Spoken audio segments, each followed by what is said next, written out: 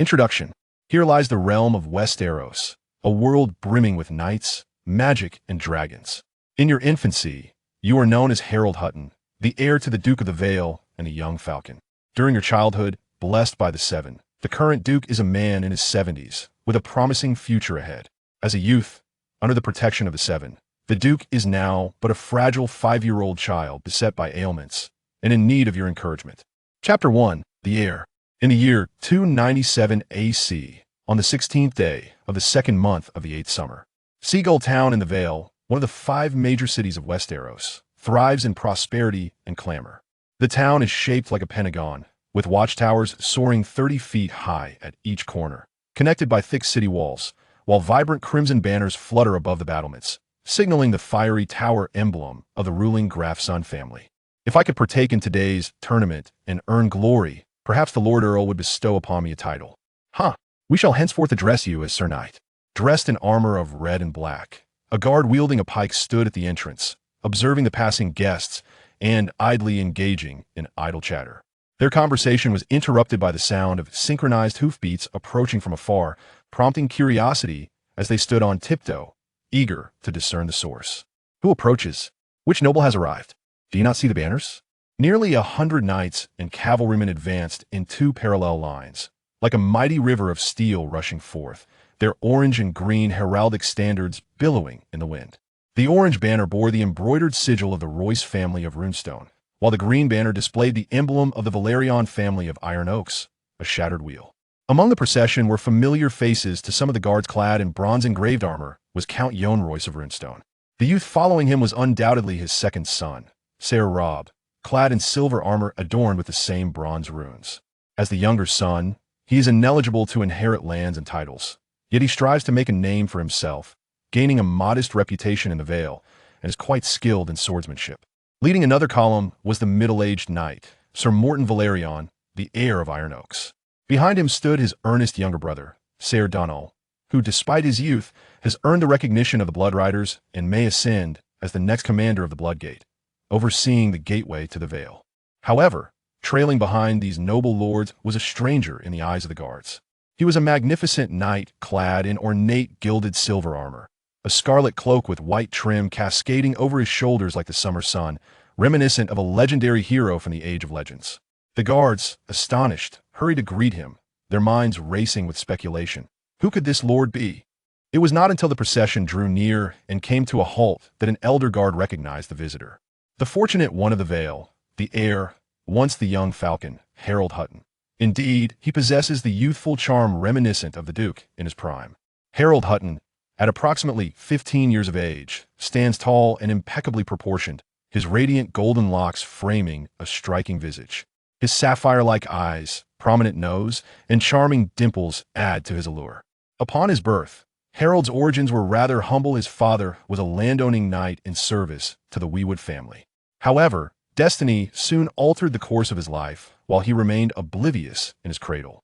Harold's mother bore the esteemed lineage of House Arryn, and following the tragic loss of 3 heirs by Duke Jon Arryn, he emerged as the closest male descendant of the Duke. According to the legal stipulations governing the succession of House Arryn, despite his maternal lineage, he was recognized as the legitimate heir to the Duke's title. Thus, Harold Hutton was heralded as the fortunate scion of the Vale, the young falcon. The Lady Countess of Iron-Oak, Mrs. Wood, adopted him, bestowing upon him the lifestyle befitting nobility. Lord Royce, the Earl of Stonespire, took him under his wing as a squire, guiding him along the righteous path of nobility. They aspired to forge a steadfast friendship with Harold.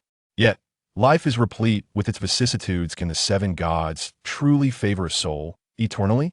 At the tender age of 10, Harold witnessed the tenacious Duke Jon Arryn and the Duchess, who had endured 5 miscarriages, miraculously give birth to a son. No one anticipated that they could conceive again. The true heir of the Vale was born, and the title of young falcon was rendered a relic of the past. However, it became evident that the favor of the 7 gods is as enduring as the diamond sigil of House Hutton, forever etched in time. The populace of the Vale knew well that the Duke's only son was frail and ailing. Many speculated on who might first return to the embrace of the 7, the aged Duke at 80 or the ailing heir at 5. Regardless of the outcome, Harold Hutton's future remained a point of intrigue. Thus, a venerable guard approached Harold with a respectful demeanor, stating, "My Lord Hutton, Seagull town awaits your command." At that moment, others dismounted, and the stable hands of the town attended to the horses while the group, led by Count Jan Royce, ventured into the town. Count Royce intended to visit the castle's master, while Sir Morton Weewood, as the heir, would represent his elderly mother. In contrast, Harold, Robert, and Donal were more captivated by the upcoming tournament and made their way toward the arena. The carpenters of Seagull town busily painted the arena's fencing white, and Harold paused to glance at the scene. 5 passageways aligned north and south, designed to shield the participants from the glaring sun. To the east, a tiered viewing area featured red awnings, meticulously prepared to protect the esteemed ladies and lord from sun and rain alike. The east of the martial arena, a target was erected, where a group of knights engaged in thrusting exercises. Elsewhere, other knights practiced foot combat with wooden swords, their squires shouting encouragement with fervor. Harold observed a tall squire struggling to withstand the onslaught of a slender knight, whose shield bore the red castle of House Redwine, while the opposing knight's shield displayed the black-hard raven of House Cobury, albeit with the red castle now in ruins. "Your castle is hardly formidable." The lean knight struck heavily upon the tall squire's helmet, knocking him to the ground. With a lackluster demeanor, he lifted his visor to survey his surroundings, and upon spotting the conspicuous Harold, he exclaimed, "My lord, there is more to this chapter. Please turn to the next page to continue reading. It gets even more thrilling." "Ah, Harry, care to spar with me?" "Good afternoon, Sir Lynn Cobury," Harold replied with caution, refraining from directly confronting the challenge. He was acutely aware of Sir Lynn's nature, vain, irritable, and impulsive, with a notorious disinterest in women, favoring only golden boys. He wished to remain unentangled with such a character. "Thank you for your invitation, but I am not yet a knight, and I fear I lack the qualifications to be your opponent." "Come on, Harry. I need to practice with a different squire. You can see my squire is not sturdy enough." "Let me crush him, Harry." Sir Robert Royce grasped the hilt of his sword, eager to challenge.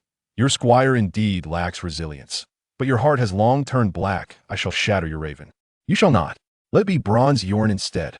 Sir Lynn contemptuously appraised Robert before turning to the good-natured Sir Donal. "Sir Donal, come and spar with me." Robert's face flushed crimson as he drew his sword, but was restrained by Donal. "Calm yourself, Sir Robert. Sir Lynn Cobury is deliberately provoking you. He delights in challenging his opponents in the training yard, wielding the advantage of weaponry to inflict severe injuries. He is a man devoid of honor and fraught with danger." Harold admired Donal for this quality, his calm demeanor and sincerity toward others. His gaze shifted to the hilt of Lynn's sword, encrusted with rubies, the Valyrian steel longsword named Lady Silence. This blade belonged to House Cobury and boasted a lineage of over 2 millennia, predating other known Valyrian steel swords by a considerable margin. When ordinary steel meets Valyrian steel, the disparity is insurmountable, akin to the difference between a wooden sword and an iron one. Yet, what alarmed Harold most was the question of why Lynn Cobury sought to provoke them. This was no mere squabble among young lords. This thought inevitably led Harold to recall a certain individual Littlefinger, Peter Baelish, a master of cunning schemes. He is a ruthless opportunist eager to seize the valley of the Eileen family. This adversary has been firmly established as Harold's principal foe since his arrival in this realm, unyielding and irreconcilable. Chapter 2. Divergence of Intentions. The tournament takes on various forms, dictated by the aspirations of its host. The most significant event is the jousting contest, where 2 armored knights wield specially crafted, blunt lances, striving to unseat each other from their steeds. Additionally, there are simulated battles conducted by teams of knights, and in the free combat, glory is bestowed upon the last warrior standing. The Count of Seagull Town organizes this tournament to commemorate his daughter's naming day. The enchanting lady will sit beside her father, adorned with a crown symbolizing love and beauty. She will choose 5 knights to guard her, while the others will assume the roles of challengers. Any challenger who successfully unseats a guardian is entitled to claim their position until bested by a new contender. On the 3rd day of the tournament, the 5 knights still occupying the guardian positions will have the honor of determining whether the fair maiden may don her crown or bestow it upon another. Harold's gaze swept with gravity across the verdant grounds and the sparsely populated viewing stands, calculating his chances of triumph. According to his original plan, he intended to gain widespread renown through the Seagull Town tournament, thereby securing his knighthood. Ideally, he would seize the championship safeguarding the crown for Miss Glafson, thus earning the friendship of her family. However, the provocation from Lynn Cobury introduced unforeseen complications. She may have been bribed to thwart his victory. He hoped fervently that his plans would unfold smoothly. Disregarding Lynn's taunts, Harold, along with Donal and Robert, made their way toward the Lord's Hall, seeking to confer with Count Yorn. Even in a grand city like Seagull town, the roads and surroundings left much to be desired. The streets were paved with large cobblestones, permeated by a pungent mix of fishy odors and the briny scent of the sea. The trio traversed the uneven stone pathway until they reached the stronghold of the Glafson family, perched upon a low hill within the city walls. A grand tower served as the hall of the stronghold, where Count Glafson conducted matters of state and welcomed guests. The walls, floors, and ceilings of the tower were intricately constructed from thick wooden planks, adorned with a myriad of floral designs. As Harold ventured down the corridor, he soon spotted the towering figure of Count Yorn, seated at the far end of the hall alongside several other nobles. Even while seated, his outstretched legs revealed his considerable height. "May the Duke enjoy long health," someone exclaimed, lifting their goblet high, as the others joined in a chorus of toasts. 3 weeks ago, in celebration of Prince Geoffrey's naming day, the king hosted a tournament. The speaker continued, setting down his goblet and stroking his beard. "I encountered him that day, a robust and vigorous elder, who you would surely believe could live to 100 years. We hold that elder in great esteem, yet at his age, he has undeniably reached a venerable longevity." The speaker sat regally in a chair, the banner of the Grafson family behind him, the flickering candlelight of the dim hall casting a glimmer upon his mop of hair, turning it a silvery hue. It was not until Harold approached that it regained its original golden sheen. Jello Grafson, the Earl of Seagull Town, perceptibly noted the presence of Harold and his companions, and, with a gentle tone, remarked, "Ah, Harry, how delightful it is to see you, especially that handsome visage of yours."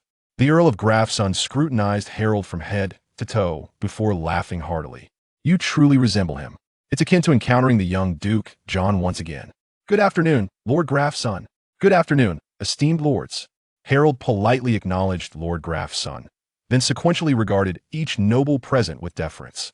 "You are here to participate in the tournament, I presume." Lord Grafson smiled, as if he had long been discussing him. "His Grace, Lord John, speaks highly of you, believing you possess the potential to become champion. Please take a seat, Sir Knight. In 3 days, a sword and suit of armor do not solely define a knight." A kindly, diminutive man interrupted Lord Grafson. "Sir Lynn Cobury has mentioned you to me. My son, Michel, is of a similar age and has served as Sir Lynn's squire for 6 years, displaying remarkable bravery, yet the knight does not deem him worthy to compete in this tournament. You." The man's statement remained unfinished, yet all present comprehended the underlying implication. "Lord Redford, I have never achieved anything extraordinary, yet I have never engaged in dishonorable deeds," the Earl John stated quietly. "Harry served as my squire for 7 years. A year ago, in the Longbow Hall, he bested Sir Rosso Blen in hand-to-hand combat. Long before that, he unseated the Blackfish at Moongate Fortress, at a time when the Blackfish was not so aged." Lord Redford was rendered speechless. He was not unaware of these tales.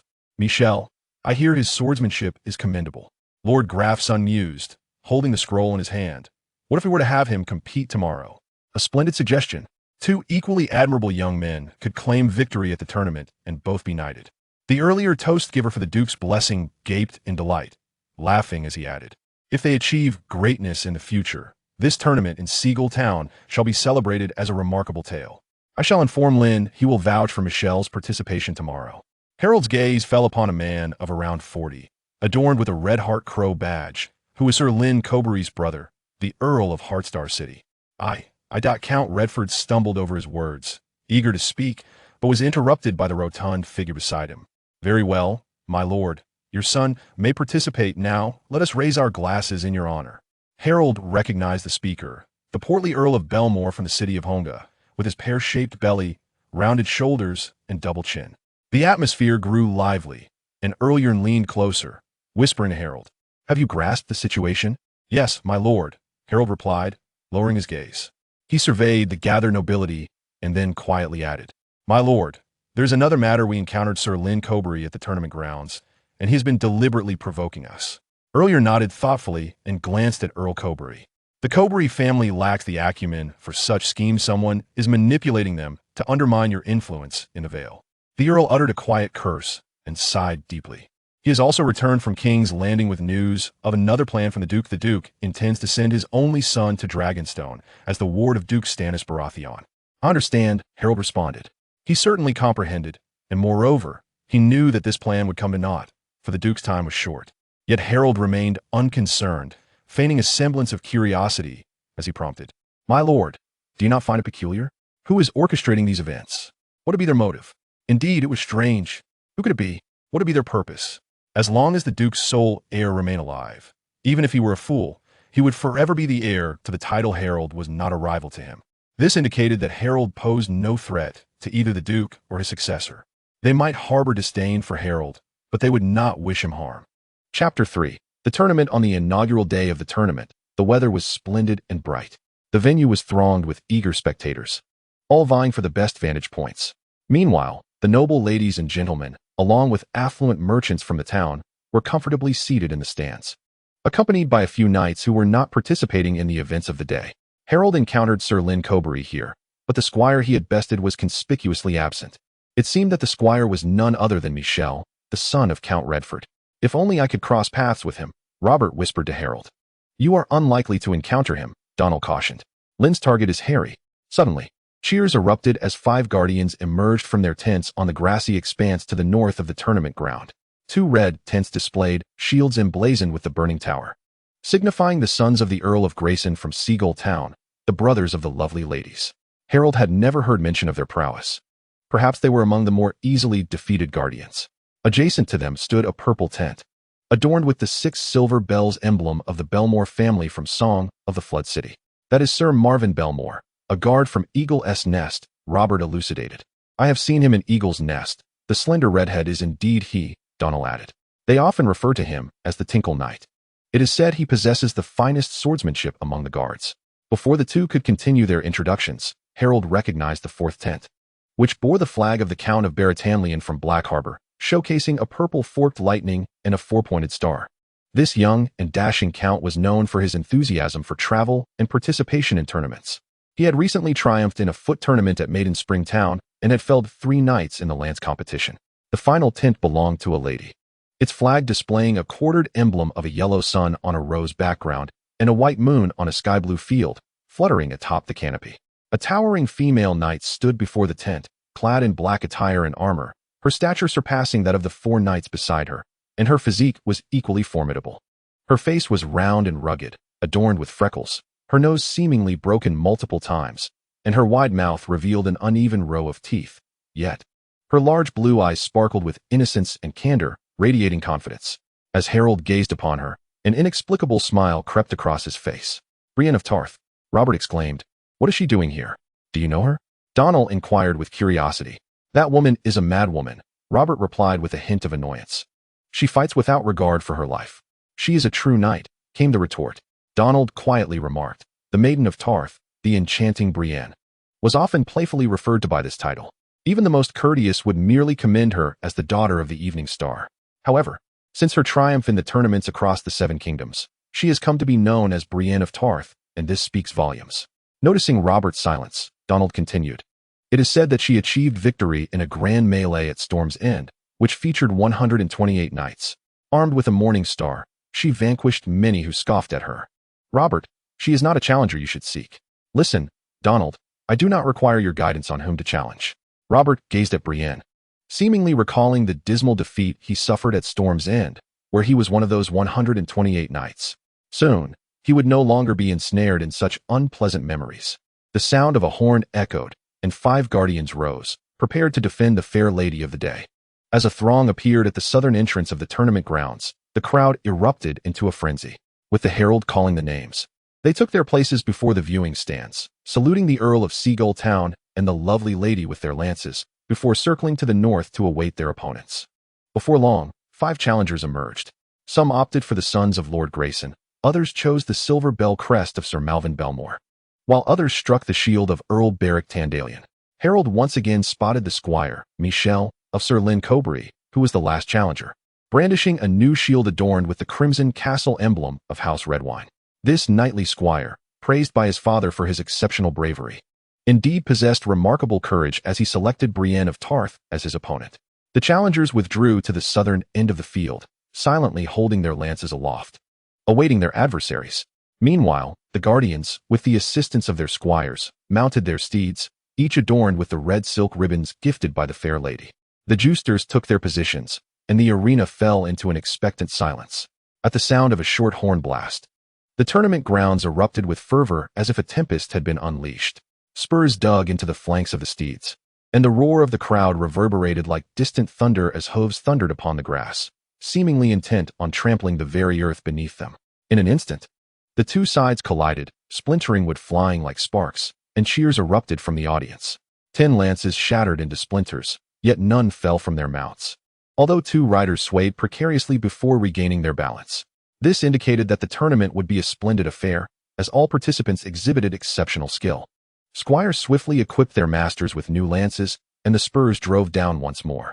The spectators felt the ground tremble beneath them as they excitedly waved their arms in exhilaration. Harold observed with clarity as the lance of Count Baratonlian struck against his opponent's shield, then pierced directly into his chest. Simultaneously, his adversary's spear found its mark upon Harold's breastplate, shattering it into fragments.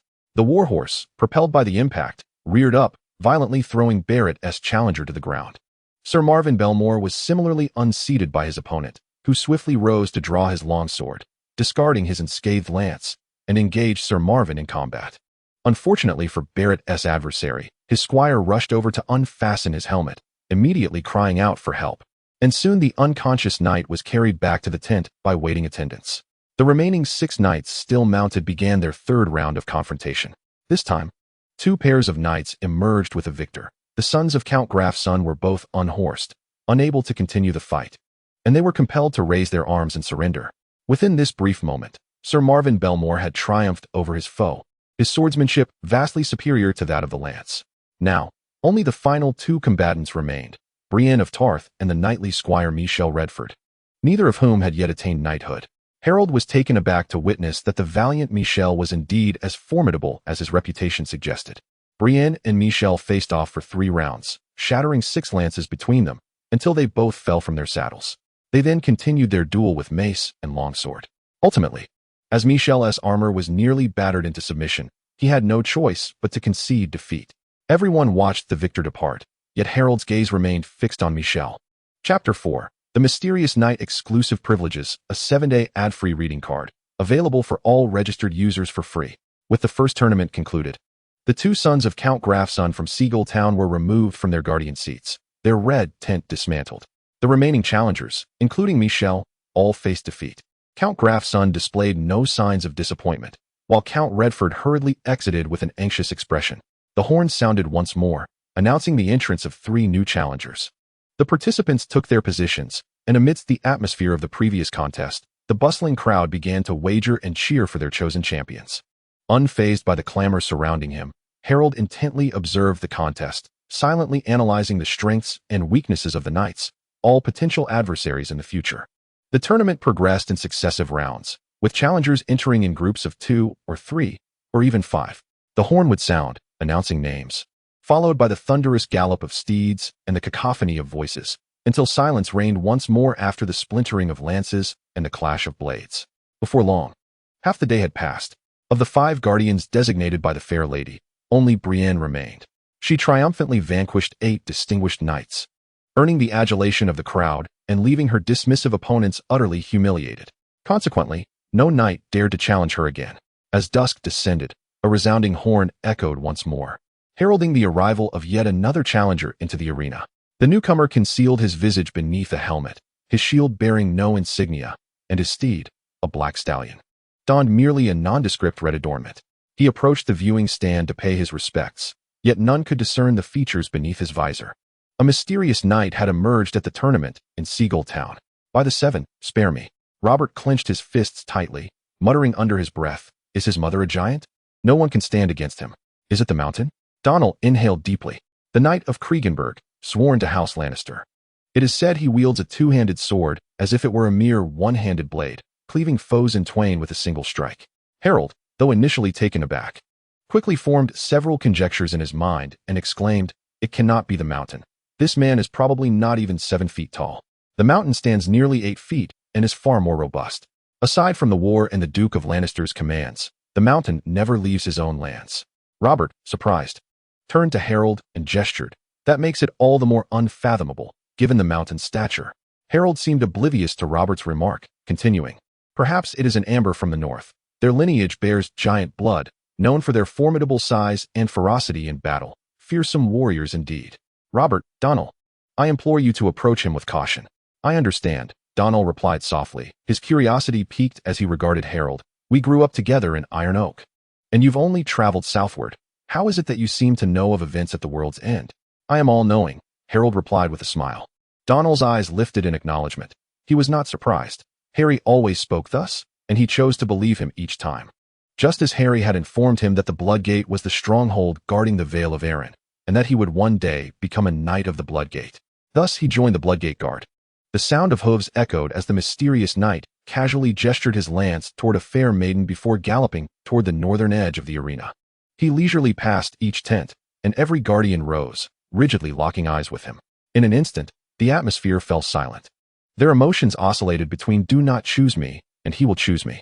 The enigmatic knight remained silent, yet they all believed he had laughed as he passed by, until he gently rapped upon Brienne's shield. Step forth.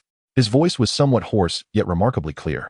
Brienne gazed intently at the mysterious knight, her innocent blue eyes shimmering with the fervor for battle. Once her steed was led forth by her attendant, she cast not another glance at the mysterious knight, donning her armor and grasping her lance as she mounted her horse. The audience watched in silence as the two knights prepared themselves, waiting for Brienne to lower her visor before the horn sounded. In the arena, Brienne steadied her posture and advanced on horseback, while the mysterious knight galloped forth with fervor. Something felt amiss to Harold. His gaze was fixated on the impending clash of the two knights. The black lance held aloft by the enigmatic knight wavered uncertainly. This individual was either a charlatan or possessed immense strength and skill, confident enough to steady the lance and strike true at the last moment. As Harold concluded the latter was the case, doubt crept in. No, it was too low. He quickly identified the flaw. The mysterious knight's lance would miss Brienne entirely and instead strike the horse. Mistaken again, he thought it needed to be raised higher. But even that was incorrect. A chill surged through Harold as he pondered. Was this a deliberate act? In that fleeting moment, Brienne's steed could no longer suppress its terror, rearing up in a desperate attempt to stand. But it was too late. The knight's lance was perfectly positioned above the horse's breastplate, piercing through it. A spray of blood erupted as the lance gruesomely penetrated the horse's neck, eliciting a pained whinny as the beast collapsed to the side. The arena erupted in chaos, with some spectators leaning forward in a futile attempt to rescue Brienne, but time had run out. All they could do was helplessly pray, witnessing the impending tragedy unfold. In the blink of an eye, Brienne discarded her lance, steadied herself on the horse's back, and shouted as she leaped toward the opposite side of the collapsing steed. Was this mere chance? Robert's voice trembled. Should we not call off the contest? He did this on purpose, Harold replied sternly, his face set, and he stood to rush down from the platform. Wait, look. Donal grasped him, pointing out. Brienne has a loyal horse. Harold paused, gazing back at the arena, where the dying horse kicked in agony while Brienne struggled desperately, shouting something that was drowned out by the horse's death throes. This chapter is not yet complete. Please turn to the next page to continue enjoying the thrilling content. A Noble Privilege, a 7-day ad-free reading card, available for all registered users to claim for free. Fortunately, she escaped the dire fate of being crushed beneath the horse, yet regrettably, one of her feet remained ensnared in the stirrup. The mysterious knight had dismounted and drawn his sword, advancing toward her helpless form, only to be thwarted by the horse's frantic kicks. Stop him! Damn it! Shouts and curses echoed throughout. The Count of Seagull Town also rose, loudly proclaiming the contest halted. Attendants rushed forward to seize the mysterious knight, while soldiers armed with polearms stormed the arena to slay Brienne's horse, rescuing her from peril. Unbelievable! Robert's eyes reddened, his voice quivering. Has chivalry truly vanished in this age? Chivalry endures, albeit possessed by some and absent in others. The contest is over for today, let us return. The turmoil swiftly subsided, and the night enveloped the entire town. Hundreds of candles illuminated the great hall of the Grathson family, while Harold and his companions each held a pint of beer, idly listening to the music. They had intended to greet the unscathed Brienne, yet she appeared to be quite occupied, surrounded by a throng of noble ladies. She was indeed a sight to behold. Donald remarked with a smile. However, she likely shares no common ground with them. Indeed, their faces radiated warmth, yet their hearts might be condemning her as a freak, a grotesque figure clad in men's armor, stout and unrefined. Upon hearing this, Donald nudged Robert, saying, I sense this may be your true sentiment. Is there some discord between you two? I have never been to Tarth, Robert replied, draining his beer and tossing the glass aside with an impatient grunt. But you have been to Riverrun. Harold's lips curled into a smirk as he lifted his glass for a hearty sip. The Knight of the Vale. Donald quickly pieced it together, patting Robert on the shoulder. You lost to her, hence your lingering thoughts. What of losing to her? Others have been vanquished as well. I couldn't care less. Robert trembled with rage. And then he suddenly realized that the entire table had fallen silent, all eyes fixed upon him. I must take my leave, Robert declared with the last vestige of dignity before bolting away like the wind. He was so flustered that he barely looked where he was going, nearly colliding with a serving maid at the hall entrance. Thankfully, he had not overindulged and was agile enough to avoid spilling a precious jug of wine onto the floor. His clumsy exit elicited a hearty laugh from those around, reigniting the lively atmosphere. Harry, I recall you have been to Tarth, Donald said, filling Harold's cup with beer from the table. Harold hesitated for a moment before nodding slowly.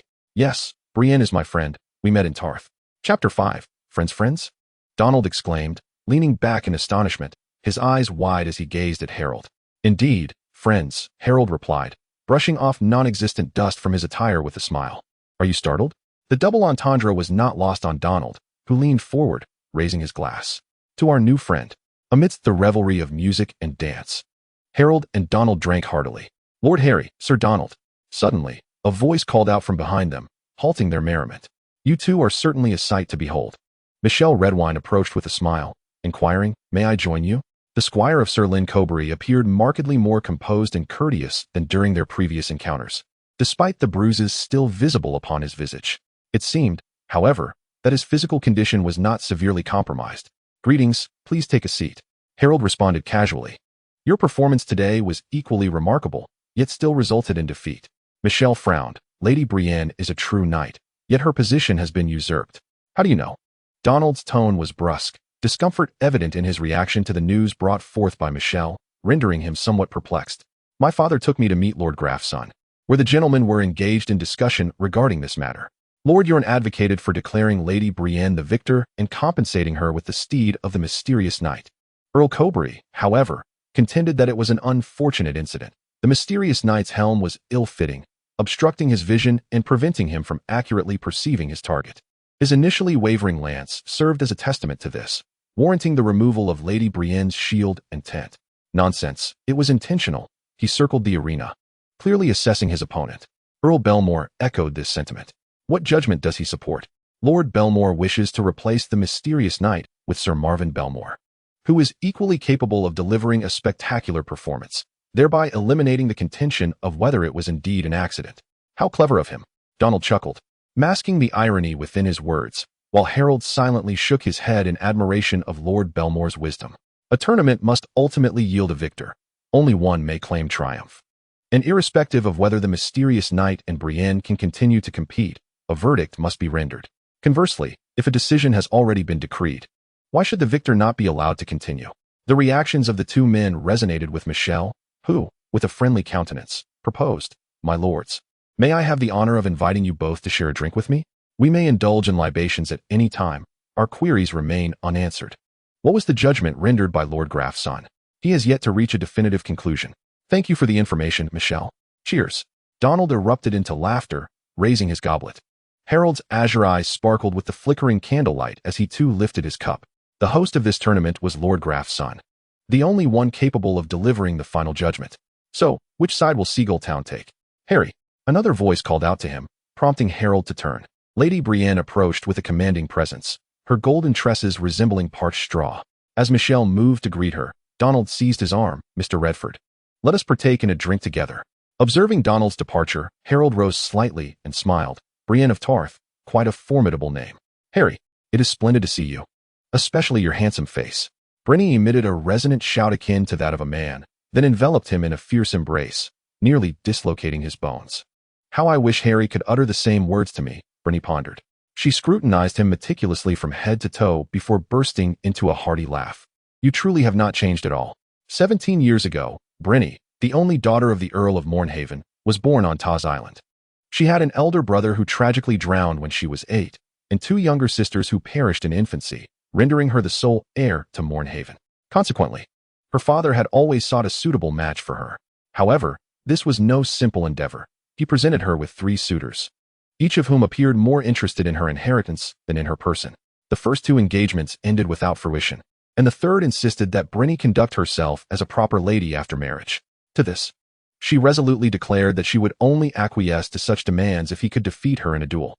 Ultimately, he broke 3 bones, and the engagement was, of course, irrevocably shattered. Thereafter, Earl Selwyn ceased his efforts to find a suitor for Brynny. It was during this period that Brynny encountered Harold Hutton, a traveler visiting Taz Island. This young lord stood out among the crowd, a towering figure that every lovesick maiden would dream of. During that time, Mornhaven held a tournament to celebrate Brynny's coming of age. Harold participated in the tournament disguised as a masked knight, vying for the title of love and beauty on her behalf. As he donned his armor and vanquished 17 knights, her heart became inextricably intertwined with his. When Harold departed from Taz Island, she joined the farewell procession and mustered the courage to confess her feelings to him. As Brynny had anticipated, she was met with rejection. Yet he did not mock her as others had. Harold's gentlemanly demeanor ensnared Brynny in a profound infatuation. Her singular desire was to die for him. Harold understood Brynny's affections, yet they remained merely friends, prompting him to inquire, "Brynny, have you found your path?" "I have," Brynny replied, brushing aside a few stray locks of hair, her fingers gesturing to her uneven teeth. "You once told me that anyone who disrespects me should have their teeth knocked out. But my father believed that if I did so, he would likely have to collect my body. Soon after, he sent me to Windwhisper Keep to participate in the tournament. Thus, you could justifiably knock out their teeth," Harold jested. "Indeed, I have also learned to break their noses and shatter their ribs." Brynny laughed heartily, then paused, her demeanor shifting to one of earnestness. "I once wondered why women cannot be knighted. I aspire to become a knight.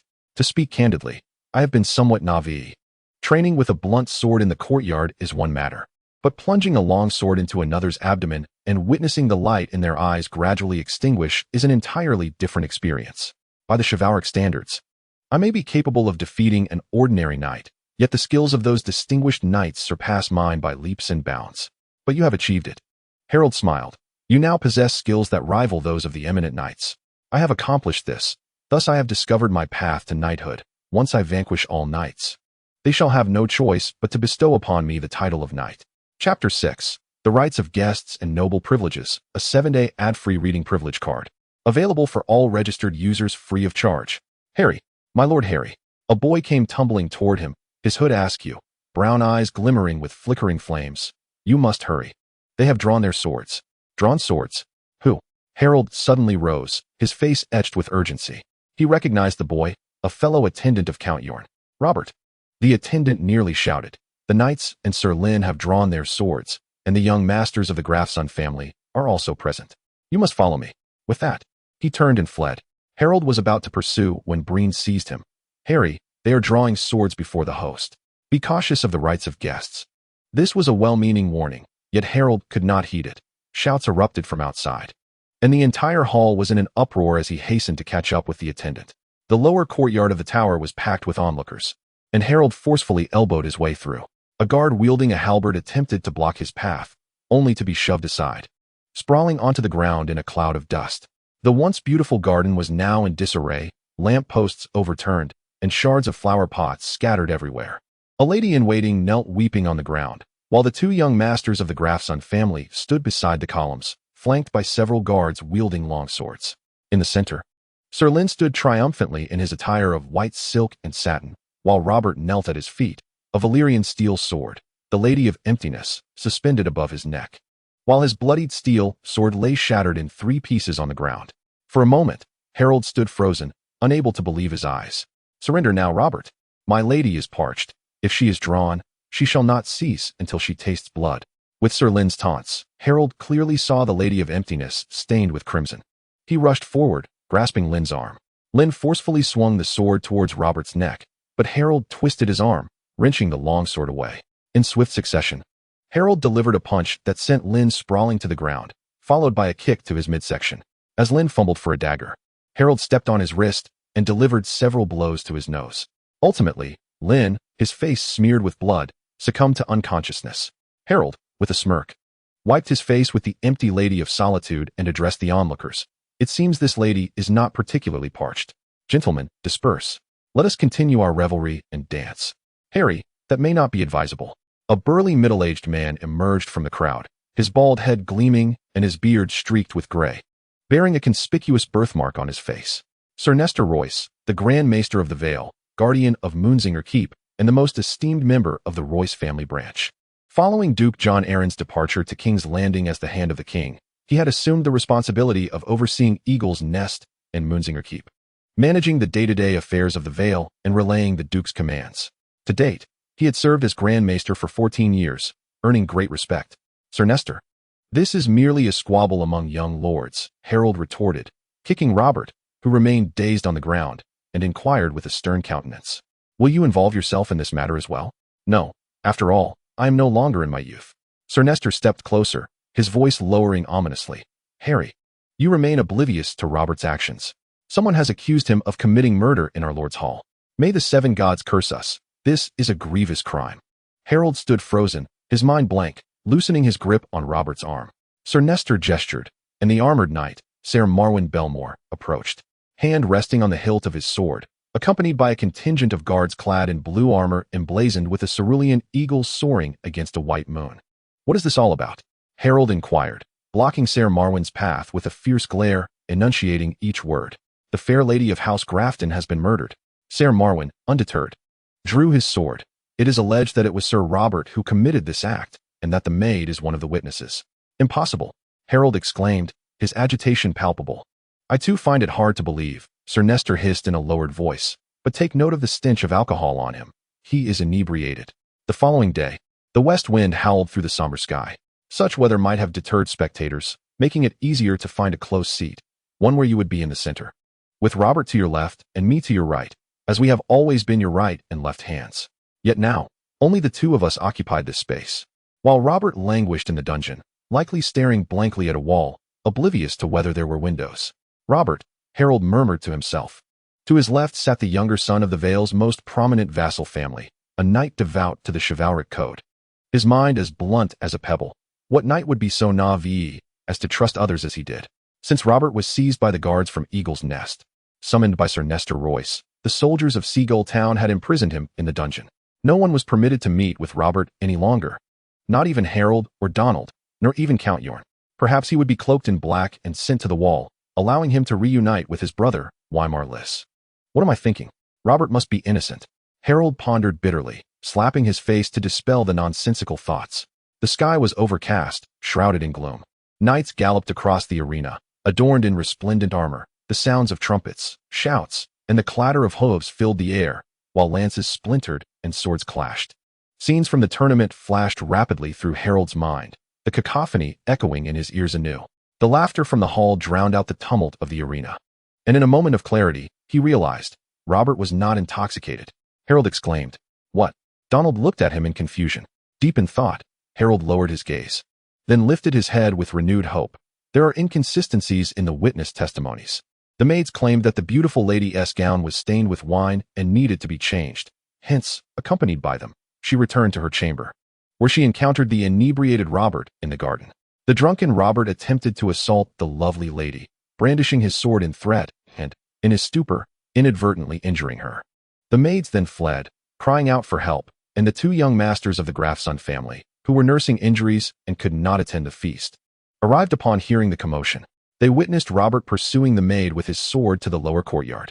The subsequent events were clear to all. Numerous onlookers gathered as Lynn Cobury intervened to stop Robert and rescue the maid. A fierce struggle ensued in the lower courtyard, where Lady Silence severed the bloodied steel sword, leading to Robert's capture by Lynn. Drunken, inebriated, disoriented, Donald murmured, pressing his lips together. Indeed, they have repeatedly emphasized Robert's intoxication. Donald nodded, his expression darkening, his tone heavy. After all, a scion of noble lineage, a knight with a promising future, would not harm the Lord's daughter in a sober state. To contravene the rights of a guest would violate sacred laws, unacceptable to both the old and new deities. How can we prove that Robert was not drunk? Donald's brows remained furrowed. In the banquet hall, as Robert fled, He had awkwardly lowered his head and nearly collided with a maid suddenly appearing with a wine tray at the doorway. In the urgency of the moment, he managed to evade her. At this point, Harold could not help but chuckle. All of this is far too coincidental.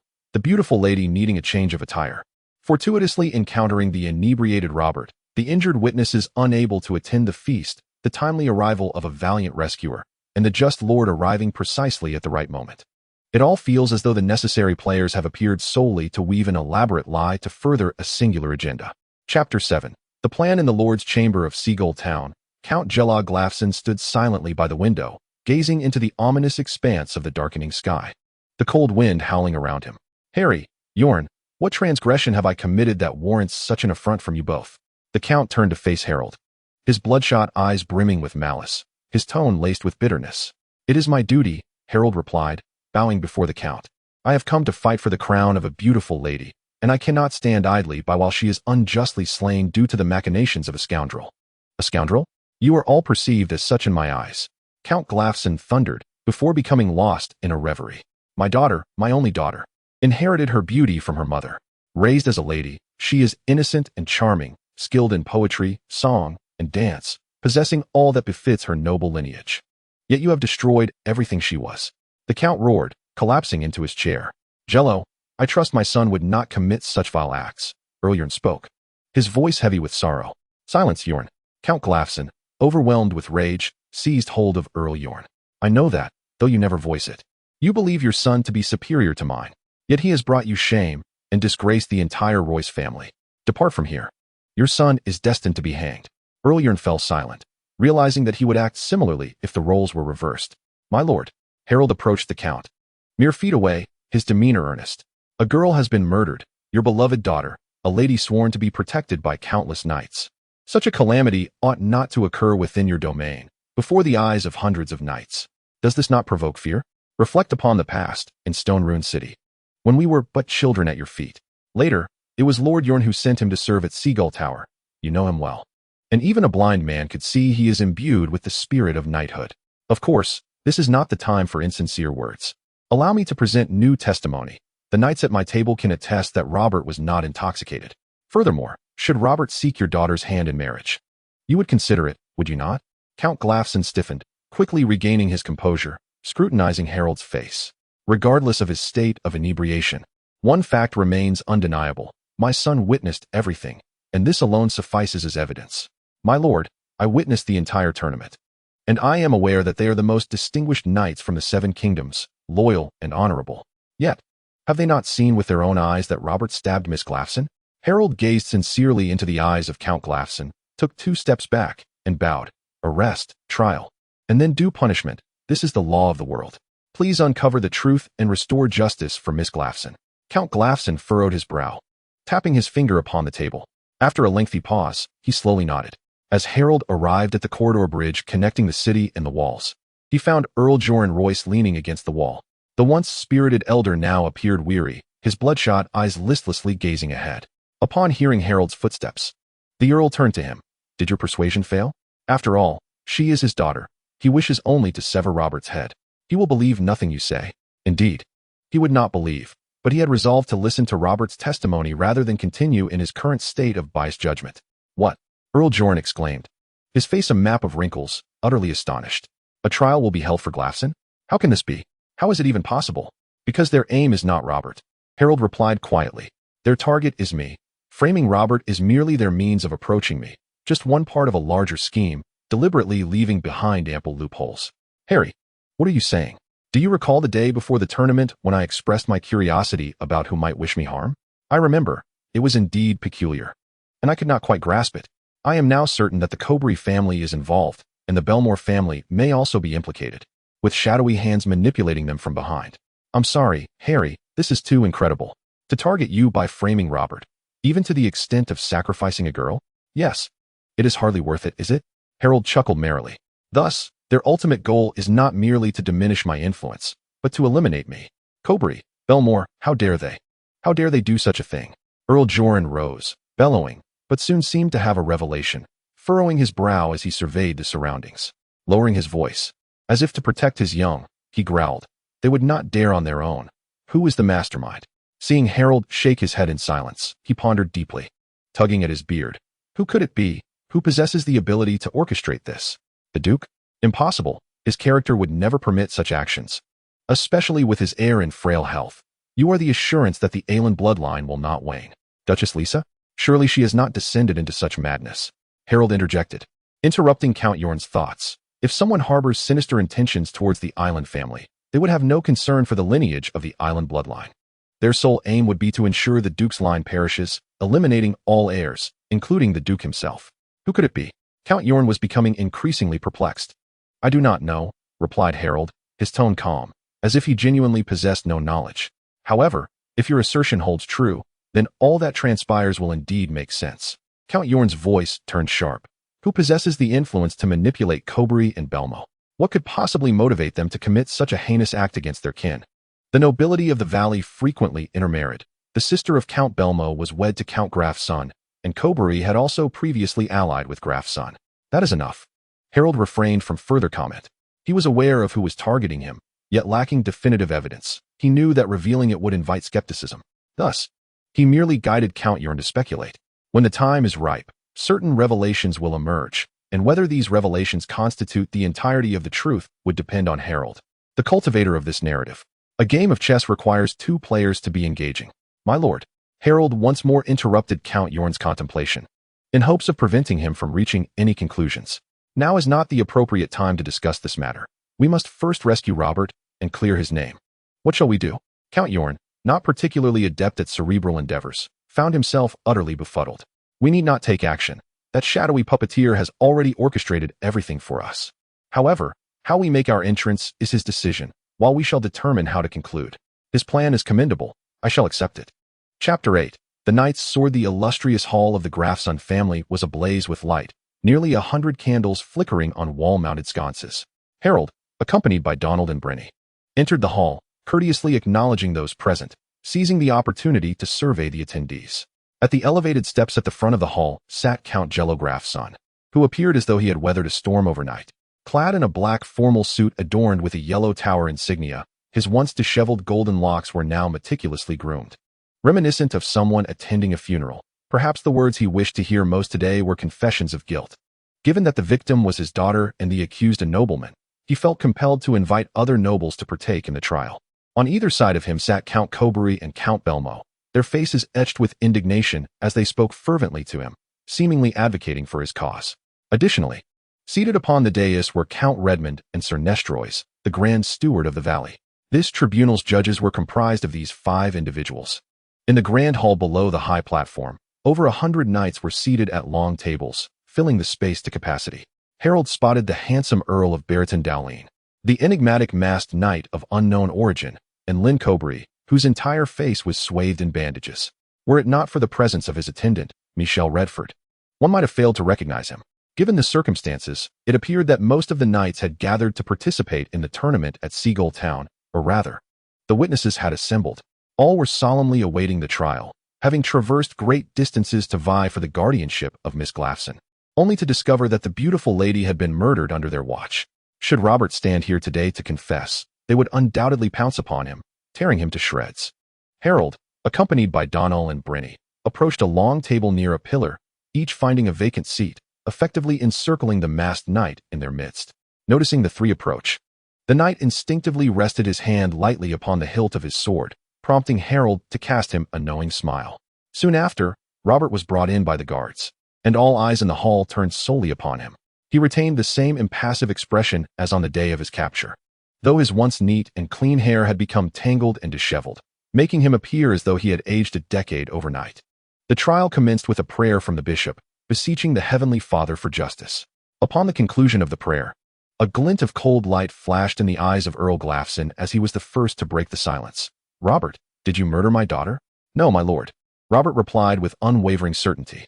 Then, was it your sword that struck Miss Glafson? Sir Nestor Royce inquired. As the Grand Steward of the Valley, he administered the territory on behalf of the Duke, including judicial authority.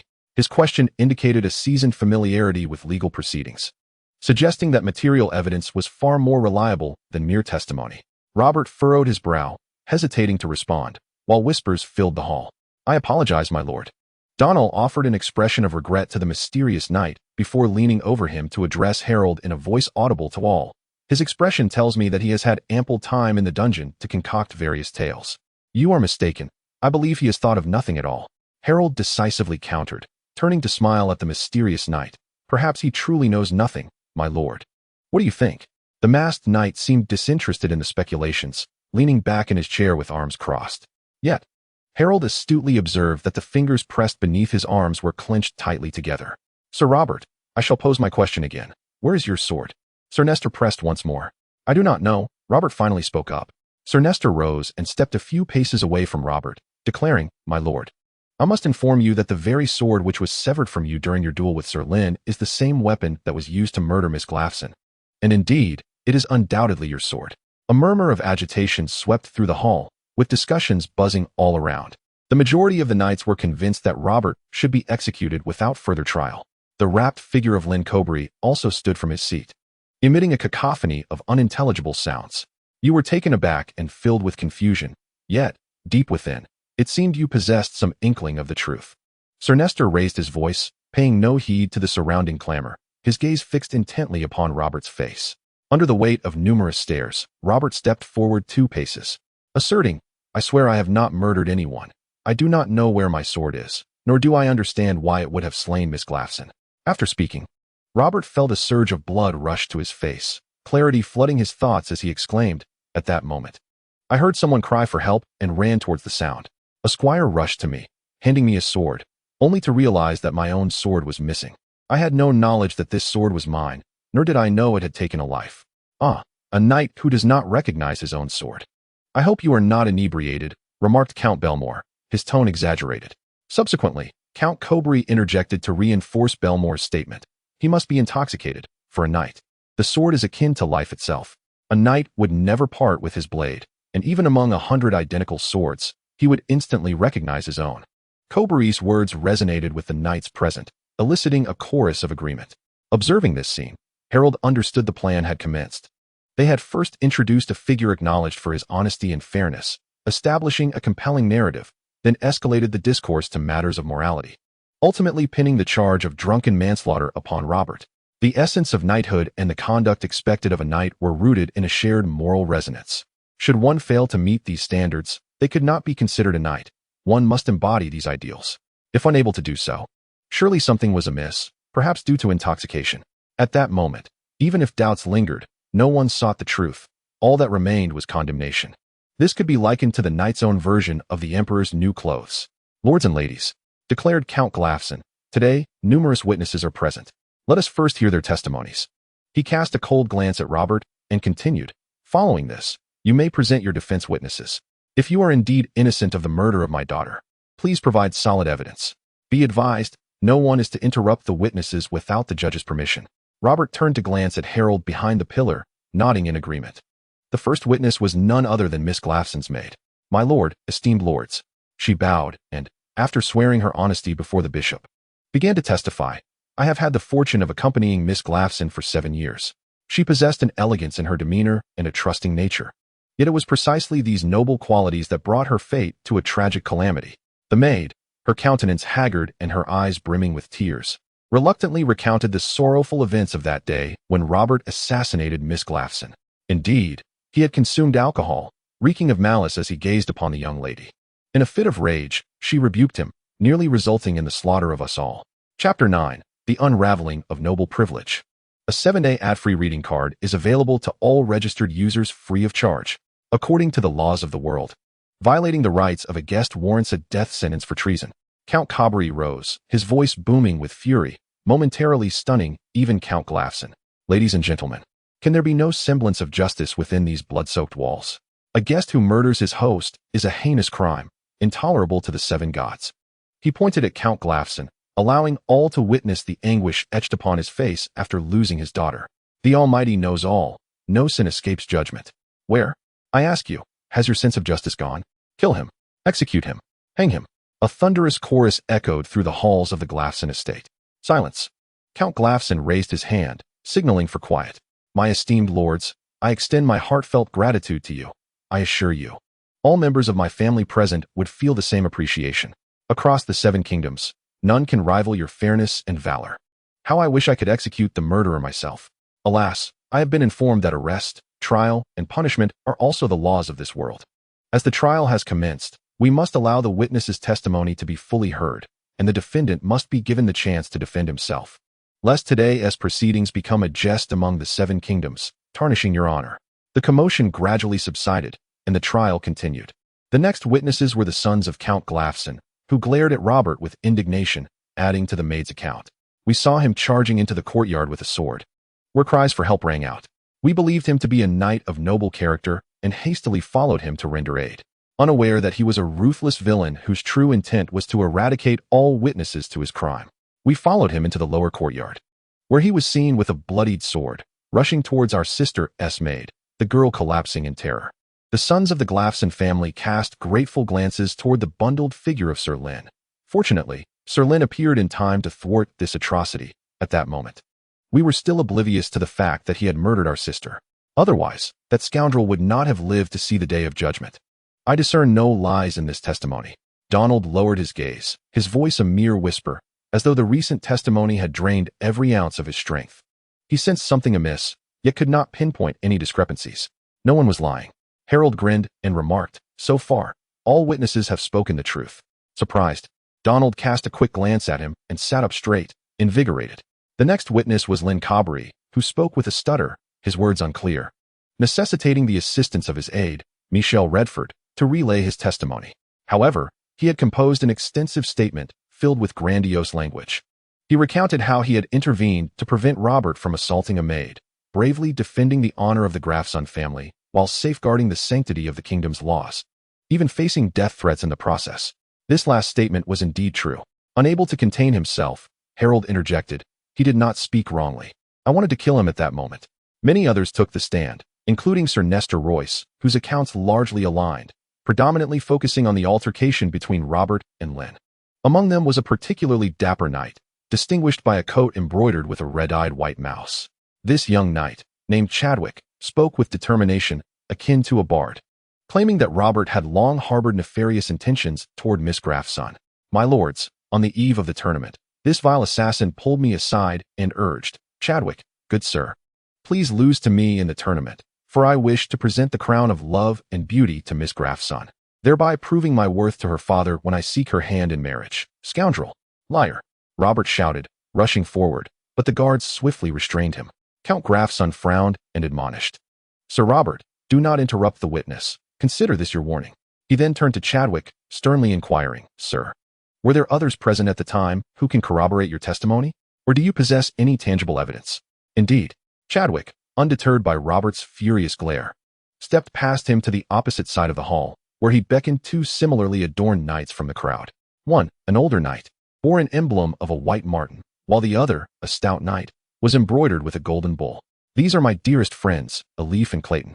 Come forth, you penniless braggart, and greet the lords. Damn it, that accursed mad mouse. I never shortchanged you a single copper star. 100 gold dragons is merely Clayton's bluster. Akin to a lord swearing to the king he will bring 10,000 troops to aid, only to have a mere 200 show up on the battlefield." The reluctant Elif, alongside the boastful Clayton, was dragged from the crowd. The sight of these two stirred the hall into a frenzy once more, as many knights, who had previously doubted their eyes, stood in disbelief, clearly recognizing the pair, yet their appearance was entirely inconsistent with their memories. "Silence." Count Grafson rationally quelled his ire. "Sir Chadwick, please continue your testimony." "Thank you, my lord." Chadwick touched the scar by his ear, pondering as he glanced back at Robert, a grin spreading across his face. "Where shall I begin? I must first confess that I accepted Sir Robert's gold, intending to deliberately lose to him in the tournament. But what can you expect from a mercenary knight? Unlike other knights who pledge their loyalty to lords and plan for their territories, we are bound by coin, steadfast in our adherence to golden dragons. It is the only way. Otherwise, we would be impoverished, unable to afford lodgings and forced to dwell amidst the thickets, which would be even worse without the comfort of an anthill." Chadwick's words resonated with many mercenary knights, for they too were akin to hedge knights, destined to slumber beneath the open sky. As the crowd began to spiral out of control, Count Glafson was compelled to interject, "Sir Chadwick, please provide testimony pertinent to the defendant." "Of course, my lord," Chadwick readily acquiesced. "Just by looking at us, One can tell we were once a band of destitute souls. Sir Robert, in his endeavor to bribe us into losing the match, offered an entire bag of golden dragons. I had never seen so much wealth. Clayton, well-versed in such matters, estimated it to be 100 golden dragons, but I only received 10, all of which went towards acquiring this fine attire. Velvet garments are indeed costly, surpassing even a suit of chainmail. What do you mean by well-versed? There is no way it was 100 golden dragons. Clayton is nothing but a braggart, retorted the impoverished Elif. I have never encountered anyone capable of such fanciful boasting. Even if it wasn't 100, it must have been 50, not 50. Then how come you are able to procure a sword that surpasses mine? Sword?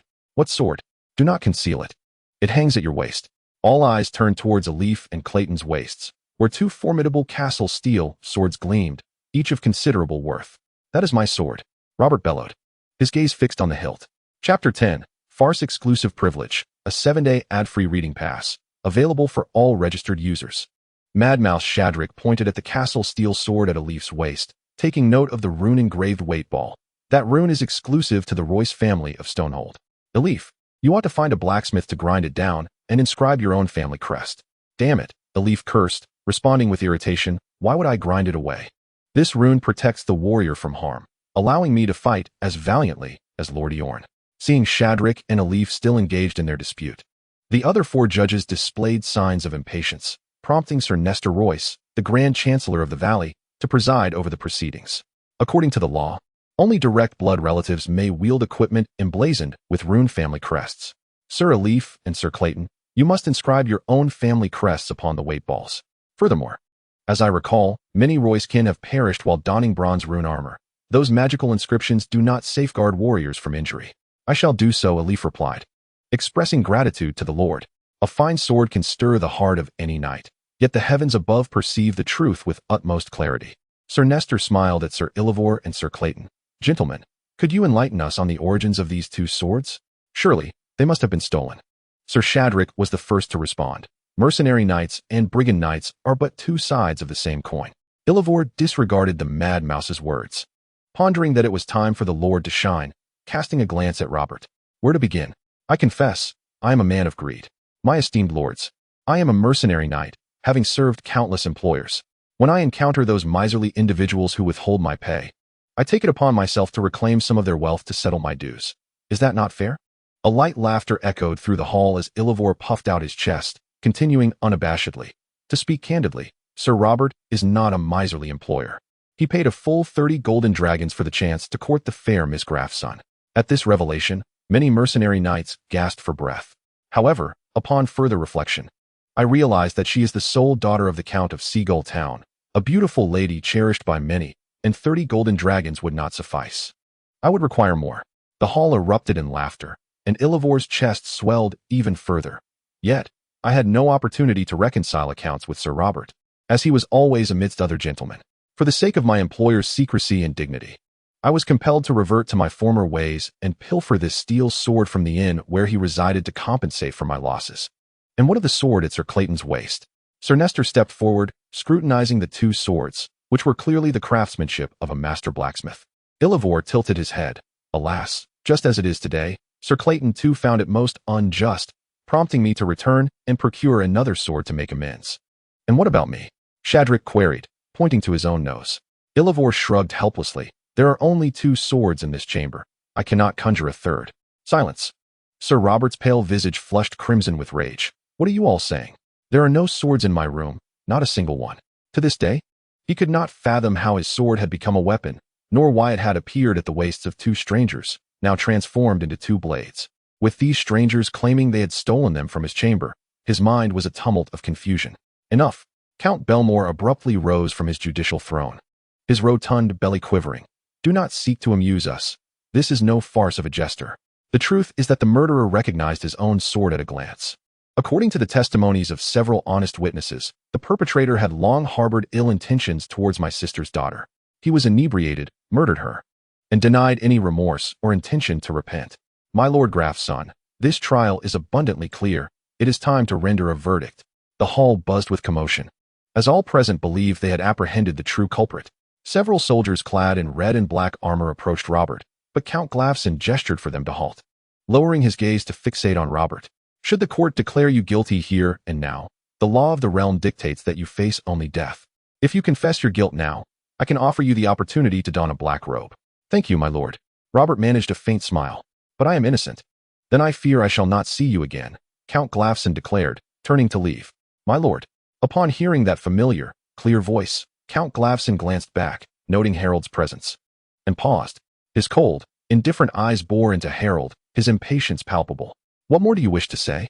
The trial has not yet concluded. The defense witnesses have yet to take the stand.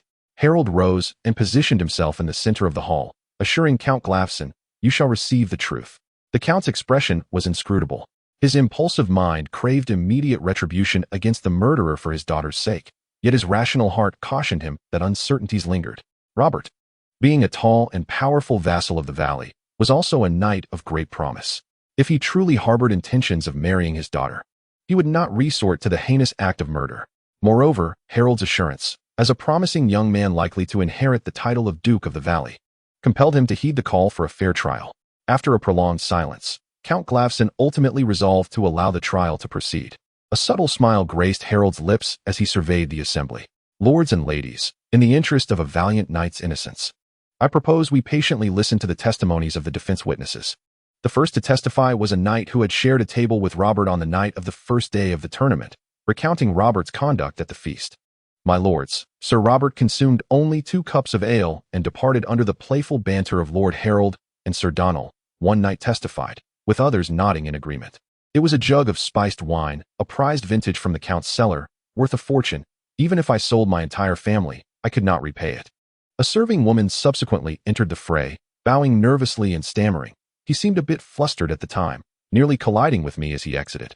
But he was very alert and agile, skillfully avoiding me, thus preventing the jug from shattering on the floor. Perhaps he drank elsewhere afterward, becoming utterly inebriated. Count Belmo, disregarding Lord Harold's warning, interjected sharply, my lord, he had no such time. Harold shook his head, reminding, even if Robert were to ride a dragon, he could not have drunkenly returned from the nearest tavern to commit murder. Chapter 11. The Wealthy Culprit. What of the weapon, that sword? Lord Belmore inquired sharply. Harold shifted his stance and bowed to Sir Nestor Loys, the steward of the valley. Before I address Lord Belmore's question, I have a matter I wish to entrust you with. Might I inquire? He asked. Sir Nestor, amiable as ever, replied, pray, proceed. Regarding the 2 witnesses, Sir Oliver the hired knight and Sir Creighton, can you discern any distinction between the swords they bear at their sides and the murder weapon? I cannot, for my abilities are limited. If this distinction is of utmost importance, I would need to examine it closely once more.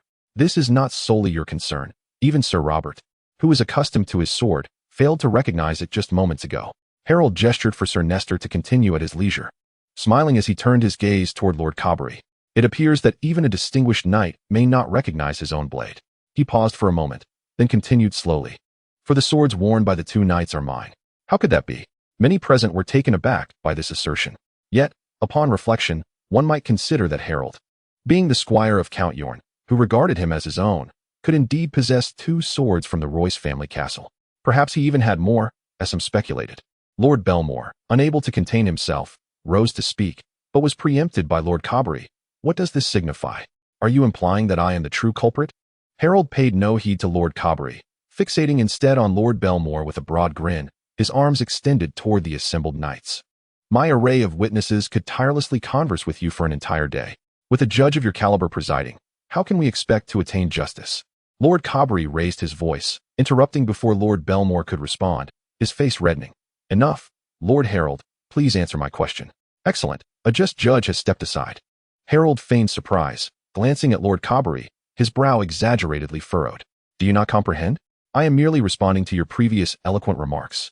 Even amongst 100 swords, a knight could invariably identify his own. Those were your exact words.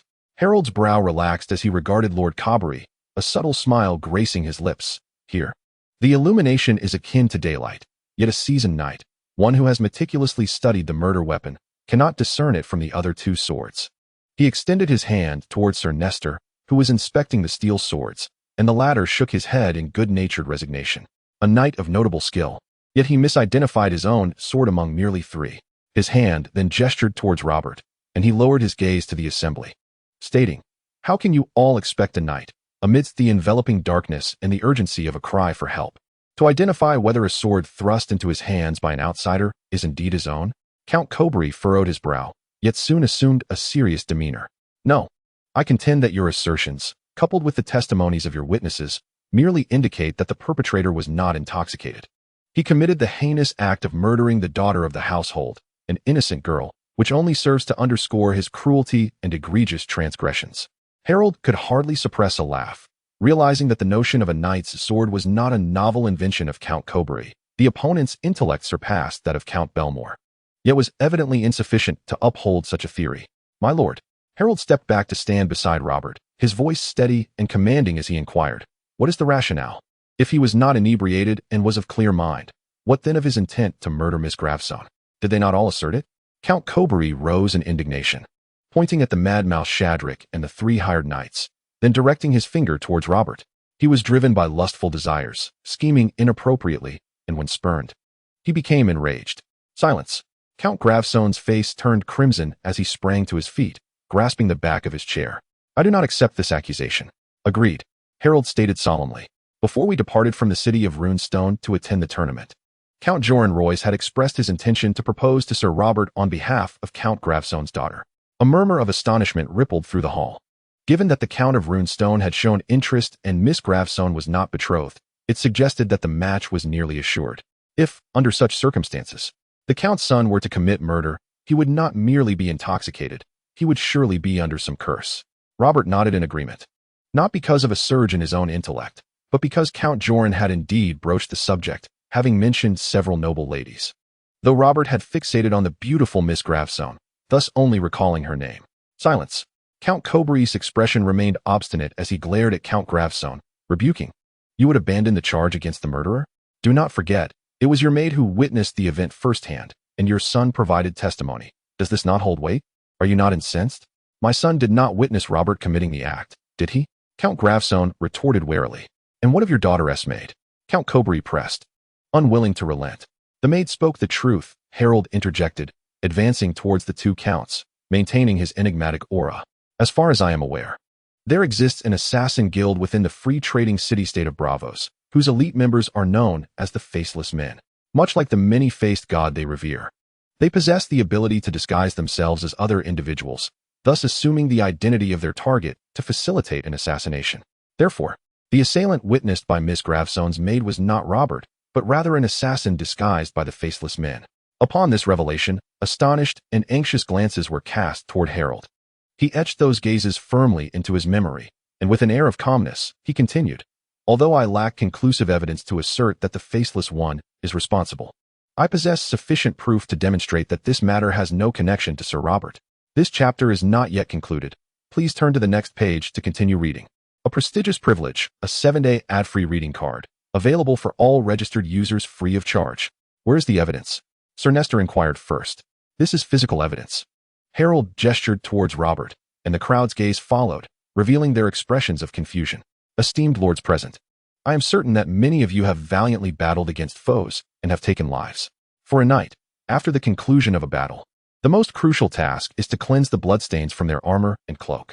Please observe, Harold did not deliberately pause for anyone to discover the issue. He directly revealed the answer. Robert was arrested on site, and I believe the jailers of Seagull Town do not offer laundering services for criminals' garments. The audience immediately grasped the implication. Aside from the straw and dirt from the dungeon, Robert bore no other filth. I also have a witness. Harold clapped his hands, and the maid who had nearly collided with Robert was once again brought into the hall by the guards. He raised his hand to signal for silence, and the maid, trembling, recounted the events that transpired after the feast. I was concerned that someone would inform the steward about my near collision with a guest, so I sought to apologize to the knight who had evaded me.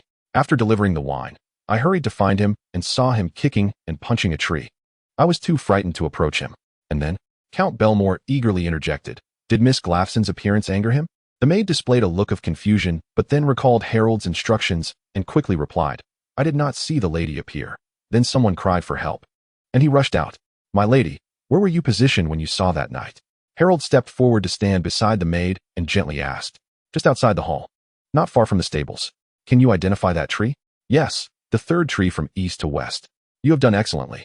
Harold offered timely encouragement and then pointed at Robert, asking, Is he the knight you saw committing the act against the tree? The maid felt considerably reassured, and after carefully discerning, she nodded emphatically. It is he. Very well. Harold commended. You may leave now. He raised his hand, signaling the guards to escort the brave maid away. Esteemed lords, Harold watched the maid exit the hall and, surveying the assembly, proclaimed, the facts are exceedingly clear. At the time Miss Glaffson was murdered, Sir Robert was simultaneously present at a different location. I have grown up alongside him, and many of you have known him for a long time. We should be assured that he does not possess the ability to conjure illusions or employ magic such as duplication. The only explanation I can fathom is that someone has disguised themselves as him to commit an atrocity against Miss Graff's son. And the only individual capable of executing such a ruse is the Faceless One. The reason, you may inquire? The Earl of Belmore interjected. My lord. Harold replied with a polite yet frigid demeanor. It appears that someone has contravened the principles of peace and justice, offering a substantial sum to the Faceless One to frame Sir Robert under the guise of guest rights. Why would that individual endeavor to do such a thing? Belmore pressed relentlessly. Harold scoffed, emphasizing, I recall stating that the intent of peace is, of course, to incite discord among the nobility of the Vale, engendering chaos and war. A thunderous gasp echoed throughout the hall, causing all to rise in agitation. Silence. The Earl of Graff's son bellowed with a visage full of fury. Harry, do you possess tangible evidence? Who is that person? My lords. Harold raised his voice. The Faceless One can extinguish the life of any individual in this world. Yet the cost is typically exorbitant, fluctuating based on the significance and security of the target. Employing a Faceless One to assassinate an ordinary merchant would require merely half the price to hire an entire battalion of mercenaries. On the day of the banquet, over 100 knights were present, and Seagull town is guarded by thousands of armored soldiers. If someone were to hire the Faceless One to slay Miss Graff's son, the expense would be unfathomable. In all the 7 kingdoms, who possesses such financial capability? Chapter 12. The Servant Noble Privileges, a 7-day ad-free reading privilege card. Available free to all registered users. In the early hours, atop the tower of the Graffson family residence, the perpetrator who sought to harm my daughter has yet to be discovered. The Faceless One is particularly adept at disguise. He could now be anyone in this city. I am solely intent on avenging my daughter. Of course, we all know who the true culprit is. The waves crash against the rocks below as Earl Giro pointed to the somber northern sky. Behold, there lies the Finger Peninsula, obscured from view, indeed remote and shadowy, where even grand ships cannot approach, necessitating a transfer to smaller vessels. His great-grandfather was a Bravosian, employed as a mercenary for the Cobury family. His grandfather was a landless knight, and his father was granted a title on the smallest of the Finger Peninsula, while his family's commoners resided in a village of merely a dozen households. 3 generations of struggle could not compete with noble lineage, rendering him feeble and powerless. Thus he harbors great ambition, and he is indeed capable. Harold does not spare commendation for his adversary. It is said that during his tenure as the customs chief at Seagull town, he exhibited remarkable prowess, amplifying the customs revenue tenfold. He was swiftly promoted to King's Landing, and within 3 years of his arrival at court, he ascended to the position of Minister of Finance, sitting in the King's Council. It is threefold. Earl Giro grasped the tower railing tightly, glaring menacingly to the north. Yet here we are in Seagull town, one of the 5 largest cities in the 7 kingdoms, even with a mere threefold increase. Half a year's revenue would suffice to employ the entirety of what you refer to as the Black and White Court.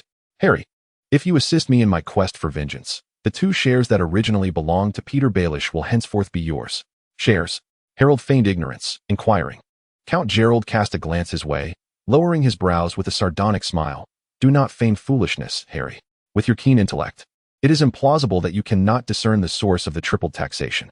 You know, the Duke is aware, and even most of the valley's nobility are in the know. If I so desired, I could easily extract over tenfold taxes from those smugglers. The reason I have refrained from doing so is that every smuggling ship departing from Seagull town affords us a 30% profit, and you, at present, possess a 2/5 stake in that profit. Thus, Harry, do not refuse a father who has lost his daughter. For the sake of revenge, he is willing to sacrifice everything. Tears suddenly welled in Count Gerald's eyes, his nails scraping against the railing with a disconcerting creak. I understand your concern regarding my transparency. Are you afraid, child? Not afraid does not equate to being unguarded. Please provide me with a list, my lord, Harold replied, courteous yet resolute. A list of valley nobles linked to Peter Baelish would provide me with a greater sense of security in our collaboration. Count Gerald turned his head to regard Harold's haughty blue eyes, before nodding after a moment of silence. He surveyed his surroundings, signaling for his most loyal heir to distance himself, and then slowly whispered, "Grafton, Cobury, Linley." Harold silently compared this with the findings in the courtroom, observing the anxious glances of the lords directed towards him. It seems to encompass more than half of the valley's nobility. How devoted they are to the Duke. He cast Count Gerald a cold, derisive look before inquiring with curiosity, "No Belmore?" "Originally, there was none," Count Gerald scoffed disdainfully, his deep voice resonating in his throat. "Yet his life is riddled with corruption, making him easily swayed, is it not?" Cobury visited King's Landing to meet the Duke, and upon his return, he became inseparable from Baelish. "Hence, you were excluded from their anti-Hutton alliance?" Harold pointed out bluntly. "This serves as a warning." Count Gerald attempted to force a smirk, but his lips merely curled in a grimace, more pitiable than weeping. "He utilized my daughter's life to caution me against wavering between you all. Yet he misjudged the pride of one born of nobility, as well as the sentiments of a father." Harold turned his gaze away, peering into the dim distance, silently reminding himself not to view anyone through a narrow lens. To hell with the warning. Count Gerald erupted in fury. "I am no wretched creature like Belmore, willing to be manipulated. The honor of House Grafton has endured for over 6 millennia. Does Baelish comprehend the essence of honor? Go ask the graves at the Five Fingers Peninsula if he knows what honor truly means. How dare he harm my daughter, regardless of nobility or baseness? Life is singular. Once lost, it cannot be regained." Harold cast a cold gaze upon Count Jarrow. "Indeed, I underestimated him, and thus I lost my daughter." Count Jarrow grasped this profoundly. "It is only now that I realize I have utterly failed to fathom his intentions or discern his character. His true objectives remain forever concealed, which is utterly terrifying. If I continue to collaborate with him, my sons will inevitably live and die in fear. They may be mediocre, but I refuse to lose them. Do you trust me?" Harold inquired, slightly gathering his thoughts. Count Jarrow extended his sturdy arm, his calloused fingers caressing the railing, and with a self-deprecating smile remarked, "I always considered Yorn Royce to be foolish, a name without merit. Thus, I sought to surpass him, even in fathering more sons. Yet, in discerning character, I have been bested by him. When Robert fell into misfortune, you chose to stand by him. I shudder to think whether Bailey would leave me even a scrap should I encounter adversity. I have little regard for the widow of the Wood family, with her gray hair and wrinkled visage, seeking the limelight without a worthy heir in sight. Now, it appears I was mistaken. Ever since Sir Morton replaced Lady Wood in paying me a visit, he returned to the cavalry camp, shutting himself away, as if all that transpired in Seagull town were of no concern to him, regardless of whether he encounters a capricious or a stolid lord. Such behavior may be deemed obtuse. Yet, if he pledges loyalty to you, is that not true fidelity? This chapter is not yet concluded. Please turn to the next page to continue reading. Exclusive privilege, a 7-day ad-free reading pass, available for all registered users for free. Thank you for your appreciation. Harold responded without hesitation. In this regard, he indeed had reason to take pride, for in the original tale, Harold was known as the Fool of the Valley. If that were the case, Count Jarrow might well mock Earl Yorn and Lady Wood at this moment. Of course, it is possible that the current Harold is the true fool, for a fool would not attract the attention of Bailey, who seeks to rid himself of him swiftly. Count Jarrow, peering through the flickering light, focused on Harold and gestured towards his heir, who stood not far away. Soon, a 10-year-old child was brought forth. "This is my son, Galesgraf's son," Count Jarrow introduced, taking the child's hand. "I fear I have no hostage to exchange with you." Harold smiled kindly at Gales and winked at him. Count Jarrow shook his head, his expression turning serious as he stated, "Gales is my youngest. I possess no estate to bequeath him, thus he must forge his own path. I wish to entrust him to you as a squire." "But I am still merely a squire," Harold replied with a smile. "Not for long. If Yorn is unwilling to knight you, I can confer that honor upon you now." Count Jarrow clearly prepared for all contingencies. Harold did not mind reaping the friendship of the Grafson family, for it would bring him a step closer to his life's ambitions. Squire, young lad, are you willing?" "I am," Gale promptly responded. At the tender age of 10, as a noble's son, he fully grasped his father's intentions. "Very well. Do you possess a sword and shield? As your master, you must stand alongside me in battle." Harold pressed his hand upon Gale's head and turned to Count Gerald, speaking in a calm tone. "Today you shall witness my sincerity as an ally, I assure you." Chapter 13, Private Pursuits Noble Privileges, a 7-day ad-free reading privilege card. Available for all registered users at no cost. Do not wear a helmet with a faceplate. It will hinder my breathing. Robert was encased in silver-plated armor, while a squire held a helmet adorned with brown feathers, preparing to place it upon him. Without a faceplate, you leave yourself vulnerable. Once an arrow pierces your eye socket, you will no longer resent it. Donal appeared particularly fearsome, clad in green helmet, armor, and cloak, with a green shield, resembling a specter against the night backdrop. As they bickered, Harold entered with his squire, Gale. "Who is this little fellow?" Donal inquired. "The youngest son of Count Graf's son, my squire." Just as Harold began his introduction, Gale approached the armor rack and turned to ask, "Sir, do you require armor?" "Thank you, young lad. But are you capable?" Gale strained to remove the gilded silver armor, prompting Donal to step forward and offer assistance. Chainmail, throat guard, wrist guards, gloves, one by one, they meticulously checked the clasps, transforming Harold into a veritable tin can. "Harry," Robert approached anxiously, "where's your friend? We still need 4 knights to match our foes." "I believe she is already waiting for us," Harold replied, extending his arms so Gale could fasten the sword belt. As Robert picked up a glove and secured it, his movements momentarily froze. "She?" "Indeed." Harold opened his arms. "Palms up. I believe Brienne will be our formidable ally." "Is that so?" Robert gritted his teeth and patted the squire's shoulder. "Fetch my horse." "Isn't it?" Donal interjected. "Mind your status, Robert. Have you forgotten your defeat at her hands?" "I have not forgotten, nor do I require your reminder. Before this day ends, I shall surpass her."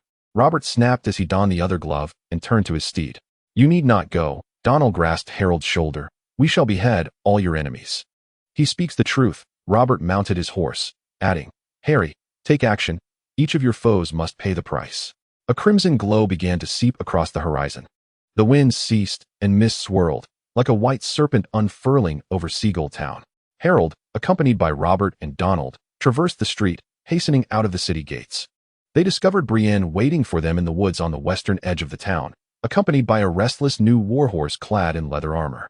Soon, they encountered others, a mercenary knight with a white ferret shield and gray-white hair, the impoverished Elif, a portly knight in a yellow buffalo cloak, adorned with a golden, unkempt beard, known as the boastful Clayton.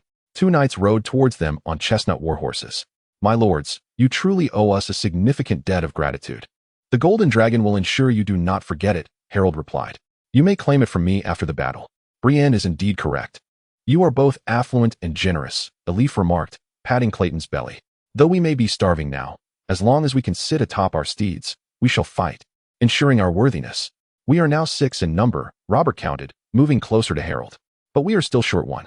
"No, it is indeed 7. Harold laughed heartily, pointing at a knight who had just approached with a horse.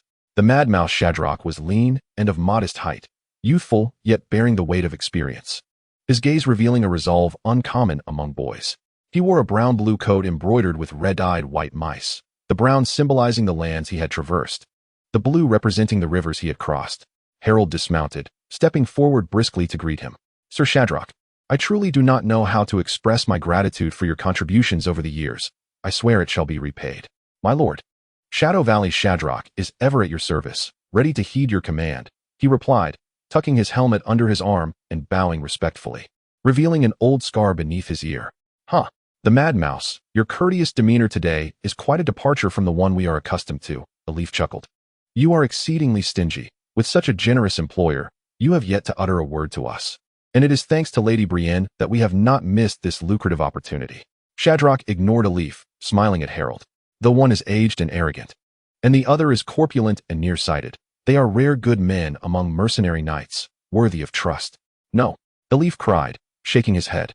"You cannot say that about us. Indeed, we are good men, worthy of trust." Just then, the sun broke through the morning mist, and Gales rushed over, breathless. "Sir Hutton, Count Yorn wishes to see you." Harry is not yet a knight. Count Yorn, clad in bronze runic armor, galloped forward, halting his steed before Harold. He dismounted and drew his long sword from its sheath.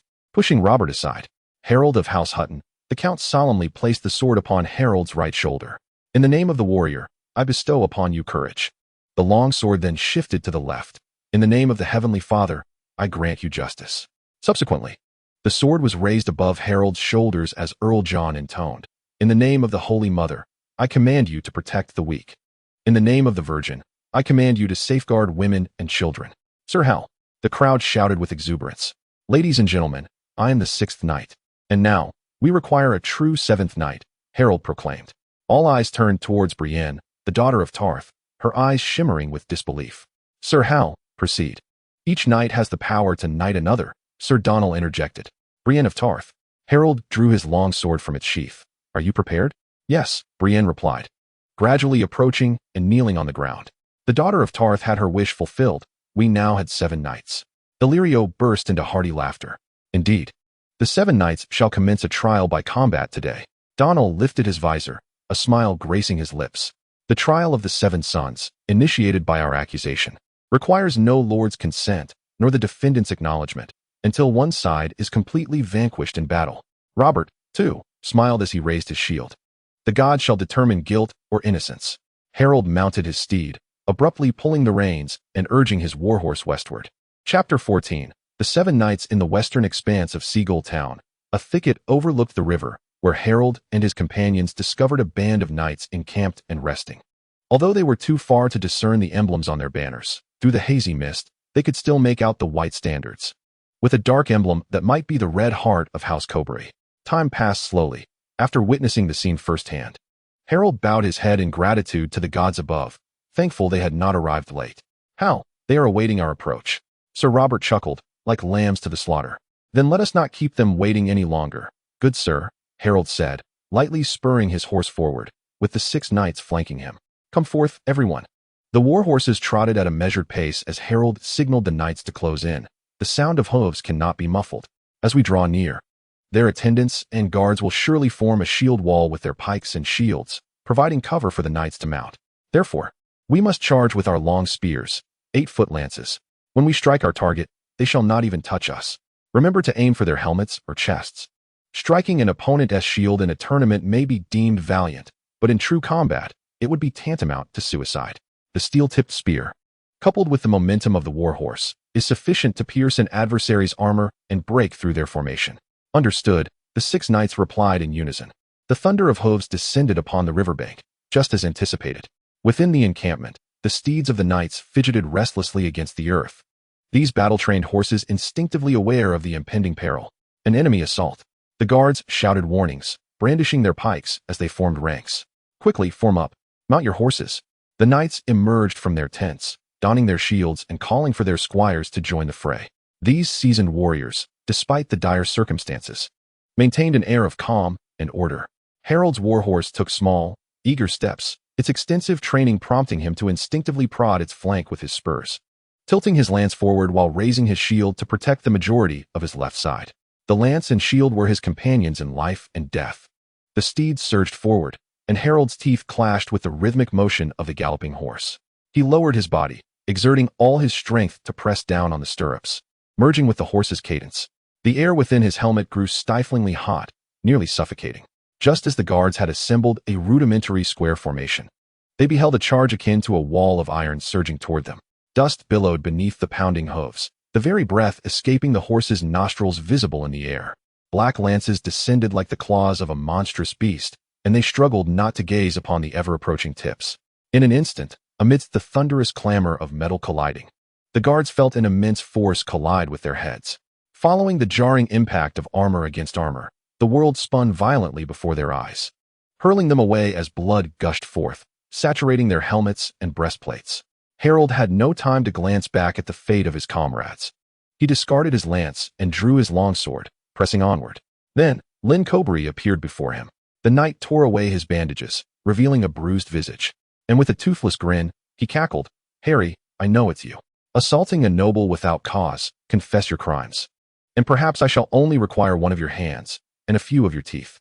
Lyn bellowed in fury, an inexplicable strength propelling him forward as he charged at Harold, attempting to block his path with his steed and strike at Harold's horse with his weapon, the Lady of Silence. Yet Harold was as powerful as an untamed bull, his strength unmatched. He swung his shield forcefully against Lyn's helmet, again and again, each blow resonating with a thunderous impact.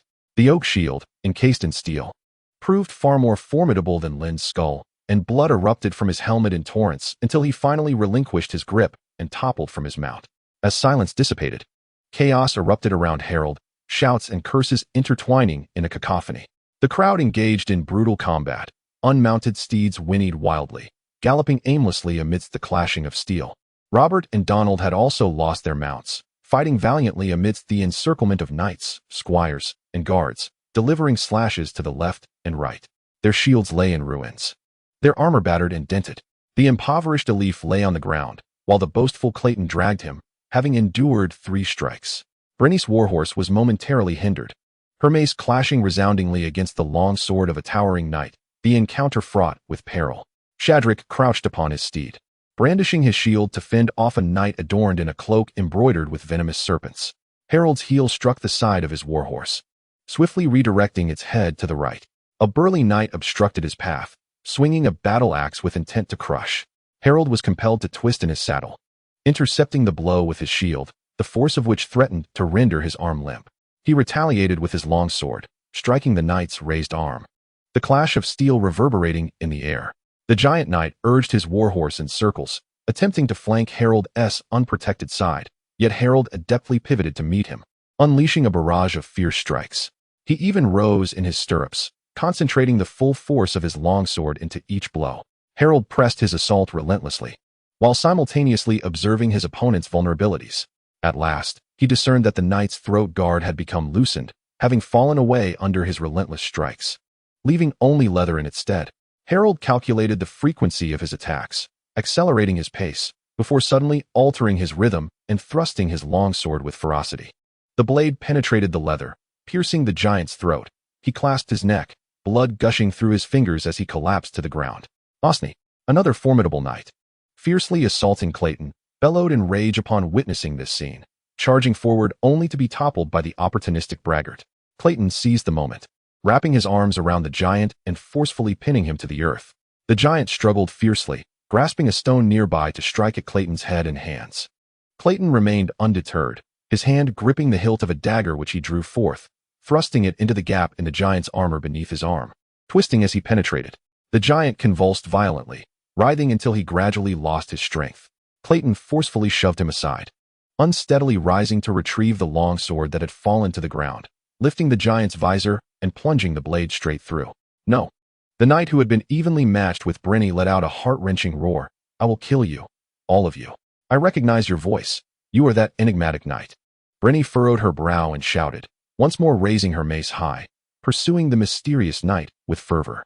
The daughter of Tars, driven by vengeance, unleashed astonishing power as her mace descended toward the knight's chest. Get away, the mysterious knight bellowed, his long sword slicing through the air, creating a blurred shadow as it aimed for Brenny's head. Brenny deflected the blow with her shield, the metallic clash ringing in her ears as she nearly lost her balance. The mysterious knight roared in fury, relentlessly pursuing her like a mad beast. Brenny continuously retreated, evading the knight's assaults, until she seized an opportunity. She raised the dented metal shield, and a beam of blinding sunlight reflected off its polished surface, piercing into the enemy's vulnerable spot. The mysterious knight raised his hand against the dazzling light, and Brenny's mace swung down with the force of thunder, striking him squarely in the chest. Cursed be it! The knight emitted several agonizing cries as his longsword slipped from his grasp, swaying momentarily before he collapsed headfirst. Meanwhile, the mad mouse, Shadrick, faced the young knight as if a rodent confronted a venomous serpent. Yet, he was a sagacious mad mouse, patiently awaiting the exhaustion of his adversary. Then, like a cunning mouse, he pivoted and, taking advantage of the enemy's momentary gasp, thrust his sword with precision into the gap between the knight's eyes. I surrender. My family is willing to pay a ransom for me. The two knights besieging Rob and Donal, realizing the tide had turned against them, had no choice but to surrender their lives to the enemy. As the battle concluded, radiant sunlight cascaded over the river's surface. Harold shook the blood from his sword and seized one of the knights by the throat. Tell me, where is Count Cabri? Chapter 15, The Last Heir Noble Privilege. 7 days of ad-free reading privilege card, available for all registered users for free. 20 miles northeast of Seagull town, a narrow forest path lay before them. Rather than a proper road, it resembled a rutted track traversing through thickets and underbrush. The benefit of this route was its infrequent traffic, rendering it nearly impossible for anyone to trace the traveler's movements. However, the downside was that the path wound like a slithering serpent, intertwining with desolate trails, narrow and rugged, twisting left and right, causing progress to resemble that of a crawl. The pace was further hindered by the wagon, which had to halt dozens of times throughout the day to extricate its wheels from the muddy road. A wrong turn would necessitate the laborious task of reversing back. Count Belmo sat atop the wagon, easing the discomfort inflicted upon him by this torturous journey. Yet, he dared not fully relax. Ever since he had strayed from the main force, Count Caubry had warned him that Graf's son would seek his head, thus he remained ever alert. Like a bird startled by the twang of a bowstring. Shall we pause for a rest? After what felt like an interminable stretch of travel, the fatigue of his corpulent body finally triumphed over his feeble will, prompting Count Belmo to inquire of Count Caubry. The Grafson's pursuers will not take a respite. Count Caubry's gaze was vacant, his voice hollow and numb. He was not only beset by fear, but also had to manage the emotions of the corpulent man before him. Ultimately, they agreed to halt and rest. Marching along this road was exceedingly harsh for the two pampered earls. Lucas, the Earl of Caubry, dismounted from his carriage, exhaling a sigh of relief as he waved towards a knight in the distance, whose visage bore a striking resemblance to that of Lyn Caubry, handsome yet decidedly younger. "Bring some men to protect me and His Excellency Belmore," the Earl commanded, his voice barely audible over the wind's howl that resembled a wolf's lament. "My lord, we should first send scouts to patrol and keep watch," Sir Lucas cautioned, gripping the hilt of his sword. "Yes, indeed, you go ahead and do that." The Earl of Caubry nodded in agreement, reiterating, "You must not stray too far from us."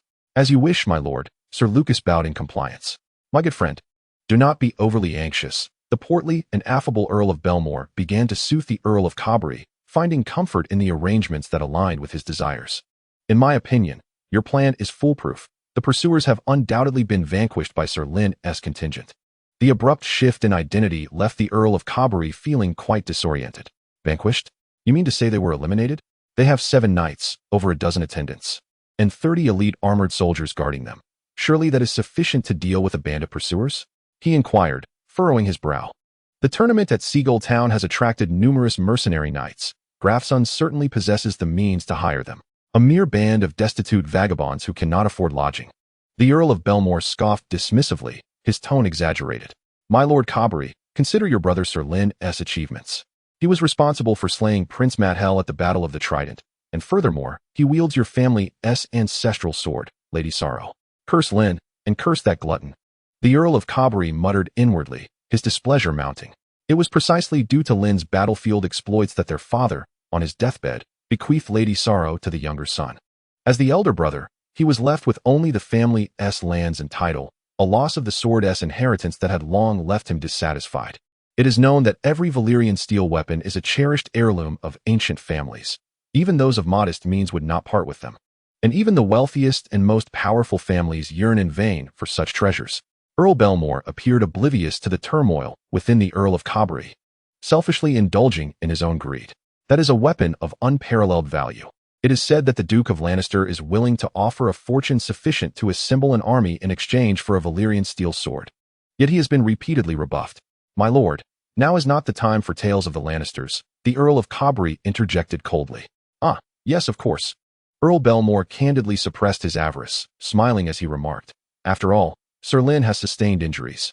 Yet you still have those 3 knights you hired from King's Landing." Contemplating the formidable stature of the 3 brothers, I surmise that the Cape Black family must possess the bloodline of giants. The most robust and towering among them is Osmond, who unseated Brienne of Tarth with a single strike, a woman who had previously triumphed over 8 knights. His brothers, Oscar and Osful, are equally as brawny. When the 3 brothers charge together, none can withstand their might, regardless of the number of pursuers Grafson may dispatch. Indeed, one must admit that the exuberant words of Count Belmore are quite infectious, prompting Count Caubry to recall the formidable presence of the Cape Black brothers. And he found himself feeling somewhat at ease. Moreover, 3 valiant young knights accompany them, all of whom stand as the most distinguished knights across the 7 kingdoms. As these thoughts occupied Caubry's mind, a sense of tranquility began to envelop him, and the surrounding woods fell into a hushed silence. Amidst the stillness, the sound of hooves suddenly erupted, growing louder with each passing moment. In a state of alarm, they heard commands being issued, a man's voice rising above the clamor. Eventually, they beheld Harold Hutton, his gilded silver armor glimmering in the sunlight, transformed into a radiant gold, with his red-trimmed white cloak now of vivid crimson. He then gradually lowered his visor and raised his lance. Count Belmore curled into a ball on the ground, as if to bury himself in the earth, while Count Caubry stood frozen, his limbs numb, resembling a desiccated scarecrow. Sir Lucas, mounted upon a steed clad in black armor, was encircled by a cadre of guards. Soldiers brandishing lances with razor-sharp tips. Harold surged forward, leading the knights into the fray. With a precise thrust, he struck Sir Lucas in the chest, sending the young, handsome knight tumbling from his saddle, splattering mud in all directions. In an instant, lances came piercing from all directions, and Harold reacted with astonishing swiftness. As the first lance aimed for his throat, his sword was already unsheathed, the ancestral blade of House Cobry known as Lady Silence. The sword danced in the sunlight, severing the arms of soldiers wielding lances. A resounding roar erupted as the knights broke through the enemy lines, scattering them in disarray. A lion leading a flock of sheep is far superior to a sheep leading a pride of lions, and here, it was indeed a pack of lions opposed by but 2 sheep. The battle swiftly concluded, and Count Cobry and Count Belmore were brought before Harold. As both counts were noblemen of high standing, he accorded them the basic respect due, refraining from searching or binding them.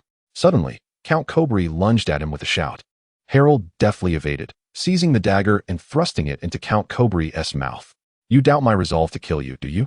he said, gripping the Count's shoulder and delivering several forceful blows to the hilt of the dagger until it was fully embedded in the Count's throat. "Now, my lord, you may take your leave." Harold then seized the Count's head, twisting it with a brutal force, accompanied by the sound of cracking bones. Count Cobry collapsed to the ground like a lifeless mass, stirring up a cloud of mud.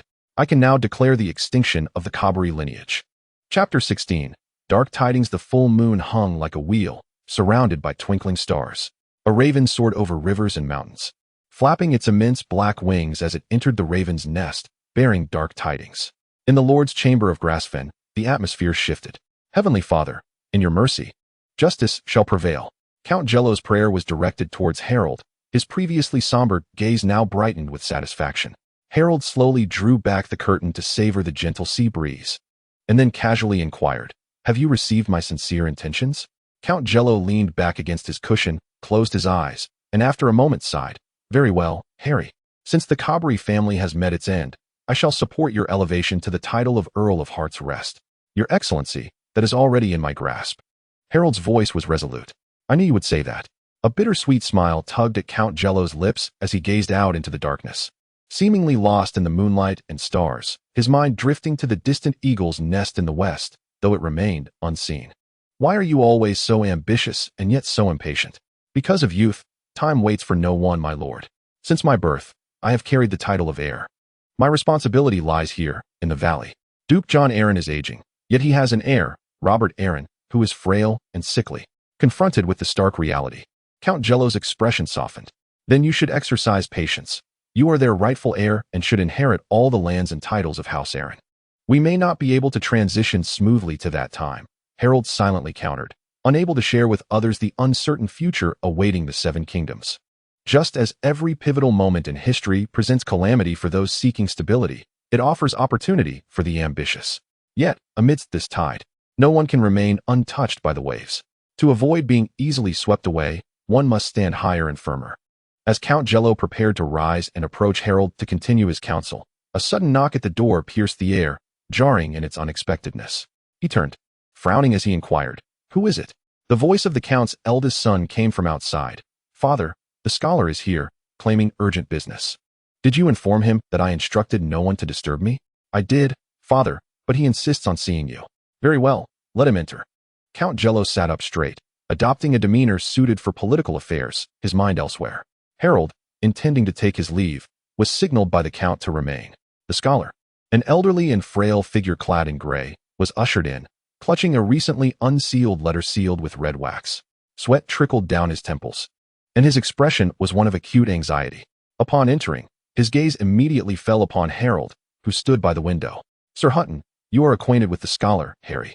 "This is my scholar, the steward of Seagull town," Count Jello introduced, then inquired gently, "Scholar, what brings you here?" My lord," the scholar stammered, bowing tremulously. "I beg your pardon for interrupting your conversation. A raven from Riverrun has delivered an urgent missive. A grave matter has arisen. Speak plainly. What calamity could befall the Riverlands?" Count Jello queried, his countenance darkening. "Is it that the ailing Duke Horst has passed?" No, the scholar trembled, his voice quaking. "It is the esteemed Duke John Arryn who has departed this world." A jolt of shock surged through Count Jello's heart as he sprang to his feet, incredulously exclaiming, "What did you say? How can this be?" Cobry saw him in King's Landing not long ago, asserting his robust health. Surely this cannot be true. Here it is. The scholar stepped forward, extending the letter he held. Count Geller, with trembling hands, accepted the envelope. Whereupon he beheld the blue wax seal emblazoned with the crescent moon and falcon emblem of House Arryn. Duke John Arryn had indeed passed, leaving young Robert Arryn as a mere child. The letter must have been penned by Lady Lisa, but why was it delivered by a raven from Riverrun? Suppressing his quaking, Count Geller furrowed his brow, his expression grim as he tore open the envelope.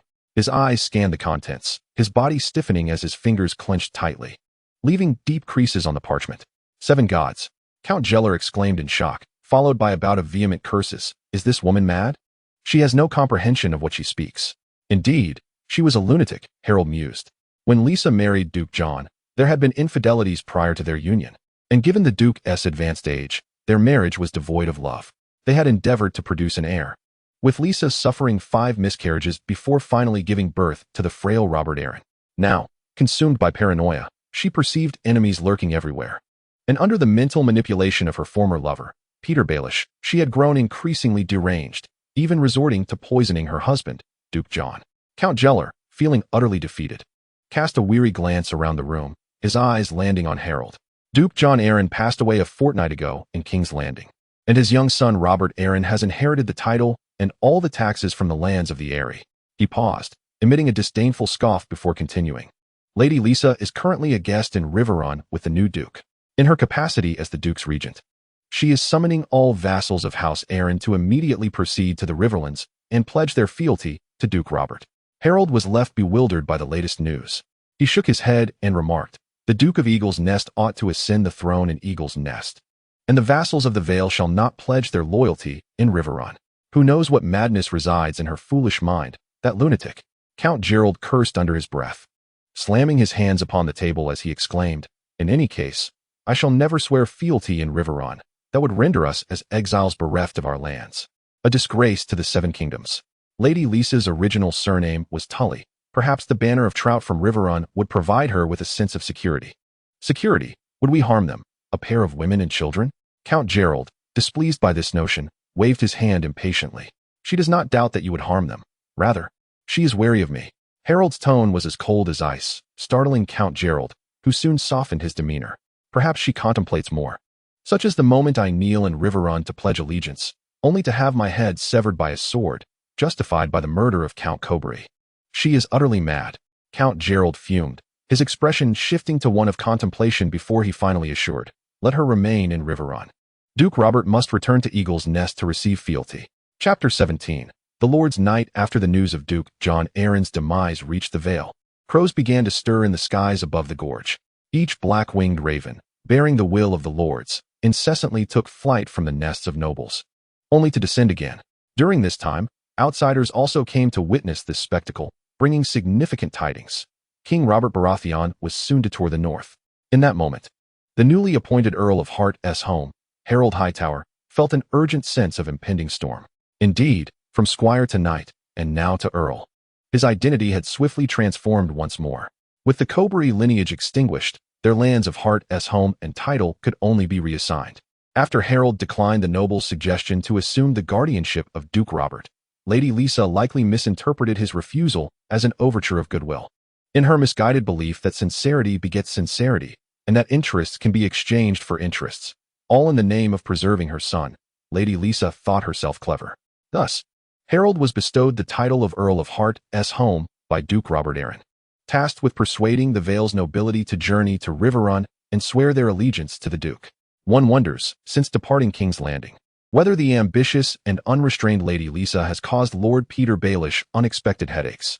Hart's home, situated to the north of Eagle's Nest, overlooks the river that flows into the narrow sea from atop a hill, gazing across at the majestic Eagle's Nest. This city was constructed by the erstwhile sovereign of the Five-Finger Peninsula, boasting a history that spans over a millennium.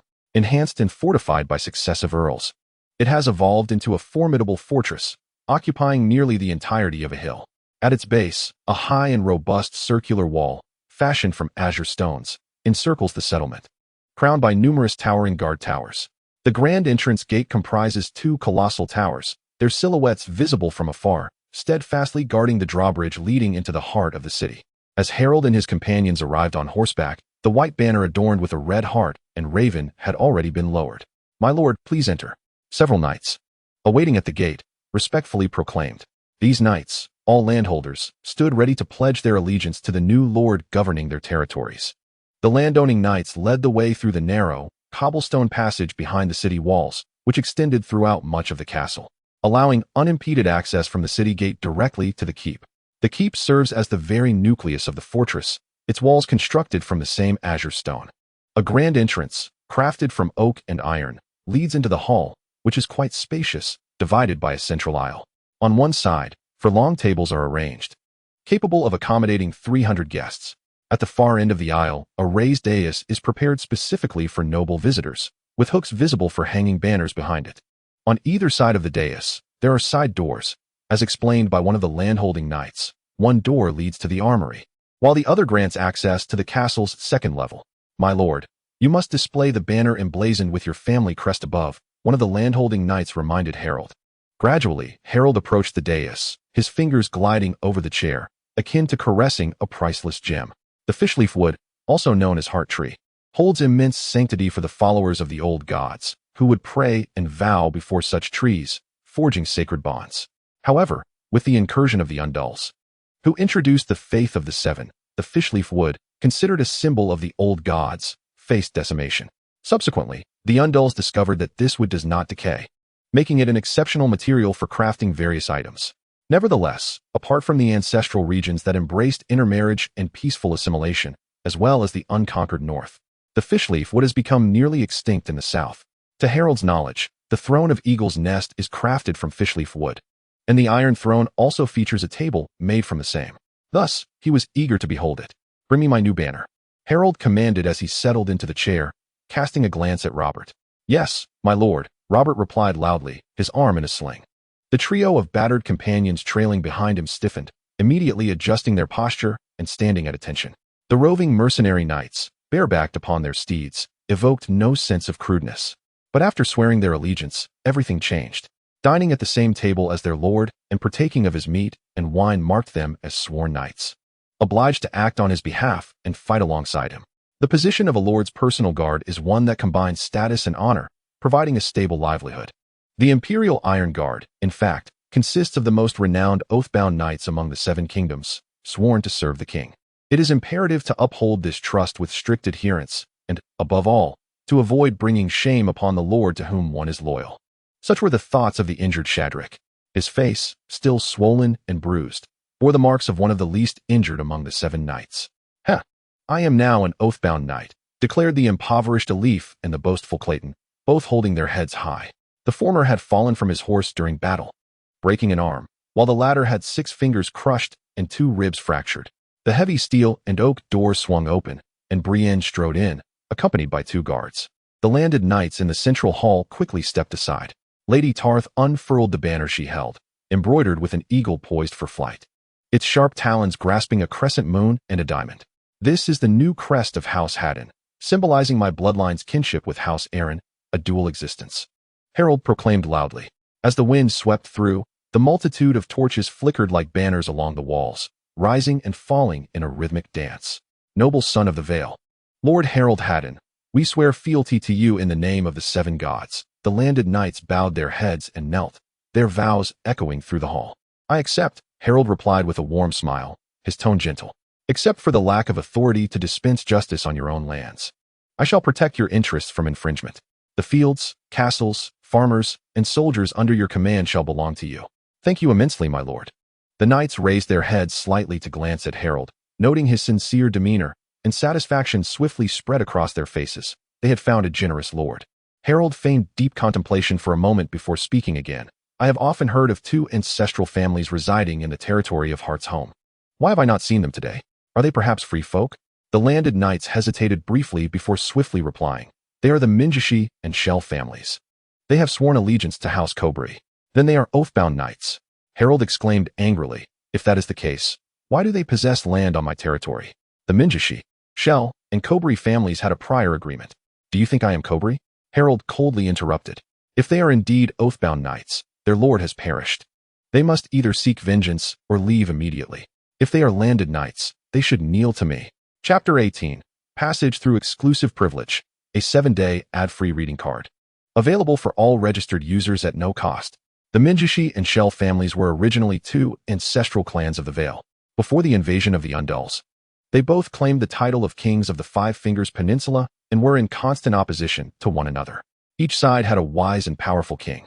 Suddenly inspired, they resolved to enlist the formidable Undulls to aid them in their battles and bolster their claims. However, these Undulls, having crossed the sea and emboldened by their military might, swiftly turned the tide against their would-be benefactors. Within a year, King Akahashi was captured and executed, while King Shell was burned alive within his wooden fortress. An Undull knight by the name of Koburi revealed his cunning. He wed the daughter of King Akahashi and took the wife of King Shell as his paramour, declaring himself the Count of the Five-Finger Peninsula. To this day, the houses of Akahashi and Shell have nearly been extinguished, their descendants residing in this territory under the banner of the Koburi family branch. Thus, their allegiance lies solely with the Koburi lineage, rather than with the Count of Heart's home. Summon the soldiers. It appears I must personally traverse my domain and converse with the disloyal. Harold declared as he rose and strode towards the gates of the keep, followed closely by Robert and the sworn knights. The landowning knights flanking the corridor gazed vacantly. Trailing behind them, they could hardly fathom why their once benevolent lord had suddenly become so irascible. Harold had several reasons, yet he chose to remain silent. Outside, Donald, adorned in green-glazed armor embellished with gold and silver, rode a pitch-black warhorse, flanked by a phalanx of blue-armored crossbowmen brandishing a double-headed eagle banner. Before them stood over 300 soldiers clad in black and white armor, brandishing spears and shields in a formidable formation. Time was of the essence. They could only remove the insignias from their armor for the moment. Brienne nodded towards the unprepared forces of Heart's home. It took 100 barrels of sand. Boasted the braggart, Clayton. Are those barrels as large as your belly? Retorted the impoverished Alif. My lord. Robert pressed a hand to his temple, standing beside Harold. Half of our scouting party has returned. The rebels have set fire to your woodlands and fields and have slaughtered your soldiers. We must march now towards the Moonlight Mountains. Harold gestured to Donald. The army advanced, the clanking of armor resonating softly, the double-headed eagle banner fluttering triumphantly in the wind. In the northwestern part of Heart's home, where once stood a forest, Harold and his men beheld a smoldering ruin. By the time they arrived, the flames had largely extinguished themselves, though small patches still burned.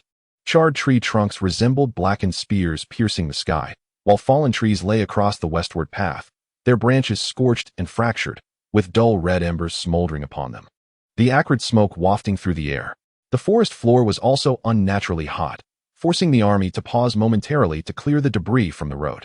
During this time, 6 landowning knights who had pledged their loyalty at the keep, accompanied by their retainers and gathered soldiers, hurriedly arrived to join Harold's ranks. The status of landed knights is inferior to that of lords. However, certain ancient families or knights held in high esteem by powerful lords possess lands and wealth that surpass those of some lesser lords, and their strength is formidable. For instance, Sir Edwin Pollock, whose lineage traces back to the time of the Undull invasion, shares a venerable history akin to that of the former Koburi family. Clad in chainmail and a padded surcoat, Sir Edwin was enveloped from head to toe in heavy steel armor, adorned with numerous metal discs that safeguarded the junctions of his armor at the arms and chest. A lobster-tailed metal skirt enveloped his waist down to his thighs, while a sturdy neck guard encircled his throat.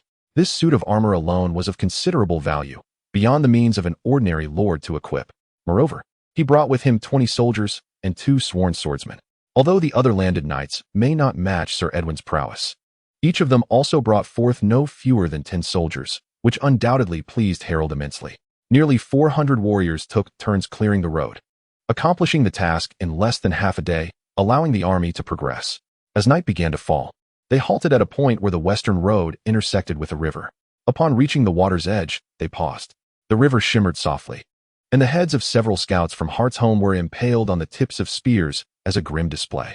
They appeared to have died not long ago, their skins still unspoiled, yet the crows, feasting on the carrion, had begun their grisly task. The faces of the deceased were torn open, their eyes transformed into 2 black voids, mouths agape, as if to warn those passing by along the roadside. Upon witnessing this scene, Sir Edwin rode up to Harold. We cannot cross that river. The land across belongs to the Belmore family of Hornvale. We shall refrain from crossing for now. Harold shook his head in response. What if she refuses to come, my lord? Inquired Robert from the side. She will come, Harold thought to himself. Indeed, she arrived just as dusk fell, after the sun had set. Harold first heard the sound of hooves, followed by the faint clinking of armor, growing clearer by the moment. The dim twilight made it difficult to discern their distance until the standard-bearer emerged from the shadows, a purple banner emblazoned with 6 silver bells arranged in a 3-to-1 pattern. Upon spotting Harold across the river, they halted at the bank, fully armed. Soon after, Lady Belmore appeared. She rode a chestnut mare draped in silver silk, while she herself donned a newly fashioned purple-scaled armor that fit her perfectly. Accompanying her was a bald scholar mounted on a mule, followed by 5 or 6 knights and an equal number of attendants, along with a contingent of elite soldiers clad in chainmail, numbering around 30, who fanned out on either side of them. Lady Belmore approached the riverbank, calling out from across the water, "Count Haddon, we saw your fires here at dawn. Noble privileges. A 7-day ad-free reading privilege card, available for all registered users free of charge. Do you see?" Harold exclaimed. "Yes, you have witnessed it, after the fire was ignited. This is a malicious accusation. Yet, in the face of such malice, the dawn's cries from the city walls roused me. Soldiers ascended the towers to survey the scene, and a scholar informed me that the flames originated from the direction of Hardest Rest. That is all I know, Earl Hutton. It was you who kindled the fire." "My lady," Harold insisted resolutely, "my woods have been ravaged, my soldiers slain, their heads displayed before you, my lord." The bald scholar from Song of the Flood cleared his throat, his voice deep and resonant. "Our woods and fields are also ablaze. Nearly half of a knight's crops consumed by the flames. We are in pursuit of the arsonists. Ah, we too are tracking the incendiaries, and have fortuitously encountered you." Harold urged his horse forward, declaring loudly, "Since it was not the work of Song of the Flood, I happen to have some suspicious individuals in my midst. However, it seems they have fled into your territory, intending to escape into the moonlit mountains. I seek the permission of Lady Belmoth to pursue them through your lands." "This is impossible," Lady Belmoth retorted coldly, gesturing for her warriors to remove their longbows and draw arrows from their quivers. "I do not wish to engage in further discourse with you, Earl Hutton." She pulled her cloak from her shoulders and urged her horse into the river, halting when the water reached its belly. "You killed my husband. Now I stand here. Come to slay me, and Song of the Flood shall be yours. Otherwise, step back. Do not approach. This side of the river belongs to Song of the Flood, and you are unwelcome here. You shall receive no bread and salt, not even a place to sit or a drop of water. You arrive as an invader, and the only welcome awaiting you is that of arrows and spears." Chapter 19. The Flock Noble Privileges, a 7-day ad-free reading privilege card, available for all registered users free of charge.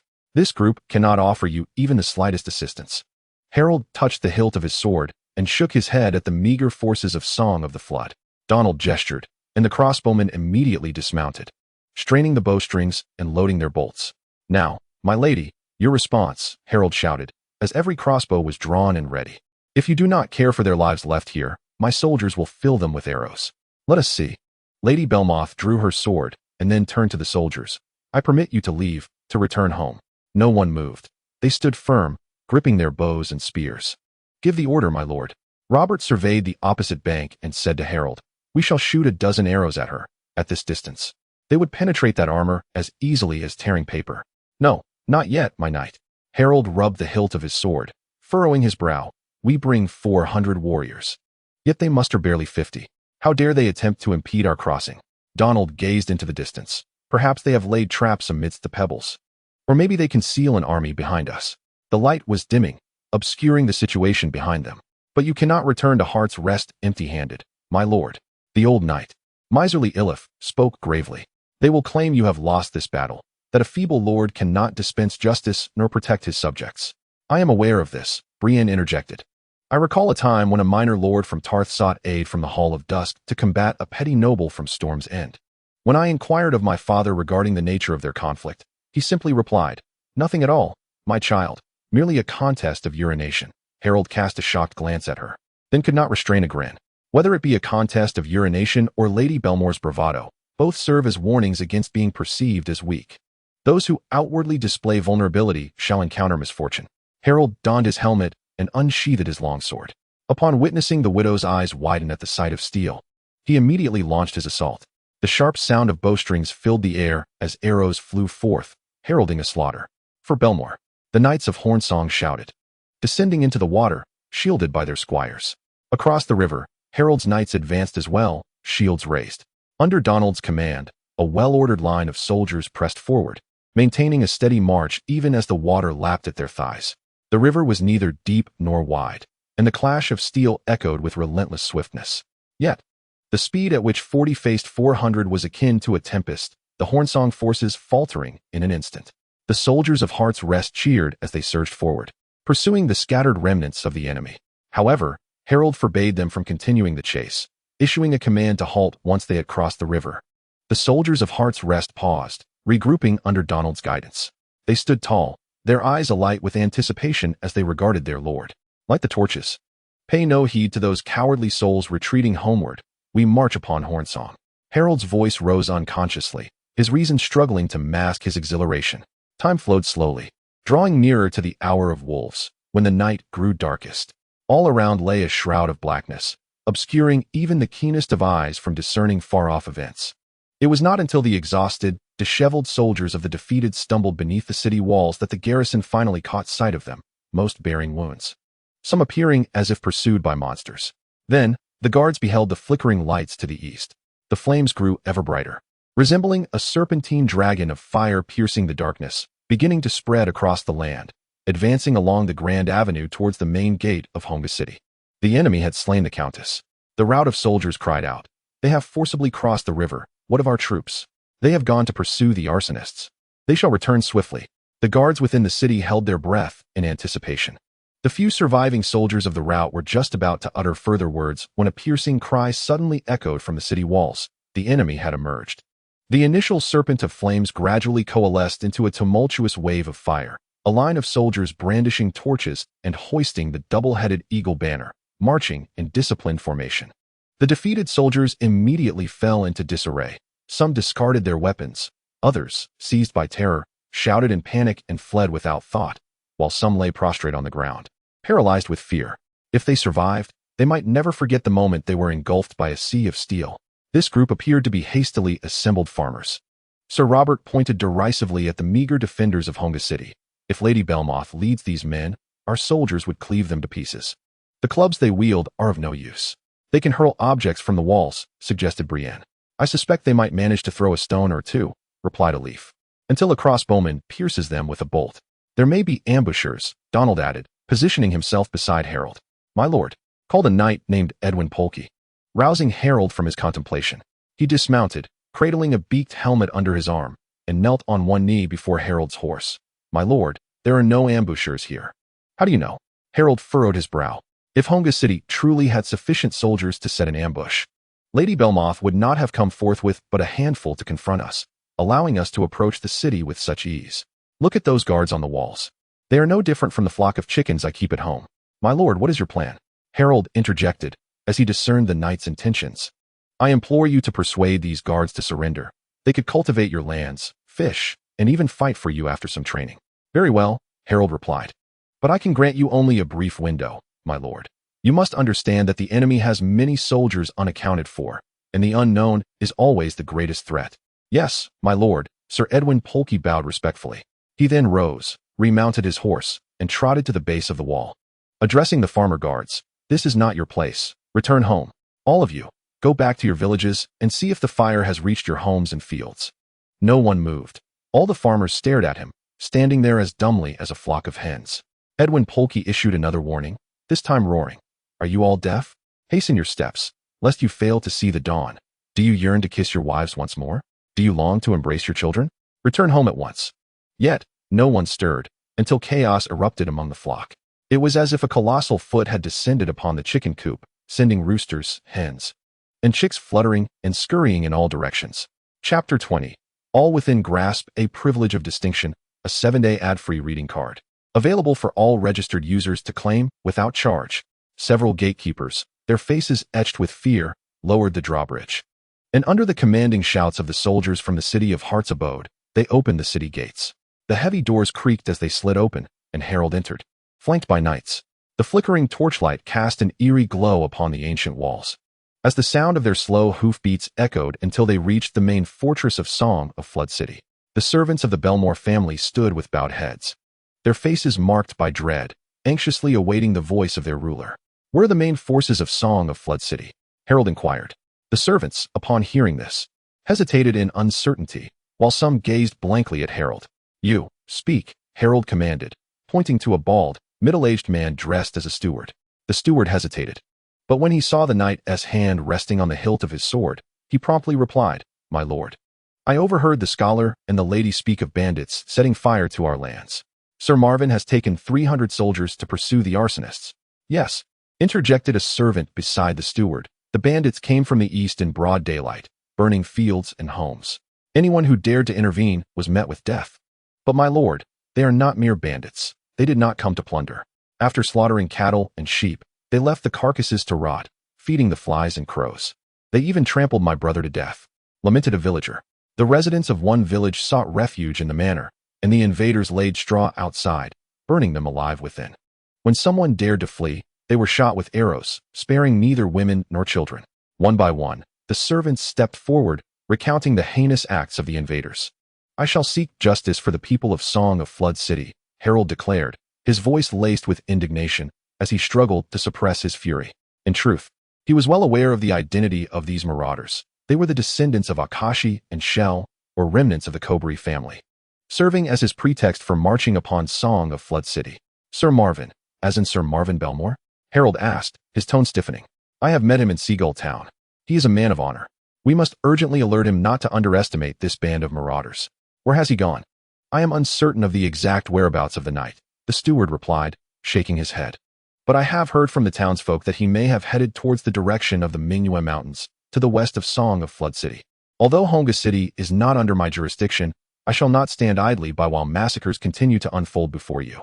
An eye for an eye, a tooth for a tooth. I will employ the same measures against the invaders," Harold vowed, gesturing behind him, under the watchful eyes of his attendants. Donald turned with a contingent of soldiers and departed. Harold ascended the dais in the hall, taking his place in the Lord's chair, surveying the departing attendants from his elevated position before turning to Robert, inquiring, "What is our next step according to my plan?" Below the dais, Robert retrieved a sheepskin map from the equipment brought by the attendants, responding as he studied it, "My lord, we have accomplished all that was originally intended. Establishing a line from west to east connecting Honga City, Shinsu City, Taiyang City, Haikao Town, and Fushur City. Half of the valley is now firmly within your grasp." "And what of my new plan?" Harold pressed. "According to your new strategy, we must secure the support of the Redfort family of the Red Keep and the Wycliffe family of Candle Hollow. This will effectively isolate Eagle's Nest City, ensuring that, without your consent, no noble soldier can breach our defenses. To the west of Honga City, not far from the Mingyue Mountains, Sir Marvin Belmo, rallying his comrades with battle cries, surged towards the enemy, met with a chorus of cheers from his followers. The forces of Honga City had pursued the invaders relentlessly for an entire day, witnessing the devastation and ruin of several villages, igniting a fierce flame within each warrior's heart. With the ferocity of thunder, they shattered the flanks of the retreating foes. Marvin Belmo led the charge, akin to a majestic eagle swooping down upon its prey, his swordsmanship unmatched, leaving no equal among the adversaries. In the end, the invaders, having no avenue of escape, relinquished their weapons from feeble hands, awaiting naught but death. At this juncture, a weary messenger hastened towards them bearing urgent commands. Given the gravity of the situation, Marvin Belmo remained mounted, silently regarding the newcomer. "My lord, we have sought you for quite some time," the messenger gasped. "What orders does the lady have?" Marvin Belmo inquired, his tone laced with displeasure. As the rightful heir of Honga City, he had returned after the execution of Count Belmo for patricide, relinquishing his post as a guard in Eagle's Nest City. To this day, he had yet to inherit his lands and titles, thus harboring great disdain for the countess who sought to emulate Lady V. Wood of Taiyang City. The messenger, perplexed and fearful, took a step back before speaking. "The new Count of Shinsu City, Lord Haddon, has arrived at the border with his soldiers. The Countess is leading the garrison to intercept him, but the disparity in forces is significant, and your swift assistance is required." "Reinforcements?" Marvin Belmo scoffed. "That foolish woman believes that taking the initiative equates to bravery, that it is somehow preferable to hiding behind stone walls. Does she think Harold Haddon would be swayed by the threat of a duke without a weaned heir, and would refrain from slaying her? Never mind. It is better to die sooner than later. After all, we shall inevitably be reduced to ashes," murmured Marvin Belmoir as he unsheathed his long sword and dispatched the messenger. He then called out to the soldiers surrounding him, "This is a false messenger. Everyone, make camp here, bring forth our finest wine and meat, and let us indulge in a grand feast while we await the arrival of the true messenger. Thus, when Donal and the soldiers from the city of Heart's Nest appeared, an eerie silence enveloped the scene. They could distinctly hear the snores of the inebriated soldiers sprawled on the ground.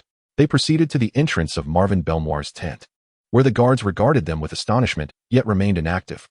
Donal lifted the tent flap and entered, ultimately confronting the bloodshot-eyed knight Marvin. "Do I still have a chance?" Marvin asked, his spirit utterly dejected. Donal remained indifferent, his expression betraying nothing. "Just kill me," Marvin cried out in utter despair. "Lord Hutton wishes to see you."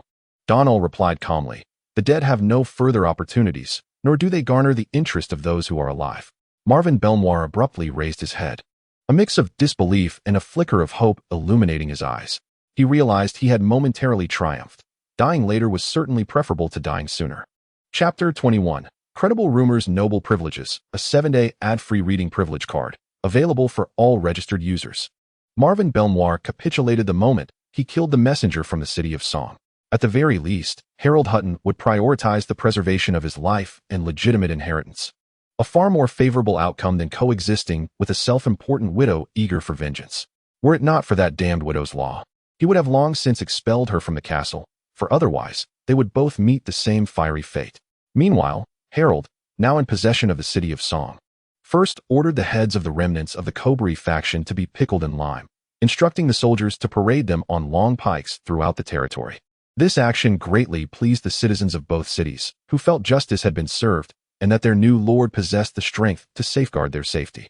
Subsequently, Harold allocated a portion of the funds sponsored by his supporters to summon the farmers within his domain to construct a road connecting the city of Heart's Nest to the city of Song. He began to frequently travel between the two cities, personally adjudicating local matters and resolving disputes, consequently enhancing his reputation. Thus, Harold enjoyed a fulfilling period of agrarian toil. Were it not for the signs of abatement in the valley's raven plague, he would have been disinclined to venture outside. During this time, only two significant events transpired in the ostensibly tranquil Seven Kingdoms. King Robert Baratheon, moving at a leisurely pace, finally reached his loyal north. Following the heartfelt spectacle of the king's journey across the realm, the wise Lord Eddard Stark was deeply moved and agreed to serve as the new hand of the king. In due course, this noble counselor would return to the capital, King's Landing, alongside his enlightened sovereign to fulfill his duties. After all, compared to the king's dreams, there is an adage among the folk that suggests the king dines, while the hand attends to the more mundane matters. Regarding the second matter, after enduring an arduous period of 6 months, Duke Robert Arryn, with the aid of his mother, Lady Lisa, reached an accord with the nobles of the Vale. Duke Robert will return to the Eyrie to assume his title and receive the fealty of his vassals. In return, the nobles of the Vale have pledged to ensure the Duke's safety and to uphold Lady Lisa's position as his guardian, as well as her regency. The stipulation is that she must not remarry. Should she do so, she would immediately forfeit her guardianship of the Duke and her regency over the Vale. Beyond these matters, there is a third issue that intertwines the king, the Duke, and Harold. Rumors have circulated from King's Landing suggesting that, upon Duke Robert's ascension to his title, Lady Lisa, seemingly fearful for the safety of herself and her son, fled King's Landing under the cover of night, seeking refuge in the town of Runestone. This act undoubtedly incensed the king, who already harbored doubts about the capability of a mere child to govern the East, let alone command an army. Consequently, the hereditary position of Warden of the East, traditionally held by the Arryn family, was not bestowed upon Duke Robert. Further whispers indicate that the king intends for Harold Hightower to change his surname and is contemplating appointing him as the Warden of the Vale. While this title bears little significance in times of peace, it becomes a position of authority capable of commanding all Vale forces during wartime. The dissemination of this information appears deliberate, blurring the lines between truth and falsehood. However, Harold is aware that both rumors possess a kernel of truth. The former intelligence, drawn from past memories, reveals that Lady Lisa's departure from King's Landing not only lacked the king's approval, but also disrupted his plans, provoking his ire. The latter rumor, however, is not mere speculation, for Harold has indeed received a summons from the king. He contemplates whether to journey to King's Landing to meet the king, an endeavor fraught with both peril and opportunity. Before embarking on this path, however, Harold must first see to the completion of his new scheme. As the sun descends in the western sky over the Vale Plains, sunlight filters through the clouds, casting a golden hue upon the fertile black soil, where fields of ripened rice sway gracefully. A broad river meanders gently past the village, its crystal-clear waters reflecting the twilight glow. Several waterfowl skim the surface, sending ripples across the tranquil scene. Suddenly, the sound of galloping hooves shatters the serene quietude. A standard-bearer leads the way, splashing through the sun-dappled stream. A blue banner fluttering atop a long spear, emblazoned with a two-headed eagle poised for flight. Upon sighting it, farmers, merchants, and young noble knights along the road hastily step aside, standing by the path to allow passage. That is the banner of the giant's lance, the emblem of the Seven Towers. Following the line of Donald's arm, Brienne lifts her gaze higher and higher still. She arrived at Seagull by ship, bypassing the Blood Gate. This is her first visit to the Eyrie. Amidst the towering mountains, she beholds a peak soaring into the clouds, so distant, yet she can discern its silhouette. The Seven Towers stood tall, and Brienne had long heard of their renown, akin to a pristine white sword piercing the heavens. As if the very clouds were being cleaved beneath its edge, a gentle breeze wafted through, carrying the fragrant scent of wildflowers and fresh grass. Time flowed languidly, the path gradually widening and straightening, the rhythm of hooves quickening. Finally, after dusk had settled, they arrived at the sturdy castle nestled at the foot of the giant spear. Lord Haddon has arrived at Moongate Castle. Open the gates to welcome his lordship. The battlements blazed with torches, and upon hearing the herald's call and seeing the double-headed eagle flag, the guards promptly shouted to raise the drawbridge and lower the iron portcullis. As the procession entered the castle, a contingent of soldiers clad in blue cloaks emblazoned with the crescent falcon insignia emerged, brandishing torches to illuminate their way. A familiar figure stepped forth from the castle tower to greet them. Lord Nestor Royce. Harold dismounted, smiling in greeting. Lord Haddon. Sir Nestor bowed respectfully. I extend the welcome of Duke Robert and Lady Lisha. It is quite dark now, and the ascent to the mountain is too steep for horses. You may rest here tonight, and ascend in the morning. Which other esteemed guests have arrived? Harold inquired. Sir Nestor paused for a moment, maintaining his smile as he responded in a deep voice. The Earl of Weckley from Candle Hollow. He is near to your distance from Eagle's Nest, and likely set out at the same time, so he arrived only an hour before you. What a coincidence. I happen to have 2 Weckleys in my company, Harold remarked, ignoring Sir Nestor's stiffness as if lost in thought. Lord Haddon, a tall, gaunt man, emerged from the upper courtyard of the castle, his face shadowed and angular in the torchlight. Earl Weckley. Recognizing the man in gray armor adorned with a red flame candle emblem, Harold immediately identified him. May I invite you to join me for a discussion? Earl Weckley asked, his tone tinged with resignation. Of course, Harold readily agreed. He had once captured 2 young knights during the trial of Belmore and Cobry. One was the son of the Earl of Weckley, and the other his cousin. With hostages in hand, a simple consensus had been effortlessly reached. Thus, the proximity and simultaneous departure were mere pretexts. Harold was certain the other party had deliberately awaited him at Moongate Castle. Chapter 22. Great Interest, Exalted Privileges. A 7A ad-free reading privilege card. Available for all registered users to claim for free. Lord Haddon, please follow me. A young knight stepped forward from beside Sir Nestor Royce, sporting sharp black mustachios and bearing a resemblance to his father. He bowed to Harold with greater enthusiasm than his father, my lord. It would be my honor to guide you. In that case, I appreciate your assistance, sir, Harold replied, casting a glance at the oblivious Sir Nestor Royce, smiling in agreement. Even those who hold honor dear may find themselves engaging in endeavors they would otherwise shun when planning for their progeny. Harold instructed Donal and the others to take a respite, following the young knight through the castle towards the upper courtyard. A guard clad in a sky-blue cloak opened the door at the top of the steps, revealing the Earl of Wycliffe seated within.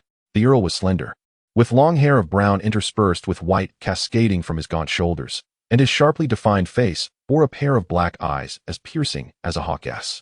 Harold approached and seated himself before him, while the young knight stood vigil, hand upon his sword hilt. My lord Earl, we share no past, nor do we harbor any animosity. The 2 knights of Wycliffe stood beside my enemy, yet I still guaranteed their safety. They are still young. Upon hearing of the children's well-being, the Earl of Wycliffe lowered his gaze and began to explain, my son has just come of age and been knighted. My cousin remains unmarried. They are young and impressionable, led astray by malevolent influences, which led to their misdeeds. It seemed that in our understanding of certain matters, we had reached a consensus. Seeing the Earl's forthrightness, Harold cut to the chase. The 2 knights of Wycliffe are guests in Seagull town. I shall inform Earl Grafson and request he write a letter to expedite the return of these lingering knights to Candle Hollow. Harold offered sincerity first, withholding conditions. From the events concerning the Grafson family, he gleaned a valuable insight. Each individual has their own perspectives and may refuse to act upon the designs laid out for them, especially among formidable nobles like Graf's son and the Earl of Wycliffe, who possess ample self-assurance and stronger inclinations. Thus, in the pursuit of collaboration, Harold aspired to foster a sense of initiative in others. Receiving this sincerity, the Earl of Wycliffe's weary visage appeared somewhat revitalized, though a hint of unease flickered across his brow, as if he were pondering a pressing concern. After a considerable pause, he lifted his gaze to the seemingly relaxed Harold and remarked with a smile, "Lord Hutton, I have heard many whispers about the happenings in Seagull town. Even someone of Earl Graf's son's stature cannot remain unscathed. I believe my family is in need of powerful allies. The Wycliffe family, steeped in the history of the valley and imbued with the blood of our ancestors, should be capable of serving the Alliance. I concur with some of your assertions," he continued. Harold's countenance grew solemn, his tone grave, "but not to serve the Alliance, rather to serve the valley. This is my duty, all for the greater good. And my allies, the true denizens of the valley, shall partake in this bounty." Harold smiled and turned to the young knight standing guard. "Alba, may I call you thus?" "Indeed." The young knight stepped forward, kneeling on one knee, and declared, "My lord, I am willing to fight for you." Harold extended his hand, allowing Sir Elbert to kiss the double-headed eagle ring on his finger. He then proclaimed in a resonant voice, "Your father has served Duke John with unwavering loyalty, fulfilling the role of the Grand Steward of the Vale diligently for 14 years without asking for recompense. This is unjust. A contribution must yield a return. I propose that Moongate Castle be bestowed upon him and his heirs, and that he be elevated to the rank of Viscount, becoming the eternal guardian of Moongate Castle. Thank you, my lord. The Royce family is willing to serve you unto death." Sir Elbert's voice was powerful yet trembled with emotion. "I too am honored to share in this benefit," echoed Count Wackley, revealing that he was far from as composed as he appeared. The following morning, the mountain winds howled. Nestor and Elbert regarded Harold with newfound eyes. While Sir Nestor maintained a semblance of calm, Elbert's gaze burned with excessive fervor. The pair had prepared a dozen mules overnight, intending to send all guards and equipment to Eagle's Nest for Harold's safety. A girl attending to the mules caught Harold's attention. She was a slender, sturdy young woman of 17 or 18, possessing deep blue eyes and short, jet-black hair, clad in riding leather and a silver-plated light chainmail. Noticing Harold's gaze upon her, the girl curtsied elegantly, surpassing the grace of typical noblewomen, making it hard to believe she was a bastard child. What a remarkable lineage! Harold couldn't help but exclaim. Mia Stone, a guide serving the Royce family of Moongate Castle, was responsible for escorting visiting nobles through perilous mountain paths to Eagle's Nest. Additionally, this young woman held another identity as the eldest illegitimate child of King Robert Baratheon. Robert had once contemplated bringing her into the palace, only to be thwarted by the queen. Years had passed. It was uncertain how much affection remained in the heart of this weathered king for his firstborn. As Harold pondered this matter, Mia Stone spotted the daughter of Tully, Brienne, and immediately approached her. "I hear you've defeated many knights. Are you a knight yourself?" Mia exhibited a personality akin to her birth father, optimistic, cheerful, stubborn, and quick-tempered, also displaying a disinterest in the fineries of noblewomen's attire. "Yes, I am now a sworn knight of Lord Hutton," Brienne replied, observing the girl before her, who donned light armor reminiscent of a man, and found herself reminiscing about her own past, intrigued to engage in conversation. "What is your name?" "You may call me Mia Stone," the girl replied joyfully. According to custom, each of the 7 kingdoms had surnames designated for bastards. Stone was the surname given to illegitimate children in the Vale. Thus, Brienne immediately deduced a portion of Mia's lineage and couldn't help but glance at Sir Nestor, contemplating whether Mia's father might be a member of the Royce family. "My father is not Sir Nestor," Mia clarified. Mia discerned Berenice's thoughts, making a playful face, her tone brimming with joy. Berenice couldn't help but smile upon hearing her. "Do you wish to become a knight?" "Perhaps, but my beloved, Michel, is on the verge of knighthood. Count Redford will summon a distinguished figure at Eagle's Nest to bestow the title upon him, and we shall wed." Mia pondered for a moment, then cheerfully declared, "Michel Redford, you say?" Berenice recalled the squire she had bested, Lynn Coberry's knightly attendant. Simultaneously, concern began to swell for this carefree girl. The Redford family, ennobled at Crimson Keep, was a prominent house in the valley. While Mia might aspire to be Michelle's beloved, the Redfords would never wed a bastardy. "Mia, consider becoming a knight," Berenice urged earnestly, gazing intently at the girl. Chapter 23. Eagle's Nest. The winding mountain path was narrow and rugged, allowing only 2 to walk side by side at a leisurely pace. Fortunately, Under Mia Stone's guidance, the mule's steady gait allowed Harold and his companions to traverse it with ease. Nevertheless, it was not until midday that they finally reached Crag Keep. The knight charged with guarding the fortress welcomed them warmly and respectfully. After enjoying lunch and exchanging their weary mules for fresh ones, they set off once more. The ensuing mountain trail proved even more treacherous, with steeper inclines and scattered debris. "Be cautious," Mia warned, as the path continued to twist and ascend. Harold eventually arrived at Snow Mountain Keep. This castle, perched near the giant spear, commanded all roads above Crag Keep. Thus, with the protection of Moongate Keep, Crag Keep, and Snow Mountain Keep, Eagle's Nest stood as a formidable stronghold.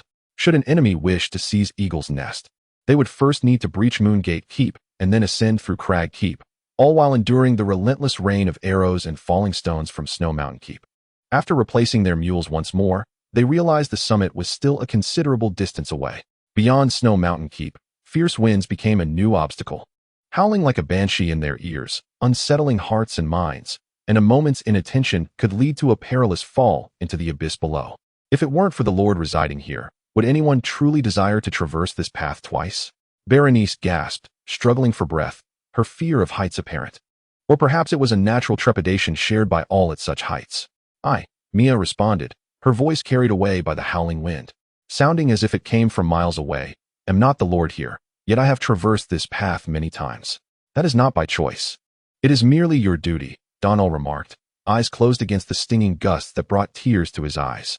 Harold leisurely followed behind, attentive to the safety of all. And noticing the slight disturbance among the group, he spoke. "It is said that the winged knight, riding an enormous falcon, ascended the giant's lance and vanquished the Griffin King, subsequently erecting the Moongate Fortress. His grandson, Roland Eileen I, upon inheriting the Falcon Crown, resolved to construct a palace atop the towering mountain above Moongate Fortress. In these legends, the Eileen Kings are portrayed as heroes befriending giants and mermaids, capable of commanding vast flocks of eagles in battle, perhaps even descending and ascending the mountains upon great eagles. Thus, while erecting the palace, these ancestors never contemplated the arduous journey their descendants would endure to return home. So it is. The illegitimate daughter seemed to grasp some profound secret, nodding repeatedly, as if to etch these words into her memory to relay to future generations. Observing her earnest demeanor, the group felt a wave of lightheartedness wash over them. Soon, a remarkable sight emerged before them, the Long Sky Fortress. It was a towering wall built of colossal stones along the mountainside, its crescent-shaped surface adorned with frost and icicles, shimmering under the twilight glow like resplendent diamonds.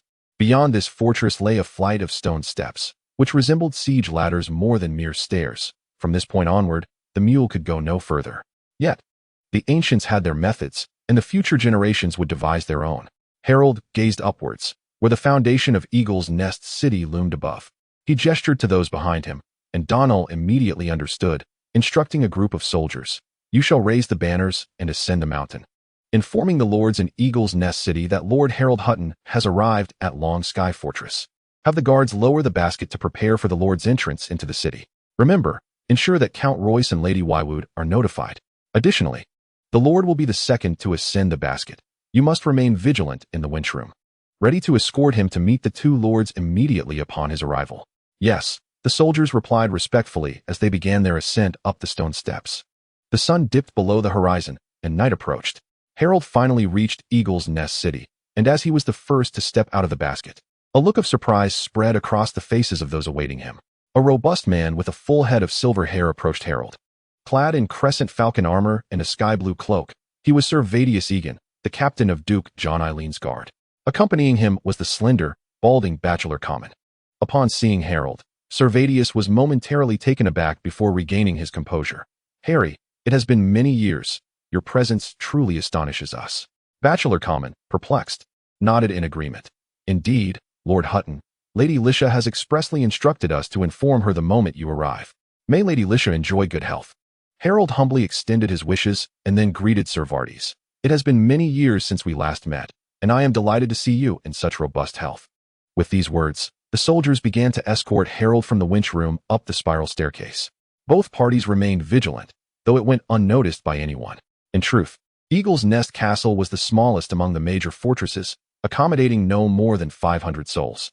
Apart from its reputation for being nearly impregnable, it possessed few other merits.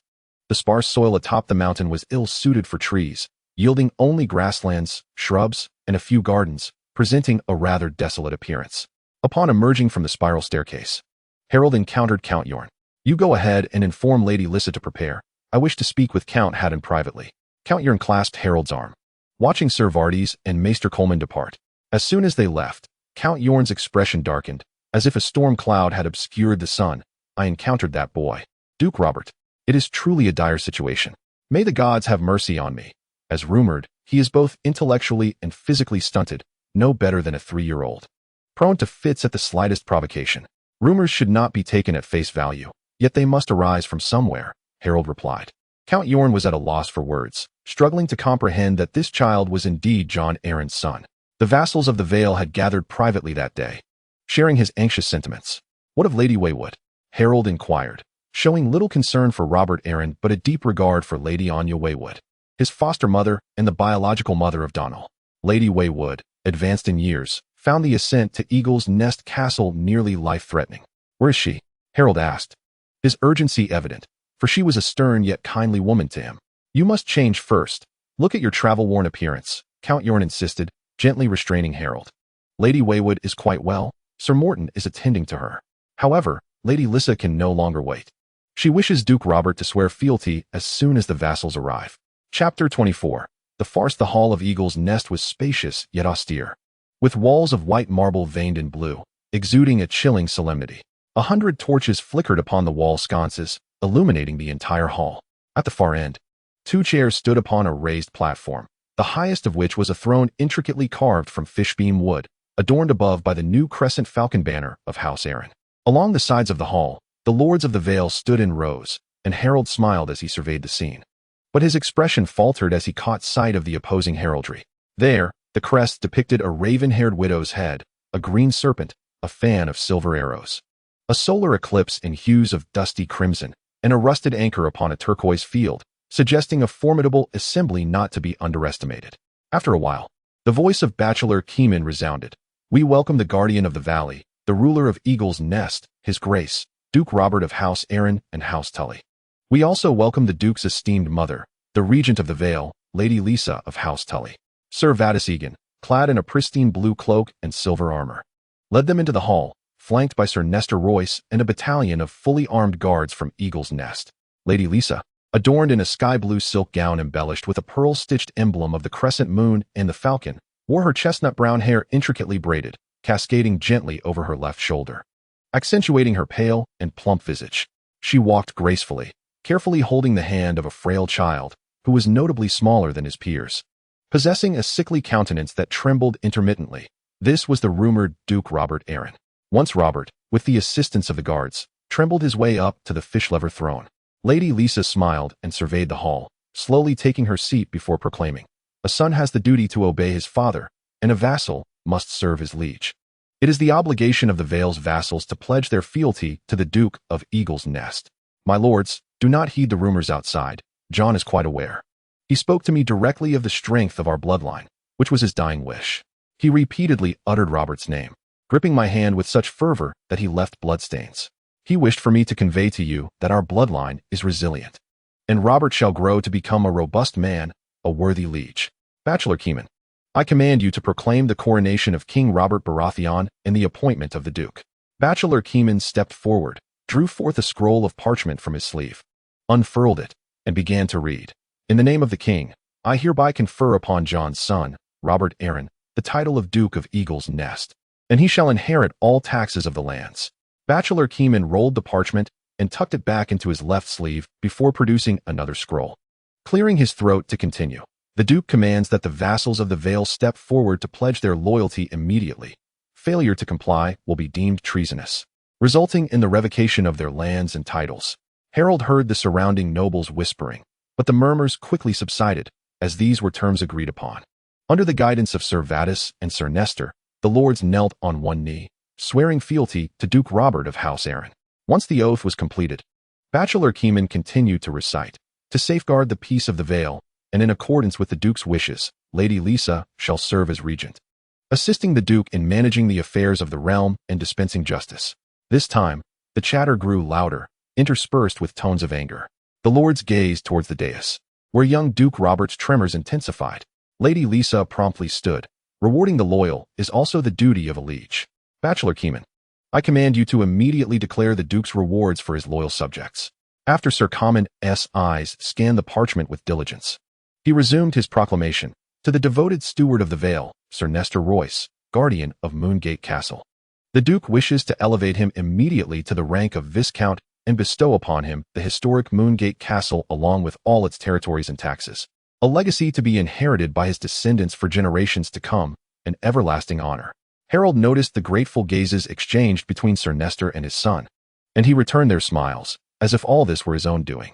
He had anticipated that Sir Nestor would be the primary target for such an alliance, which explained the remarks made at Moongate Castle. This elevation also confirmed that Peter Baelish still wielded influence over Lady Lisa, for the madwoman lacked such cunning. Only an outsider, devoid of possessions, would heartlessly sell another's ancestral lands.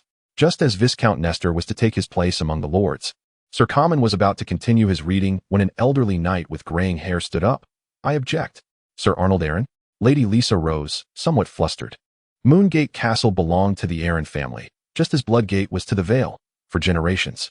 The people of the Seven Kingdoms had heard of the Bloodgate Knights and the guardianship of Moongate Castle.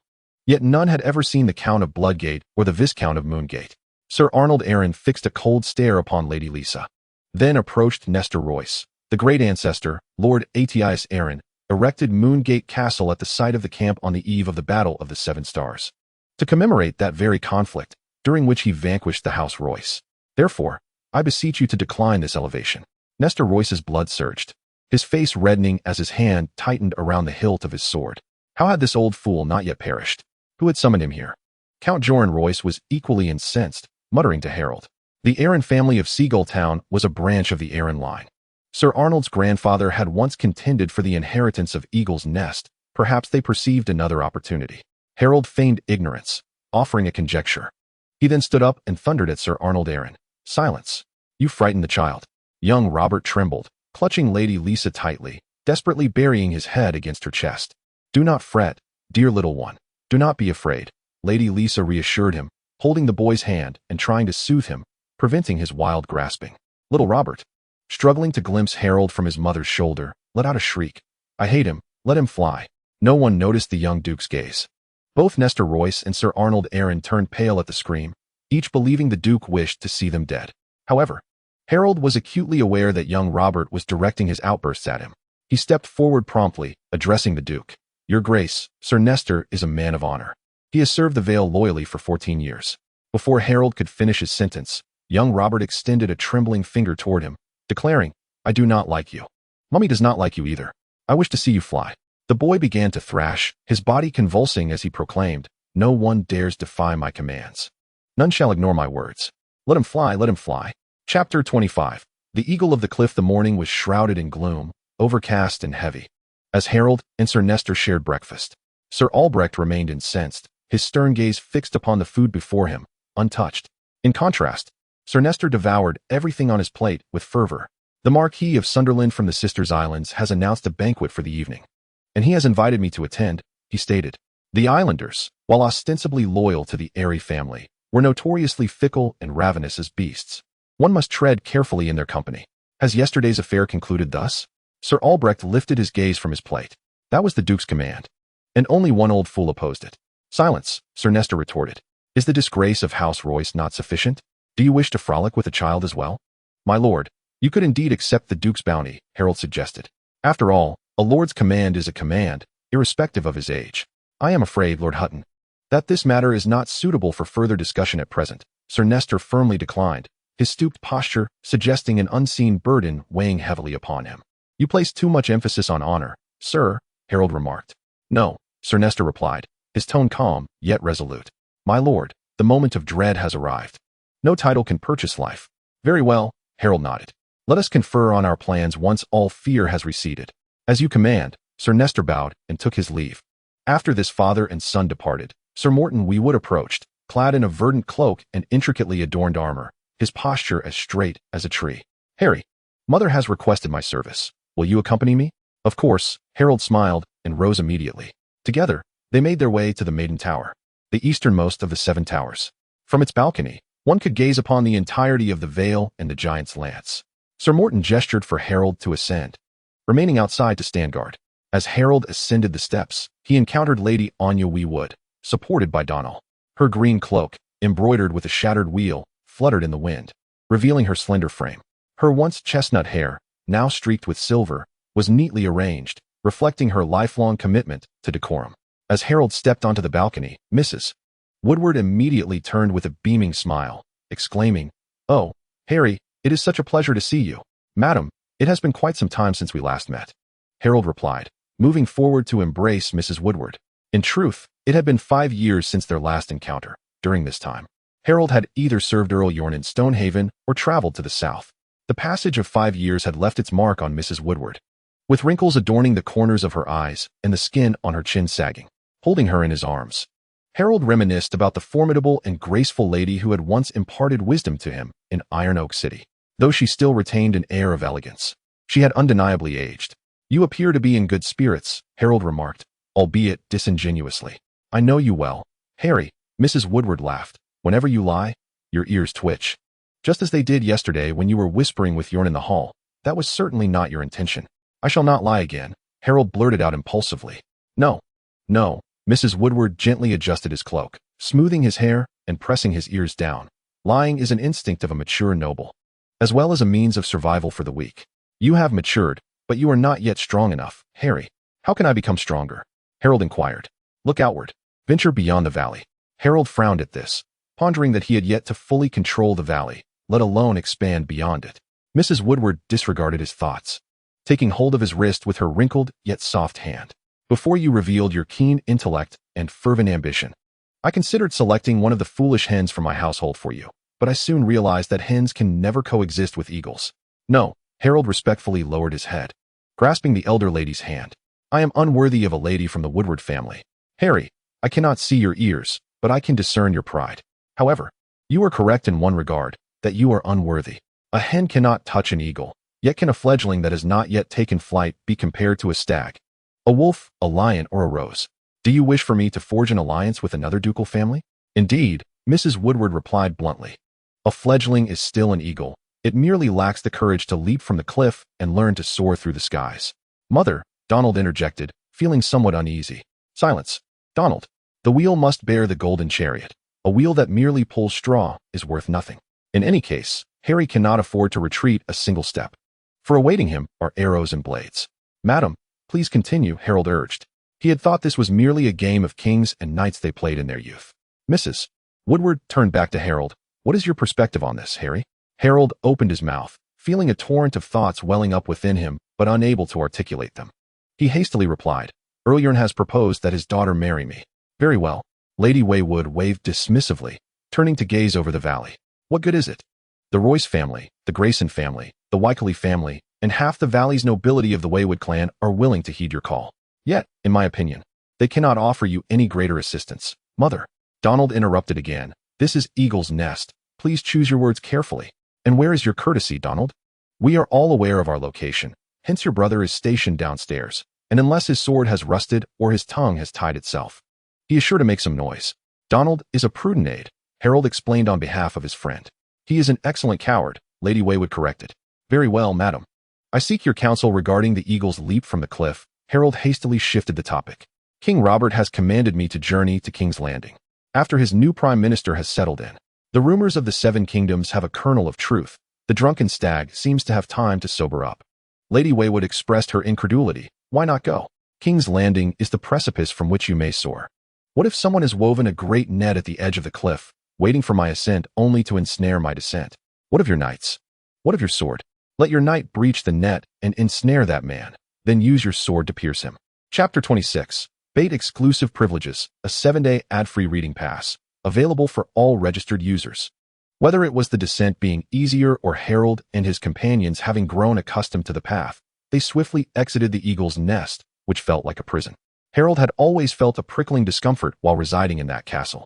Their pace was already rapid, yet there were those who outstripped them. "Why are my horses stabled outside? And why have they grown so gaunt? My lord, this group of nobles is troublesome enough. Where am I to find you extra space and feed? Wasn't I the first to arrive? The stable was vacant then. You left first. else the stable would still be empty. Sir Vadis. Outside the stables of Moongate Castle, Harold smiled at the old knight who was arguing with the stablemaster. Lord Hutton, welcome. It is a pleasure to see you. The stablemaster interjected. It is truly an honor to meet you. Please, sir, assist me in retrieving the horses. Yes, yes, the stablemaster responded excitedly, shoving the stable hand toward the stables. My lord.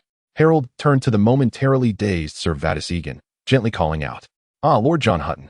Sir Vadis, who had been standing there, now knelt on one knee, somewhat flustered. Harold immediately stepped forward to assist the old knight. Sir, you have mistaken me. Many elder folk confuse me with Duke John, for every valley dweller holds him in gratitude. Indeed, you and Lord John bore a striking resemblance in your youth. The old knight mused, his sight dimmed by the passage of time. You are merely fatigued, Harold gently reassured Sir Vadis, supporting him. For many years, you have dutifully served as the captain of the guard for House Aaron. Your dedication has been commendable. My responsibilities? My service has concluded, murmured the robust knight, his silver hair accentuating the weight of age upon him. What do you mean by that? Harold inquired, puzzled. A child of around 12 or 13 approached. Offering an explanation, my father has been relieved of his duties as captain of the guard, and we have been expelled from the castle. Sir Vadis's son clenched his teeth, indignation lacing his voice. We played with Duke Robert, and Lady Lisa came to chase us away, claiming we were too rough with her son. But that was merely a game of knights. We have always played thus, and besides, who would dare offend the Duke's son? No, those are not the reasons. It is my age that renders me incapable of protection. The old knight lamented, his tone heavy with remorse, his words casting a pall over the gathering. I have failed to safeguard Lord John. Are you aware of what you were saying? Harold's gaze fell, his voice barely above a whisper. Donald, Brienne, and others grasped their swords and advanced, as a squad of soldiers swiftly encircled the stables, escorting away any bystanders. Harold's eyes bore into the old knight, his tone unyieldingly stern. Did not Lord John succumb to illness from overexertion? Sir Vadis shook his head slowly and solemnly, gritting his teeth. The day before Lord John fell ill, he was as robust as ever, though perhaps troubled by matters of state. Yet by the following morning, he was in excruciating pain, unable to rise from his bed. In my lifetime, I have never witnessed such a rapid decline in a person's health. Within a fortnight, the illness ravaged his once strong body, akin to a consuming fire. This indeed raises suspicions. I can think of no ailment that strikes so fiercely without the hand of poison. Yes, Maester Cresson shares this belief. He administered purgatives and pepper tinctures to Lord John, medications designed to expel toxins. Lady Lisa must have been complicit, fleeing King's Landing under the cover of night following Lord John's demise, correct? Harold swallowed the bait but sought not to entangle himself with the line, moving directly to the rod. Indeed, everything appears decidedly peculiar. The old knight's stance, interwoven with sorrow and indignation, seemed utterly sincere. Then accompany me to King's Landing. The king and the current hand, Eddard, are both foster sons of Lord John. They will not overlook the suspicions surrounding their adoptive father's death. We must seek the truth and restore justice for Lord John. Very well, we shall go to King's Landing. The listless old knight has regained his vigorous spirit. In the capital of the Seven Kingdoms, King's Landing, the newly appointed Prime Minister, Duke Eddard Stark, rides through the towering bronze gates of the Red Keep, weary and famished, utterly exhausted. Yet, more troubling than his physical state is his foul mood. The royal debt stands at a staggering 6 million golden dragons. The Prime Minister grapples with the aftermath of the melee at the last tournament, the murder of his son Bran at home, and the enigma surrounding the death of his predecessor, Jon Arryn. The king has indulged in too many indigestible delights, leaving the Prime Minister in a state of constipation. Eddard is beset by a throbbing headache, fervently wishing to meet with the king. However, he has been unable to locate Robert, who is either drunkenly hunting or drunkenly consorting with women. In short, as Prime Minister, he finds himself relying daily on other lords to inform him of the king's whereabouts, often discovering that Robert is inebriated. Today, after a day of toil, the Chancellor, Peter Baelish, suddenly informs him that the king has returned to the Red Keep and is merely tipsy. Thus, Eddard must drag his weary body to meet the rarely present king. He prays that his friend retains unexpected wisdom rather than disconcerting folly, hoping for some assistance. As it turns out, Peter is well informed. The king is not incapacitated by drink, only lightly inebriated. Upon seeing Eddard, Robert bursts into hearty laughter, the sound echoing off the chamber's ceiling. Ah, Ned, it has been a few days. You seem to have aged, the king exclaims, rising to embrace Eddard with his massive arms. I intended to discuss this matter with you in a few days, but since you are here, let us speak now. Come, have a seat. The king carelessly kicks aside 2 chairs, and they sit together, Robert still holding Eddard close. I mentioned to you in Winterfell that I wish for that boy from the Vale to adopt my surname and succeed as the Warden of the East. Indeed. That is so, Eddard replies, feigning nonchalance. But your grace, you also stated that you wanted to see the boy in person before I spoke with him. The situation in the Vale is utterly chaotic, and the boy is merely 16. You will soon have the chance to speak with him face to face, Robert assures him. As for age, by the time I was his age, I was already the Warden of Storm's End. Orphan children mature quickly. The current climate is tense, and I require a trustworthy aide. A mere child cannot serve the king dutifully. My intelligence chief has informed me that the boy bears a striking resemblance to Jon Arryn. Not just in appearance, but in character as well. He can dispense justice in calm moments, and is capable of violent retribution when angered. No, your grace. This is even more unacceptable, Eddard interjects urgently.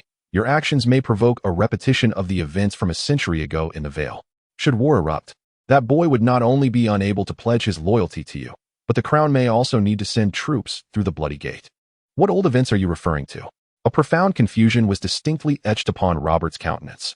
He appeared somewhat displeased, withdrawing his hand from Eddard's shoulder. Do I fear war? He questioned, recalling his solitary valor at the Trident. Eddard regarded his old friend's burgeoning midsection with a resigned shake of his head. I am well aware of your bravery, yet the royal treasury is devoid of gold to sustain a conflict. By the gods, spare me these words again. The king, momentarily flushed, slammed his palm upon the council table, the sound reverberating like thunder. Pray tell, what has precipitated this war? The Duchess of Eagle's Nest, Lady Jane Arryn, famed from the era of the Blood Dragon, had, prior to her demise, appointed a distant relative as her heir. However, upon her passing, closer blood relatives and the Arryn branch from Gulltown vehemently opposed her will, deeming it the whimsical notion of a dying woman. Consequently, the valley's nobility aligned themselves with the claimants, igniting a war of succession that only ceased when the crown dispatched troops through the Bloody Gate and launched a naval assault. This situation is different. Robert endeavored to temper the harshness in his tone, yet faltered. I merely intend to appoint Harold as the temporary guardian of the East. He shall always be the heir to young Robert. In a few years, I shall designate Jon's son as the inheritor of his father's legacy. However, to others, this was undeniably perceived as royal endorsement for Harold, as Eddard pointedly reminded him. Enough, Ned, no more. The king's face reddened, gesturing a warning towards the chancellor. Not a word further. With that, he rose swiftly, striding away, his voice echoing in the distance. You are the chancellor. Devise a means to placate that boy. Eddard's wearied eyes widened in disbelief as he watched the king's retreating figure. He had labored late into the night, resolving not a single issue, yet had inadvertently entangled himself in a significant dilemma. A throbbing headache assailed him, and he pressed his temples, at a loss for how to stabilize that child. After all, he was the guardian of the East. What compensation could be deemed fair? Who seeks passage through the Bloody Gate? A knight cried out, his steed and armor clad in gray, a red and blue cloak billowing behind him, adorned with a meticulously crafted black fish of gold and obsidian upon his shoulder. Sir Donald of Wood was accompanied by Sir Vadis Egan, as well as Lord Haddon of Heart's Home and his knights. The standard-bearer brandished the banner of the two-headed eagle and rode forth to respond. I recognize these gentlemen before me. The Knight of the Bloody Gate lifted his visor. Sir Donald, do you recall your duty as a guardian of the Bloody Gate? I shall return to my post immediately. Sir Donald bowed in apology. Sir Vadis, should you not be in service to the Duke? My apologies, Lord Brynden. I have relinquished my position as captain of the Eagle's Nest Guard. After Harold's guidance throughout the journey, Sir Vadis was now able to confront the matter with composure. Ah, young Harry, are you planning to run away from home again? Sir Brynden retorted. This is my home, he declared fiercely. Your true home lies in the flowing city. You will inevitably return, Harold replied with a smile. That day will never come, Brynden insisted, though a flicker of nostalgia flashed in his eyes. May we pass through the Bloodgate now? Harold inquired, aware that the Blood Knight had a brief proclamation to deliver. In the name of Duke of Eagle's Nest, Guardian of the Vale, the true Eastern Realm Protector, Robert Arryn, I grant you passage and beseech you to uphold justice in his name, Sir Brynden responded. Proceed. He then led the way on horseback, guiding Harold and his companions through the Bloodgate. Robert is not the true Eastern Protector, Brienne whispered, riding alongside Harold, aware of their destination in King's Landing. That is why he added the word true. He is asserting his claim. The impoverished Elif raised his eyebrows, a peculiar grin spreading across his face. Pray be cautious. A young knight interjected. Well, one Lord Donald departs, and now we welcome a new Donald, obedient to your command, young Lord Donald Redwine, a leaf remarked with a grin. Hey, old man, her name is Michelle Redwine. A short-haired girl in light armor shouted at a leaf, her coal-black hair framing her displeasure. We all know that Lady Michelle is to be wed to Lord Maya Stone, the leaf laughed heartily. He then patted the boastful Lord Clayton beside him, both exchanging knowing glances and bursts of laughter. Do not emulate them, Sir Shadrick, the Mad Mouse, solemnly advised young Gales Graf's son, who wore a bewildered expression. The youngest son of Count Graf's son, Harold Squire, only 12 years of age, appeared mature on the surface yet remained a child inside. He earnestly addressed Lady Michelle Redwine, saying, My lady, congratulations. Not only have you been personally knighted by Lord Haddon, but you are also to marry a healthy and beautiful bridegroom. He shall certainly father many sons. His words elicited joyful laughter from the crowd, while both Michelle Redwine and Maya Stone flushed, lowering their heads. On the eve of Harold's departure from Eagle's Nest, Count Redwine approached him, seeking to have his son Michelle knighted. Faced with the Earl of Redwine's friendly overture, Harold naturally responded with enthusiasm. Not only did he knight Michelle Redwine, but he also invited him to join his ranks. As the youngest child in the family, Michelle, like Robert and Donald, faced the daunting prospect of not inheriting the family fortune. He had to forge his own path to success. Thus, he gladly accepted Harold's invitation, which even the Earl of Redford endorsed. As for Mia Sherdong, the carefree girl who harbored affection for Michelle, it seemed she had come to understand certain matters. She was now the squire to the knightess Brain, daughter of Tars. With the presence of a lady knight, the addition of another female squire seemed less peculiar. Your entourage is indeed youthful, making me feel rather aged and out of place, Sir Brynden remarked, slowing his horse to walk alongside Harold, suddenly reflective. The elderly possess wisdom, while the young are filled with vigor.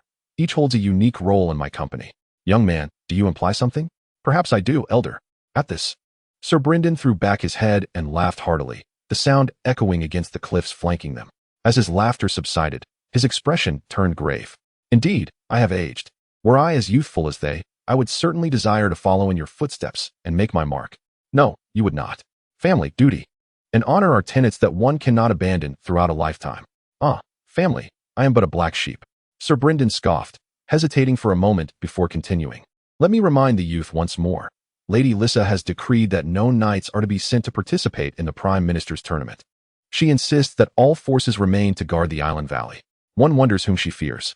Harold gazed at Sir Brynden in confusion, as if he were being reminded of his own identity. The Knight of the Bloodgate seemed to suddenly recall his responsibilities, turning with unease. I merely wish to inform you that I have not led troops to sweep the mountains in quite some time. The indigenous people are becoming increasingly unruly, and the area beyond the Bloodgate is perilous. Chapter 28, Valley Horseman Noble Privilege, a 7-day ad-free reading privilege card, available for all registered users. Beyond the Bloodgate, the mountain path narrowed to barely accommodate 4 riders side by side.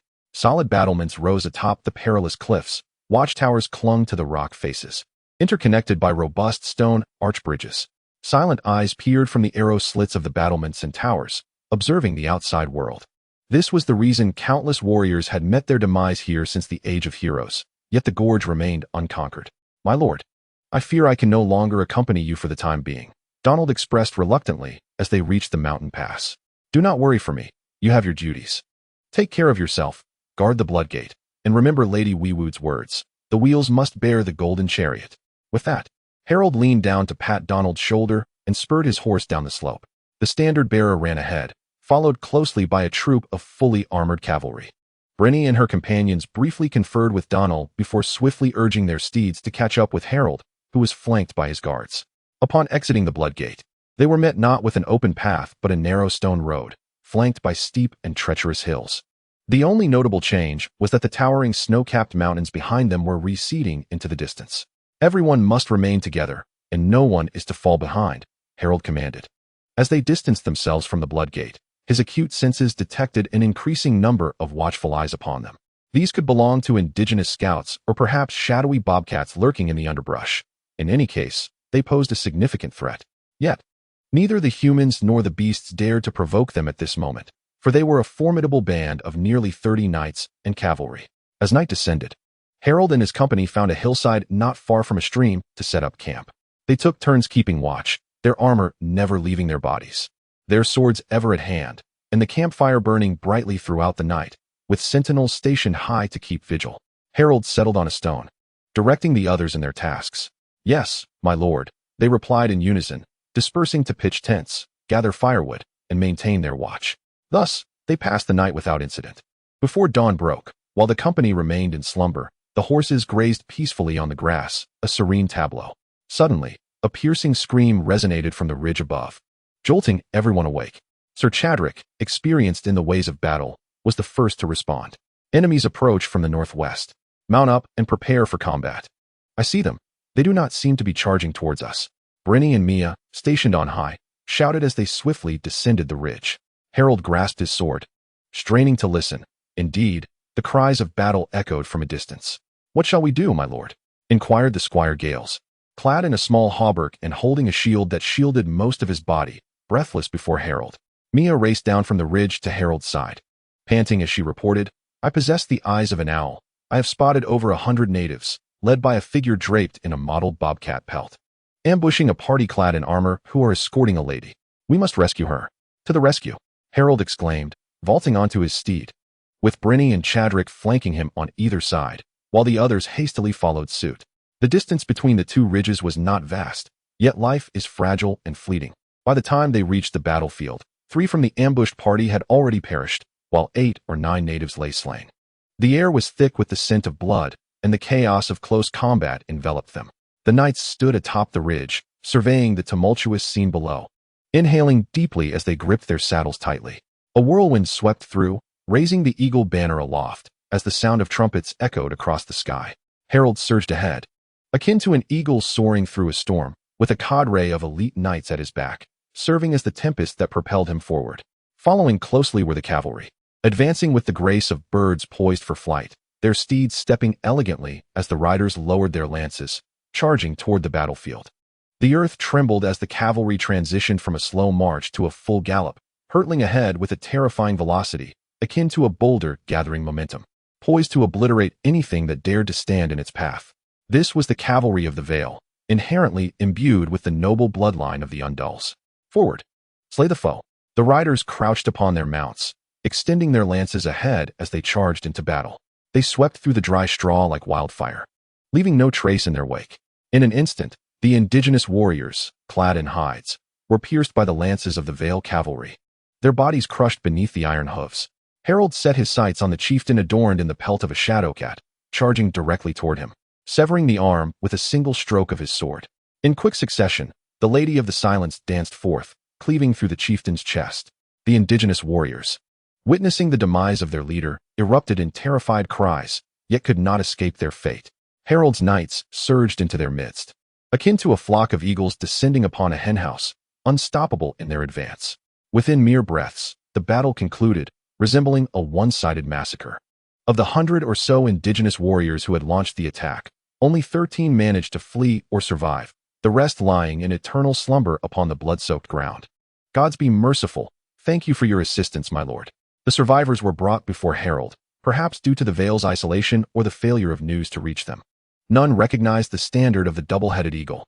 Lady Stark of Winterfell and the Lord Lannister of Casterly Rock stood before him. Harold removed his helm, allowing his visage to be remembered. The azure double-headed eagle banner indicated that this man held him in high regard, possibly a noble of the Vale allied with the Lannisters, from whom he might seek aid. The sword at his waist seemed familiar. Tyrion Lannister mused to himself, a strange thought creeping in. This fellow is as handsome as my brother. If his hair were a shade darker and his eyes a shade bluer, by the gods, he would resemble a Lannister even more than I do.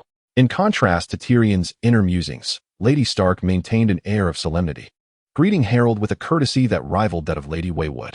"May I inquire your name, my lord?" Harold paused momentarily, his radiant smile faltering as he gestured emphatically behind him, yet received no response. The knights standing behind him exchanged puzzled glances, equally confounded. It was the seasoned knight, Lord Vardy's Egan, who finally understood. He stepped forward from the crowd and cleared his throat to announce, "This is Lord Harold Hightower, the Earl of Heart's home." Chapter 29, The Same Case Noble Privilege. A 7-day ad-free reading privilege card, available for all registered users. Ah, Harold Hightower, that unfortunate soul from the Vale. destined to serve as an heir to a decrepit old man and then to a mere infant, has endured trials more arduous than my desire to inherit Casterly Rock. Tyrion surveyed his surroundings, his mind racing with thoughts. Harold, too, cast a glance at the diminutive figure before him, or rather, the dwarf. Tyrion Lannister, the youngest son of the noble House Lannister, Duke of Casterly Rock, was born into privilege and power, yet his deformed stature, a consequence of his mother's death during childbirth, rendered him an outcast, receiving treatment akin to that of a bastard, save for his close bond with his brother. However, the little man possessed great abilities, his intellect was profound, and his love for reading and strategic thinking was unparalleled. Harold merely glanced at Tyrion, acutely aware that those with physical impairments are often sensitive to scrutiny. He then turned his attention to Lady Stark, whose lineage was even more intricate, the hand of the king, the Warden of the North, and wife to Eddard Stark, the Duke of Winterfell, daughter of Lord Hotain Frey, the governor of the Trident, and sister to the Regent of the Vale, Lady Lisa Arryn. She was a woman capable of stirring half of the Seven Kingdoms with her singular influence. At that moment, it appeared that many thoughts coursed through her mind. She seemed to be of a stature similar to Robb, perhaps even taller, both strong and upright. Ned had remarked that Harold was as rare and wise as Jon Arryn, wielding significant influence among the Vale's nobility, and the king intended to appoint him as the Warden of the East. My sister must be furious.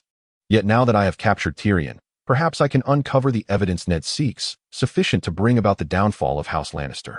If war indeed breaks out, apart from House Arryn, they will need Harold's support more than ever. This matter transcends feudal rights. For the king's appointed Warden of the East is the highest military commander in the Vale. Should I take another risk? Lady Stark inhaled deeply, steadying her racing heart. There was no time for careful deliberation. Opportunities are fleeting. Resolutely, she stepped forward. Lord Hightower, I shall never forget your assistance. When you and your knights appeared, I was uncertain whether I would fall into the hands of friends or foes, only to discover that you are not merely an ally but family. Madam, please, do not mention it, Harold replied with a smile.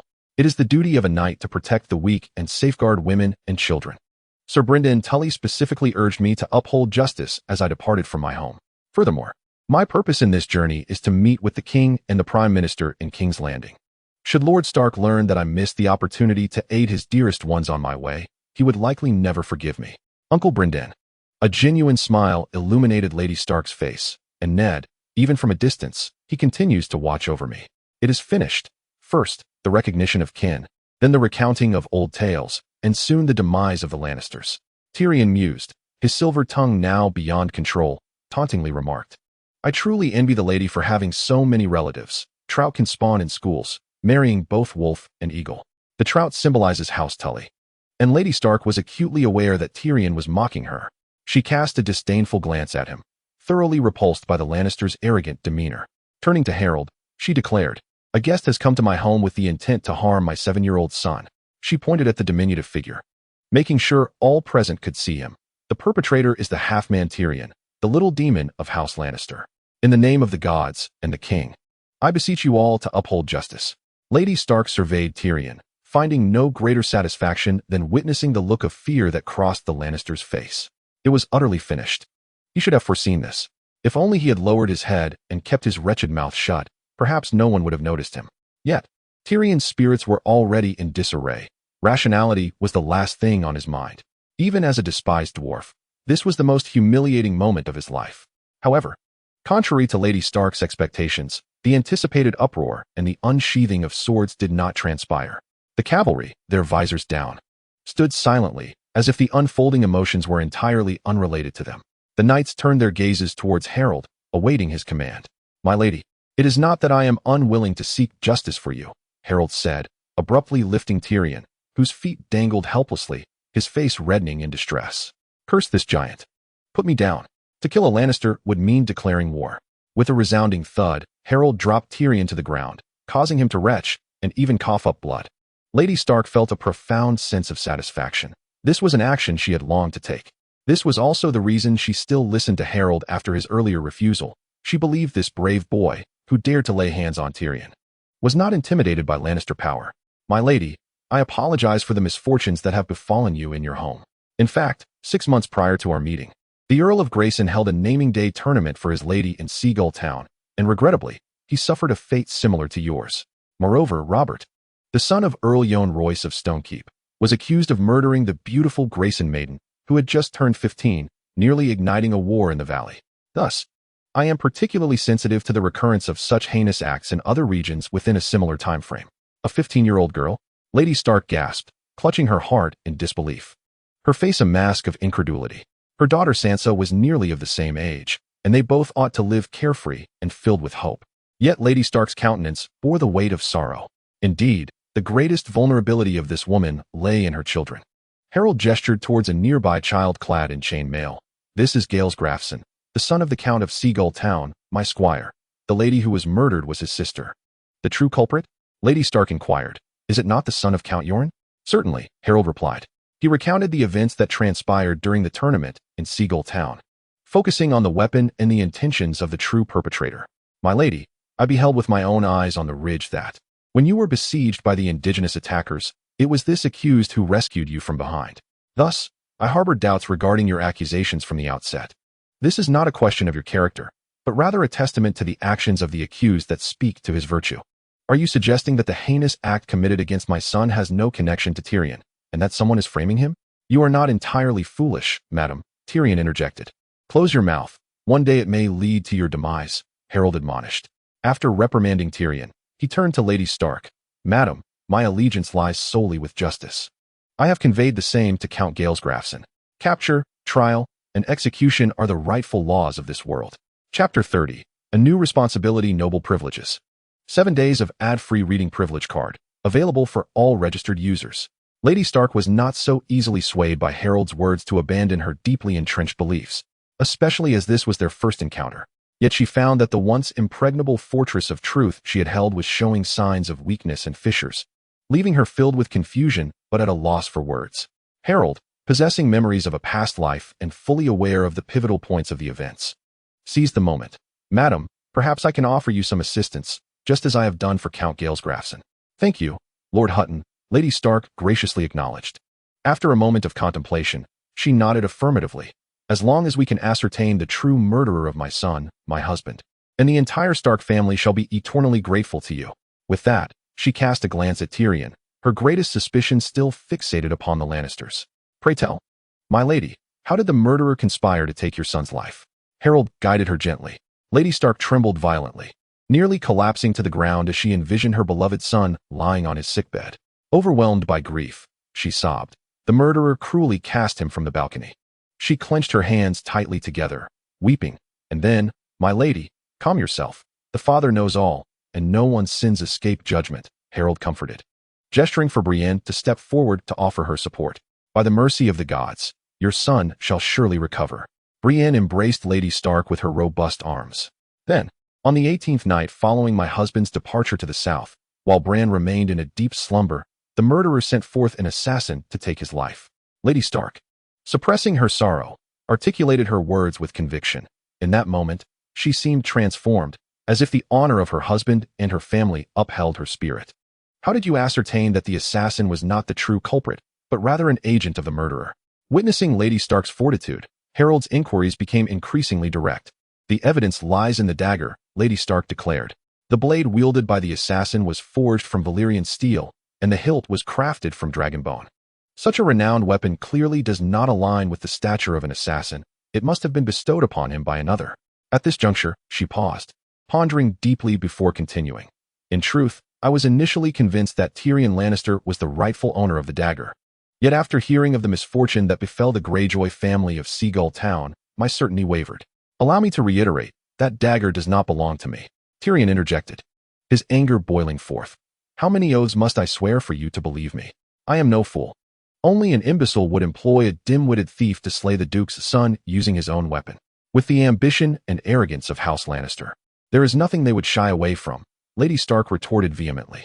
At the same moment, Harold discerned a flicker of doubt in her eyes and promptly asked, my lady, how do you know the dagger's owner is Tyrion Lannister? Lady Stark remained silent, her brow furrowed with uncertainty. It was that scoundrel Peter who informed her. Tyrion, sensing a glimmer of hope for his escape, his sharp mind racing, spoke rapidly. My lady, I have told you, for a man like Peter, lying comes as naturally as a dog eating dung. How could you? His words abruptly ceased, and Tyrion wished to chastise himself. having experienced the consequences of his own careless tongue. Thus, he swiftly redirected his discourse. He frequently spreads rumors about your innocence, a topic well known throughout the court. You may certainly bind me and confront him. Let me remind you, my lady, you mentioned that Peter once loved you, desired to hold your hand, and marry you. Yet you also noted that you were but children in those days. And now, you have borne 5 children for Stark, while Peter has grown gray. It has been many years since you last crossed paths. The Peter I know, as does everyone in King's Landing, is nothing but an ambitious politician. He has never loved anyone but himself. Lady Stark regarded Tyrion with a complex expression, taking a deep breath before stating, according to Peter, you wagered against Prince Joffrey during the tournament on his name day and thereby acquired that dragonbone dagger. Oh, I was just interrupted rudely by an assailant before I could finish my statement. I must inquire, was the wager he spoke of made when my brother, Ser Jaime, was unseated by the Knight of Flowers? Indeed, Lady Stark acknowledged, her brow furrowed with deepening doubt. My lady, Harold interjected. There is a significant oversight in the tale spun by Littlefinger. When I place wagers, I solely bet on my kin. You may inquire in King's Landing. It is common knowledge that everyone wishes to triumph over the Lannisters. Lady Stark maintained a tense silence, refusing to speak. She held no trust in the Lannisters. Yet Tyrion's frequent suggestions to confront them in King's Landing indicated a lack of fear of exposure on their part. In that moment, she began to reflect on her journey to King's Landing, realizing her perceptions may have been rather one-sided. My Lady Stark, Harold continued, your husband, Lord Eddard, serves as the current hand of the king.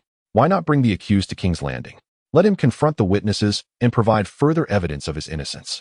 If you fear the Lannisters will abduct him, accompany us, my knights, and I shall vow to ensure your safety and deliver justice. Justice? That is my freedom. Tyrion, fearing retribution, silently vowed, I must find an opportunity to punish that unfortunate man from the Vale.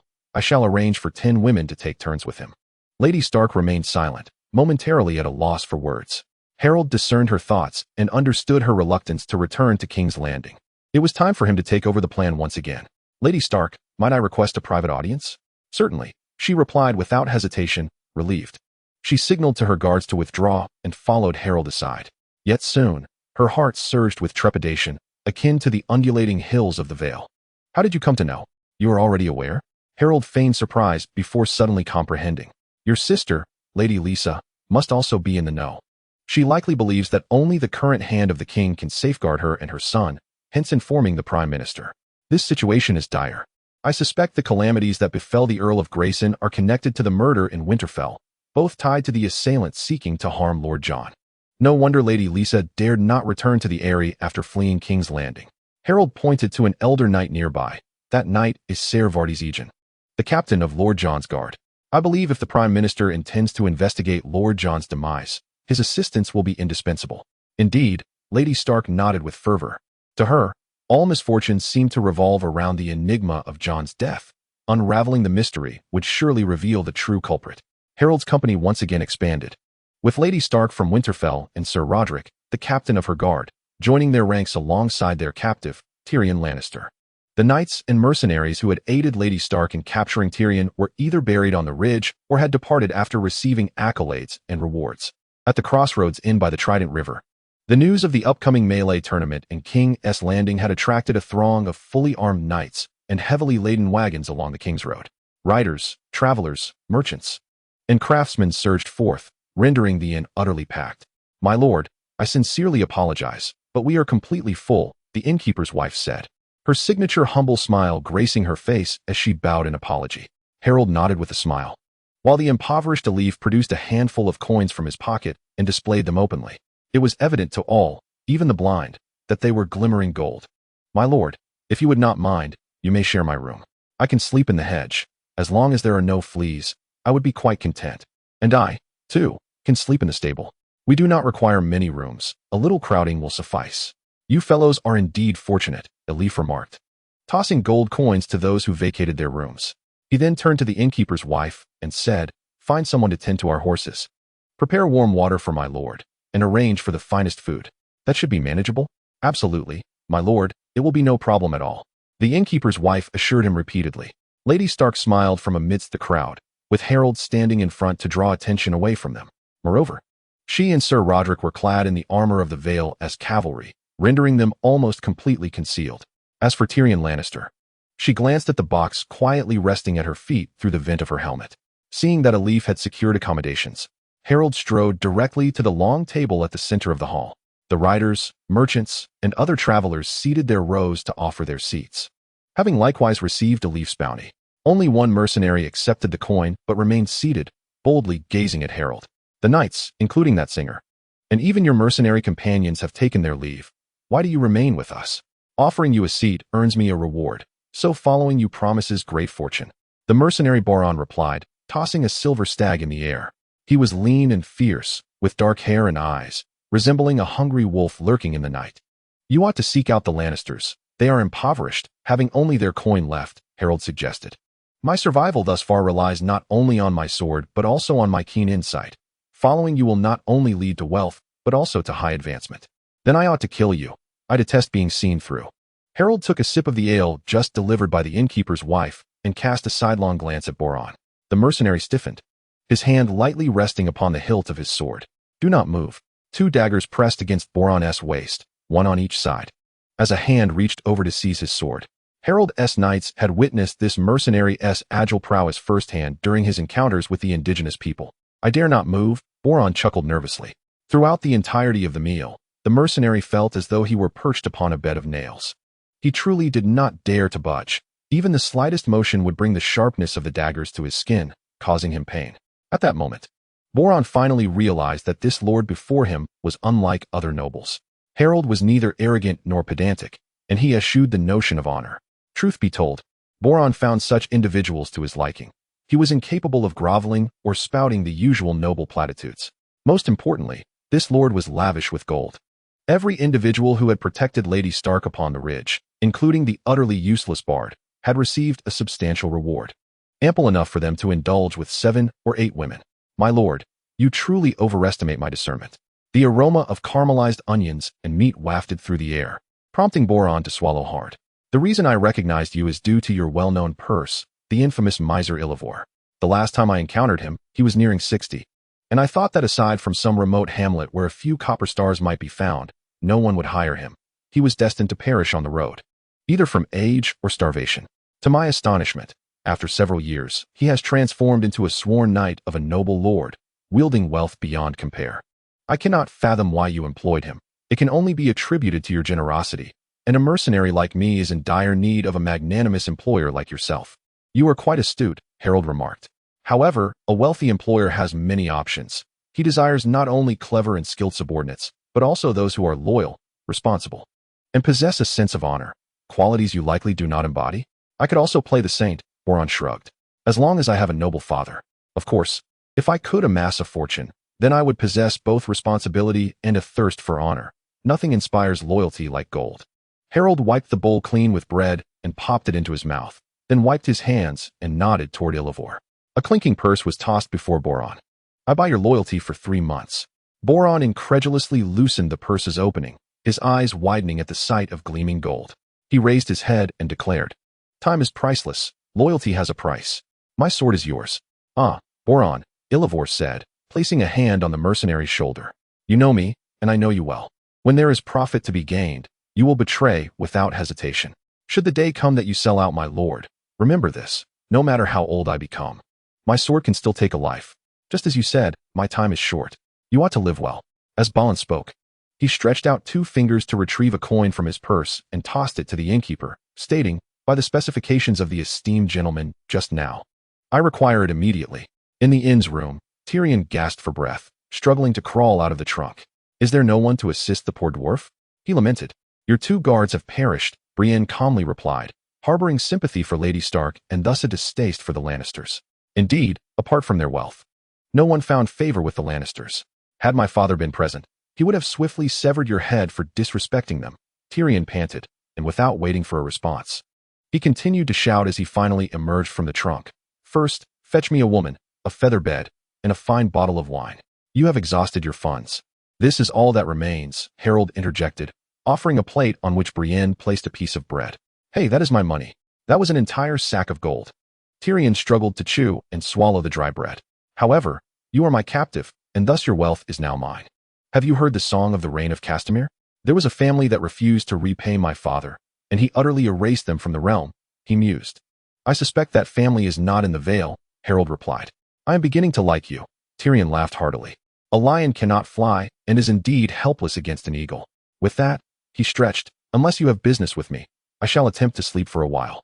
Someone has accused the queen of murdering the former hand, Lord Jon Arryn. That is your sister.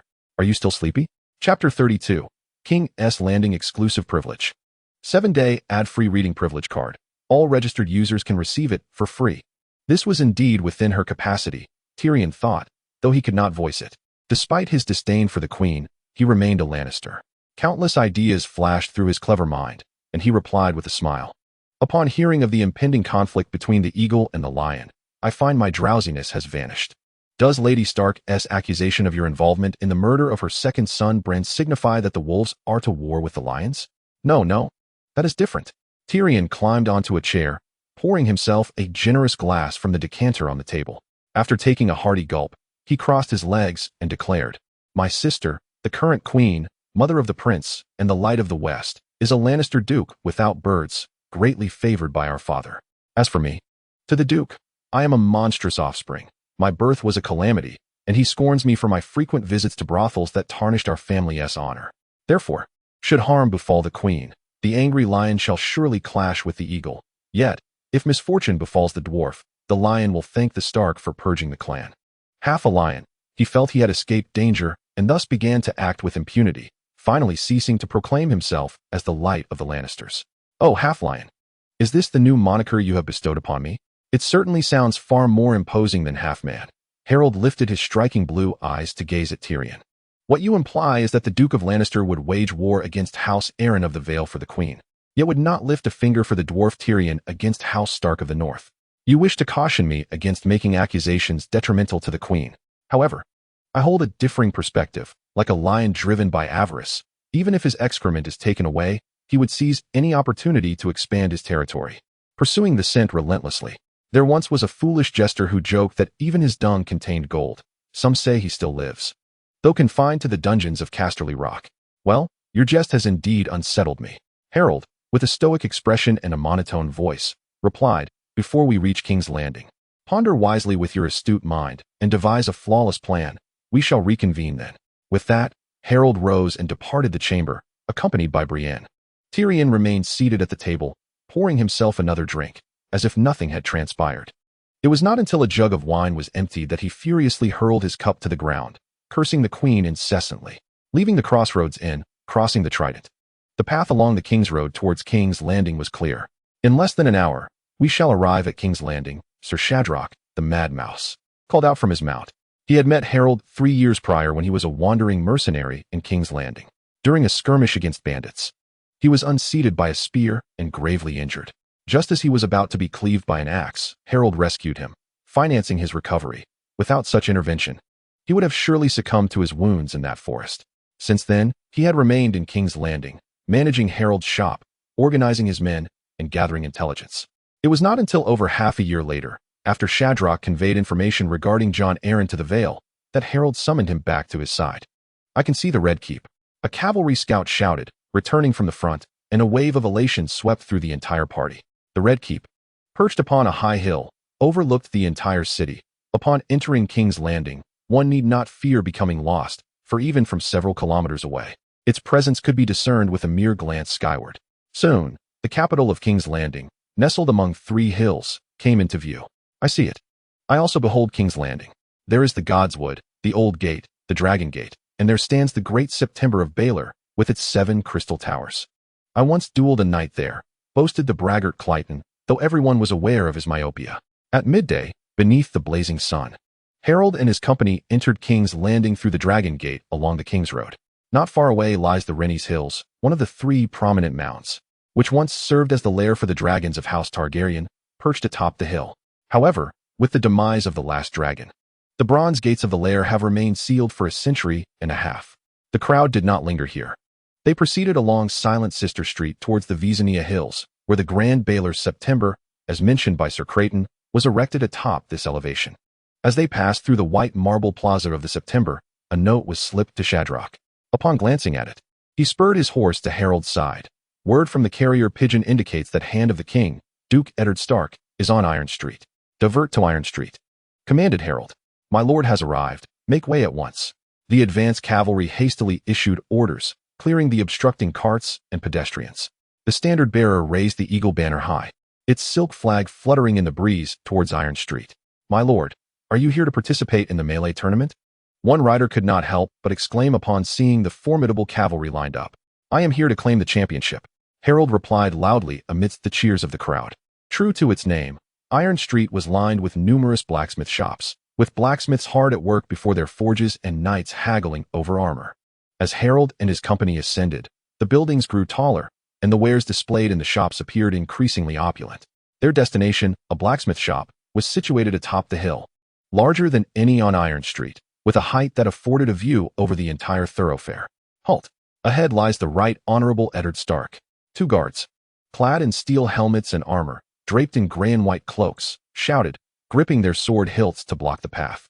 This is Lord Harold Hightower, Count of Old Town. The standard-bearer galloped forward, proclaiming loudly. Inside the blacksmith shop, Eddard Stark, engaged in conversation with the proprietor, felt a sudden ache in his head upon hearing the name of the newcomer. The more one frets, the more troubles seem to manifest. He had just unearthed a sliver of information regarding the death of former Hand John, and now another vexation had come knocking. Let him in, Eddard instructed the shopkeeper. Receiving the hand's consent, the shopkeeper hurriedly emerged to greet them.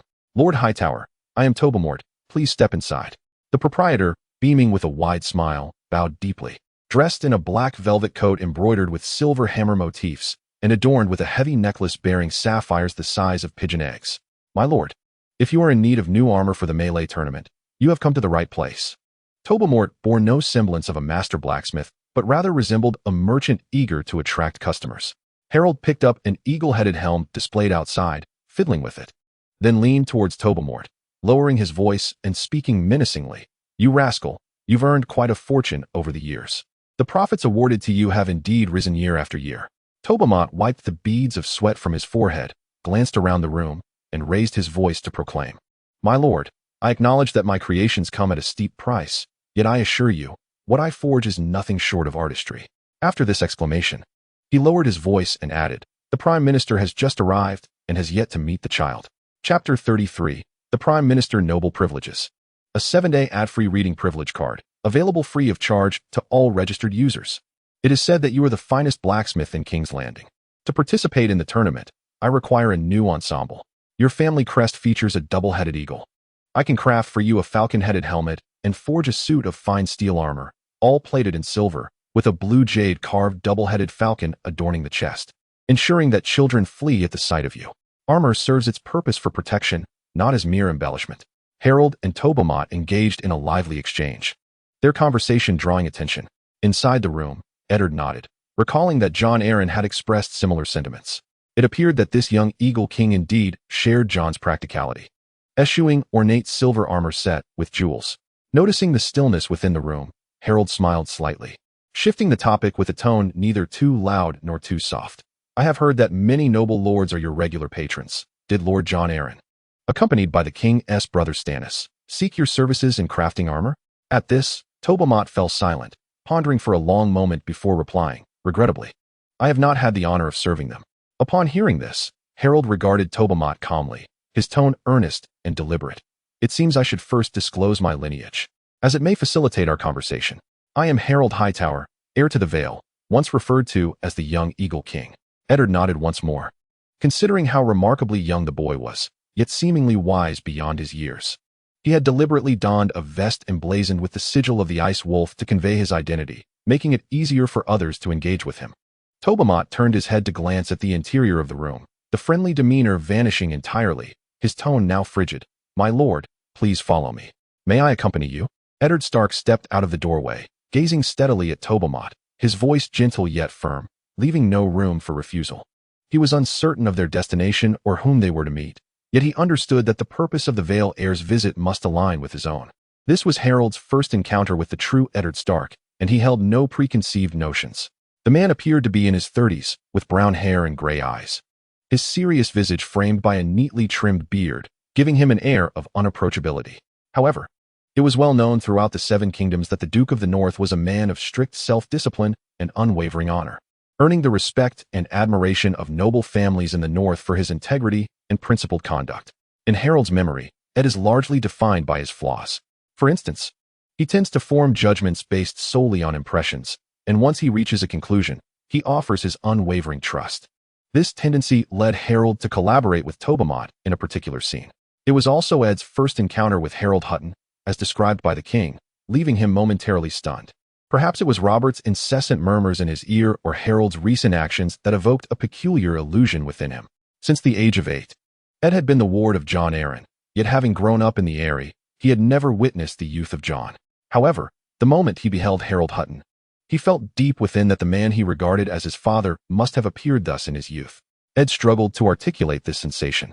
Perhaps it was as if all the beauty of the world was reflected in Harold, merely adding a touch of brilliance to his own spirited demeanor. "Lord Stark," Harold called softly. "Ah, I am here," Ed replied, regaining his focus. "I sincerely apologize. I was eavesdropping on your conversation." "It is of no consequence," Harold reassured him. "After all, we are united by a common purpose." Ed had countless questions he yearned to pose, yet he suppressed them. The paramount task at hand was to investigate the reasons behind John Arryn's visit prior to his demise. He turned to Tobamot. "Please, lead us there." "At your command." "My lord," Tobamot acknowledged, casting a glance at Harold as he guided the two back inside, making their way toward the rear exit. They traversed a narrow courtyard, arriving at the workshop of the blacksmith. In every corner, a blazing forge roared, filling the air with the scent of coal and waves of heat. Subsequently, Tobamot called over a tall, robust boy who appeared younger than Harold.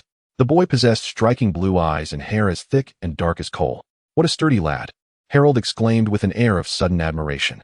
"What did you say?" Ed, who had been fixated on the boy, immediately turned his attention to Harold. "Lord Stark, we shall discuss this later. May I first inquire of this one?" "His name is Jandrai," Tobamot introduced. "Jandrai, this is Lord Stark, the newly appointed hand of the king. And this is Lord Harold Hutton, a relative of Lord Arryn, who visited you previously." "Very well, Jandrai, may I ask you some questions?" The boy remained silent, seemingly at a loss. "My lord, I apologize, please feel free to ask." "He is not very talkative, as stubborn as wrought iron, yet he works diligently," Tobamot interjected hastily. Then gently admonished Jandrai. "Now, lad, answer the Lord's questions properly." "It is quite all right. He has done nothing wrong." "Jandrai, when Lord Arryn visited you, what did you discuss?" "He asked me how I was faring, whether I liked this job, and inquired about my mother, who she is and what she looks like." "I beg your pardon for the intrusion. I am curious about how you would describe your mother's appearance." "She passed away when I was quite young, and the only detail I recall is that her hair was golden." "I appreciate your response, and should you require assistance, feel free to visit me at the inn on Iron Street. I trust my name is still etched in your memory." "I do remember." The boy chuckled shyly, his fingers brushing through his thick, unruly dark hair. "My inquiries have concluded." Harold turned towards Ed, stepping back a pace and gesturing for him to voice any questions he might have. "Young master, this chapter has more to unfold. Kindly proceed to the next page for continued reading, as the story grows more captivating. Enjoy the privilege of a 7-day ad-free reading card, available to all registered users at no cost." Ed regarded Harold in silence before turning his attention back to the boy, scrutinizing his blue eyes and gently ruffling his hair. "My apologies for the interruption, young lad. You may return to your tasks." As the boy made his way back to the workshop, he cast a glance at Harold and casually inquired of Tob, "Who is covering this child's apprenticeship fee?" "I do not collect any fees. As you can see, this child is quite robust and possesses great potential." Tob appeared rather apprehensive. "There are strong lads aplenty on the streets. Why don't you bring them all to work? Speak the truth. Who is financing this?" Ed pressed Tob, casting a sidelong glance at Harold, seemingly encouraging him to take note. "It is a noble gentleman." He did not disclose his name, nor did his coat bear a family crest. Tob stammered, clearly reluctant, yet ultimately revealed the identity of the individual who paid the apprenticeship fee for Janley. "You are well aware of who this child is," Ed remarked. "Since you have taken him in, do not expect to avoid trouble. This child is merely my blacksmith apprentice." Tob met Ed's gaze with newfound resolve. "Thank you for looking after him. Should you encounter any difficulties, you may find me at the Prime Minister's tower." Ed nodded in gratitude towards Tob, feeling a burgeoning admiration for the master blacksmith. Upon exiting the smithy, Ed mounted his horse, unable to suppress the curiosity bubbling within him. He turned to Harold and invited, "The king is presently occupied. Prior to your audience with him, I fear we must converse." "It is my honor," Harold assented with a nod, then remarked with significance, My cavalry encountered a treasure on the road, a rarity indeed, one of a kind across the 7 kingdoms. Therefore, I request your permission for them to accompany us to the Prime Minister's tower, as most of them are visiting for the first time. Chapter 34. Resilient Nature. The Prime Minister's tower is situated atop the Red Keep on Egan Hill. Following his appointment as Hand of the King by King Robert, Ed took residence there. Under the watchful eyes of many, Harold led his entourage, boldly traversing the imposing bronze gates of the Red Keep behind the Prime Minister. If convenient, please reschedule the itinerary for tomorrow. As Ed dismounted, he irritably addressed the steward. Prepare the hall once more. Lord Hutton is here to present his treasures. At your command. Prime Minister, the steward replied with a respectful bow. Do you require me to change into more formal attire? Ed turned to Harold and inquired. Although they had only just met, Ed felt an inexplicable familiarity with the young lord, often speaking with a touch of intimacy. No need, Harold responded, glancing at the frail cavalryman. If your movements could be a tad swifter, it might be more gratifying. Very well, Ed said, pulling off his riding gloves and tucking them into his belt as he led Harold forward. Behind them, the Vale cavalrymen were steadily transporting several large crates through the entrance. Having declined the assistance of the Prime Minister's guards, the Prime Minister's Hall, also referred to as the Small Hall, was distinguished from the King's Grand Chamber, which could accommodate 1,000 guests. Yet, it was not lacking in size. The towering domed room could seat 200 individuals. My lord, a few guards approached, their coats embroidered with a silver hand, denoting them as the Prime Minister's personal protectors. I apologize, Ed recalled Harold's earlier words and, after a moment's hesitation, addressed the guards. I have ordered several sets of armor from the Tobmort blacksmith on Steel Street. Vale will escort you to retrieve them. The guards exchanged glances before following Vale out. At that moment, only one guard remained by Ed's side, and he brusquely interrupted Harold, who seemed about to speak. Lord Hutton, do not overstep. Jory is my captain of guards, a member of House Stark, and he attended our wedding. Whispers floated from behind Harold, so faint they were nearly inaudible. What are you saying? Ed turned towards the Vale cavalrymen lingering at the entrance. He had been puzzled upon entering, noting that several sworn knights had remained outside, bringing only 2 cavalrymen within. Moreover, these 2 were particularly unsatisfactory. The one on the left, short and stout, could not hide his double chin even beneath his helmet. Ed would never have chosen such a soldier. As for the one on the right, he bore a somewhat familiar air, yet Ed could not place him. Had he once served him only to be dismissed? Such a scenario was plausible. He was so frail that he could not don his full armor and was already exhausted. Ed wished to uphold decorum and offer some words of comfort to the soldier, yet he was taken aback when the cavalryman slowly removed his helmet, revealing a mane of chestnut hair and a face he recognized all too well. My lady, Ed exclaimed in astonishment, you. His words were cut short as Lady Stark pressed against his chest. Caitlin, I do not understand why you remain in King's Landing, Ed inquired of his wife. I had intended to leave, but I returned, Lady Stark replied. Ed was left bewildered. What is happening? Why were you accompanying Harold? What transpired? The Prime Minister inquired. Allow me to elucidate, for I seem to possess more knowledge than you do, Harold replied with a smile. It is rather serendipitous that I came to King's Landing to meet with the King and visit the Prime Minister, only to encounter the Prime Minister's wife along the way. Harold then recounted the events from the tournament in Seagull Town to his meeting with Sir Vadis Egan, all the way to Tyrion Lannister. Are you unscathed? Ed asked, scrutinizing her repeatedly after learning of the lady's encounter with the indigenous people. I am well. Fortunately, Harold rescued us, and my previous injury has healed, she responded, raising her scarred palm, a remnant from when she thwarted an assassin targeting Bran. Seeing that the lady was unharmed, Ed began to ponder deeply, his expression vacant as he paced the hall. After a lengthy silence, he pressed his aching temples and raised his gaze towards Harold. To my knowledge, only 3 individuals were present at Jon's final moments. How did you come to know of his last words? Such resilience of spirit, Harold remarked with a mocking smile. Lady Lisa believes that the words were a blessing from Lord Jon to young Robert, which she publicly declared when swearing fealty to the vassals in the Vale. Do you not share this sentiment? Sir Vadis Egan, the captain of Lord Jon's guard, informed me that only Lady Lisa, Maester Pycelle, and King Robert were present at the end. Young Lord Robert was not permitted to enter the sick room. If Lord Jon was calling for Robert, it is more likely he was referring to the king, who was present. Moreover, Maester Coleman, Sir Vadis, and Lady Lisa, whom I have come to know, all believe that Lord Jon was poisoned. What secret did he uncover, or whose interests did he threaten, that led to his demise? If he was indeed murdered, the words he struggled to utter at the end were certainly not a blessing, but rather a warning or an indication. Ed pressed his head again, striving to endure the weight of the truth. In your opinion, was there any intrigue surrounding John's death? What does the phrase resilience of spirit truly signify? I believe there is indeed something amiss, Prime Minister. If Lady Lisa was simply frightened or affected by grief, then her suspicions may be unfounded. But what of Maester Coleman and Sir Vatus? When one person claims something is dubious, it may be a matter of perspective, but when numerous voices raise concerns, we must approach the matter with caution. As for resilience of spirit, I take it to mean just that. Lord John, at the end, was utterly depleted, with only instinct remaining. His love for his adopted son compelled him to muster the will to utter those words.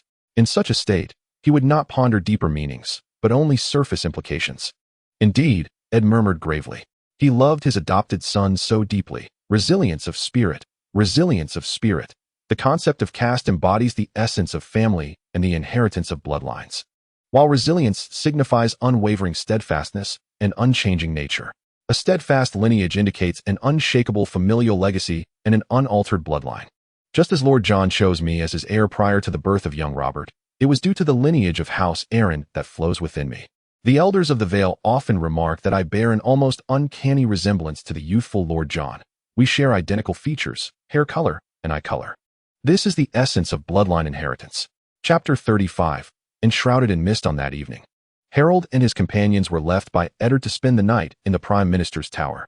The Prime Minister boasted over 50 guards, and even with the addition of the knights from the Vale, the Grand Hall, capable of accommodating over 200, felt exceedingly spacious during dinner.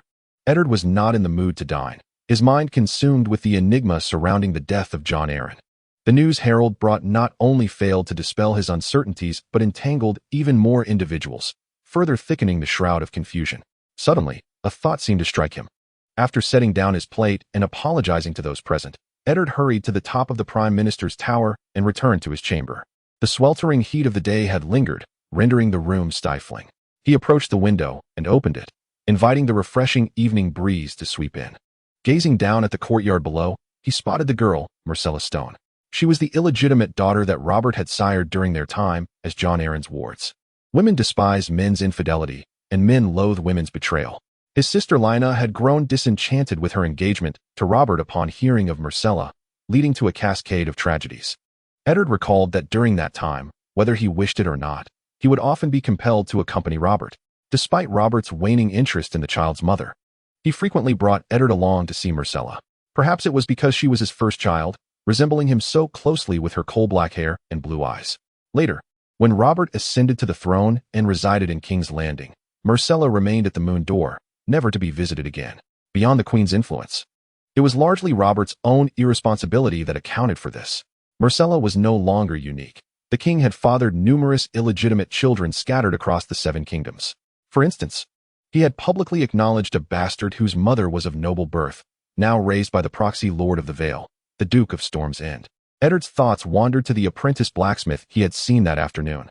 The features of House Baratheon unmistakably etched upon the boy's face, blue eyes and black hair serving as undeniable evidence. The queen would undoubtedly be displeased with the king's indiscretions. However, according to law and custom, the rights afforded to bastards were exceedingly limited. Neither the apprentice, Myrcella, nor the child from Storm's End posed any threat to the offspring of the king and queen. Could it be that Lisa was mistaken? Even if John discovers that the king has 100 illegitimate children, it poses no threat to the Lannisters. At that moment, Eddard's thoughts were interrupted by a knock at the door. "My lord, someone wishes to see you," the steward called from outside. "Sir Varys Egan, let him enter," Eddard replied with a hint of curiosity. Sir Varys stepped into the room, his serious demeanor now tinged with a palpable gravity. "My lord, Lady Lisa has sent a confidential letter for you to receive personally." "A confidential letter?" Eddard inquired, astonished. "Indeed," Sir Varys said, bowing as he presented the letter. Eddard took it, noting the unblemished wax seal adorned with the crescent moon and falcon emblem before opening it. As he read the contents, his brow furrowed deeper with concern. After a considerable pause, he asked, "Sir, did Lady Lisa speak to you before you came?" Sir Varys's face creased with worry as he replied. "The lady mentioned that Duke Robert has no trustworthy allies left in the Eyrie, and only those of us who accompany Lord John are deemed reliable. Thus, she dispatched me with this letter under the guise of my duties as captain of the guard." "Did you reveal your identity to Lord Harlan?" Eddard queried. "No. I merely shared some doubts regarding Lord John's last moments." What is the current situation of the vassals in the Vale? They are deeply mourning Lord John's passing and are consequently anxious and unsettled. Very well, sir, you may take your rest. My lord, Sir Varys hesitated. You have endured much. Please rest first. I wish to read the letter once more. Eddard interjected, his tone resolute. Yes, my lord. Sir Varys, with no choice, bowed and exited the room. Listening to the old knight's footsteps fade, Eddard clutched the letter, his brow knitted, as he reread its contents. Lisa's message conveyed that Harold Hightower had long harbored treacherous intentions. Following John's death, he had aggressively rallied support, eliminating any nobles who opposed him. Harold orchestrated the murder of Lady Grayson, using his loyal hound, Robert Royce, to create a series of tragedies, including the demise of Lord Belmore. Now, the nobles of the Vale were gripped by fear, all subjugated under Harold's intimidation, daring neither to voice their outrage nor their dissent. Furthermore, Harold exploited his power to demand rewards for his sycophants. He insisted that the Duke grant the Moongate to Nestor Royce as a reward for the Royce family's loyalty. To achieve this, Harold did not hesitate to intimidate the liege lord during the fealty ceremony, frightening young Duke Robert to the point of tears and even causing him to convulse. At the end of the letter, Lisa raised a new accusation. She suspected Harold Hightower of colluding with the Lannisters to conspire against Jon Arryn. She warned Eddard, the Hand of the King, that Harold must not be appointed as the Warden of the East, or else the Vale would erupt into war, leaving Jon's son to suffer the consequences. After perusing the letter repeatedly, Ed found himself grappling with disbelief. Was it truly Lisa who had succumbed to madness? Or was Harold concealing profound truths?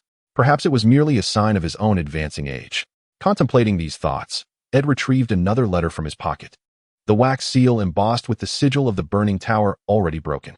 He unfurled the parchment, noting that it was from Count Grayson of Seagull Town, who accused the Chancellor Peter Baelish of colluding with the noblemen of the Vale, Cobury and Earl Belmore, in the heinous murder of his daughter. Such a crime against kin was unforgivable in the eyes of the gods. Ed laid both letters upon the table, a torrent of doubts flooding his mind. To be candid, he had always harbored a degree of mistrust, if not aversion, towards Lisa. The Duke of Riverrun had initially intended to betroth Lisa to Jaime Lannister, even reaching the stage of discussing her dowry. However, before the betrothal could be finalized, Jaime was appointed as a member of the Kingsguard, rendering him unable to marry and sire children. Consequently, Lisa hastily wed Jon, even utilizing Ed and his sister Catelyn's wedding as a backdrop for their union. Although Ed harbored disdain for the Lannisters, he could not deny that Jaime was significantly younger and far more handsome and noble than Jon. It was evident to all that something was amiss when both his sister and his wife wed on the same day, especially when Lisa could have been wed to the youthful and noble heir of Casterly Rock, yet ended up married to the weathered and aged Duke of Eagle's Nest. Suddenly, a bold notion flickered in Ed's mind. Upon his arrival in King's Landing, he had inquired of many, including the steward of the Prime Minister and various servants. A kitchen maid had mentioned that Jon was quite troubled over his son and was often harsh towards his wife. Ed recalled his own concerns regarding Jon's son, who was frail and sickly. After all, he was the son of his foster father. The steward had provided him with insights about young Robert, sickly, erratic, with chestnut hair. Chestnut hair? At that moment, Ed had not given it much thought, but he had recently been engrossed in studies of bloodlines and was acutely sensitive to such matters. This audacious thought surged to the forefront of Ed's mind. Could Jon be the bastard son of Robert Baratheon, thus implicating himself in this tangled web? Otherwise, why would Lisa hastily flee King's Landing following Jon's demise? Ed shook his head vigorously, attempting to dispel the notion. It seemed illogical. What motive would Jon have for pursuing Robert's illegitimate offspring? Was it merely to care for the king's interests? And what role did the Lannisters play in this intricate affair? Who had dispatched the assassin to Bran, and to what end? As these questions swirled in his mind, the images of Harold, with his sandy golden hair, and Lisa, sharing the same auburn locks as Lady Catelyn, lingered persistently in Ed's thoughts. Chapter 36. Problem-solving in the resplendent chamber of Prime Minister Harold. The lights burned brightly. My dear elder sister, a person of relentless vengeance, harbored grudges whether or not they were warranted, her wrath akin to a wildfire that could reduce anyone, including herself, to ashes.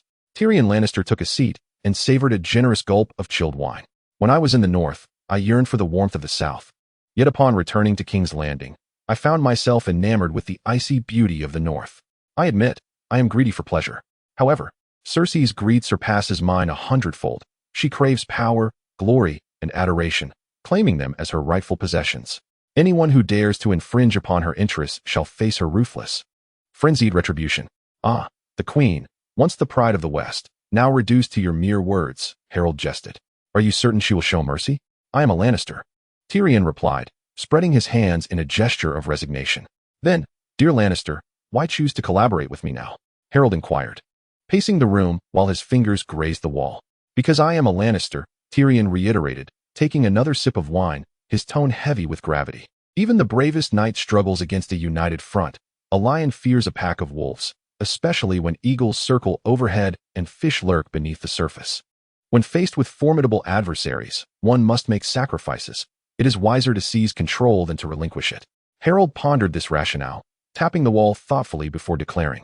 As if a decision had suddenly crystallized, you shall be responsible for the queen. I will handle Littlefinger. At your command. I only hope her mind remains clear. Tyrion chuckled heartily. Since you agree, let us hasten, Harold said, adopting a gentle urgency. News of your abduction by Lady Stark has surely reached King's Landing. Delay further, and your brother may come seeking you. Allow me at least to take this wine with me, Tyrion replied. Though he was whimsical, he understood the gravity of the situation. He seized the entire wine jug and, with a nimble leap, made his way towards the chest. Outside King's Landing, along the riverbank, a multitude of tents had been erected, vibrant banners fluttering in the breeze. Thousands gathered to witness the Prime Minister's tournament. Among the most spectacular were the knights, their gleaming armor and lavishly adorned steeds, each more gallant than the last, eliciting waves of cheers from the crowd. Harold was among them, accompanied by his attendant, Gales. Brienne, determined to conquer all knights, was not to be missed. Her attendant, Mia, led her warhorse, while the dashing son of Lord Redwine, Michel, stood behind her. Brienne, daughter of Tarth. A piercing scream erupted from the stands, an astonishing sound for a noble maiden to emit. Harold turned towards the source of the noise, which belonged to Arya Stark, the daughter of Prime Minister Eddard. Her sister, Sansa Stark, tightly grasped her hand, her face a mask of shame and admonition. Clearly, such behavior was unbecoming of a lady of noble birth at a tournament. However, Brienne had charted a different course. Perhaps as a demonstration for Arya, Brienne, seemingly endowed with divine favor, unseated a Kingsguard in the first round and then toppled a knight from the Riverlands in the second. By the third round, she faced the Knight of Flowers, Loras Tyrell. The two engaged in a fierce exchange, clashing 9 times without either able to unseat the other. Yet Loras, wielding his lance with precision, struck Brienne's shield each time, eliciting cheers from the crowd, leading the king to declare him the victor. In contrast, Mikhail Redwine lacked such brilliance. Just as he had encountered Brienne upon his debut, he now found himself against the Hound, Sandor Clegane. This towering knight proved unstoppable, having ruthlessly vanquished opponent after opponent before facing Mikhail.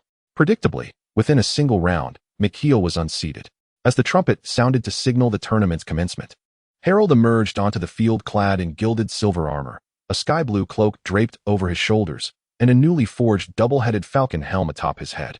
His first opponent was a familiar face, Captain Jory, the Prime Minister's guard.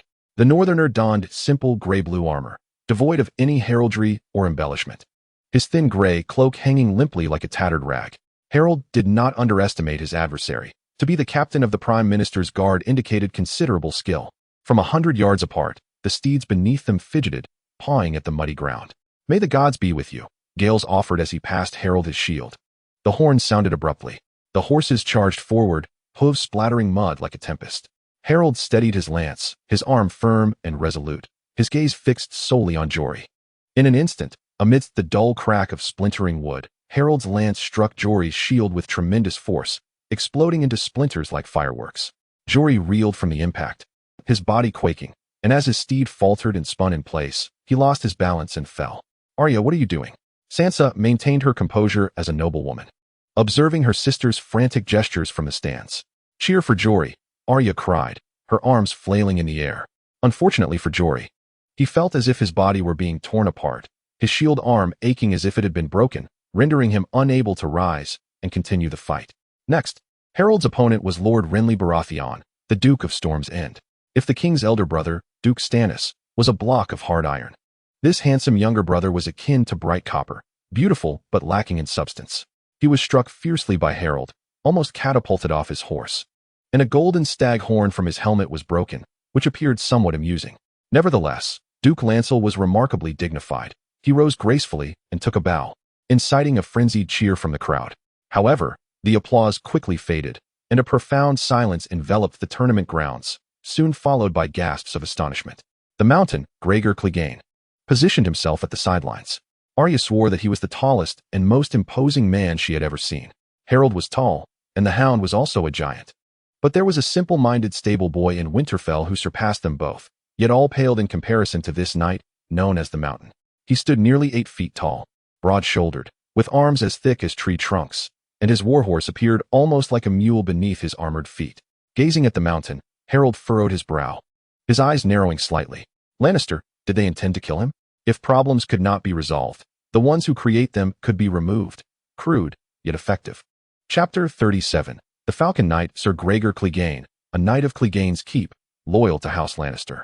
The herald climbed the platform and proclaimed loudly, "Herald of House Hutton, Lord of Heart's home, advances boldly to confront his foe." The king's minstrel, struck by inspiration, began to play a stirring melody. A gentle breeze swept through, fluttering the banners. As the silver two-headed falcon spread its wings above Harold, sensing the scent of the hound. "May the gods be with you." Gales murmured a prayer for the Lady of Whispers. "Give me a new weapon," Harold instructed, pointing to his new gear, a flail shaped like a two-headed falcon. The horn sounded. Without hesitation, the Mountain charged forward with all his might, his warhorse kicking up soil beneath its hooves, moving at an astonishing speed. In an instant, at 80 yards, the Mountain's black lance was raised high, seemingly unwilling to lower it. A skilled knight understood that a knight who held his lance until the very last moment risked either lowering or raising it, a matter of life and death.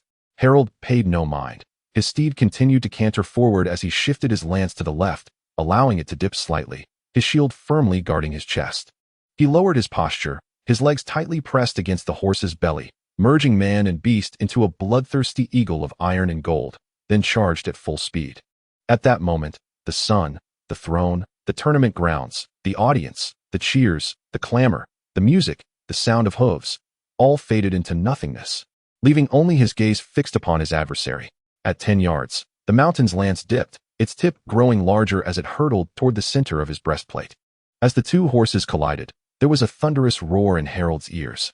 The tip of the Mountain's lance struck his shield. He absorbed the force with his left arm, barely dispersing the tremendous power, as the black lance carved a deep groove into the two-headed falcon emblem.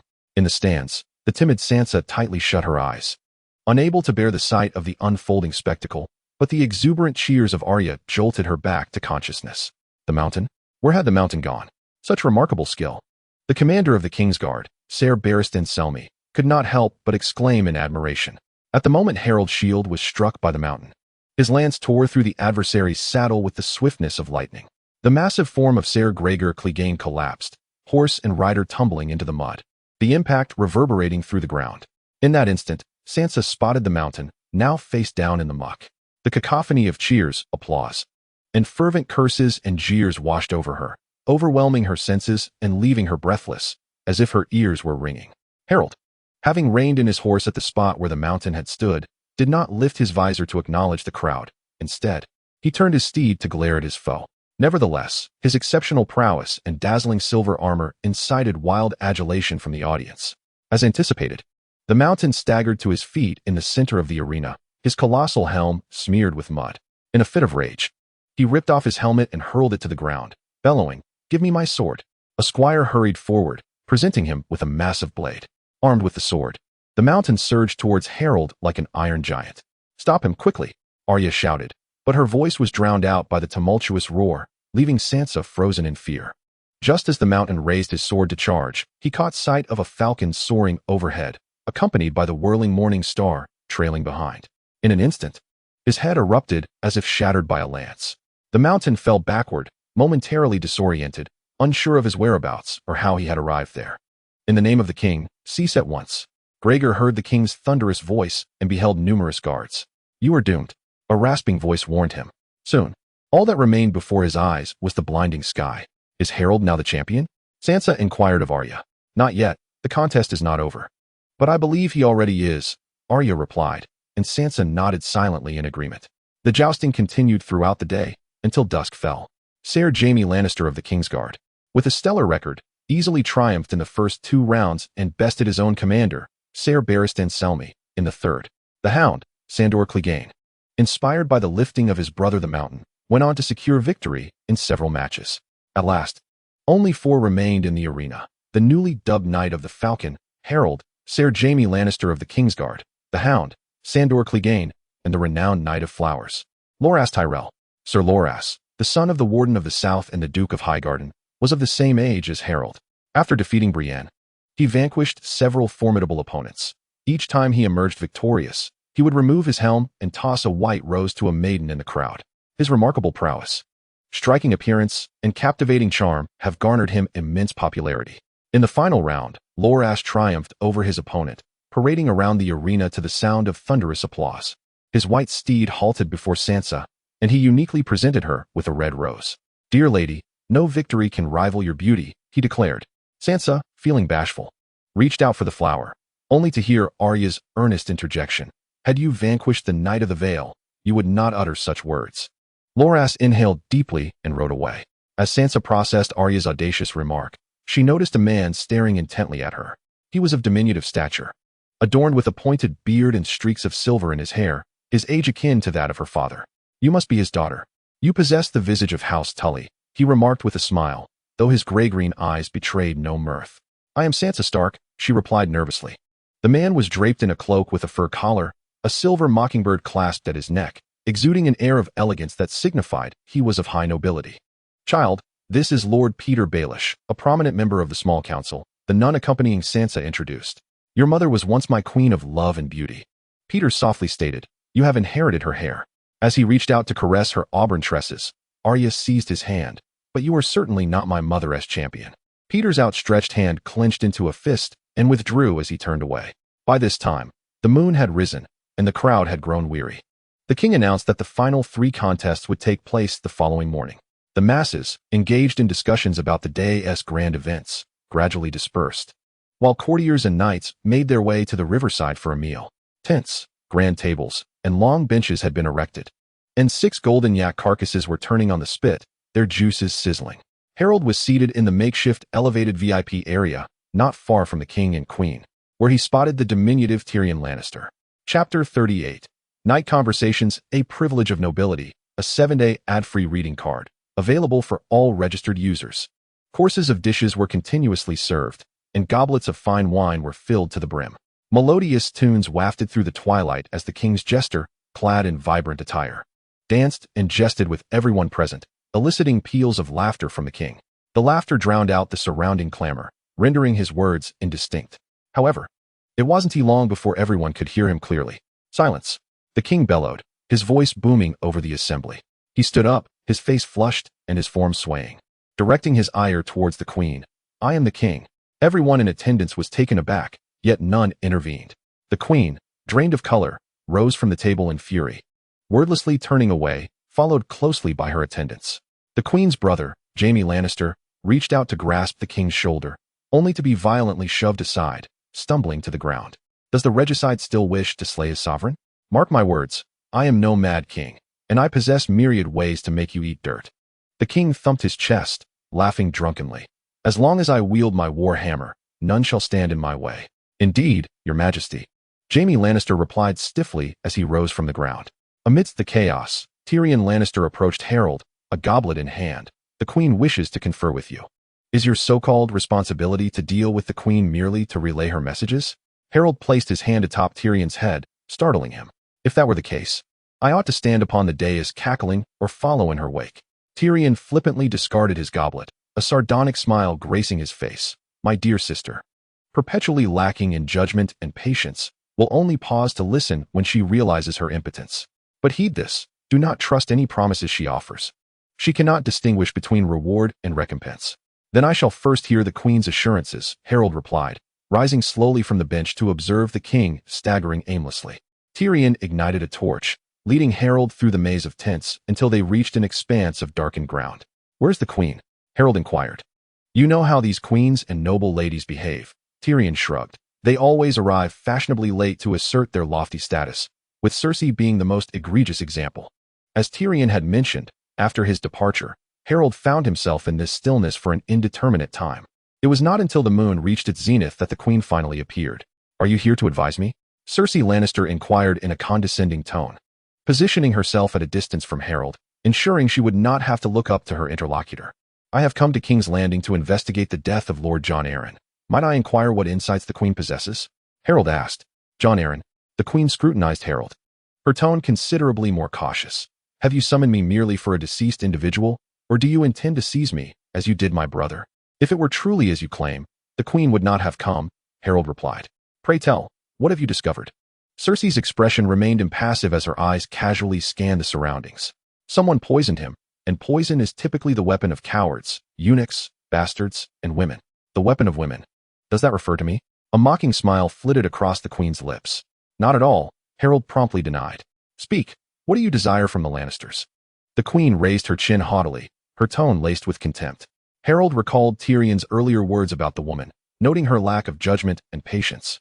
Upon hearing that he was investigating Jon's death, she presumed he had conclusive evidence and was eager to eliminate him.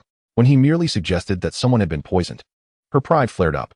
The Red Keep had stood for over 2 centuries, serving as the heart of the Seven Kingdoms.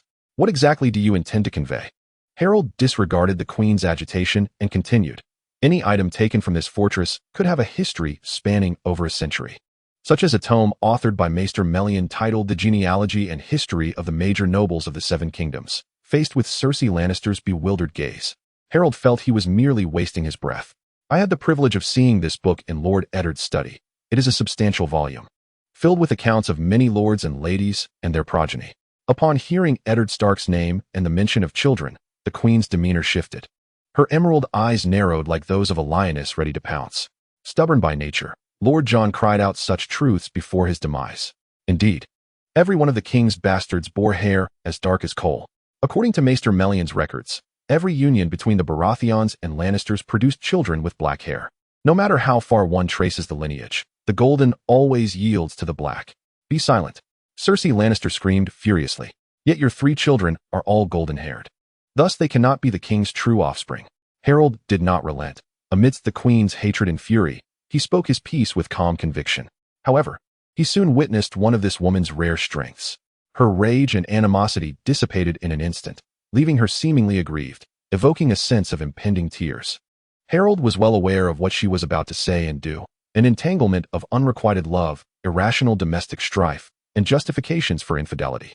Thus, he preemptively interrupted her, stating, Your Majesty, I understand your misfortunes. The king's boorishness and wrath are known throughout the realm. Even more unfortunate is that both of his previous prime ministers have set their sights on you, wishing to bring about your downfall, including your 3 children, who are undeniably remarkable. But may the 7 gods be merciful, for how could they allow misfortune to persist for one individual?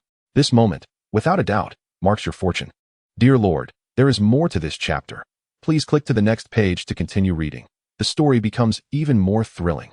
Exclusive privileges, a 7-day ad-free reading card. Available for all registered users free of charge. Indeed, the finest actors reside within the political arena. Harold felt a wave of nausea, yet the performance must go on. Such is the dedication to his craft. Your Majesty, Jon's death is unrelated to you. Indeed, it bears no relation to me. Cersei Lannister stared blankly at Harold, then spoke urgently. It truly has nothing to do with me. I once intended to eliminate him, but before I could act, he was already dead. May the 7 bless. Harold felt a profound silence within. This woman always fancied herself exceptionally clever, yet she was utterly foolish. It is entirely normal to wish to dispose of someone who holds your secrets, yet she did not take action and he died. Shouldn't she investigate? Instead, she laid back, comfortably acquiescing, while invoking the blessings of the 7. If the 7 could truly offer protection, would she still be standing here exclaiming their favor? Your Majesty, is it possible that Lord Jon was not murdered by you? Harold wished he could slap himself. He took a deep breath to steady his emotions and continued. What I mean is, Lord Jon's death indeed bears no relation to you. So, who exactly is responsible for his murder? Might it be possible that the culprit is Lady Lisa? That madwoman? Cersei Lannister scoffed, her face a mask of derision. She would never have the audacity. Do you love your 3 children? Of course, Cersei replied without hesitation. I have heard that before his demise, Lord Jon intended to send Lady Lisa's son, young Robert, to Dragonstone, to be the ward of Duke Stannis. If the king had indeed made such a decision, and the prince was to be sent as a ward, then he deserves to die. Cersei candidly expressed her thoughts, leaving nothing unsaid. No one shall take my children, especially not Stannis. In this regard, Lisa Tully has some semblance of courage. Indeed, the madness of the woman aligned with another madwoman's logic. Allow me to narrate a tale for you, Harold suggested, and Cersei adopted a posture of attentive listening. The former hand of the king, Jon Arryn, was aged and benevolent, seeking to care for the king's illegitimate offspring due to the king's recklessness. As the king's bastards were scattered throughout the Seven Kingdoms, he commenced a thorough investigation. In this process, he discovered that most of the king's bastards shared similar physical traits with him, which led him to ponder his own son, young Robert. That child bore little resemblance to him. Jon was robust, still managing state affairs at 80, while young Robert was frail and sickly. Jon was merciful and calm, adept at strategizing for the realm, while young Robert was tempestuous and irate. The more Jon contemplated, the more suspicious he grew, particularly given that he had golden hair while Lady Lisa had auburn locks, and their son, Robert, had brown hair. Under Jon's pressing inquiries, Lady Lisa found herself at a loss for words. To conceal her secret, she colluded with her lover to murder Jon. Committing such a heinous act against the husband of the hand, she fled King's Landing under the cover of night with her child, returning to the Eyrie, where she amassed a formidable force at the Bloody Gate, ready to face the king's retribution. Who was the lover? The queen seemed somewhat entranced, pressing for answers. Peter Baelish. He replied, "It cannot be." Lady Lisa had become pregnant before marrying Jon, and her paramour was none other than Peter Baelish, who had been fostering in the Vale at that time. In the City of Learning, there resided a bachelor named Came, who was then serving in the bustling city of Flowing River. He could readily attest to matters at the behest of the royal decree. How shall the bastards be dealt with? Jon's investigation into the king's illegitimate offspring is indeed true, a fact known to many, including Prime Minister Eddard, who has also delved into this matter. Should you seek to harm those children, it would only solidify your fears. For how could bastards pose a threat to the queen's son? All you need do is present a few women before the prime minister, allowing them to claim that the children they bear, whether brown-haired, red-haired, or golden-haired, are sired by the king. After all, our king has fathered countless bastards. He has bedded numerous women, and the identity of the woman he was with last night is likely a blur even to him. What of the other evidence in your tale? It is true that Lady Lisa fled from King's Landing, and it is also true that she commanded the Knights of the Vale not to spill blood. A simple inquiry would reveal all. Are you pursuing this for the sake of inheriting the Vale? The queen, with an air of omniscience, inquired with a smile. Prince Joffrey is wise and bold, yet he is surrounded by two formidable uncles and will soon face a powerful prime minister, will he not? Just as King Robert had his foster father Jon Arryn and his friend Eddard Stark, Prince Joffrey now has his grandfather Tywin Lannister, and naturally, he ought to have a companion like Harold Hightower. Chapter 39. The champion. Amidst the enchanting morning mist that enveloped the river, sunlight cascaded upon the tournament grounds. The king, accompanied by Prime Minister Eddard, ascended to the viewing platform, his countenance marred by the effects of excessive indulgence, his face flushed. He had intended to participate in the day's melee, even going so far as to quarrel with the queen over it. However, upon awakening from his stupor, he discovered, to his dismay, that he had grown too corpulent to fit into his armor. It was only when he noticed the empty seat beside the throne, indicating the queen's absence from the tournament, that his spirits lifted slightly. At least he would be spared her biting sarcasm. Eddard escorted the king to his seat of honor, then maneuvered through the crowd to reach his daughters. At that moment, the horn announcing the first bout of the day sounded resoundingly. Harold was the first to appear in the arena, his attire unchanged from the day before, save for the distinctive two-headed falcon helmet. He bore no additional adornments. A wager of 100 golden dragons on the usurper was proclaimed. As Jaime Lannister entered on his elegant chestnut steed, Littlefinger announced him with a flourish. The usurper gleamed from head to toe in gold, his steed clad in gilded chainmail, and his lance fashioned from the golden wood of the Summer Isles. I'll wager, Duke Garland Tyrell shouted in response, that the falcon's beak is particularly sharp today. Beware of being pecked in the eye, Littlefinger coldly retorted. With a metallic clang, Harold lowered his visor and took his position. Jaime, meanwhile, blew a kiss to a lady in the audience before gently pulling down his mask and riding to the edge of the arena. Eddard and his daughters sat together, his attention wholly absorbed by Peter Baelish. Due to the accusations made by Littlefinger, Lady Stark had rashly risked kidnapping Tyrion. The Stark family of the North and the Lannister family of the West now maintained a delicate and precarious balance. After Tyrion was released, Littlefinger had not appeared before him again, leaving Eddard suspicious that the man was scheming behind his back. Sansa and Arya, unaware of their father's hidden worries, eagerly watched the tournament with wide eyes. The opposing knights readied their lances, and the arena fell into a hushed silence. With the blast of a horn, the entire venue erupted as if turned upside down. The sound of spurs striking against the steeds resonated like thunder rolling across the field. For iron hooves raced at full speed, trampling the grass and causing the makeshift stands to tremble. Splinters and shards flew through the air like smoke in the wind as the two forces clashed. For a moment, it was unclear who held the upper hand. Until the debris settled, Harold stood firm as a rock, while Jaime spun several times in the saddle before regaining control of his mount, prompting a chorus of cheers from the audience. Attendants swiftly equipped them with new lances, and the spurs dug in once more. Sansa felt as though the ground beneath her was shaking like an earthquake, while Arya beside her waved her slender arms in excitement. Her swordsmanship instructor had informed her the night before that jousting with lances differed from sword fighting. To learn tactics by watching the tournament, one should not focus solely on the knights or their beautiful armor and adornments, but rather on the spear and shield. Then she witnessed the golden lance's tip pierce the eagle shield, deflecting harmlessly, while Sir Harold's lance shattered against Sir Jaime's breastplate. The reddish-brown warhorse reared under the impact, violently tossing Jaime Lannister to the ground. In the midst of the black, muddy earth, a glimmer of gold shone forth.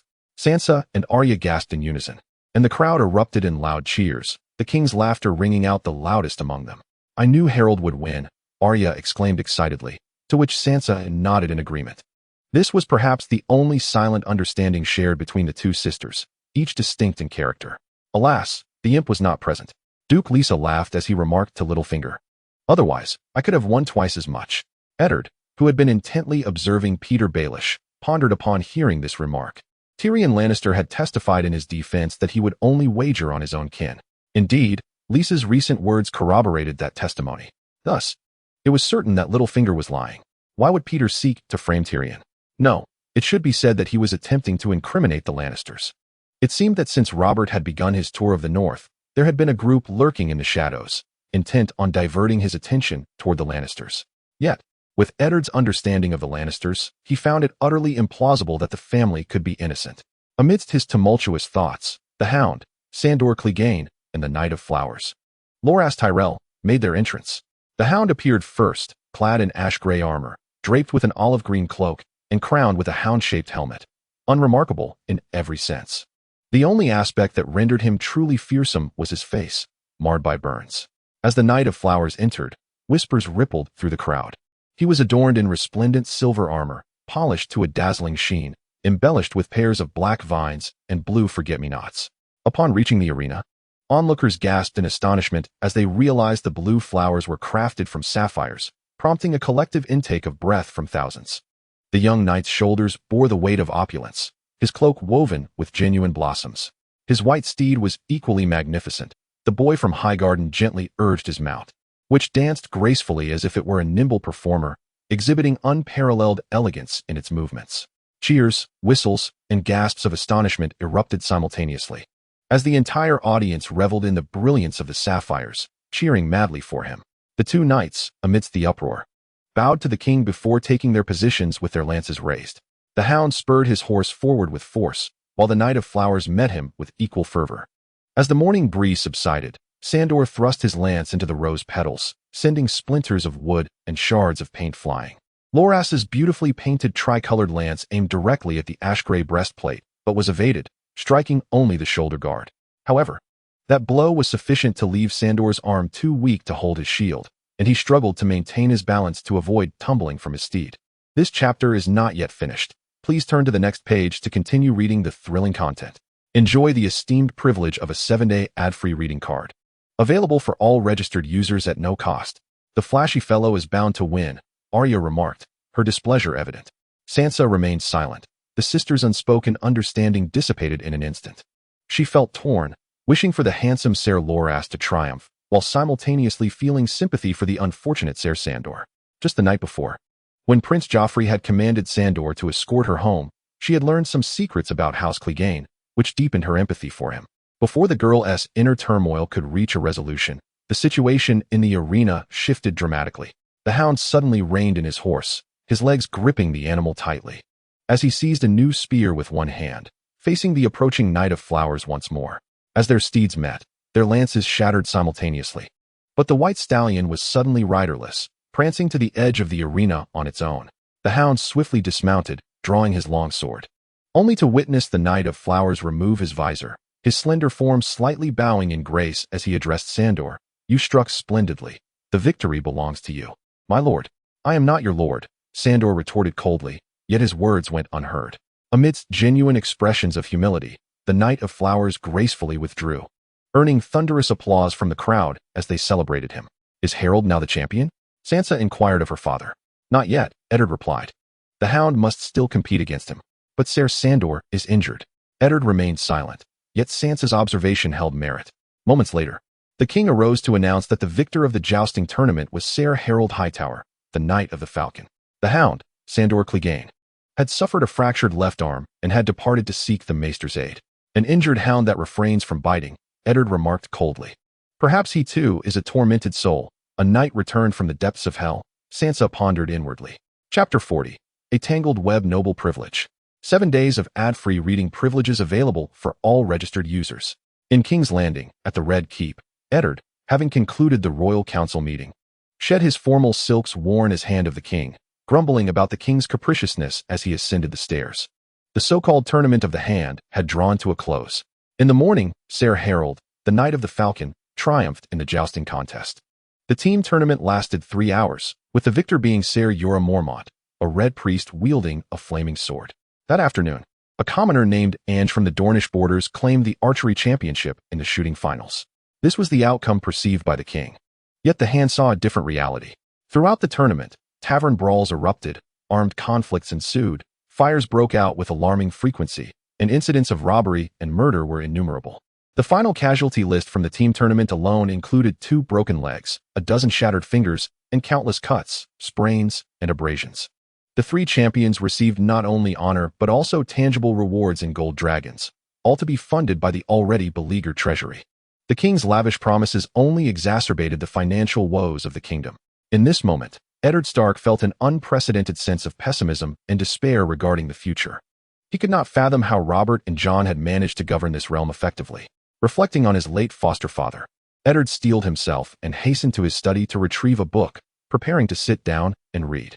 The tome was titled The Genealogies and Histories of the Major Noble Houses of the 7 Kingdoms, including descriptions of many lords, ladies, and their offspring.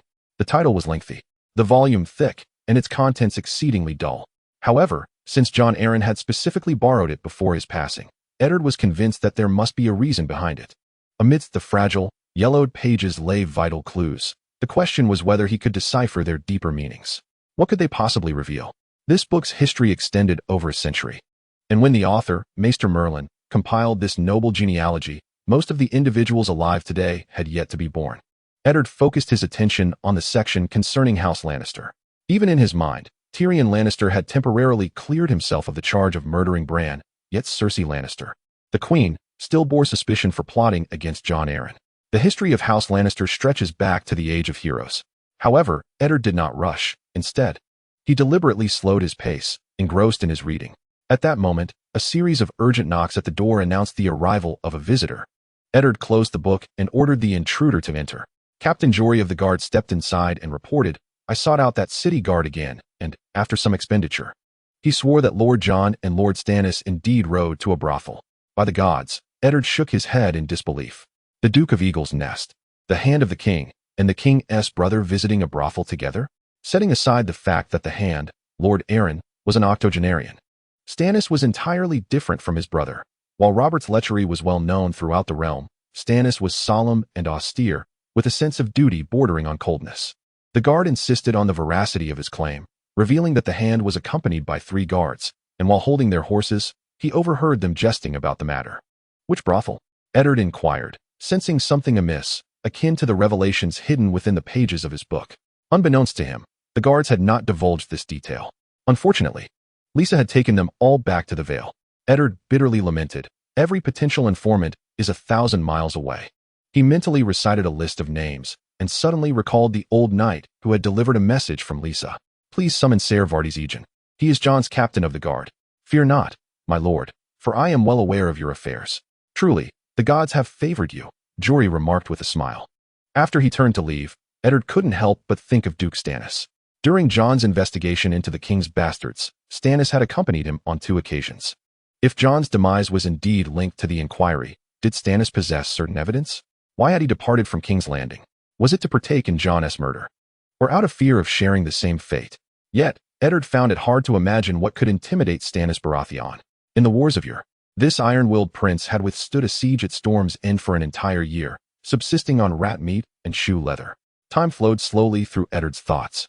He lost track of how long he had been lost in contemplation until he snapped back to reality, only to find that Jory had yet to return with Ser Vardis.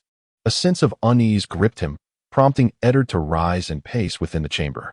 He opened the bronze latch of the window and gazed towards the courtyard. After what felt like an eternity, he finally spotted Jory hastening across the courtyard, making his way upstairs. "My lord, Ser Vardis is dead," Jory exclaimed, bursting through the door in a flurry. "When? How did he die? Why was there no report to the council?" Jory swallowed hard, gasping for breath. "He was just discovered dead in his inn room when I arrived. The city guard has already surrounded the inn. Take me there at once." As Ed spoke, he donned a leather vest, slipping his arms through the openings, while Jory hastened to assist him in fastening the straps at his lower back. The two swiftly descended the stairs, where their steeds awaited them, saddled and ready in the courtyard. Ed traversed the inner courtyard, flanked by two guards who accompanied him. They galloped through the bronze gates of the Red Keep, and upon entering the city, they immediately spurred their horses towards the scene of the incident. At the inn in Shoemaker's Square, a small contingent of city guards, draped in their distinctive golden cloaks and armed with spears, stood sentinel at the entrance. As a group of riders approached from the east, galloping in formation, the guards swiftly issued commands to disperse the onlookers, allowing the dignitaries to pass. Jory, having arrived first, called out loudly, "The Prime Minister has arrived. Step aside." The guards promptly advanced to greet the Prime Minister. Ed, dismissing their obsequiousness, entered the inn, traversed the lobby, and ascended the stairs to the second-floor guest rooms. Along the way, he observed the patrons, freelancers, mercenaries, merchants, craftsmen, and prostitutes, and with the inn's modest decor. It was evident that this was no high-end establishment. Why would the former Prime Minister's captain of the guard reside in such a place? A stout, bald man resembling a small barrel immediately recognized Ed and hurried over, his froggy face beaming with smiles. "Quick, fetch a chair for the Prime Minister." He barked at the guards beside him. "Commander Janos Slint," Ed replied, uninterested in the man's flattery, and directly inquired, "What was the cause of Ser Vardis' death?" "We have just arrived, Commander Janos Slint responded, detecting the Prime Minister's displeasure but remaining unfazed, his smile unwavering as he delayed his answer. Taking a chair from a guard and placing it beneath Ed, Ed frowned at Janos but did not sit. Instead, he proceeded straight to the room where Ser Vardis had met his demise. Jory closely followed, and upon seeing the body sprawled in a pool of blood, he immediately crouched down to examine it. Moments later, he stood and informed Ed he was attacked from behind, killed instantly by a single sword thrust. It was someone he knew. Ser Vardis opened the door for the assailant, and as he turned to return, the killer struck. Chapter 41, The King's Conspiracy. Ed speculated, heavy-footed, as he ascended to the pinnacle of the Prime Minister's tower, returning to his private quarters. Caitlin helped him out of his outer garments, flinging open the windows to let the cool night breeze waft into the chamber. She relished the southern warmth, yet Ed found it unbearable. He often reminded her that the Stark lineage was destined to embrace the icy embrace of winter. Caitlin silently observed her husband, noting his pained expression, which bore the weight of fragility and weariness. She could not help but entertain the notion that perhaps advising him to accept the responsibilities of Prime Minister was a grave mistake. The wolf should not venture southward. "The captain of the guard sent by your sister has perished." Eddard looked up at Caitlin, his expression shrouded in gloom, his tone laced with concern. "What?" Caitlin hastened a few steps closer to Eddard. "How could he be dead? Someone killed him. It was an acquaintance." "An acquaintance?" After Jon's demise, Lisa took everyone back to the Eyrie. Who could he possibly know in King's Landing? Eddard remained silent, his lips sealed. "Are you implying Harold?" Caitlin observed the pallor of her husband's face and shook her head. "He is a knight who upholds the chivalric code. He has saved my life and would never commit such a heinous act." "You know nothing of him, of his past," Eddard replied. "Nor do you, do you?" Caitlin countered, presenting a fact. "We must find someone knowledgeable to inquire about Harold's history." Eddard acquiesced to this truth, bowing his head in contemplation. "Who should we seek?" "Apart from his sworn knights, he has no acquaintances in King's Landing." Caitlin inquired. "The King's Master of Whisperers, Varys." Upon mentioning this name, a flicker of disdain crossed Eddard's eyes. The eunuch Varys was among the few courtiers he loathed most. Eddard felt the sickly sweet aura that emanated from him. reminiscent of flowers blooming in a grave. Yet, when the king had introduced Harold, he had mentioned that the information came from the Master of Whisperers, rendering Eddard compelled to seek Varys's assistance. Suddenly, a gentle knock interrupted his thoughts. "My lord, someone wishes to see you," the steward called from outside the door. "He refuses to reveal his name." "Let him in," Eddard replied, momentarily perplexed. Upon seeing Caitlin, he quickly amended his words. "Take him to the study." "Yes," the steward replied, his footsteps gradually fading away. Shortly thereafter, in the study of the Hand's Tower, Eddard encountered his visitor. The man was stoutly built, clad in tattered boots caked with mud. Draped in a heavy brown robe made of coarse fabric, his features obscured by a hood, with hands concealed within ample sleeves. "May I inquire who you are?" Eddard asked. "I am your friend, Lord Stark." The masked figure spoke in a peculiar, deep tone while lifting his hood. "Lord Varys?" Eddard exclaimed in astonishment. Just as he was contemplating seeking Varys, the man had arrived at his doorstep. Was this Master of Whisperers truly so omniscient? "Lord Stark," Varys said with impeccable courtesy, then seated himself. "Might I trouble you for a drink?" Eddard poured 2 cups of summer wine, handing one to Varys, incredulously stating, "I would scarcely recognize you in this guise." He had never seen the eunuch don anything but the finest fabrics, and Varys typically exuded a sweet aroma. However, tonight, the eunuch's attire, demeanor, and even his gait were strikingly different from before. This individual was exceptionally skilled in the art of disguise. "I had hoped for such a development," Varys stated. "We must ensure that our private discussions remain concealed. Every action of yours is under the Queen's scrutiny." "How did you bypass my guards?" Eddard inquired, noting that there were sentinels stationed at both the outer gate and the staircase. "There are secret passages within the Red Keep known only to the Ghost and the Spider." Varys replied with a smile of apology. "I shall not intrude upon your time for long. However, your grace, there are matters of utmost importance that you must be made aware of." With that, the eunuch's sweet tone shifted to one that was sharp and piercing. "There are individuals plotting to assassinate your dear friend, His Majesty the King, during the upcoming melee. And they nearly succeeded." For a considerable time, Eddard was rendered speechless, grappling with his tumultuous emotions as he asked, "Who do they refer to?" "If I must spell it out for you," Varys took a sip of wine, "then I must conclude that you are as foolish as the king. And I have clearly chosen the wrong side." "The Lannisters," Eddard mused. "Indeed, the Queen has forbidden him from participating. And she did so in front of numerous knights and courtiers. But you know the king.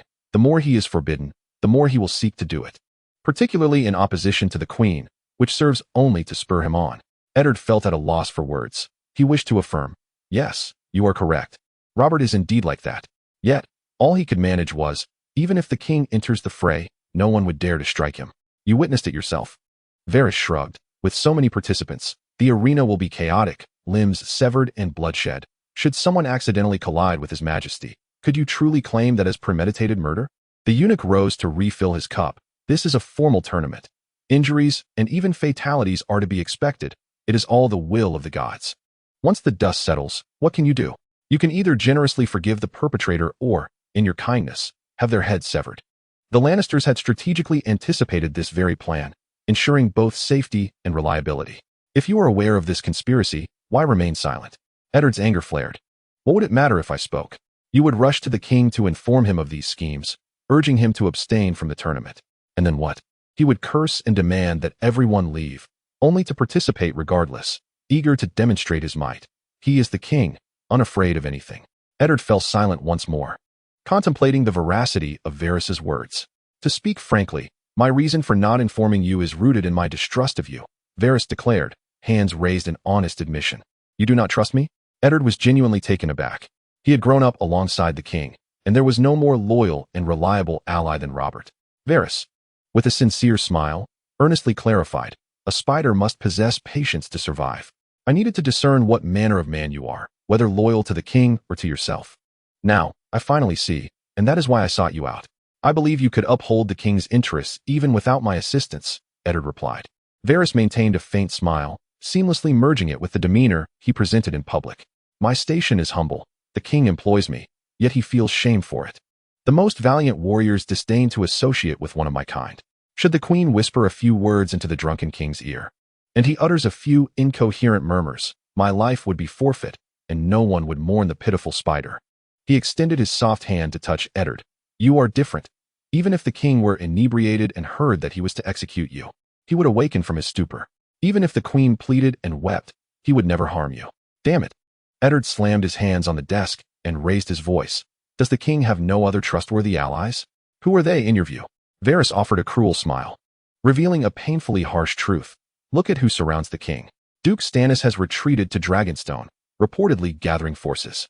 Duke Renly is all show, while Ser Loras cherishes the seat he obtained by clinging to the Lannisters. Peter Baelish cares only for himself. I know you might mention the Kingsguard. Of the 7, only Ser Barristan possesses true skill, yet he is now advanced in years, preoccupied with his own past glories.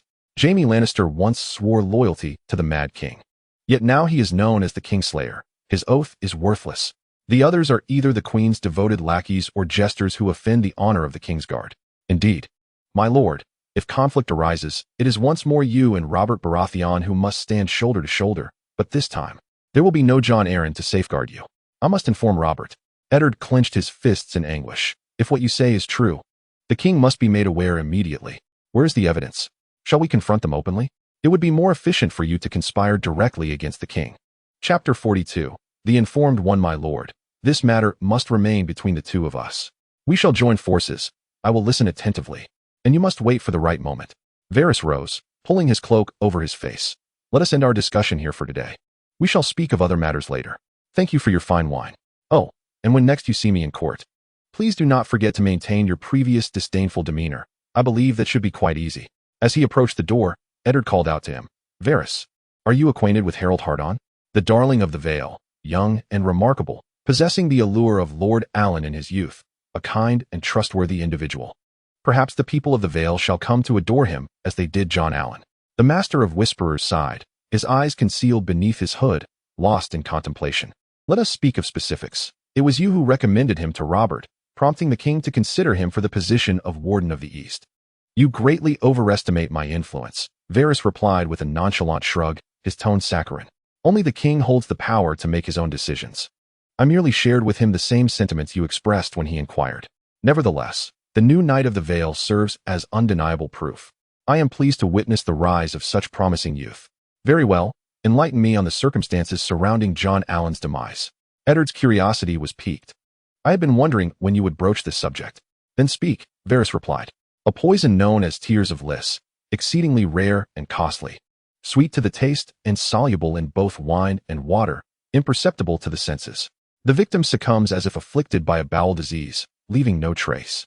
I had advised Lord Allen, imploring him to have someone taste his food prior to his own consumption, yet he would not heed my counsel, stating that only those unworthy of life would entertain such thoughts. Who administered the poison? Eddard pressed, eager to uncover the truth. Clearly, it was someone in his close circle. A frequent dining companion, yet which one remains uncertain, as there are many suspects. Varys, still shrouded, spoke in his peculiar cadence once more. However, there was indeed a child. Everything he possessed was granted by John Allen. Yet, when Allen's widow fled back to the Eyrie with her family, he chose to remain in King's Landing, swiftly ascending the ranks. Where is he? Eddard's heart raced, the fog of uncertainty beginning to lift. Before the Hands tournament, a mercenary by the name of Pollen took him away, Varys revealed as he slipped from the study. Mercenary Pollen? In the chambers of the Hand. Catelyn was taken aback by the name Eddard uttered. Do you know him? Eddard's furrowed brow relaxed as he pressed for more details, observing his wife's expression.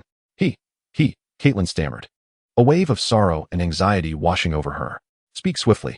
Eddard's tone turned grave as he regarded Catelyn. My lady, what troubles you? You tremble. I am afraid. Pollen's master is Harold. Catelyn confessed, then shook her head, her voice quivering as she continued. Perhaps he too seeks to uncover the truth behind Jon's death, compelling Pollen to abduct that child. But Ser Vardys has perished, a victim of treachery from one familiar to him. Eddard's expression darkened. Now, the two remaining acquaintances have converged. In King's Landing, at the Inn of Steel Street, in the Vicinian Hills.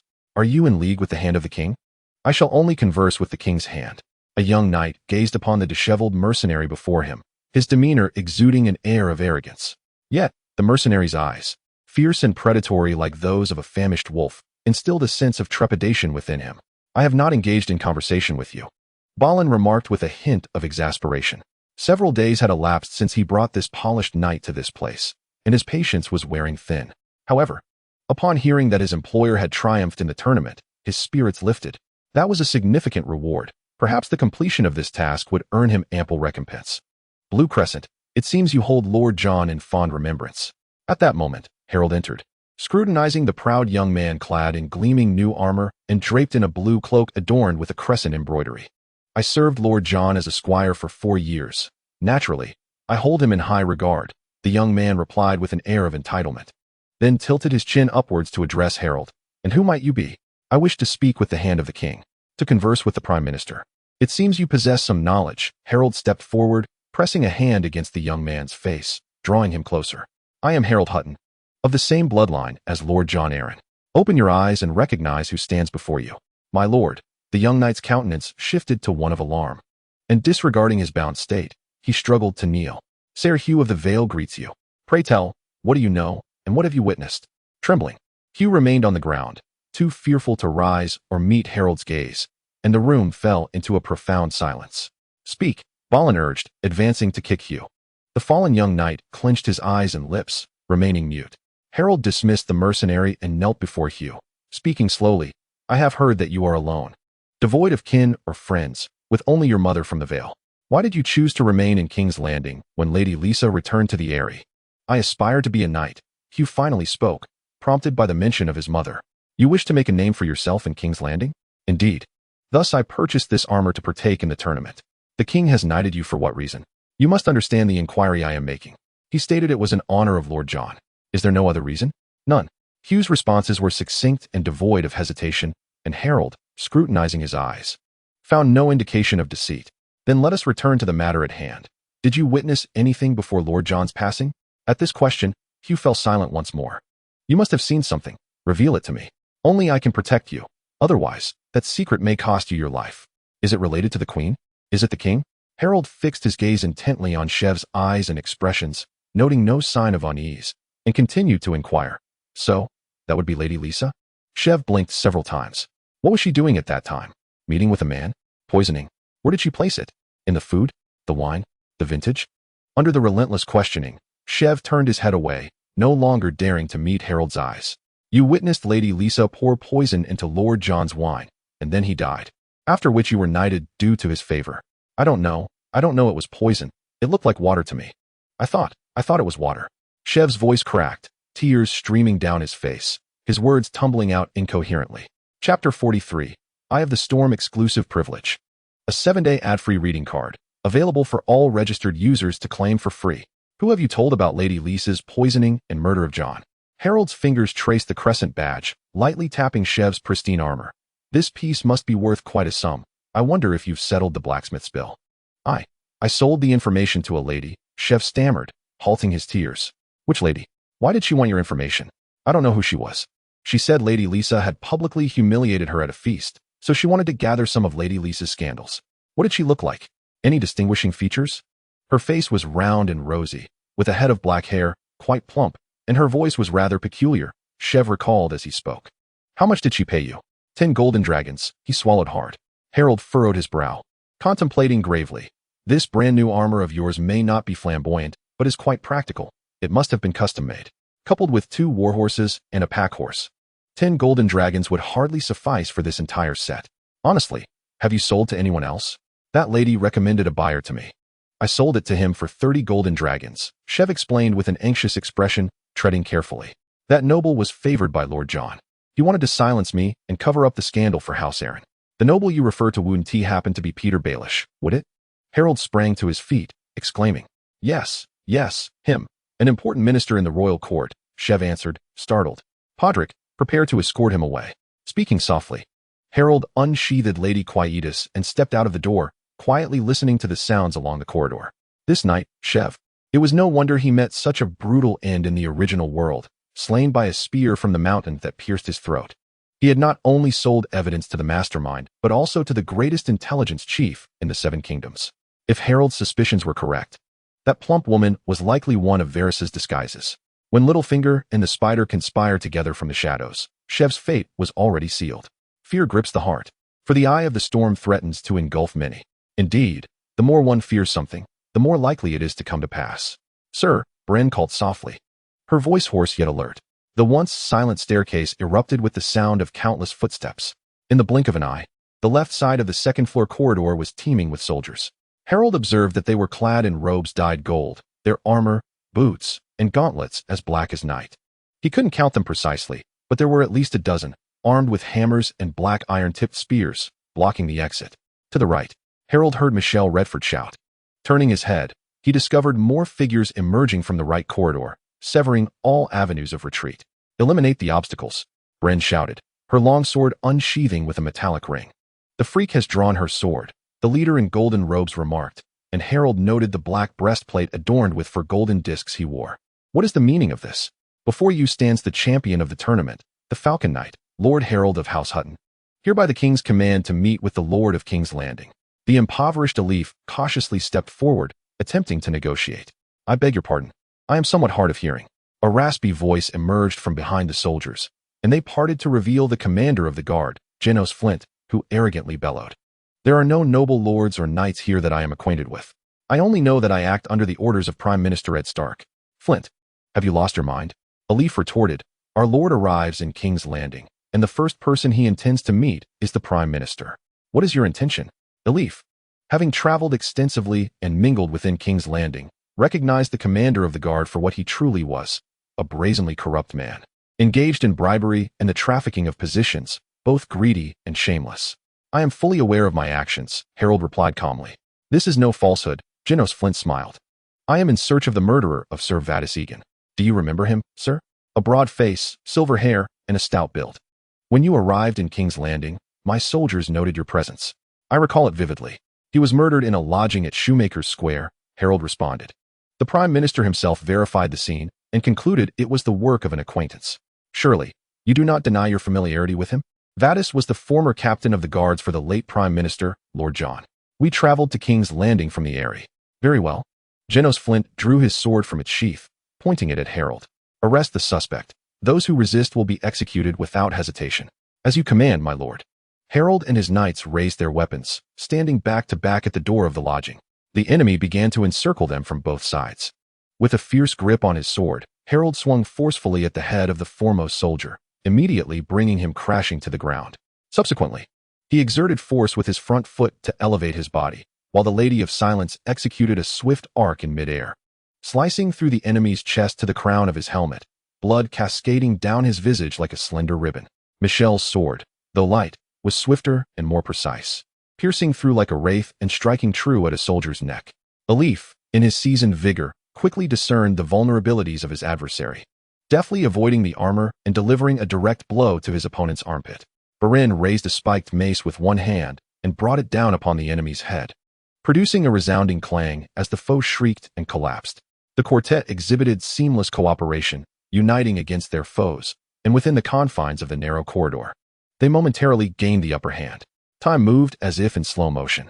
Harold kicked one assailant aside and thrust his sword to repel another before seizing a fleeting glance into the guest chamber, where he saw Boron and Shufu vanish from sight.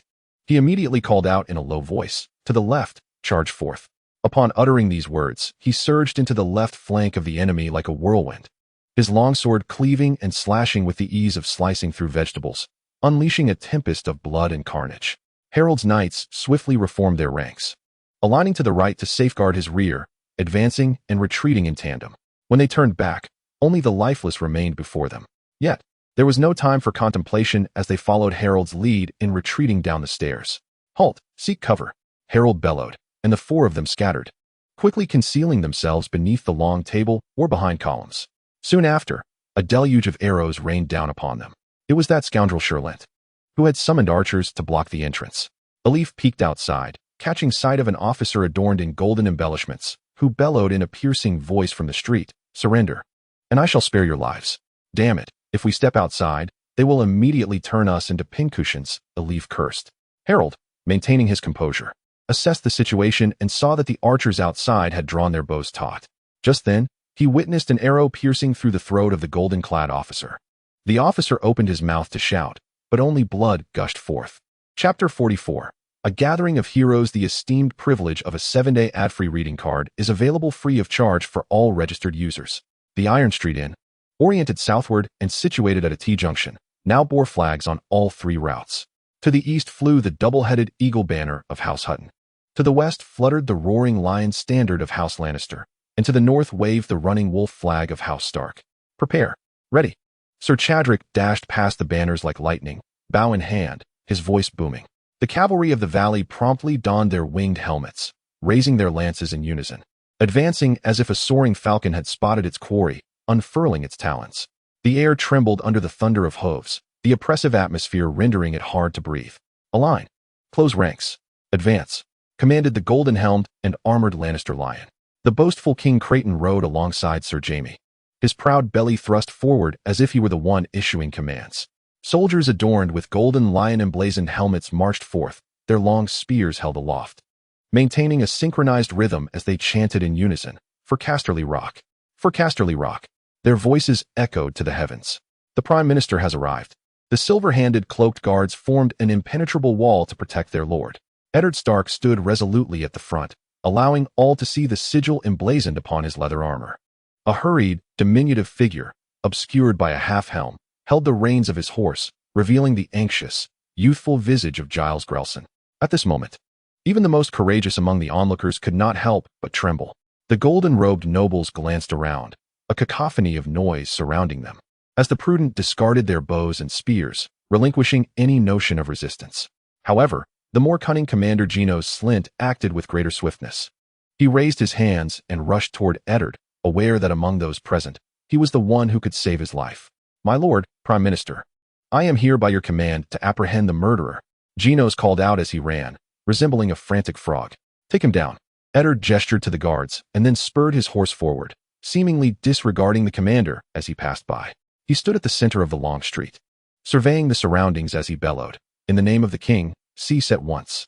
At his command, the cavalry of the Vale halted abruptly, their long spears raised in silent compliance.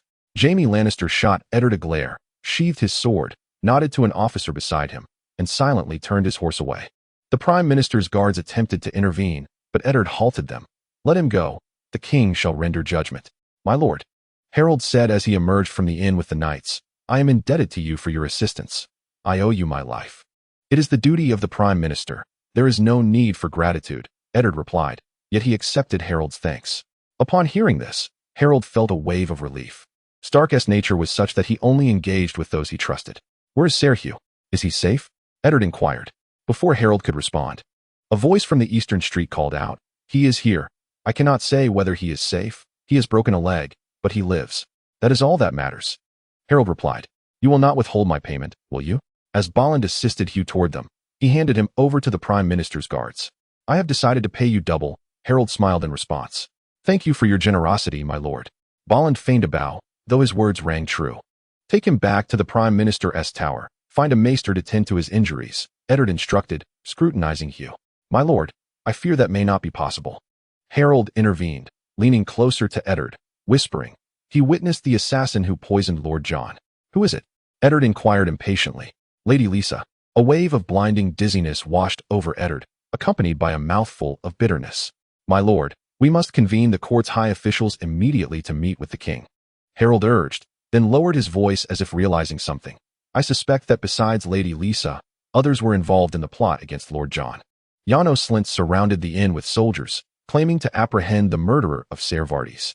At that moment, I declared my identity, yet he insisted on executing me without hesitation. As far as I know, Slint is notoriously greedy and lacks the courage for such an act. Someone is undoubtedly manipulating him from behind. The number of individuals capable of bribing and controlling the commander of the city watch is exceedingly limited within the Seven Kingdoms. Listening to Harold's conjectures, Eddard felt dizzy, nearly oblivious to everything around him. It was not until the guards nudged him, signaling for his command, whether to bring Sheriff back to the Prime Minister's tower or to proceed directly to meet the king, that he regained his senses. He sighed. "Let us go meet the king. He must be made aware immediately that his kingdom is infested with corruption and in grave peril." Red Keep, the cellar. Arya Stark moved stealthily, quietly traversing the darkness. Today, in pursuit of a cat, she had roamed half of the Red Keep, ultimately discovering this pitch-black cellar where visibility was utterly non-existent. Since arriving in King's Landing, Arya had frequently experienced nightmares, feeling that this place resembled the castle from her dreams. Driven by curiosity, she ventured inside, unwittingly losing her way in the dark. Engaging all her senses to perceive her surroundings, Arya recalled her swordsmanship instructor's teachings. Closing her eyes to remind herself, she steadied her breath, inhaling quietly, extending her hands to feel her way forward, until a gust of cold wind brushed against her cheek. She realized she had reached the end of the passage. Suddenly, she heard sounds emanating from a distant place below. Booted footsteps, muffled conversations, and flickering firelight danced in the shadows. It was then that Arya discovered she stood at the edge of a large, dark well, its opening a full 20 feet wide, as black as a staircase leading to hell. Another faint flicker of light appeared, and Arya crouched at the well's edge, peering down, a chill sweeping over her.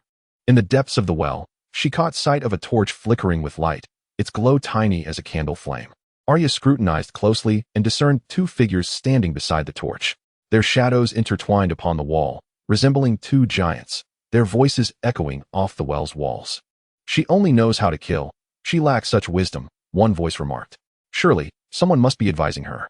The plan has spiraled out of control. The dark-haired bastard has transformed into a golden-haired one."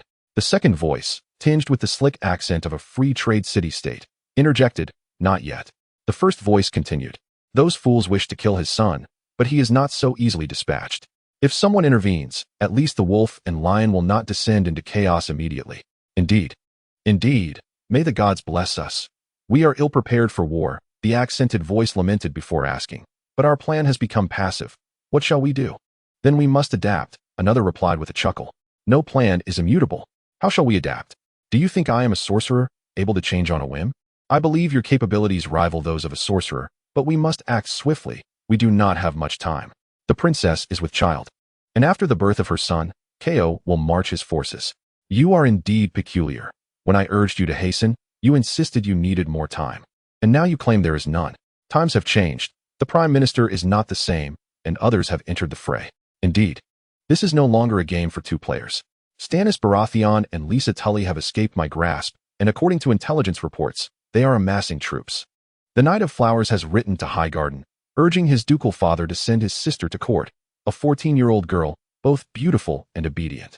Loras and Renly intend for Robert to wed her, establishing a new queen. As for Littlefinger, previously, no one knew what tricks he was playing. But he has recently encountered setbacks, allowing me to uncover some clues. His gamble is indeed substantial.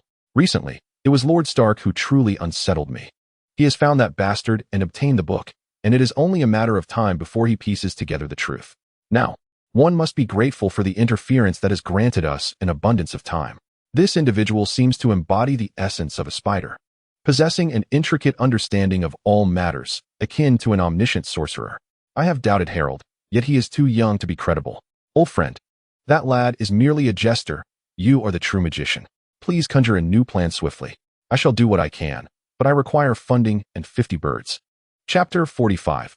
Turning the tide in the Red Keep. Within the throne room, Harold strolled calmly near the bronze oak doors, under the watchful gaze of a line of gold-robed guards. He paused to behold the iron throne, adorned with spikes, sharp angles, and twisted metal, perched high upon its iron dais. For members of the King's Guard, clad in white robes, stood sentinel before the elevated seat, while a long carpet unfurled from beneath the throne to his feet. Tapestries depicting the king's favored hunts hung upon the eastern and western walls. According to legend, Aegon the Conqueror, the first monarch of the Seven Kingdoms, commanded his great dragon, Balerion the Black Dread, to melt down 1,000 enemy swords to forge this very throne. Once adorned with exquisite tapestries, the walls now displayed the skull of a dragon from the Targaryen lineage. Gazing upon this opulent hall and envisioning the glory of the Conqueror, two phrases suddenly flickered in Harold's mind. A true man should be like this, and he can be replaced. At that moment, Harold's ambition surged like rampant weeds. Yet, it was not the time. He momentarily suppressed the brightness in his eyes and turned back. A great throng of nobles approached, their numbers indeterminate, but certainly exceeding 100. He recognized the three foremost members of the royal council, the green-clad Duke of Lannister, the elderly and frail Master Pycelle, and the elusive Peter Baelish, whom he had yet to meet face to face. The nobles, upon seeing Harold standing outside the throne room, were not surprised. Most were aware of the recent upheaval on Steel Street. As they drew nearer, the Duke greeted him warmly, while Master Pycelle feigned a violent cough to obscure his face, and Baelish continued to whisper to a nearby noble. Behind these three lords were several acquaintances of Harold's, including the cheerful Lord Beric Dondarrion, who invited him to join their ranks. They exchanged tales of the tournament's amusing incidents as they made their way into the hall. Upon stepping onto the long carpet, the crowd naturally divided into three factions. One group, consisting solely of the three lords, advanced to the council table and seated themselves. The remaining two groups veered to the east and west, gathering in small clusters to find standing spots in the gallery. Within the throne room, beneath the Iron Throne, only the king's family and the royal council were permitted to sit. All others were required to stand or kneel. As the performers and main cast took their places, the important figures began to emerge. The voice of the eunuch Varys resonated. Welcome to the king of the Undulls, the Rhoynar, and the First Men, the ruler of the Seven Kingdoms, His Majesty Robert the First Baratheon. Welcome to the Queen, the Light of the West, Her Majesty Cersei Lannister. The resplendent knight Barristan Selmy and the Hand of the King, Eddard Stark, led them into the hall. A grim-faced Kingsguard escorted the king, while Ser Jaime Lannister walked beside the queen. All the White Knights gathered in the hall, and the 6 members of the royal council were present, save for the absent Stannis Baratheon. This scene made the attending nobles acutely aware that the incident on Steel Street was far from simple. The king ascended the Iron Throne with brisk strides, while the queen joined the lords at the council table, crowned with a golden diadem encrusted with rubies. Robert surveyed the hall, locking eyes with Eddard, before proclaiming, "In the name of your king, I appoint Eddard Stark, Hand of the King, to also serve as the commander of the City Watch and as the chief inquisitor, as well as the royal lawmaker." The king's decree left the learned nobles breathless, while the counselors did their utmost to feign their absence. Soon, whispers filled the throne room, knowledge began to spread, and discussions escalated, laced with tones of indignation. "Stark, should you truly accept this, you shall be remembered with infamy for eternity. As Prime Minister, one must prioritize the welfare of the nation's citizens above the thirst for power. You are committing a dreadful and despicable act." The positions of the Grand Inquisitor and the Enforcer were once held under the reign of the Targaryen family, and they were also known as the Royal Executioners. Since the benevolent King Daeron II abolished these positions, the realm has not heard of the Grand Inquisitor and Enforcer for a century. Silence. The king glared across the hall, his voice booming like thunder.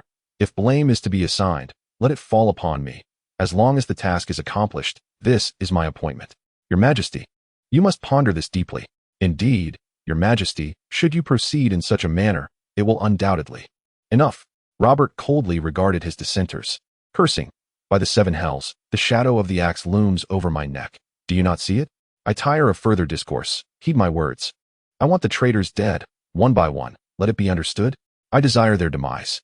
The assembled nobles bowed their heads, yet whispers persisted. The king surveyed the council table. "What? Are you all mute? What are your opinions?" Master of Whisperers Varys offered a sly smile to the king, then turned towards the nobles. "My lords, I comprehend your trepidations. The king himself bears the weight of this decree. However, the matter we must discuss next is truly terrifying and profoundly vile. We, who serve our country, must prioritize its stability and unity above our personal sentiments." Duke Renly did not bother to turn, merely shrugging to signify, "For me, this matter is simple. The King's will is my guiding star. My brother the king is always right." Grand Maester Pycelle cleared his throat for several seconds, twirling his ample white beard. Meandering from the establishment of the Grand Inquisitor and Enforcer by King Maegor to the abolition of the positions by the benevolent King Daeron, and reiterating his unwavering loyalty to Robert. Only when the king's face turned purple did he feign a look of profound sympathy and exhaustion. Since the king states that the kingdom is on the brink of peril, it signifies that matters have escalated to the point of war resuming. How many soldiers will perish? How many villages will be reduced to ashes? How many lives will be lost to conflict? Therefore, if merely appointing 2 positions and executing a few traitors could save countless souls, would that not be a more prudent, even compassionate course of action? Sir Balon Swan rose from his seat, raising his pale blue eyes. "Your Majesty, I am unaware of the dangers these 2 positions entail. Yet I know Lord Eddard Stark. Only a fool would question his honor and loyalty." Finally, Peter Baelish spoke. Harold looked at him to see him sitting upright, proclaiming loudly, "What appointment matters not, what position matters not. Allow me to convey to you all what is truly of utmost importance. The Iron Bank has rejected our proposal to postpone debt payments, and the Braavosi demand an immediate repayment of substantial sums. The debt collectors have already crossed the narrow sea. Ladies and gentlemen, a Lannister always pays his debts, and the Braavosi have a saying, the Iron Bank does not tolerate arrears. Your Grace, the Master of Whisperers, Peter Baelish," repeated in astonishment, his voice trembling with shock. "I fear this may lead to unforeseen troubles. Let the Iron Bank concern itself with its own affairs." The Queen, Cersei Lannister, interrupted impatiently, dismissing the topic with a wave of her hand. The decision to defer payments lies with the crown. We shall repay them in due time, but for now, let the Bravosi wait respectfully. Your wisdom is unparalleled, Your Grace, Peter Baelish remarked with a smirk, feigning reverence. A deft stroke of the pen that resolves a significant dilemma for the realm. Such measures are both necessary and prudent before the onset of war. And I am in complete accord. War? Eddard Stark seized upon the crucial point. Are you suggesting that defaulting on the Iron Bank will incite Bravos to wage war against us? Nonsense, Cersei scoffed, casting a glance at Peter. The Bravosi can do nothing but lament and complain. Your Majesty, this time is different, Peter Baelish cautioned Cersei, turning to address the king. The Iron Bank has dispatched 3 envoys, 2 of whom have arrived in Westeros, and I have only met one.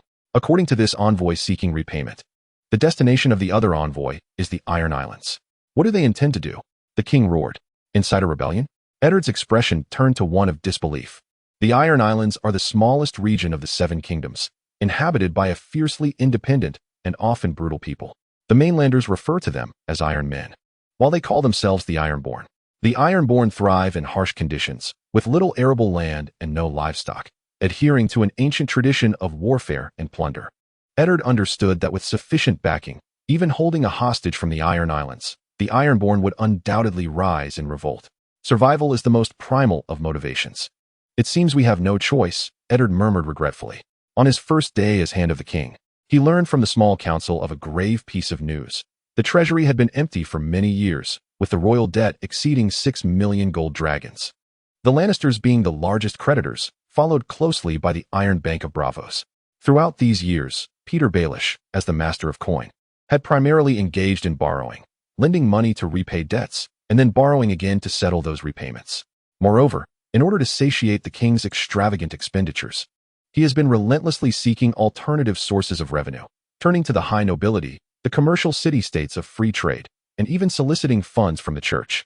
Should the Iron Bank firmly demand immediate repayment of debts and refuse any new loans, the 7 kingdoms would descend into utter chaos, regardless of the eventual outcome.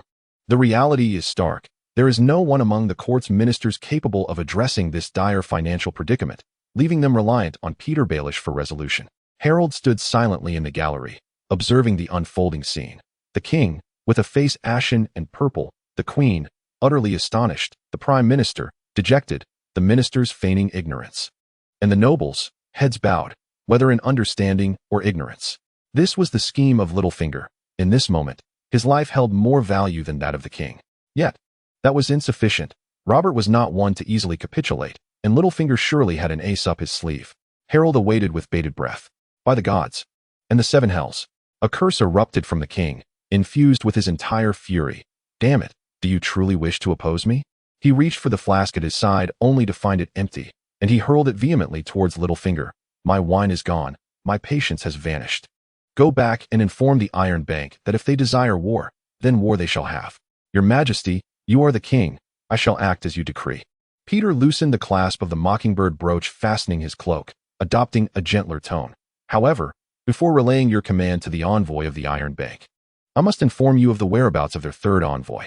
He has gone to the city of the Horse Lords, where Daenerys Targaryen carries the child of the Dothraki Horse Lord, the Targaryens' dragon spawn. Robert's complexion darkened to a deep shade of purple, his rage rendering him nearly speechless. Those damned bastards, I swear I shall have their heads mounted on pikes. As Harold had anticipated, Littlefinger had played his trump card specifically targeting Robert. Every dynasty in its twilight experiences unrest. Amidst the storms of fate, a tempest of love and hatred invariably brews. In summary, background, the last Targaryen monarch, the Mad King Aerys, was cruel and merciless, slaughtering loyal subjects and igniting public outrage. Story arc, the Mad King's son, Rhaegar, during a tournament, professed his love to Robert Baratheon's betrothed, Lyanna Stark, and subsequently, they eloped. With the 2 protagonists missing, Lyanna's family accused Prince Rhaegar of kidnapping her, while Rhaegar's family suspected foul play on the part of Lyanna's kin. Thus, a bloody tempest ensued across the continent of Westeros, leading the Baratheon family to usurp the Targaryen throne. Even after ascending to kingship, Robert never reclaimed his betrothed, harboring deep-seated animosity toward the Targaryens. Whenever the Targaryen name was mentioned, he would become uncontrollably furious, akin to a bull enraged by a red cloth, with his focus solely fixated upon the Targaryens. Your Majesty, Littlefinger reminded the king, how shall I respond to the Iron Vault?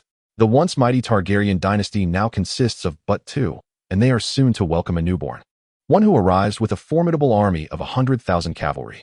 Eddard perceived Littlefinger's attempt to divert the king's attention, seeking to concentrate animosity upon an unborn child. He immediately interjected, the narrow sea still lies between us. Let us not fear until the Dothraki teach their horses to traverse water. My Lord Stark, Peter's voice sounded relaxed, his face adorned with his customary mocking smile. There is more to this chapter. Do click to the next page for further intrigue. Exclusive privilege. Enjoy a 7-day ad-free reading card, available to all registered users for free. You seem to have forgotten the Iron Vault. The Braavosi command an unparalleled fleet, capable of transporting the Dothraki to any corner of the world, should they so desire.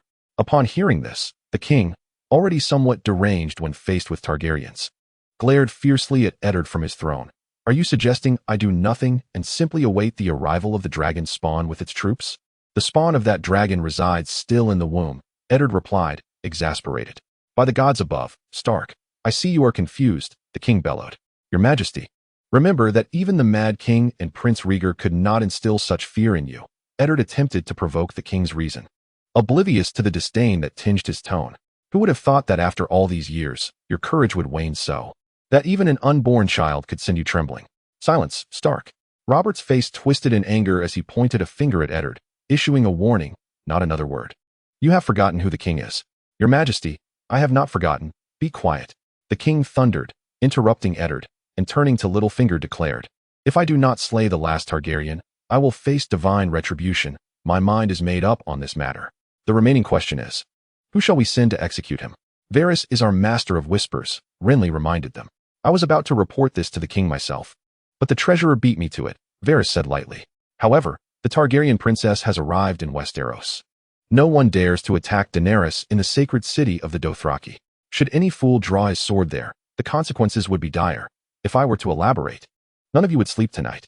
Moreover, it is better to poison than to use the tears of Lys. It would conveniently lead Drogo to believe the princess died of natural causes. Master Pycelle's drowsy eyes widened in disbelief as he squinted skeptically at the eunuch.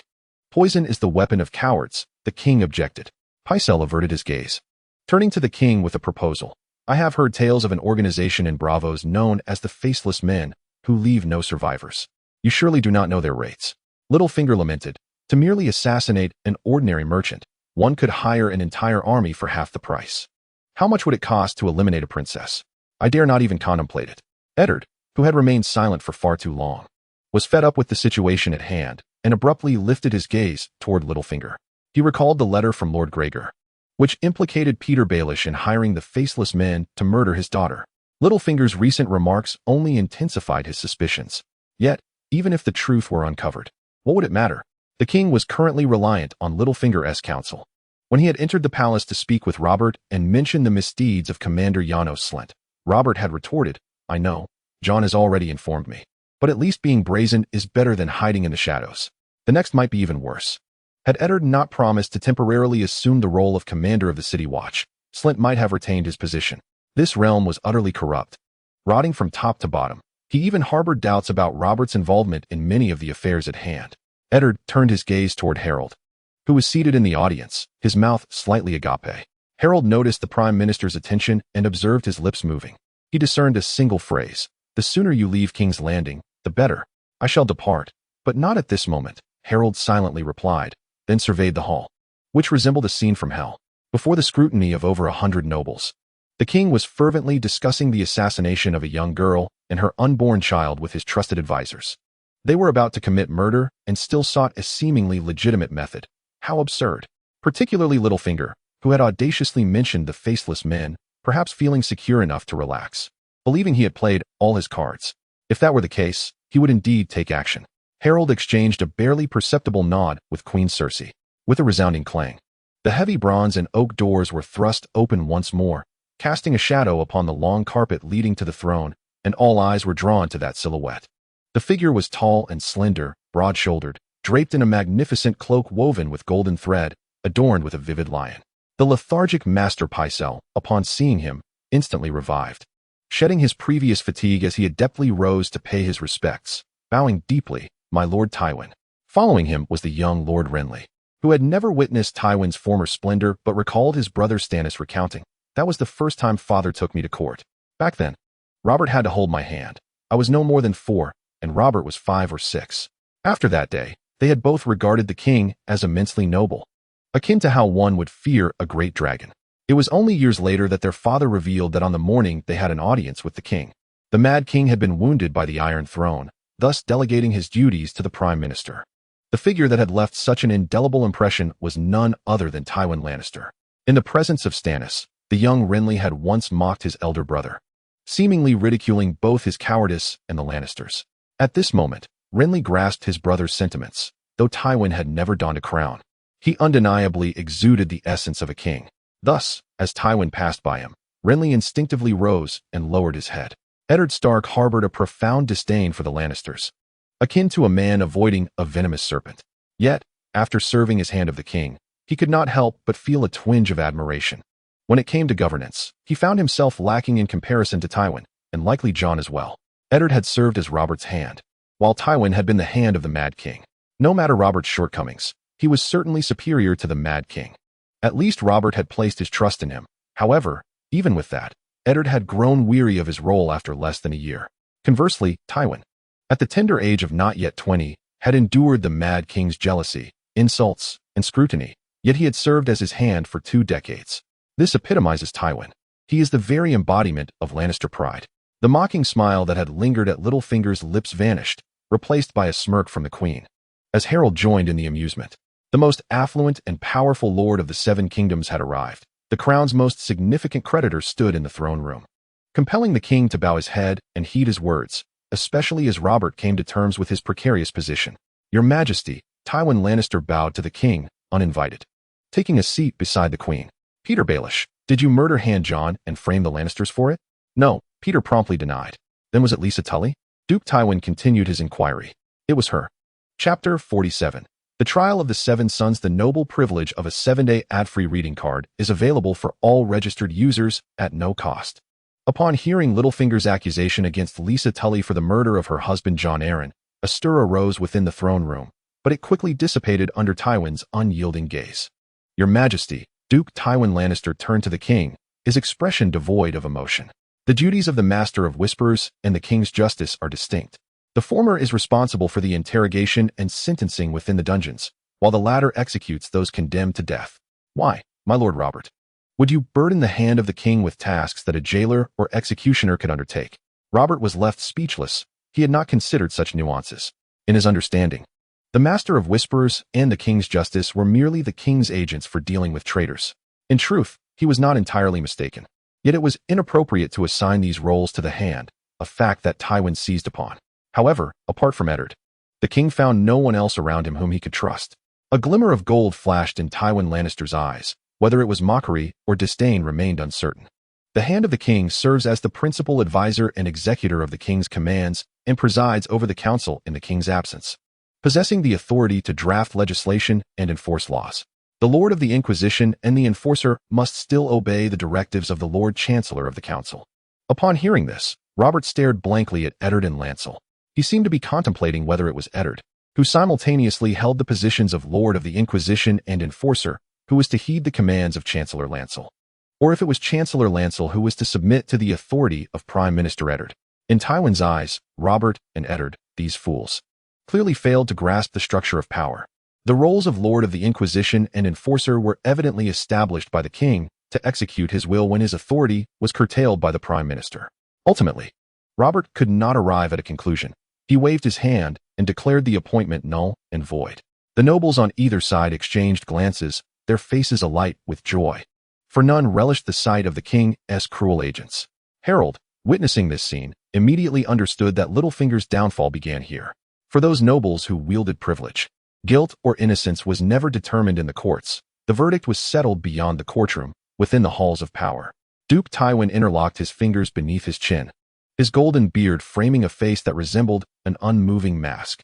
The treasury was depleted, the finances in disarray, leading to such a state of national decay that the king's image lay in tatters.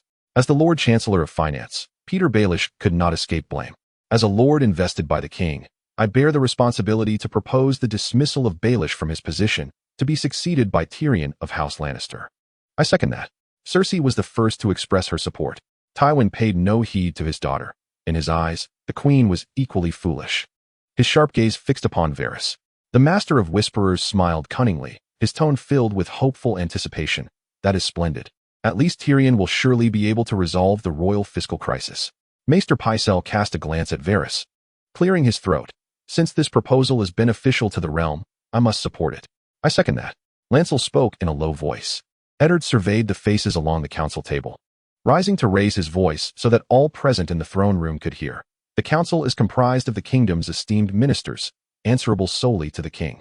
Only in the name of the king may the appointment or dismissal of council members be determined. I merely propose, Tywin repeated, his gentle voice slicing through Eddard's thunderous declaration like a sword through grease. Ultimately, the decision rests with the king, does it not? Eddard returned to his seat, rendered speechless in astonishment. Harold chuckled at this, though not in mockery. Eddard was a man of both glaring flaws and virtues, impulsive, lacking in stance, guided solely by a sense of justice. Yet, every acquaintance of his, whether friend or foe, must concede that he was a man of integrity. The gods above, Robert cursed, hastening down the steps from the Iron Throne. Yet, upon reaching the ground, his steps faltered.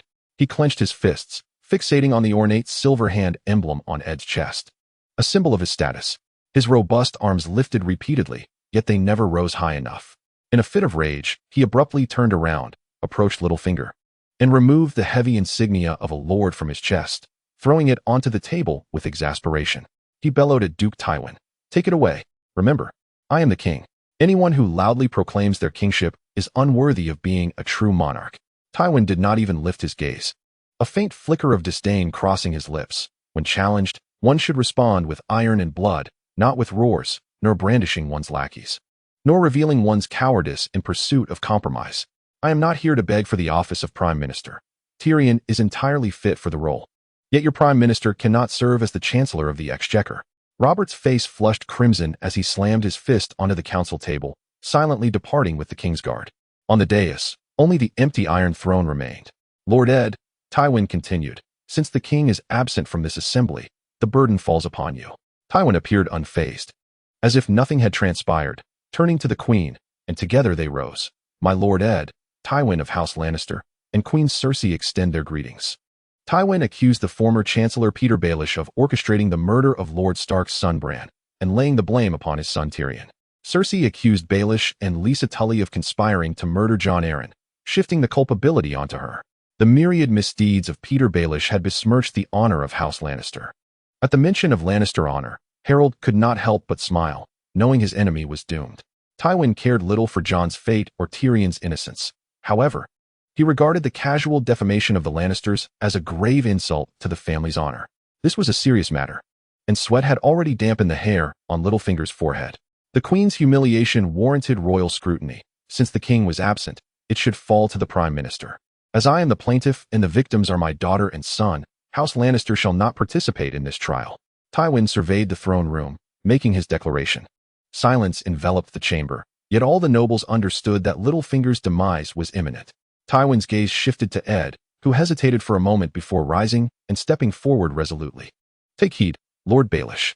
I am the hand of the king, the guardian of the north, the Duke of Winterfell, Ed Stark of House Stark.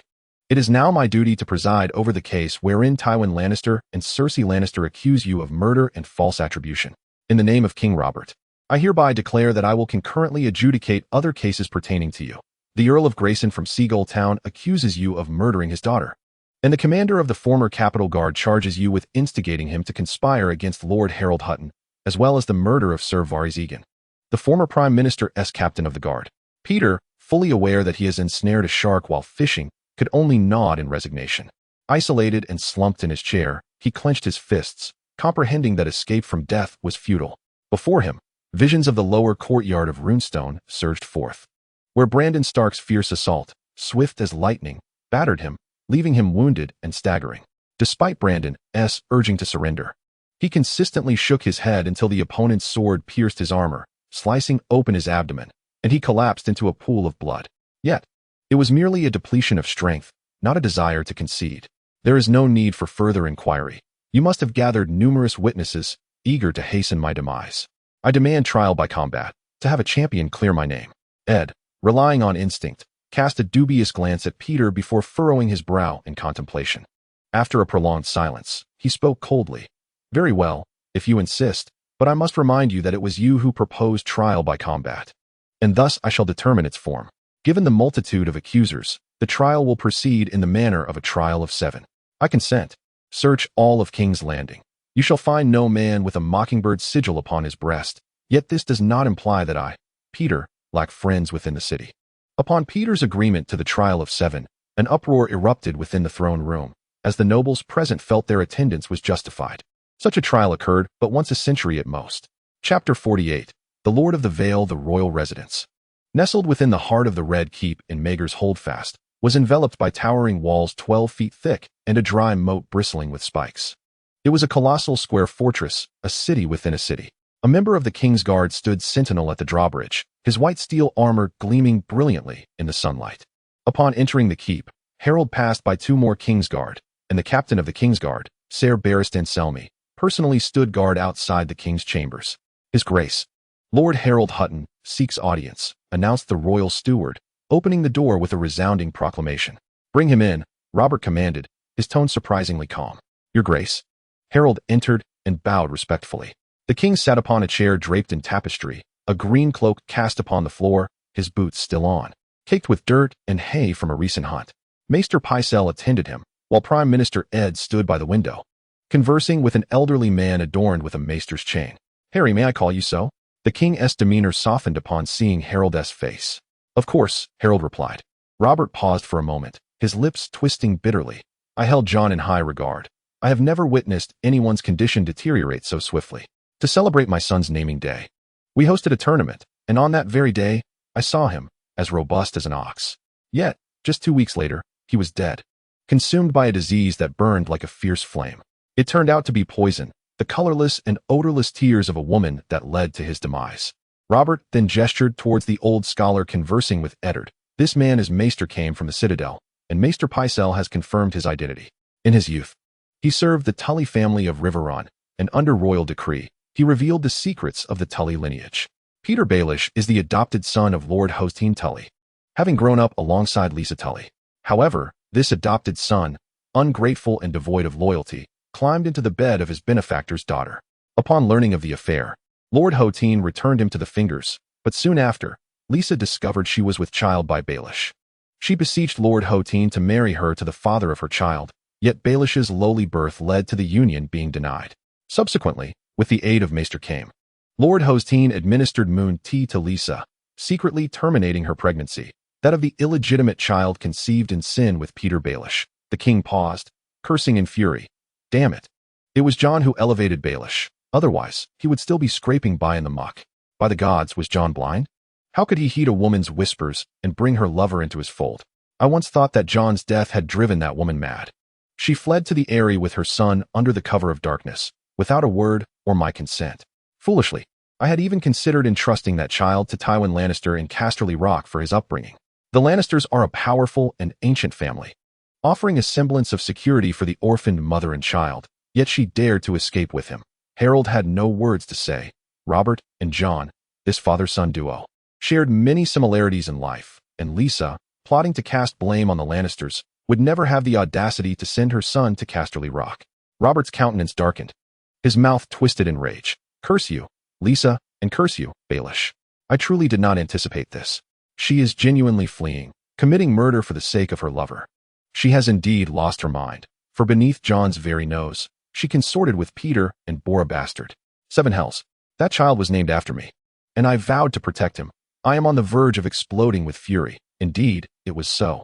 Harold inhaled sharply, as if consumed by immeasurable indignation. I knew that child could not be Lord John's. He bears no resemblance to him whatsoever, nor even to Lisa Tully. At the tender age of 6, he appeared perpetually unwell, exhibiting erratic behavior and deriving amusement from watching individuals leap from the Eyrie. From him, one could discern not a trace of the Arryn lineage. You are correct. Maester Luwin has voiced similar sentiments, asserting that a child invariably inherits traits from one of their parents. Robert sighed deeply, his tone softening somewhat as he remarked, Harry, to be candid, I never intended for you to inherit the guardianship of the Vale. Even if I had, that was long ago. I merely wished for you to serve temporarily until Jon's son matured, at which point it would be entrusted to him. In hindsight, I am profoundly grateful that I did not immediately confer the ancestral guardianship of the Vale upon him. Truly, the gods must be favoring the rightful king. Harold exclaimed. You articulate better than Jon or Ned. Were you older, I would undoubtedly appoint you as Hand of the King. Robert erupted in hearty laughter, turning to face Eddard. Ned, your rival stands before you. Your Majesty, perhaps it is time to address the matter at hand, Eddard said, exasperated. Our Prime Minister remains as serious as ever. Robert feigned displeasure with a grumble, seemingly disregarding Eddard's words, and continued, I spent many years at the Eyrie. Those were joyous times, during which Jon nurtured and taught me. When I ascended the Iron Throne, he pledged his fealty to me, serving with unwavering dedication. Ned knows well that I am not one to forget my debts. After Jon's passing, he was left without brothers or sons. He once had a son, but alas, let us not dwell on that. I have more pressing matters to discuss with you, tasks I require of you. Your Majesty, I am at your service, always, Eddard replied. Robert regarded him with a smile. Lord Harold Arryn, I hereby appoint you as Duke of the Eyrie and Guardian of the Vale, inheriting the name of House Arryn. Along with its hereditary lands, taxes, and titles. Harold knelt on one knee, not surprised. What other reason could Robert have summoned him? This was precisely what he desired. Your Majesty, by the gods as my witness, Harold of House Arryn pledges his loyalty to you. Wherever your sword points, I shall raise my banner, unafraid and unwavering. Unto death. Very well, the king replied, standing and placing a hand on Harold's shoulder, then pulling him to his feet. I require you to return to the Vale post-haste. To command the Bloodgate in the name of Duke of the Eyrie and Guardian of the Vale, summoning the vassals of the Vale. Should Lisa Tully rise in rebellion, it will be in concert with the royal army to quell the insurrection. As you command, Your Majesty. In that moment, Harold felt an exhilarating sense of purpose. The gorge was destined to be the site of his ascendance. Exiting the moon door, he gazed up at the cerulean sky, inhaling deeply, aware that the time had come. The dungeons of the Red Keep comprise 4 levels, with the 3rd-level cells, known as the Black Cells, specifically designed to confine the most nefarious and dangerous criminals. Here, there are no windows, no glimmers of light. The moment the cell door closes, the prisoners become indistinguishable from the dead. Peter Baelish strives to find slumber in a prone position, believing that if he avoids wandering thoughts, he may delay his descent into madness. Thus, he drifts in and out of sleep, unable to ascertain how long he has lain there. Without the rise and fall of the sun, the distinction between open and closed eyes loses significance, and visibility is utterly absent, rendering him incapable of marking the passage of time. Days seem to trickle by. At least that is how it feels. The only thing anchoring his sanity is a plan he has devised, a flicker of hope ignited in darkness. Footsteps echo from the corridor, and Peter, caught in a liminal state between wakefulness and dreams, initially believes he is merely hallucinating. The heavy wooden door creaks open, and an intrusive beam of light nearly blinds him. Someone tosses a water skin towards him, which he clutches eagerly, gulping down the liquid with fervent thirst. Water trickles down his chin and into his unkempt beard as he drinks until discomfort compels him to pause. After catching his breath, he inquires, How long has it been? Lord Hightower, are you not afraid that I might be given the same poison as Lord Jon? While I cannot claim to be on par with the Grand Maester, I can discern that this is certainly no poison. Littlefinger takes another few sips, the clear liquid streaming from the corners of his mouth. There is no need for such theatrics. I am already as good as dead, he concludes. Indeed, Harold sighs. Those who wish for your demise could line up from the Red Keep to the city gates. And those desiring to curry favor with House Lannister could form a queue from the city gates back to the Red Keep. Not just the Lannisters, but also the Arryns, Baratheons, and Tyrells. Harold scrutinizes Littlefinger's visage, searching for shifts in his expression and the glimmer in his eyes. The list of knights willing to judge you fills an entire 8-foot roll of parchment. Do my proxy knights number so many? Who are they? Littlefinger's pale green eyes shimmer with a glint of hope, as if he truly sees the trial as his final gambit. Yet, in this moment, Harold's wariness intensifies. For someone like Littlefinger, deception and conspiracy are as routine as breathing. He is known to undertake actions devoid of apparent benefit, even those that might seem detrimental to himself, thereby ensnaring others in confusion and obscuring his true intent. When he agreed to the trial by combat, everyone presumed he was doomed. Yet, he must have been clandestinely crafting a genuine survival strategy. Harold finds this amusing. Littlefinger possesses a vitality akin to that of a cockroach. He smiles and remarks, "Before my arrival here, I was unaware of who comprised your list of proxy knights. However, I do know that the name of Prince Lancel Baratheon is inscribed at the very top of the trial's nightly roster. He claims to act in defense of the king, yet your actions have brought disgrace upon the crown. Next, we have the Knight of Flowers, Loras Tyrell, who is fervently eager for glory. He relishes any opportunity to make a name for himself, driven by a desire to deliver justice for the innocent Sir Wylis. Though we both know to whom his true allegiance lies, Jaime Lannister asserts his commitment to uphold the honor of House Lannister, yet Tywin, disapproving of his participation, finds himself further embittered by Cersei's designation of Jaime. In the absence of Gregor Clegane, known as the Mountain, Tywin has appointed his brother, Sandor Clegane, the Hound. The Earl of the Blackwater, Beric Dondarrion, has been personally appointed by Lord Ed, the Hand of the King, as one of the seven. Even the most righteous among us harbor a fondness for their offspring. Thus, despite any wounds you may inflict upon Ed, his son should remain untouched. The Red Priest, Melisandre, made her mark during the Greyjoy Rebellion, being the first to scale the walls of Pike and earning renown throughout the Seven Kingdoms. She has triumphed over Sandor Clegane thrice in tournament combat, securing the ultimate championship. You must be aware of her frequent libations with King Robert in his daily affairs. Your ability to procure funds for the king brings him joy, yet on that fateful day, your coercive tactics with the Iron Vault have left him embittered. Our king has never endured such a profound humiliation. Most critically, Tywin Lannister was a witness to all this, seizing the moment to pour more fuel onto the fire, instructing the king to respond to you with iron and blood. At the end of the list stands I, Harold Arryn, which could be seen as fulfilling your desires, yet simultaneously falling short. Alas, I am no deity, able to grant but one of your wishes. The king has bequeathed you the legacy of House Arryn. Littlefinger slowly raised his gaze. My Lord Beric, what further schemes do you harbor? Harold furrowed his brow, his fingers lightly tapping against the wall. The formation of the Trial of Seven Knights represents perhaps the strongest assembly the Seven Kingdoms can muster today. In the face of such a lineup, no matter who your champion might be, the odds are decidedly against you. Furthermore, since my first participation in the tournament, where I vanquished Ser Brynden Tully, I have consistently faced adversaries intent on my demise. At the Seagull Town tournament, your assassination of the Countess of Grayson was intended as a warning. Yet, your machinations to frame Robert Royce were not merely to eliminate me, were they? You sought to install me as Robert's champion, dispatching a mysterious knight to confront me, ensuring a legitimate opportunity to slay me during the trial. To this end, you even prepared contingencies, should I fail to fight for Robert. The tournament would be restructured into a trial of seven. Burdened with murder allegations, Robert would struggle to find 6 formidable knights to join him in combat. As his friend, I would inevitably be one of those knights. Otherwise, the alliance between myself and Royce would fracture, and other allies would scorn my selfishness.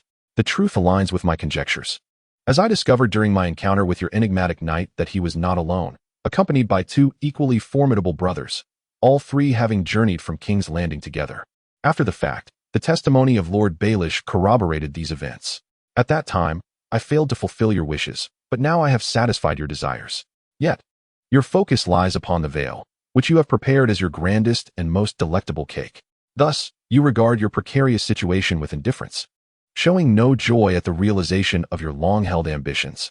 You resemble a famished mouse, surreptitiously nibbling at the cake, oblivious to the imminent peril posed by the lurking cat. Even in the face of failure, your thoughts remain fixated on that piece of cake.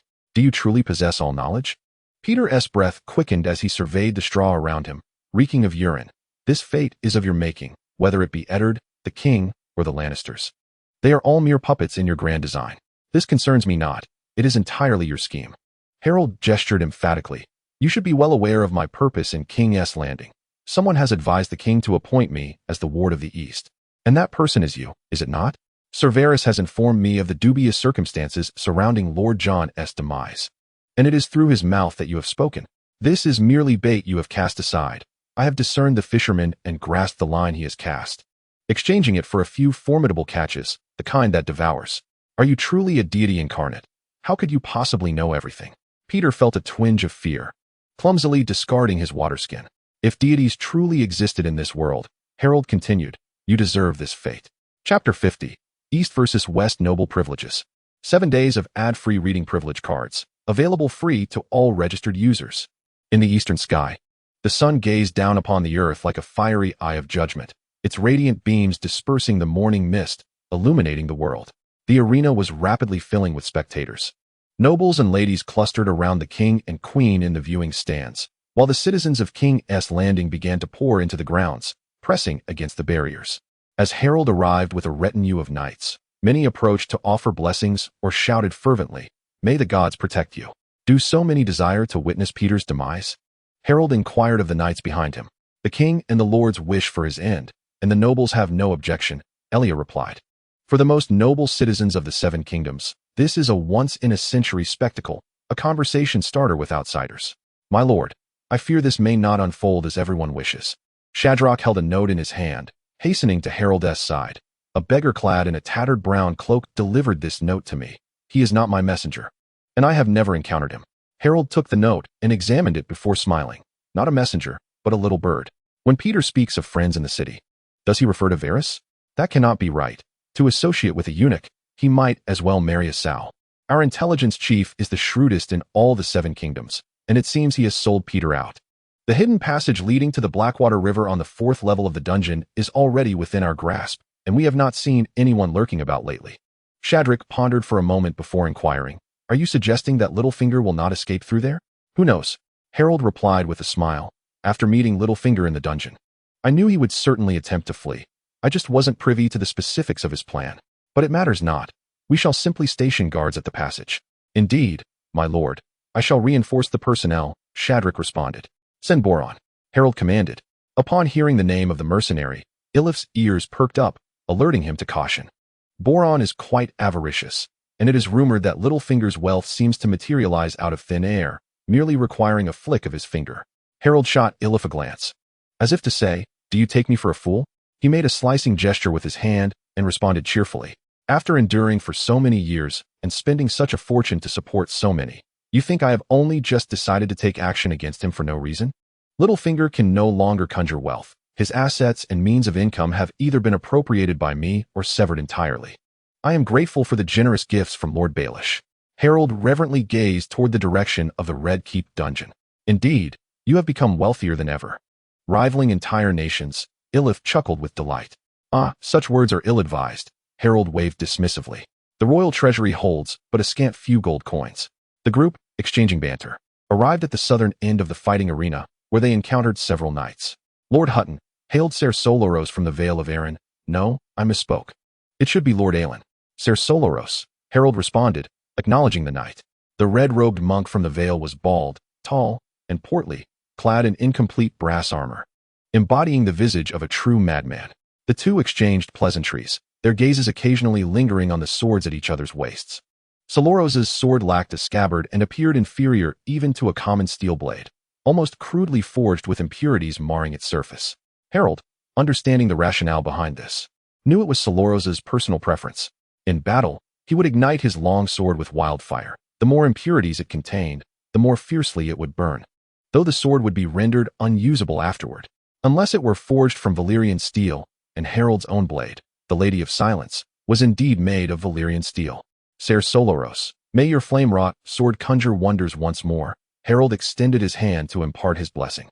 May the King of Light protect you, my lord, Soloros replied. After exchanging words with Soloros, Harold turned his attention to others. Ser Loras Tyrell, clad in green armor adorned with the sculpted stag of House Baratheon, had the golden antlered helm tucked beneath his arm. Beside him stood the Knight of Flowers, whose armor today appeared understated yet practical. The trial by combat is unlike any tournament, especially the Judgment of the Seven, which has historically witnessed significant casualties in its two previous occurrences. Duke Aelinor, I express my gratitude for your just actions. Balon has positioned himself as the master of the situation. Harold, with no reservations, laughed heartily, stating, "You must understand. The trial of seven has not occurred for nearly a century. I would not wish to miss such an opportunity to participate. I am also immensely fortunate to fight on behalf of Ser Vardis Egen, and I vow not to disappoint him." Loras Tyrell proudly remarked, "It is a pity that one of the King's Guard stands not across from us. Otherwise, we could have thoroughly humiliated him." "You may go to the other side and equally humiliate me," interjected the golden-armored, golden-helmed Jaime Lannister into the conversation.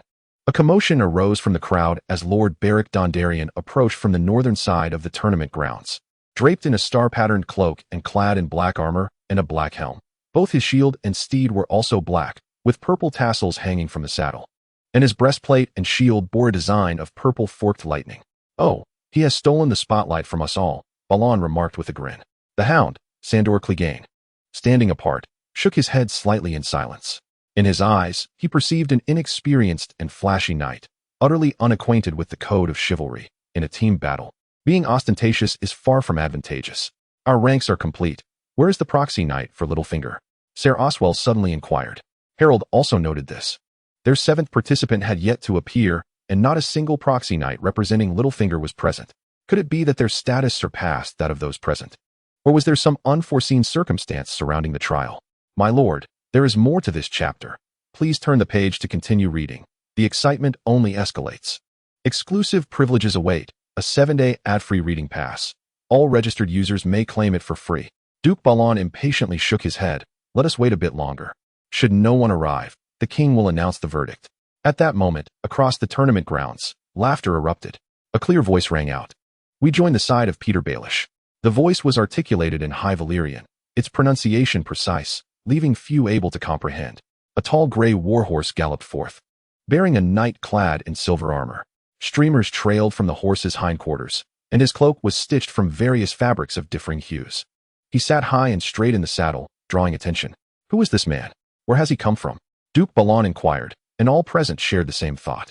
Evidently, no one recognized him. The knight then raised his head, adorned with pronounced eye bags and silver gray hair, and shouted in the common tongue, I hail from the eastern continent. I should not be here on the western continent for the trial, but someone promised me gold equal to my weight, hence I am compelled to come. Oh, a mercenary from Essos. What is your name? Balon called out, as murmurs of speculation rippled through the gathered crowd. No one knows my name. My subordinates refer to me as the King of Rags, while those who hold me in esteem call me the Prince of Tattered Garments. The voice of the hired knight resounded, clear for all present to hear. In that moment, the merchants accustomed to maritime ventures reacted, especially Soros from the eastern continent of Mill, who promptly introduced me to the crowd.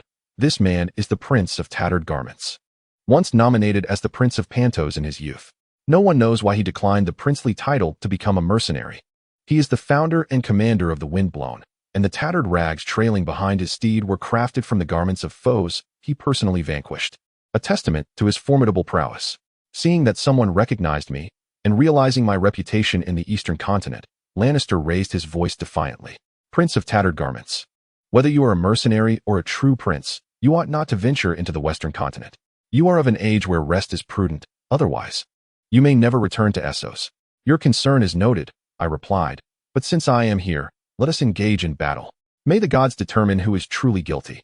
With a sharp tug on the reins, I urged my gray steed forward towards the northern end of the arena. At that moment, 6 knights approached from the north, halting beside me. They were my trusted allies, Cargo, my right hand, the battle poet Danzidhan, and fellow comrades Lentil Botsy, Scarecrow Dick, Weber, and Lewis Lannister.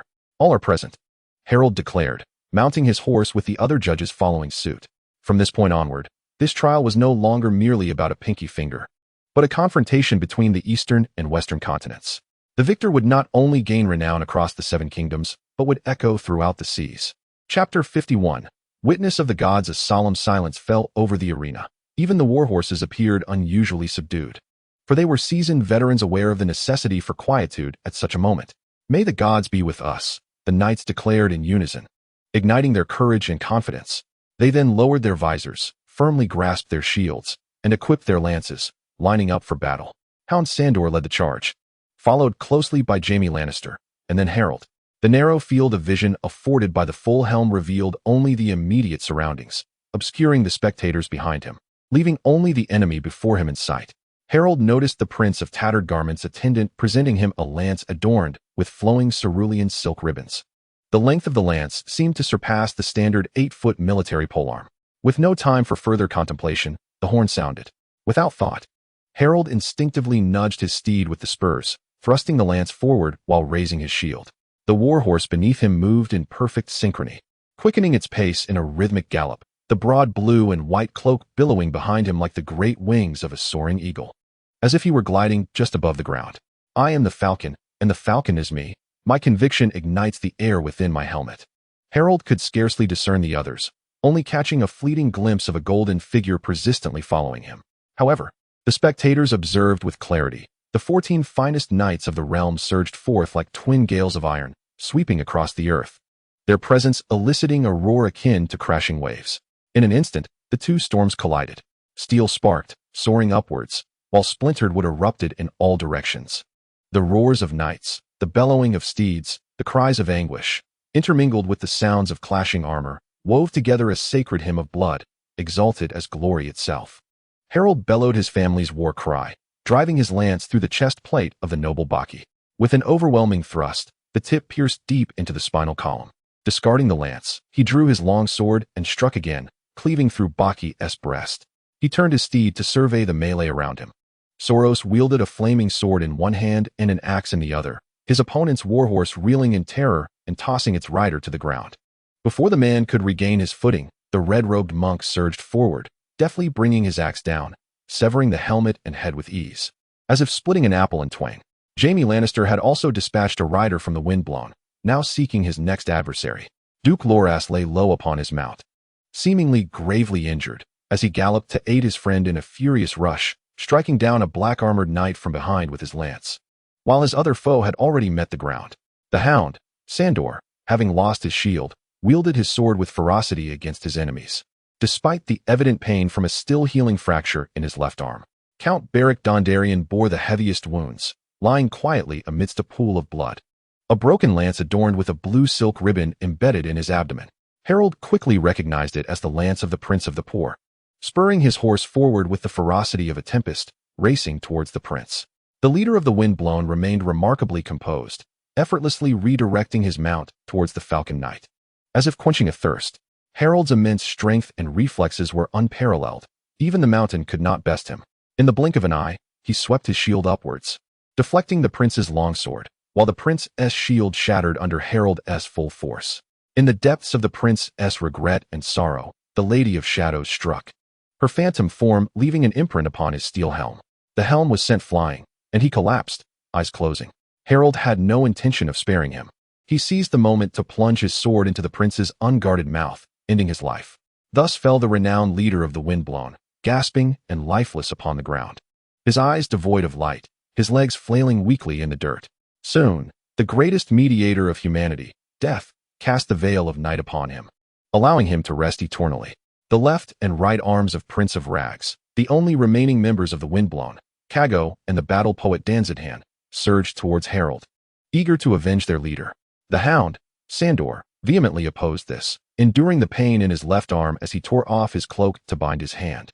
Positioning himself once more in front of Danzidhan, as his opponent swung his sword, the hound reached out with his left hand to grasp Danzidhan's blade. His right hand gripping his longsword, he struck Danzidhan's helm repeatedly with the weighted pommel, shouting curses with each blow. It was only when Danzidhan's helmet began to seep blood, and his body slumped helplessly, that he ceased, spitting on the ground in disdain. Kago, a towering figure clad in black steel armor, though unhorsed by a surprise attack from the Knights of Flowers, remained unscathed. He drew his ebony curved blade, swiftly dispatching Loras's steed. As the Knight of Flowers attempted to dismount, one foot became ensnared in the stirrup, and the warhorse toppled, crushing his leg. Just as Kago prepared to finish off the slender knight, he caught sight of the Falcon Knight, slaying his leader. Kago's temper flared fiercely, and he delivered a brutal kick to the Knight of Flowers' helm, charging furiously towards Harold. Jaime Lannister intercepted him, discarding his spear, dismounting, and drawing his long sword to confront Kago. In the clash of steel, Jaime's sword shattered instantly. Observers noted that this black-armored giant not only possessed immense strength, but wielded his dark, curved blade with lethal precision.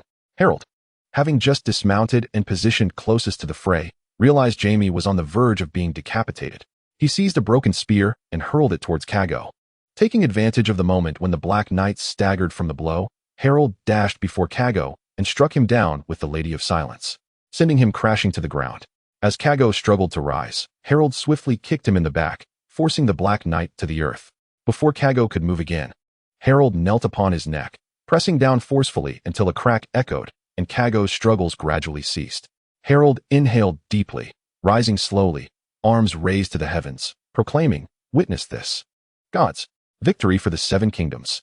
In an instant, chaos erupted around him. The crowd erupted in cheers, the populace hailed him. Praise and glory belonged to this momentous day, to this bloody sacrifice. The three knights, still able to walk, surrounded Harold as they approached the viewing platform. They basked in the adulation, facing the king, Robert's voice booming. The gods have declared, Daenerys is guilty. Harold could scarcely recall how he exited the tournament grounds. He had vanquished three knights without a scratch, his armor unmarred, save for a few scratches on his shield. The crowd erupted in frenzied cheers, reaching out as if to touch him, believing that a mere brush would allow them to grasp the divine glory bestowed upon him by the god's judgment. The prime minister ordered the city's guard to intervene, and the soldiers in golden robes shouted, Lord Aelin returns victorious, clear the way. After much effort, they finally escorted Harold back to the Red Keep. Attendants Gales and Jaime Lannister assisted him in removing his gauntlets and arm guards, their hands exploring every inch of his armor, babbling incessantly. Particularly Jaime, I cannot fathom how you achieved this. His tone brimmed with disbelief. Look at my armor. This side is dented, and this side has a gash. By the gods, you emerged unscathed. Gales. Harold grasped the attendant's arm and urged, go inquire about the others. Is Lord Beric dead? Gales dashed away, while Jaime, suppressing his astonishment, replied with a sorrowful demeanor. Lord Tondalin fell during the first charge of the Ragged Prince, and Duke Loras was gravely injured. Ser Harwin has a sprained neck and a broken leg, while the Hound has a fractured left arm. Though Sorrel and I bear battered armor, we remain unharmed. As Jaime took a step back, he bowed deeply to Harold, his demeanor exceedingly solemn. Lord Aelin, I owe you my life. There is no need for such formalities. Sir Jaime, we fought side by side. My lord. Gales hurried back, breathless, exclaiming, Lord Tondalin has been pierced through the abdomen by a spear. The maester is attending to him, and they say the count may not survive. Harold closed his eyes, shaking his head in lamentation. Such is fate. Jaime extended his hands to remove Harold's breastplate, expressing a resigned tone. Indeed, the Ragged Prince's spear measures 10 feet, 2 feet longer than standard military spears. Anyone facing him would suffer greatly, and he chose to target Lord Tondalin. Gales, balancing on a stool, struggled to unfasten Harold's chainmail, laboriously lifting the iron rings. Ser Sandor just remarked that it was Lord Tondalin's flamboyance that led the foreigner from Essos to mistakenly perceive him as the mightiest. Then heed the knight's words, Harold responded. While he shared a cordial relationship with Lord Tondalin, he could not dismiss the Hound's claim, lest it jeopardize another knight's future. He pulled up a stool and inquired of Jaime Lannister. On the defending side, are there any surviving knights representing the Vale? All have perished, Jaime replied bluntly, a smirk creeping upon his lips. Even if Loras were to exchange his ostentatious armor, he continues to employ the tournament's tactics. The two knights he unseated suffered neither injury nor death. The sole potential survivor of the defense was the knight who had been unseated during the initial charge. Upon landing, he lay motionless. Whether in a state of unconsciousness or merely feigning death was uncertain. Unfortunately for him, his horse had trampled over him several times in its frantic escape. The Flower Knights were lacking in experience, yet it was indeed the windblown who faced misfortune. Harold responded to James before turning to caution Gales. One may show mercy without taking lives, but when it comes to killing, one must not be lenient. Yes, my lord. Noticing Gales diligently taking note of his words, Harold grinned and inquired of James. When does the king intend to execute Baelish? Tomorrow. The following morning, the bells tolled. What is happening? Someone shouted. By the gods, have the enemies breached King's Landing? An elderly woman wailed in panic. The king is dead. I knew he wouldn't last. A woman clad in thin, colorful silks with her bosom exposed opened a window and laughed. Did you not witness the trial of the 7 yesterday? The person who had previously shouted, upon listening to the bells, suddenly exclaimed, It's the assembly bell. The king is not dead. He still intends to execute that fellow named Peter Baelish. Several men hurried past on the street, splashing a large puddle of muck, provoking the old woman to curse them. Yet none paused their stride. Hurry to Baelish September. A high-ranking court official. There are only a few in the 7 kingdoms. The king intends to behead him. Upon hearing this, others began to move toward the sound of the bells, eager to ascertain the situation. The ringing grew louder, and the streets became congested with throngs of people and animated chatter. It is Lord Baelish, the king's master of coin. He has embezzled all the king's funds, leaving him with not a single penny to spare, not even for wine. The king is furious and wants his head. Nonsense. I heard it was Baelish who orchestrated the murder of our former prime minister. He seduced the king's wife, poisoned the master, and when discovered, feigned innocence, claiming it was the queen who had done it. Alas, that is not the truth. The one who killed the prime minister was his own wife. And she bore an illegitimate child, sickly and clearly cursed by the gods. Fools, have you not considered that Baelish is certainly the lover? They conspired to murder the prime minister, fearing their crime would be exposed, and stole the king's gold, planning to flee with the illegitimate child. That makes sense. In any case, King's Landing had become increasingly lively since the death of the prime minister. By the time this crowd reached Silent Sister Street, the populace was packed shoulder to shoulder, creating an impenetrable throng. The white marble square before Baelor's September was filled with people, eagerly conversing and jostling to draw closer to the September. I see the Falcon Knight. The king will send him to behead Baelish. Be silent. Do not let the traitor's tainted blood soil his sword. That is a man blessed by the Father. At this very moment, Harold stood outside the grand entrance of the cathedral, flanked by 4 knights. Before them loomed the pulpit of the archbishop, where Peter Baelish knelt, flanked by 2 golden-robed guards. Clad in the silk garments from before his capture, his unkempt beard and soiled attire, littered with dirt and straw, rendered the once elegant and noble man utterly disheveled. "My lord, is it truly Baelish?" inquired Sir Shadrach, tilting his head in curiosity. "Uncertain," Harold replied, shaking his head. "Could it be the substitute captured by Varys in the secret passage?" Harold remained silent, making a downward slicing gesture after the resounding toll of the bell faded. The archbishop slowly emerged from the cathedral, standing behind Baelish. His advanced age was evident in his graying hair and corpulent figure. Draped in a pure white robe and adorned with a grand crown crafted from gold leaf and crystal, radiating a spectrum of colors under the sunlight. A throng of knights and nobles encircled the king and queen as the prime minister made his entrance, halting before the elevated pulpit. King Robert, distinguished by his golden crown, stood prominently among the crowd, with the queen to his right, clad in a black mourning gown and a veil of black diamonds. Eddard Stark stood to his left, garbed in the fineries of a high lord, his chest emblazoned with a silver hand emblem. Balon Greyjoy and Jaime Lannister donned white cloaks, accompanied by 2 guards of the prime minister, surrounding the king, queen, and prime minister. Harold spotted the eunuch Varys, draped in a vibrant brocade robe and wearing slippers, attending to the king. Duke Tywin Lannister also occupied a prominent position, his power nearly rivaling that of the king, surrounded by a cadre of knights and nobles. Tyrion Lannister was among this assembly, his diminutive stature clad in a striking red silk outfit adorned with a roaring lion, a sight both amusing and absurd. A profound silence enveloped the vast square as the archbishop knelt before the king, his deep and resonant voice chanting a solemn prayer, hands raised to beseech the 7 gods. A radiant aura shimmering above him. The gods have judged this man's sins in the sacred court of justice. He must be punished in the presence of the divine and the mortal. Your Majesty, how shall we deal with this traitor?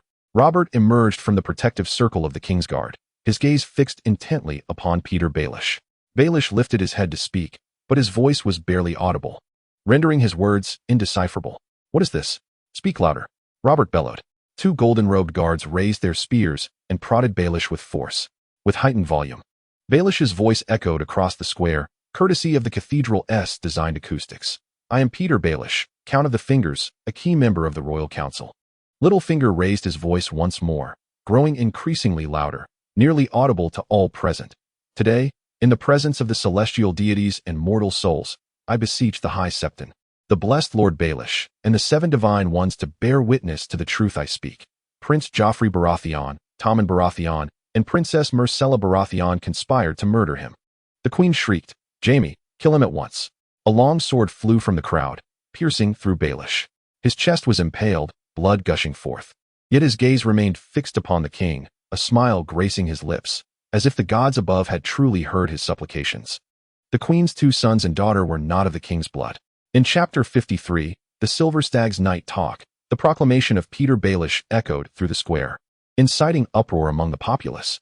They surged forward, and Harold glanced back, his ears ringing amidst the cacophony. Even the statue of Baelish seemed to sway. "Baelish, is everything you said true? My lord, are the princes truly not the king's offspring?" The 2 golden-robed guards, at a loss, felt an instinctive compulsion to act, their spears thrusting towards Littlefinger's back simultaneously. Baelish's face contorted in agony, yet a broad smile adorned his lips. "Indeed, it is all true. Which lord or lady does not have bastards? The late Prime Minister Jon Arryn's son, Robert Arryn, is my illegitimate child." Harold turned abruptly, meeting Littlefinger's lifeless gray-green gaze. His mouth agape. "You and I are alike. Chaos is the ladder upon which we ascend." Harold attempted to step forward to listen, but was thrust back by the tumultuous nobility and knights. The High Septon clung to the king's leg, while Varys and Eddard restrained him on either side. Yet the king dragged them along nonetheless. Varys pressed forward, continually imploring the king, while the queen conversed with Jaime, who merely shook his head. Tywin's emerald eyes burned with fury, akin to a conflagration of gold and green, while Tyrion's gaze flitted between his siblings. A mixture of disbelief and the anticipated complexity reflected in his expression. Witnessing this scene, Harold retreated, merging into the crowd amidst the protection of 4 knights. "My lord," shouted Shadrach, "we must depart, return to the Vale." Harold cast a steely glance at the Red Keep. He had already met with Robert the previous night to bid farewell. The king had consented to his departure upon Littlefinger's execution.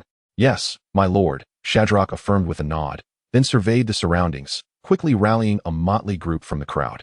Together, they pushed forward, carving a path for Harold through the throng. Yet, the sheer number of onlookers made their journey arduous, only managing to emerge from the hills of Vicenia as the tide of people began to wane.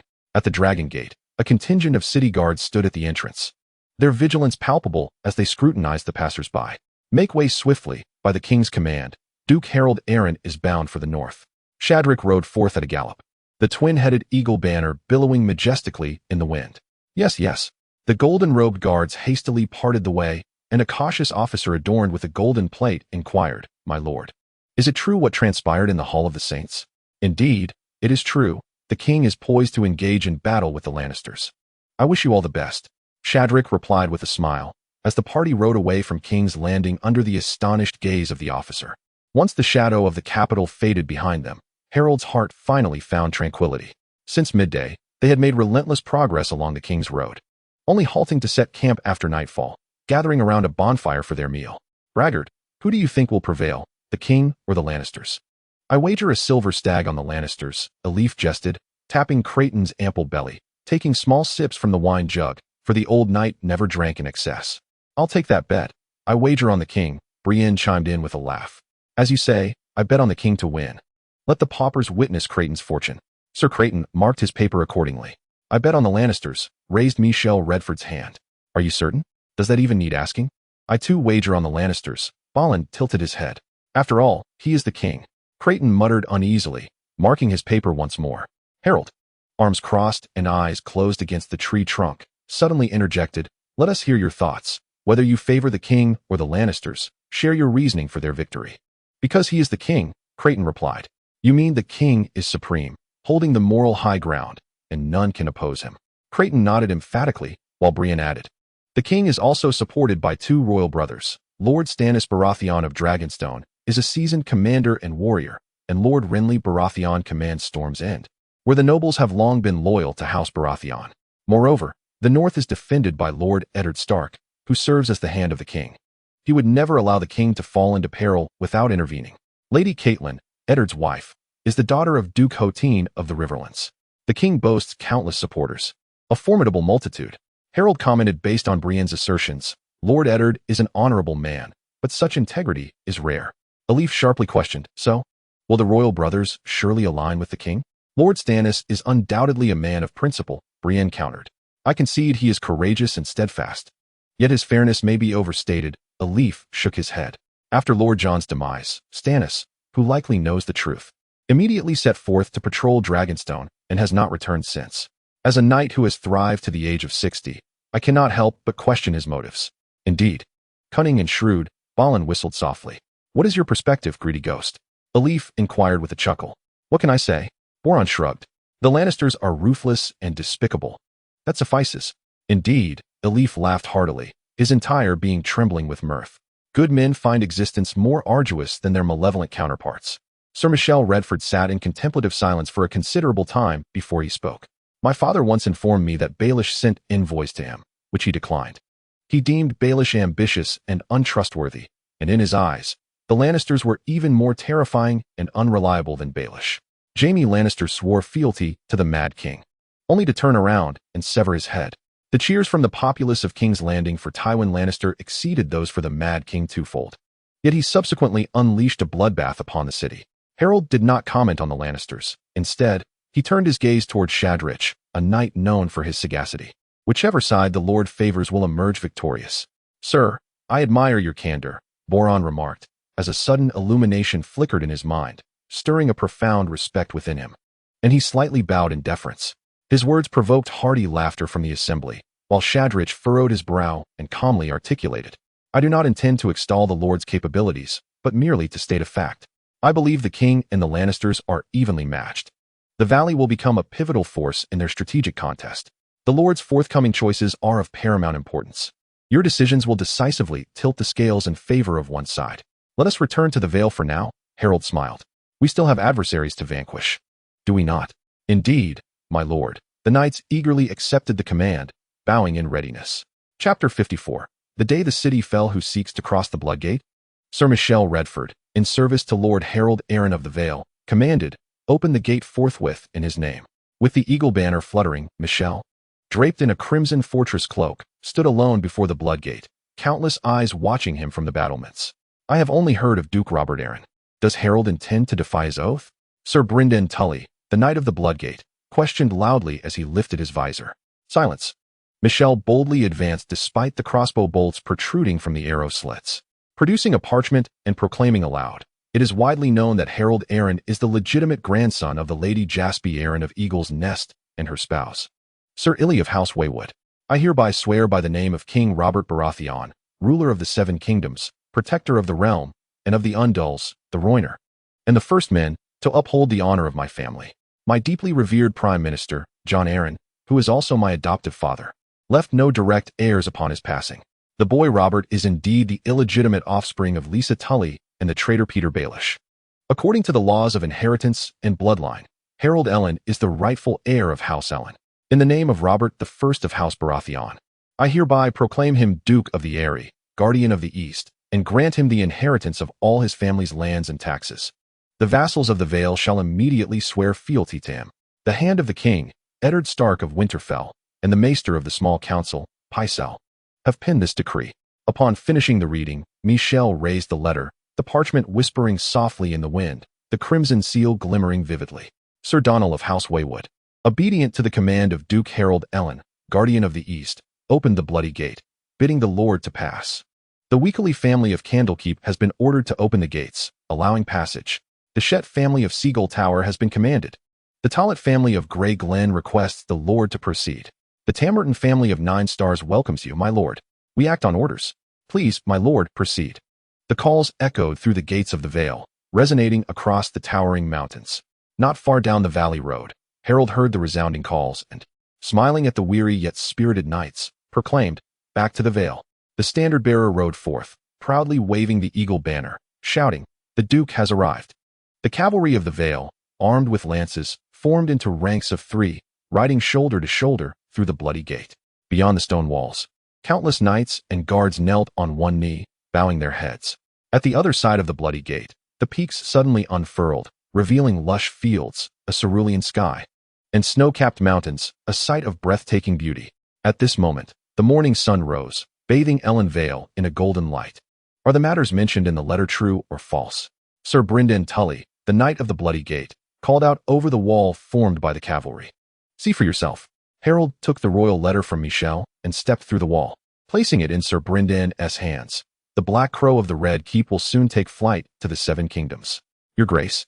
Sir Donal Waywood approached solemnly and respectfully, reporting, Lady Lisa Tully has summoned the vassals of the Vale to station soldiers at the Bloody Gate. We currently have 5,500 knights and soldiers, with provisions for 7 months. I request 3,000 soldiers to accompany me eastward. Harold continued forward, issuing commands. Close the Bloody Gate. No one shall enter or exit. We shall reconvene at the Eyrie in 1 day. His words were brief, yet extraordinarily resolute, his eyes shimmering with fervor. As you command, Donal bowed respectfully. Lord Ellen, Sir Brynden, having read the royal letter, hurriedly caught up, a worried tone in his voice. What are your intentions regarding Lisa and the child?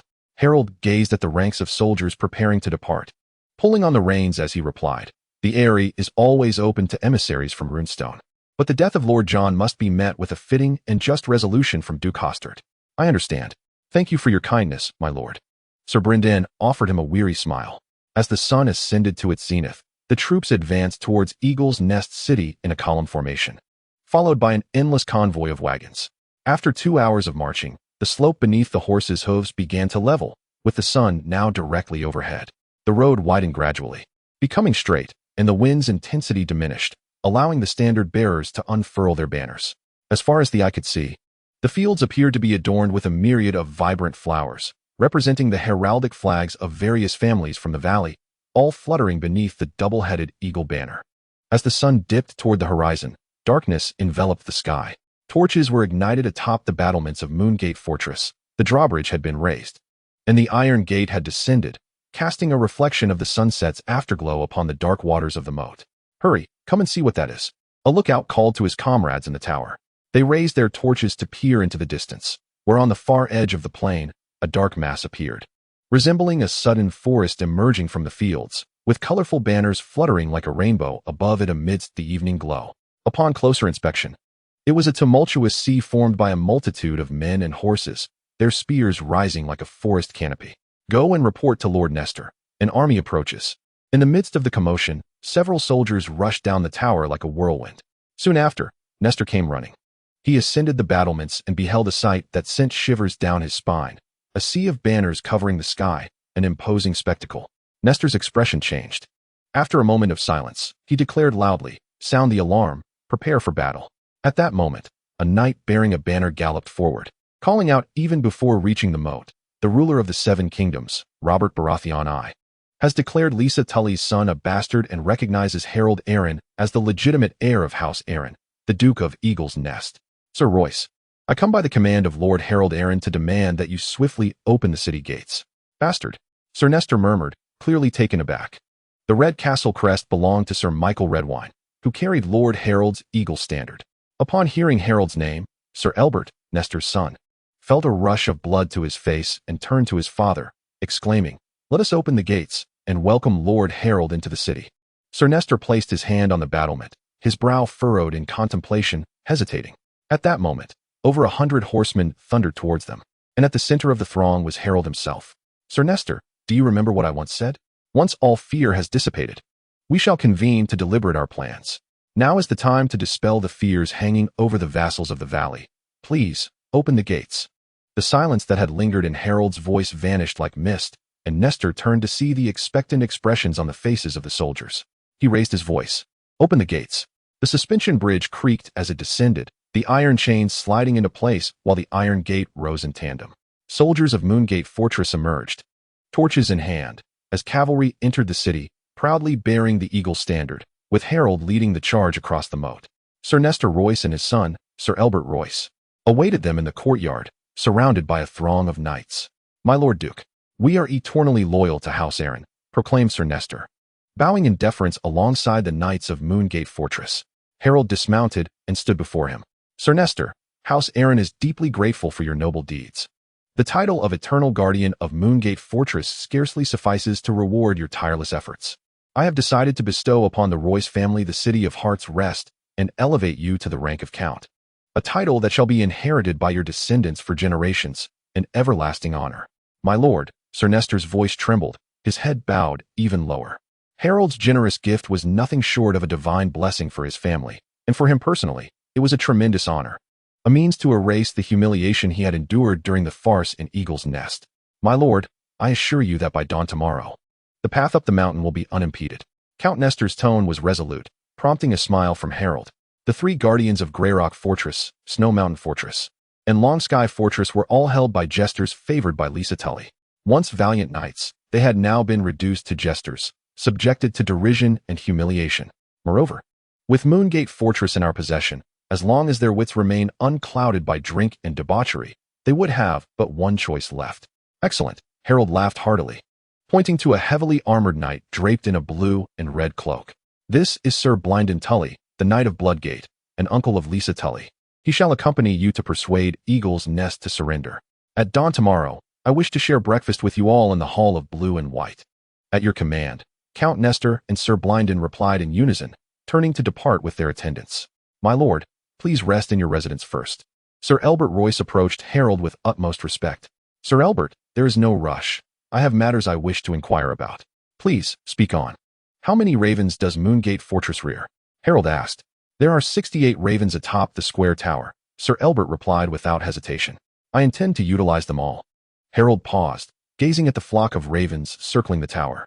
68 ravens can carry 68 messages to every corner of the valley, yet I suspect they must traverse mountains, endure storms, and evade the assaults of falcons and arrows.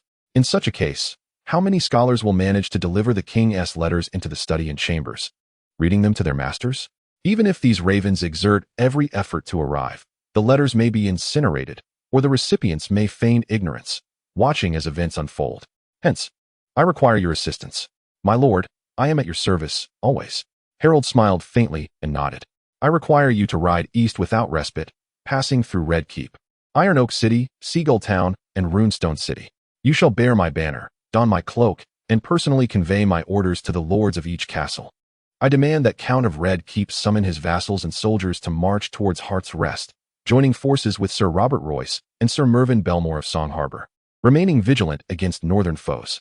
Extend my greetings to my foster mother, Countess Anya Veerwood, and instruct Sir Morton Veerwood to station his forces at Iron Oak City and Longbow Hall, at the confluence of the three cities of Old Anchor.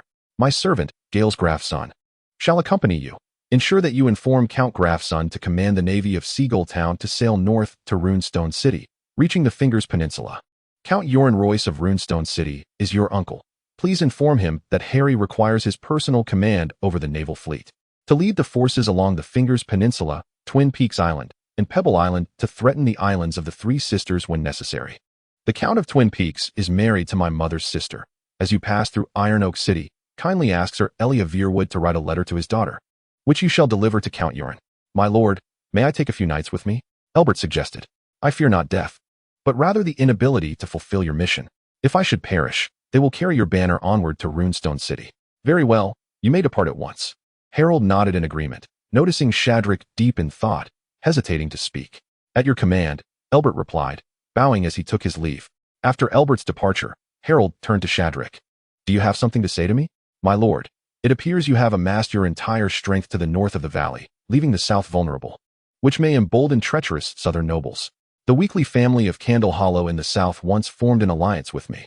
Harold gazed towards the indistinct mountain peaks. Now that I possess the moral high ground, the Count of Weakley will not oppose swearing fealty to me. In fact, most northern nobles who once stood against me will not object either. What I must truly guard against are the islands of the Three Sisters. The islanders have historically cherished their freedom and independence, unbound by the north or the valley. Their rulers are both lords and pirates. It was not until 2 millennia ago, when the Stark family of the north ravaged the islands with fire and sword, that they submitted to the aid of the Arryn family of the valley. For the next 1,000 years, the islands became the focal point of conflict between the valley and the north, with their resources thoroughly exploited. The Stark family lost interest in the islands, and they subsequently fell under the dominion of House Arryn. To this day, the people of the islands of the Three Sisters have not forgotten their ancient grievances. They harbor animosity towards the northerners and hold no affection for the valley either. The ruler of the islands, Marquis Sunderland, nominally swears allegiance to the Arryn family, yet the Eyrie cannot command them. Should they perceive the valley's decline, the island raiders will undoubtedly seize the opportunity to rebel. Rather than facing endless repercussions later, it is wise to act swiftly in the present. They aspire to descend southward to pillage resources, while I hope for their advance. I am merely lacking a sufficiently illustrious military achievement to instill fear in the vassals of the Vale. Thus, you have deliberately orchestrated a standoff between Eagle's Nest and the northern vassals, enticing the island raiders to venture southward, laying a trap in wait. Indeed, Harold chuckled, then posed a counter-question. Shouldn't the raven's flight be swifter than our steeds? Has there been no word from King's Landing? None, Shadrick replied, furrowing his brow restlessly. Do not fret, Harold reassured him. Varys is far more formidable than Littlefinger. He is intimately acquainted with the secret passages of the Red Keep, a master of disguise, and possesses an intricate network of informants. It is only natural that our carrier pigeons would struggle to contend with him. My lord, what does this spider truly intend? Shadrick inquired, perplexed. Harold remained silent as he traversed the courtyard, ascending to the upper terrace, where he eventually took a seat and spoke after a prolonged pause. Balance and control. By providing intelligence, he aids one faction in striking against another, thereby maintaining equilibrium, all with the aim of controlling time. To further his own agenda, he manipulates the timing of events, either delaying or hastening their eruption. The revelation of the king's illegitimate offspring by Littlefinger before his demise was undoubtedly tied to him. Our involvement has shrouded several mysteries, allowing the Seven Kingdoms to remain stable for a considerable period, which was originally intended as developmental time for the Vale. From this perspective, it is evident that Varys feels this duration is excessively prolonged for his plans, prompting him to seek a swifter resolution. Chapter 56. The more one contemplates. The more one discerns noble privilege, a 7-day ad-free reading privilege card, available for all registered users free of charge. As dawn broke the following morning, the weathered gates of Longstone Castle swung wide open. Immediately, the stables and barracks were taken over. Harold pointed his riding whip towards the hewn passage in the rock, issuing commands. Let the Tully men escort Lisa and Robert down the mountain. Send knights and soldiers up to replace all guards and servants stationed above, and seize control of Eagle's Nest. Understood, the knights acknowledged, dispersing in all directions. When the sun ascended to its zenith, the silver-haired Brynden Tully assisted Lisa Tully out of the basket, cradling her son, little Robert. Please allow me to detain them at Moondoor Castle until the envoy from Riverrun arrives, Sir Brynden requested. Harold did not cast a glance at Lisa or little Robert, nodding in agreement. Their safety is your responsibility. The Arryn family bears no liability. I understand. Sir Brendan's hoarse voice betrayed an infinite weariness. The Tully family motto is family, duty, honor. Brynden is a man of profound responsibility, a sworn knight who remains ever faithful to his duty. He equally champions familial unity and judicial fairness. And even when the Tully family produces a child like Lisa, one who sullies the family's honor, he would still extend his aid. Harold firmly believed that Brynden would never take the liberty of releasing Lisa and her child. My lord, we have secured Eagle's Nest, reported Michelle Redford. Unless absolutely necessary, I shall not linger here. A hint of sarcasm tinged Harold's words. Yet it appeared that no one took notice as they escorted him into the hoisting room via the basket, ascending the spiral staircase.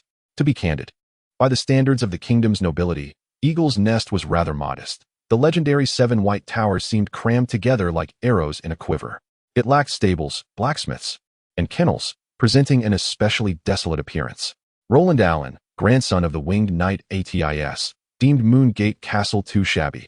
In his quest to construct Eagle's Nest, he visited several family strongholds. Regrettably, he only beheld the grandeur of those fortresses, giving no thought to practicality or comfort. During the winter, the Allen family was compelled to descend to Moongate Castle, for the mountaintop was too frigid and supplies could not be transported uphill. The castle was not expansive, allowing for swift movement, and in just a few strides, Harold arrived at the hall crafted from white marble. Brenna stood guard before the fishbone throne, accompanied by several knights. The crescent hawk banner had been replaced by the double-headed eagle emblem clutching a diamond and crescent. As Harold entered, they immediately bowed in respect, exclaiming, My lord. Gather 100 soldiers who can cook, capable of roasting meat. Empty the storeroom of all fine wines.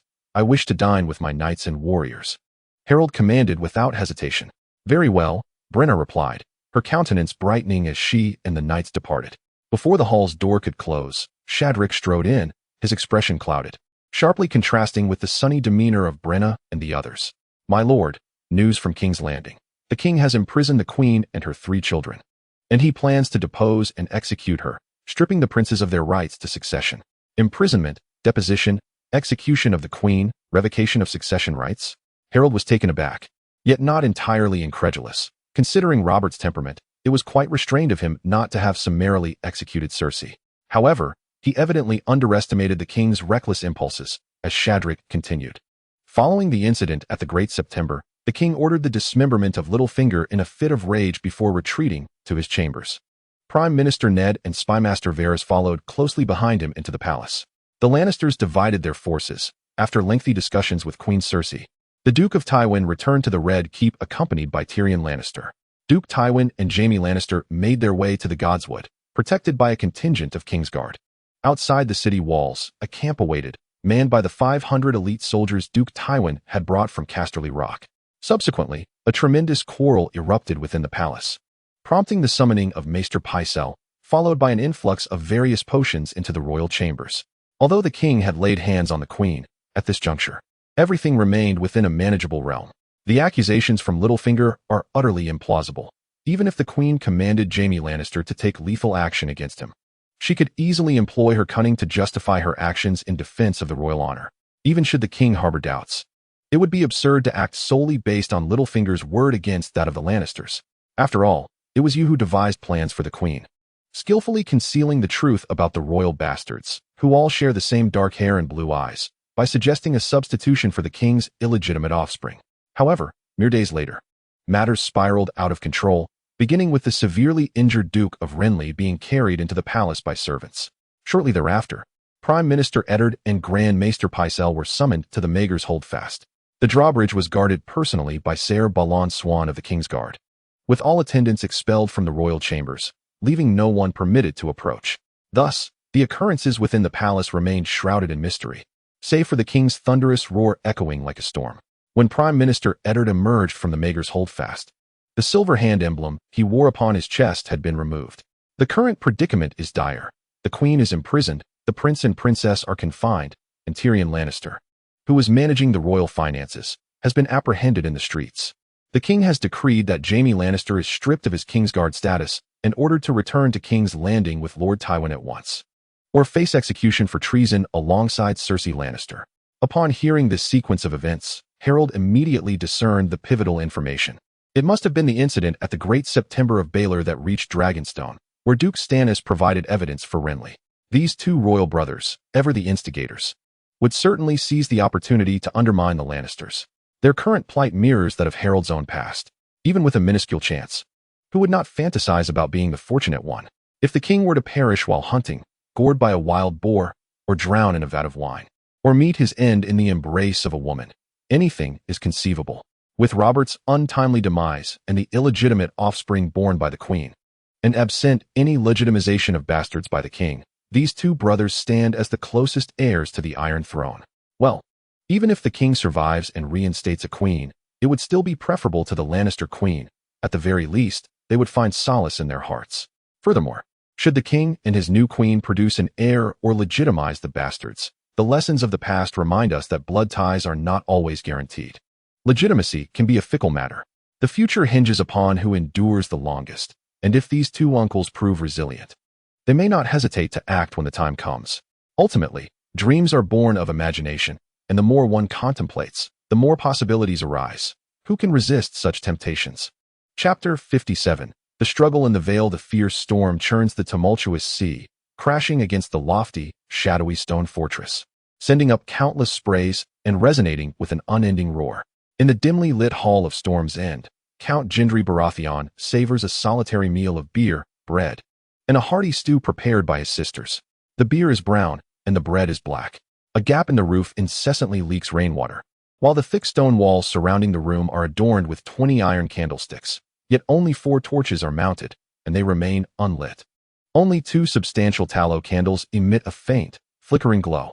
The captain of the guard strides into the hall, quickly unfastening his cloak and hanging it on a hook to prevent rainwater from streaming onto the Lord's precious carpet, now worn smooth by time. We observe soldiers from the Randorp and Torrent families in Sister Town, actively seeking to recruit manpower for a southern expedition, as indicated by the notices they had posted. The captain produced a bounty notice from his pocket and placed it on the Lord's table. It consisted of 2 thin wooden boards inscribed with text, embellished at the bottom with the crests of the Randorp and Torrent families. Count Bonnell wiped his mouth with the back of his hand and, as lightning illuminated the room, leaned closer to examine one of the boards. The blue and white light flickered momentarily before Count Bonnell turned to his captain. "Have you seen any of Sunderland's men?" "No," the captain replied, shaking his head. "Bonnell governs Sweet Sister Island, while Randorp and Torrent rule Elder Sister Island and Younger Sister Island, all of whom pledge fealty to Marquis Tristan Sunderland of the Three Sisters Isles. If Sunderland remains inactive, we must not act impulsively," the Lord mumbled, resuming his hearty meal of stew with a wooden spoon. "Perhaps the Marquis has no intention of heading south," suggested the captain. "If Sunderland were to hear you say that, he would surely slap you. He would never forego the opportunity to advance south, just as he covets every golden dragon," Count Bonnell remarked calmly. "I used to curse the gods for granting me only daughters until I heard Tristan lamenting the expenses incurred for his war horses. That poor soul has 7 sons, all aspiring to knighthood. You cannot fathom the amount of fish he must catch to afford decent attire and armor for them. It's a harrowing figure. If Tristan faces such burdens, think of the thoughts and golden dragons the king and Lord John must expend for their sons, only to discover they are not even their biological children. I now find a lack of sons rather agreeable. I once had 3 sons, 2 of whom perished from hunger during the famine," the captain said, Given that the Marquis is surely bound for the south, if we delay our response, we may struggle to gather sufficient manpower. The bounties offered by Elder Sister Island and Younger Sister Island are not substantial, yet we can afford them. Count Bonnell stirred his stew, forcefully breaking a piece of black bread from the table, which he barely managed to swallow after dipping it in the stew. You see, even as a lord, I can only consume this hard bread, while you, my captain, have lost 2 sons to hunger during the famine. In this impoverished and remote land, many cannot afford food or a family. Just offering them a morsel would turn men into warriors and women into spear wielders, ensuring we would have no trouble in recruiting. We must continue to watch Sister Town. Sunderland surely harbors other intentions. Indeed, my lord. The captain of the guard departed, leaving a trail of damp footprints from his boots upon the tattered carpet. Outside, the tempest raged, waves crashing against the castle's foundation. In that moment, lightning illuminated the sky once more, and the heavy door slammed shut with a thunderous roar, echoing ominously, as if heralding some portentous event. On a hill overlooking Snakewood City, a long table made of pine was set, adorned with a sky-blue tablecloth. Harold's grand tent stood beside the table, the blue and white eagle flag fluttering atop its tall pole. Here, he dined with his knights and vassals. He had arrived just before dusk, utterly exhausted from the lengthy march and a full day of riding. The chef presented the evening's main course, 5 roasted suckling pigs, golden and crisp, accompanied by an array of fruits, while attendants filled the goblets of the lords with chilled summer red wine. To your hard work, Harold declared, raising his cup. May the lords enjoy great military success, and may the Aelin family's lineage flourish. The knights and vassals raised their cups in unison. According to reports from the messenger of Coldwater City, Baron Kovat had marched south with his forces to encircle Snakewood City alongside us. As Harold observed the servants slicing the suckling pig for his wooden platter, he remarked, the troops from Longbow Hall and Old Anchor Land intended to join Snakewood City, but retreated for their own safety under the threat of the Iron Oak City's army and the Seagull Town fleet. My lord, we ought to strip all participants in the rebellion from the 3 cities of their titles, lands, and rightful privileges, suggested Count Marvin Belmore of Song River City. After Harold assumed control of Eagle's Nest City, Sir Marvin had earnestly written to him, seeking to inherit his family's fief, to which Harold consented, elevating him to the title of Count of Song River City. Since then, Marvin Belmore had positioned himself as Harold's close confidant, often playing the role of the villain among the vassals, proposing base suggestions to afford Harold some leeway. The short, kindly-faced Count Redford of Red Keep furrowed his brow at this and leaned forward urgently. My lord, most of the rebels from the 3 cities are vassals and knights of their liege lords, who have sworn loyalty to their masters and must adhere to their oaths, thus being coerced into complicity. Should we impose such harsh penalties, they will surely choose to stand with their lords in life and death, creating even greater difficulties for us. Alas, Harold sighed heavily, placing his knife and fork upon his plate. I never intended to deprive anyone of their rights, including the heads of the 3 cities. I merely asked that they acknowledge their wrongs and swear fealty to me. It is their own doubts that plague them. They have colluded with traitors like Peterberry and the regicide Lissa Tully, conspiring to bring about my demise, thereby seeking to deprive the Aelin family of its legacy and allow the blood of the guilty to usurp the rightful lineage of the valley. Now, under the king's command, I have inherited the bloodline of the Aelin family. Not only do they refuse to admit their wrongs, but they also dare to incite rebellion. They have betrayed their loyalty to their liege, defied the king's orders. What greater crime is there than this? This is treason. Those who drag the valley into war for their own selfish gain are unforgivable. However, the Earl of Redford also speaks with reason. Those who uphold their oaths should not be unduly harshly judged, while those who are coerced may be treated lightly. Your heart is as vast as the ocean, embracing all things, he exclaimed. Count Marvin Belmore smiled, and the other knights echoed his sentiment. Laughter and merriment soon filled the long table, resonating through the night and reaching far beyond. Chapter 58. Northward and southward in Sweet Sister Island, at Breakwater Fortress, Count Godric Bonnell stumbled through the muddy courtyard. Emerging from beneath a rusted iron gate, he stood upon a bridge constructed of black basalt, gazing out at the sea as icy rain soaked through his garments, rendering him akin to a drenched dog. Yet, he had no time to dwell upon his discomfort. He rubbed his stinging eyes with the back of his hand, silently counting 1, 2, 3, 4. Amidst the thunder and lightning, over the tumultuous sea, more than 30 rowing warships were arrayed in formation, their masts rising like spears, adorned with the familiar banners of his acquaintance. The captain of the guard, hurrying with his soldiers, squinted and inquired, Is that the sister ship of Lord Sunderland? Indeed, it is the sister ship, murmured Bonell. Along with the Windrunner and the Electric Eel Knight, all are smuggling vessels bound for sister town's Whalebelly Bay. The captain's eyes sharpened. The Lord had instructed him to keep a vigilant watch over sister town, and he had never dared to slacken his vigilance. Even as these smuggling ships lowered their sails and drooped their flags, he recognized them all. With fists clenched tightly and his broad forehead creased in thought, Bonell remained silent, observing the sister ship anchored at the dock. Sister town was the residence of the Marquis of Sunderland, and Whalebelly Bay was known for its tavern, a notorious gathering place for smugglers. Bonell had long suspected Sunderland's collusion with the smugglers, yet he had not anticipated witnessing them brazenly convene together. Before long, a small boat approached the shore. Tristan Sunderland stood at the bow, draped in a cloak threaded with gold, a jeweled sword hanging at his waist. Bonell felt as though these possessions had never belonged to him. Before the vessel reached the dock, the Marquis of Sunderland raised his voice. Bonell, I encountered a few merchant ships on my journey and made a small fortune. I have brought you gifts. What brings you here, my lord? And judging by the draft of the sister ship, it seems you have acquired more than just a modest gain. It is the storm that has brought me here.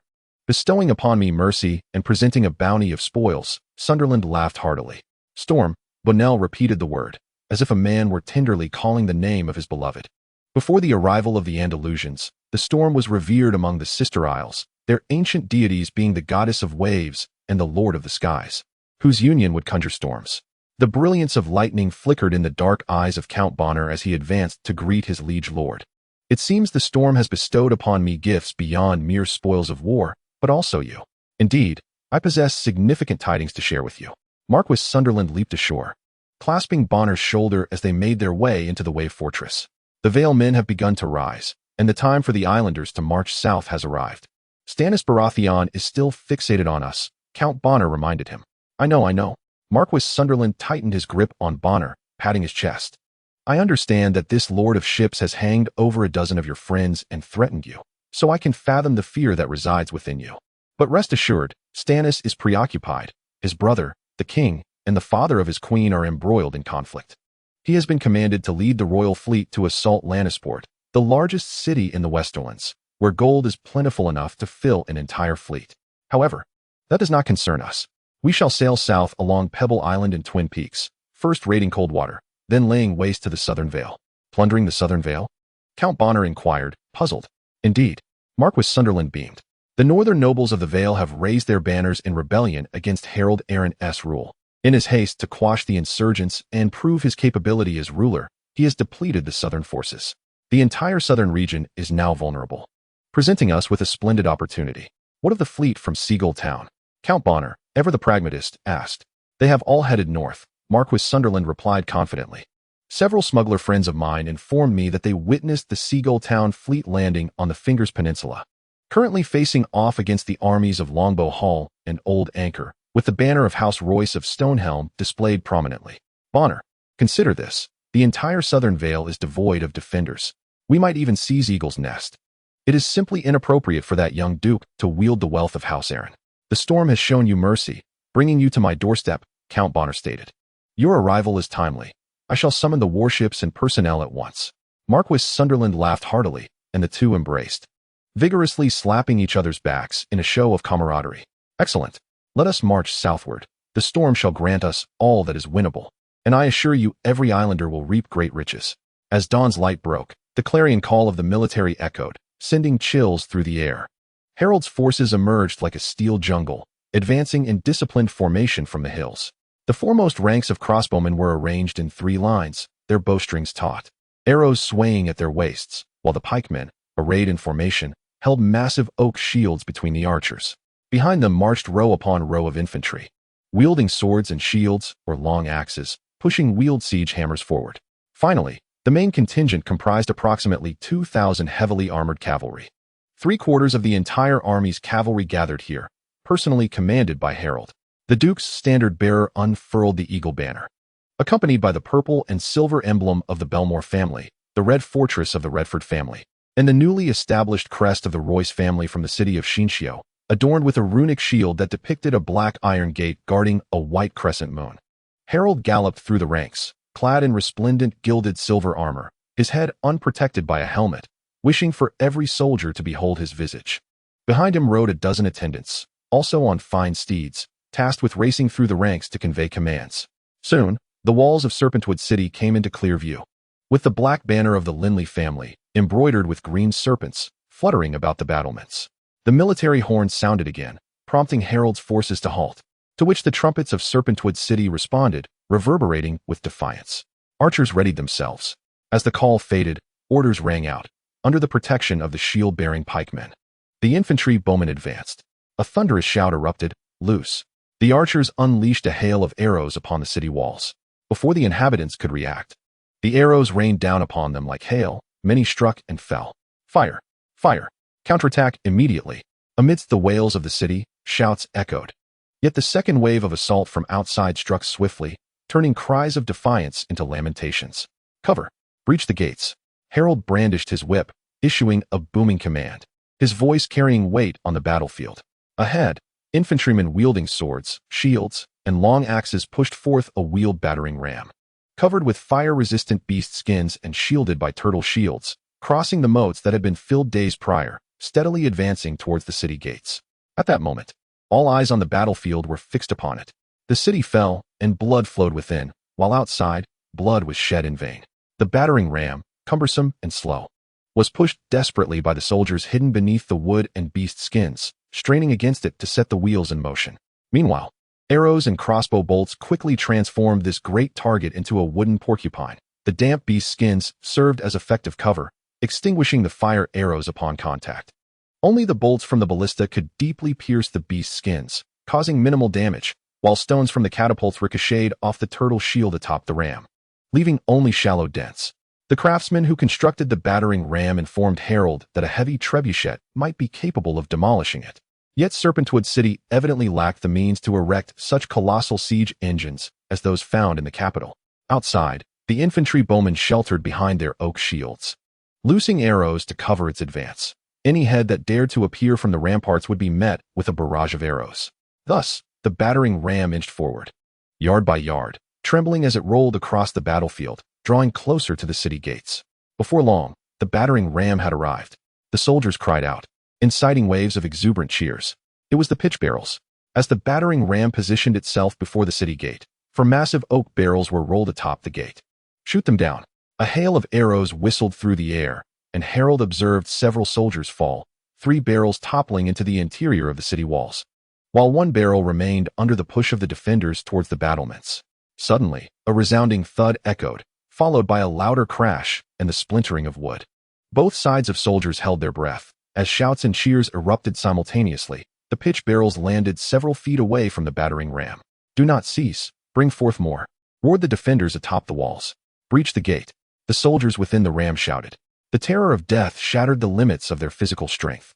Barrels that once required 4 men to move could now be lifted by 2, and axes that once demanded great effort swung as lightly as feathers. Through his lens, Harold beheld the scene upon the walls, raising his whip as his attendant sounded the war horn. In the next moment, 2 more battering rams, rumbling with thunderous sounds, emerged from the ranks of soldiers. The siege was underway, and the psychological warfare was in full effect. The sight of these 2 rams momentarily sapped the defenders' resolve. Archers, provide cover, commanded Harold. The resting crossbowmen readied their bows once more, unleashing a torrential rain of arrows upon the city gate, suppressing the defenders' movements. The gates of Snakewood Castle were not as thick as the 9-inch barrier of Moongate Fortress, making them susceptible to destruction. Dozens of soldiers took turns, wielding 7 or 8 axes tirelessly until the gates shattered with a thunderous crash.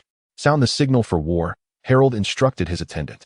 Gales grinned widely, raising the horn to his lips, letting forth a prolonged blast symbolizing a full-scale assault.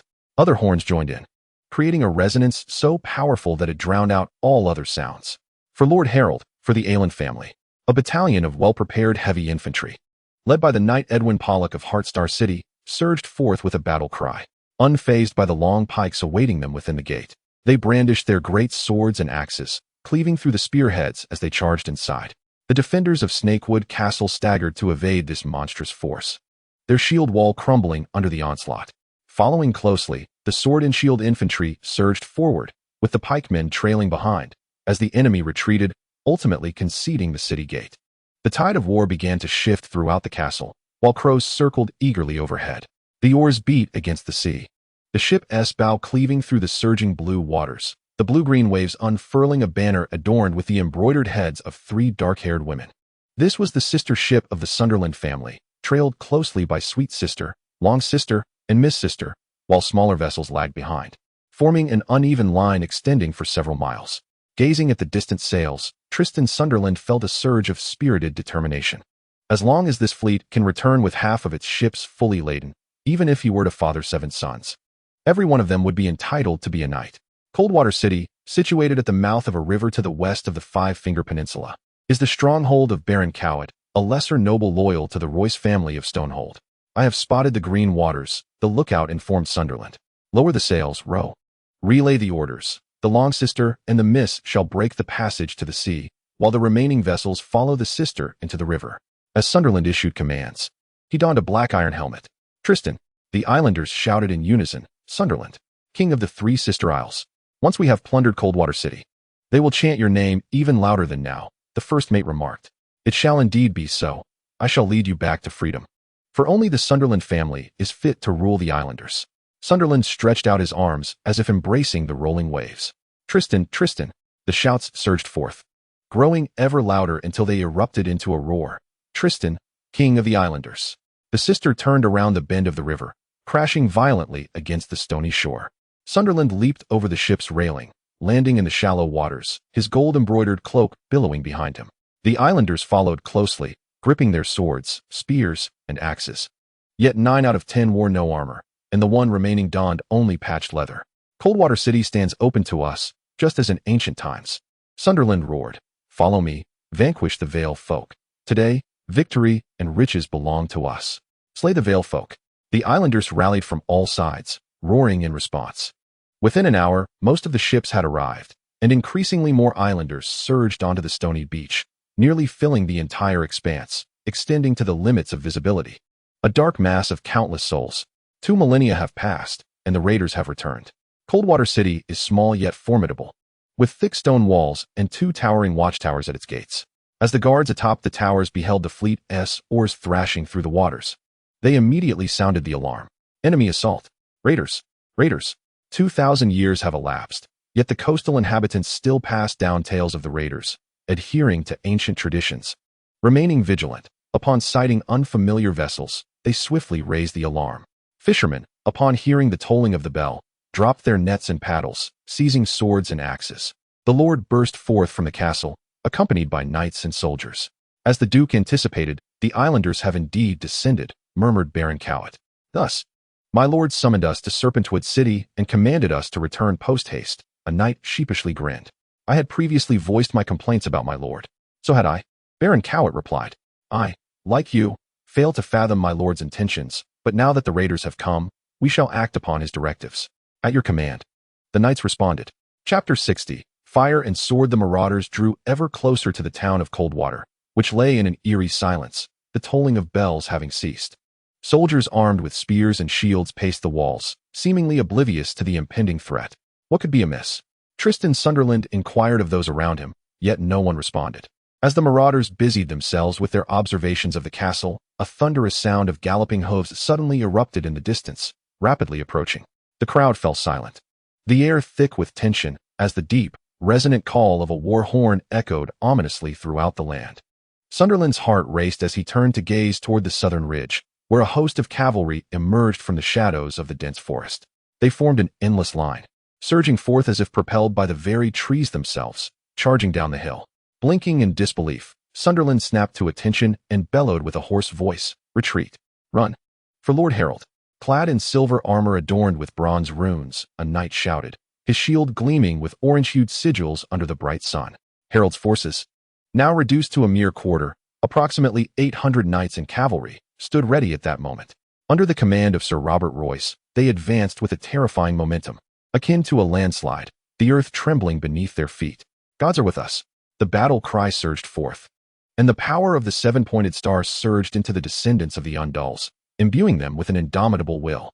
The lances quivered in the hands of the knights.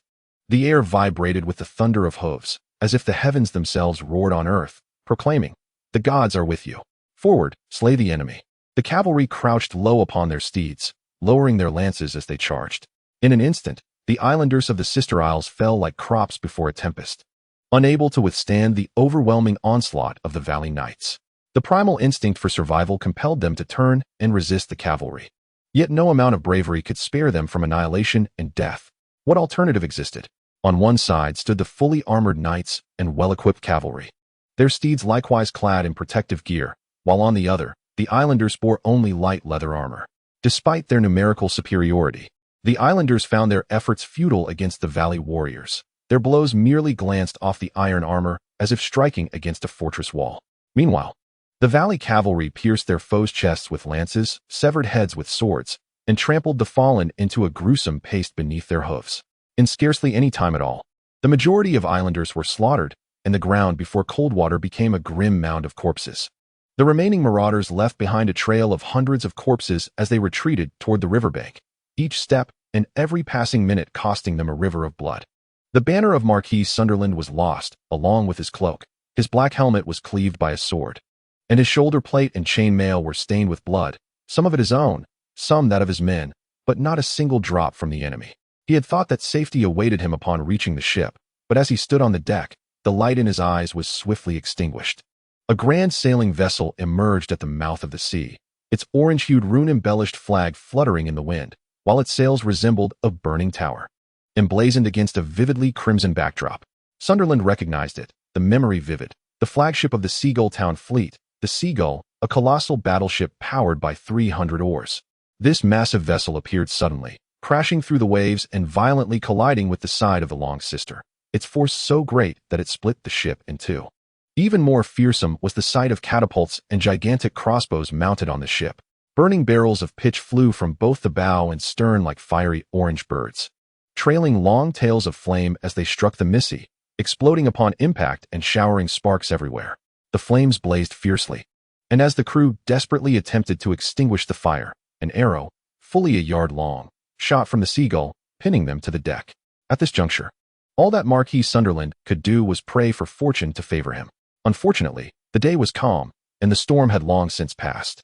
As the flagship, the Seagull was naturally accompanied by a protective fleet, with two 200-oar vessels flanking it, followed by other ships of similar caliber. Conversely, Sunderland's flagship, the Sweet Sister, boasted only 80 oars. In ordinary circumstances, its smaller size allowed for agility, enabling it to maneuver freely through the river's twists and turns. However, at present, they were trapped in the bay, facing a fleet composed of 300-oar behemoths and 200-oar vessels, left with nothing but the inevitability of death. The clarion call pierced through the tumultuous white foam and the rhythmic splashes of oars, announcing the command from the Seagull, launch a full assault. Two smaller vessels surged ahead, probing for any iron chains that might obstruct their path. Reef the sails, accelerate, roared Count J.R.N. Roysburg. The drums of war quickened, and the rowers matched their pace, wooden oars splashing against the water's surface. On the deck, infantry struck their swords against their shields while archers swiftly readied their bows, drawing arrows from their quivers. Sunderland racked his mind for an escape, but time was not on his side. A flock of fiery birds swooped down upon them. This time, there were dozens. Some plummeted into the river, while others landed on the decks of the marauders' ships, causing several to erupt in thick smoke. Just having narrowly escaped the clutches of death, the startled marauders descended into chaos, even turning their swords upon each other in confusion.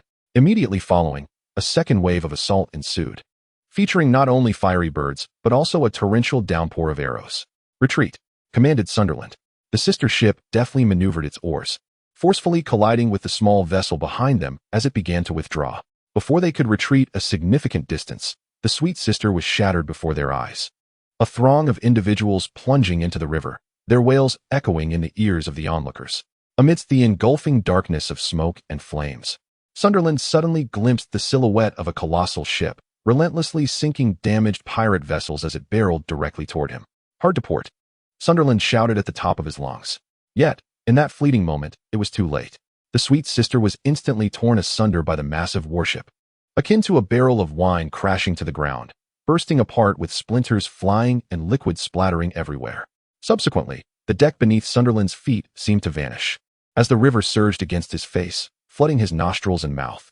In boundless terror, he struggled violently until he surfaced, grasping the nearest piece of timber.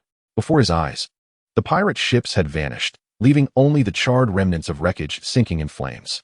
Meanwhile, the fleet of Seagull town lay tranquil upon the river's surface, as if a giant had just trampled over an anthill.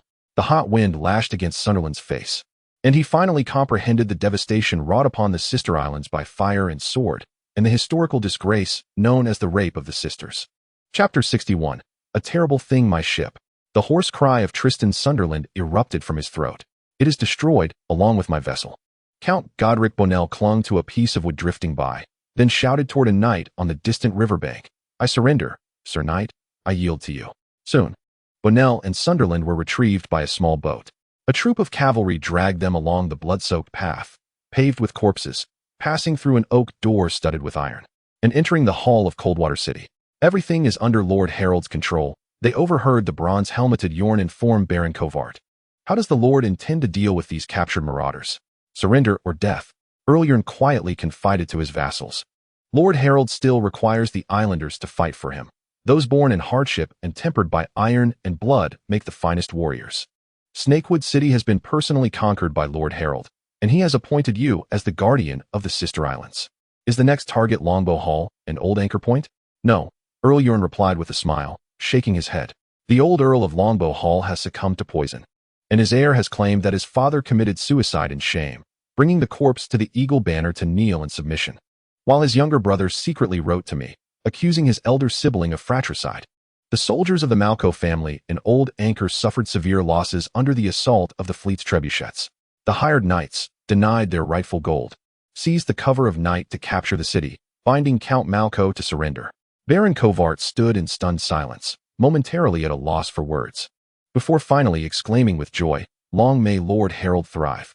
The Marquis of Sunderland, akin to a drenched dog, stood there awaiting his fate, and upon hearing this, could not restrain a scornful spit. Snakewood Castle, Hall of Longbows, Old Anchor, you are all lords of the Vale. Yet your conspiracy crumbled in less than 2.5 months. How can one expect to achieve greatness and glory alongside such vermin? At this moment, Sunderland completely forgot his marquis title and his aspirations to become the king of the Sisters' Isles. Deep down, he was acutely aware that apart from his noble title, he possessed nothing. In stark contrast to the Marquis of Sunderland, Count Poinel was undoubtedly a pragmatic individual. He straightened his posture and proclaimed loudly, "My Lord Yorn, Sweet Sister Isle is at Lord Harold's disposal. Release him." Count Yorn turned to the guards and commanded, "Thank you for your leniency." Count Poinel rubbed his chafed wrists and bowed in gratitude. "Godrich, I have always regarded you as a sensible man." Count Yorn scrutinized Poinel with his stern gray eyes. "The Vale can overlook your old profession, but how could you entangle yourself with traitors?" The lords of the Sisters' Isles were notorious, particularly Godrich Poinel, Lord of Sweet Sister Isle, ruler of Wave Castle, and guardian of the Lamp of the Night. The ancestors of the Poinel family were once kings of pirates before the Stark family ravaged the Sisters' Isles with fire and sword.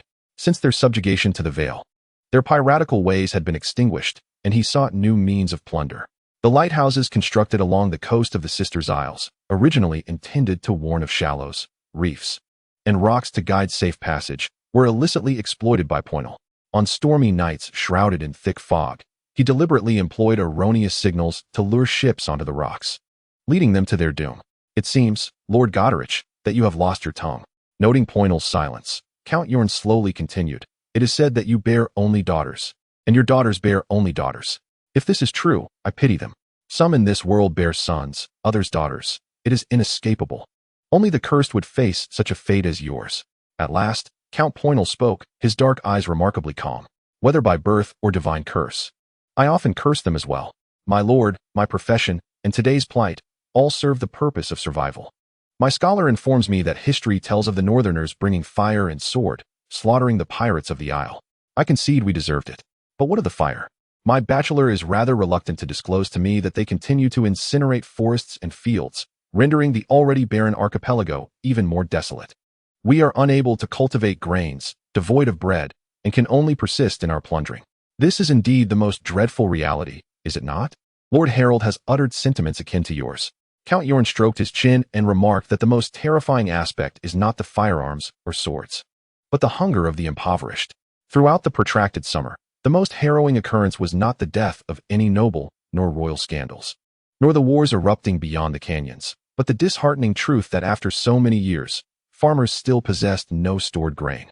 Once the harsh winter arrives, Count Yorn refrained from elaborating further, for the harrowing images of famine during the winter are well documented in history. A 12-year-long conflict culminated in desolation across the battlegrounds, and the ensuing winter claimed the lives of more civilians than the number of soldiers who perished in battle. If what you say is indeed true, I would gladly fight to the death for Lord Harold. The flickering candlelight in the eyes of Earl Bonell betrayed his thoughts. You merely wish to avoid aligning yourself with the already defeated side. Count Yorn cast a cold glance at him. But how to deal with you remains a matter that requires Lord Harold's personal judgment. I know you. It is evident that your collusion with the traitors stems not from oaths or loyalty. The Duke's benevolence is the sole reason you stand here today. I eagerly anticipate meeting with His Grace, the Duke, Earl Bonell stated. Count Yorn chose to ignore him, turning instead to the visibly uncomfortable Marquis of Sunderland, and decisively proclaimed, by the command of Lord Harold Island, regarding the traitorous leader, execute him immediately and display his head for all to see. With that, he gestured for the guards to escort the Marquis of Sunderland to the courtyard, then removed his gloves, handing them to Baron Cowett, unsheathed his sword, and strode purposefully out of the hall. In the courtyard, under the watchful eyes of the gathered crowd, one soldier gagged Sunderland while another struck at the back of his knees with a spear, forcefully pinning him to the ground. Sunderland struggled to speak, yet Count Yorn, sword in hand, surveyed the surroundings and proclaimed loudly, "In the name of the Duke of Eagle's Nest, Herald of the Island family, I, Count Yorn of Stone Ruin City, Guardian of the Three Sisters Archipelago, in the name of the Royce family, hereby pronounce your death sentence." With that, Count Yorn raised his sword high above his head and, with a swift motion, severed Sunderland's head cleanly from his shoulders. Blood splattered onto the ground, painting it a vivid crimson. This was the only blood shed by the marauders within the confines of Coldwater City. Chapter 62. The Rotund Servant Noble Privilege, a 7-day ad-free reading card. Available for all registered users to claim for free. Chaos engulfed Snakewood City as Duke Harold Island prepared to withdraw his forces. Laborers stood atop wagons, hoisting bags of flour, salted meat, wine, and other supplies, along with bundles of freshly fletched arrows. Meanwhile, blacksmiths busied themselves repairing swords, mending dents in armor, and fitting horses with new shoes. Beyond the city walls, tents of all sizes were hastily dismantled, and the campfires extinguished.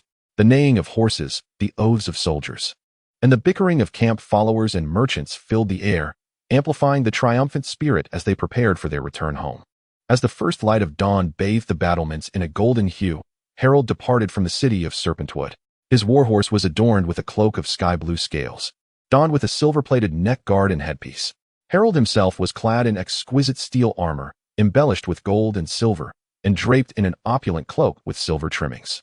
2 standard bearers preceded him, one brandishing the double-headed eagle banner, the other the crescent falcon flag, as 2 mighty eagles soared against the wind. Following closely behind were lords and knights, banners fluttering in a riot of color. Sir Edwin Polk brought up the rear, not in armor or bearing a flag, but to bid farewell. The valor of this knight, who had led the heavy infantry to breach the city gates at the Serpentwood battle, had left a profound impression on Harold. It reminded him of the astute negotiation Edwin had displayed when persuading the militia to surrender at the city of Honga. Harold deemed Edwin Polk a knight of both courage and wisdom, and resolved to appoint him as the governor of Serpentwood, entrusting him with the guardianship of the city. As for the Lord of Serpentwood, the Linley family, on the day the castle fell, the hall echoed with the strains of the rainy season of Castaigne. The return route differed from their arrival, with the army dispersing from the city of Shinsu. Count Nestor Royce remained at his newly bestowed castle, while Count Marvin Belmore led his troops westward back to Honga. Count Redford advanced north towards the Red Fort, and Harold commanded the forces of Eagle's Nest to march eastward. 2 days' ride away from Iron Oak City, they were spotted by scouts while crossing a river.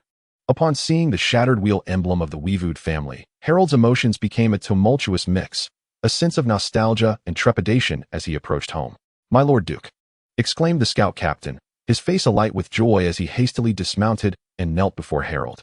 "Your name is Martin, is it not?" Harold inquired, recalling the stout squire of Sir Morton Weevood from Iron Oak City.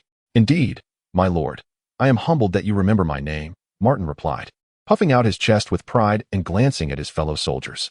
"Have you returned victorious from Serpentwood?" "Yes," Harold responded with a beaming smile. "That is splendid news." Martin cried out in delight. "Where is my foster mother, Lady Anya Weevood?" "She accompanied Sir Morton to the east to confront the traitors, my lord. Sir Roland Weevood has taken over the defense of Iron Oak City, commanding the remaining troops. I understand, Harold said, unfazed by Lady Anya's decision to accompany the campaign.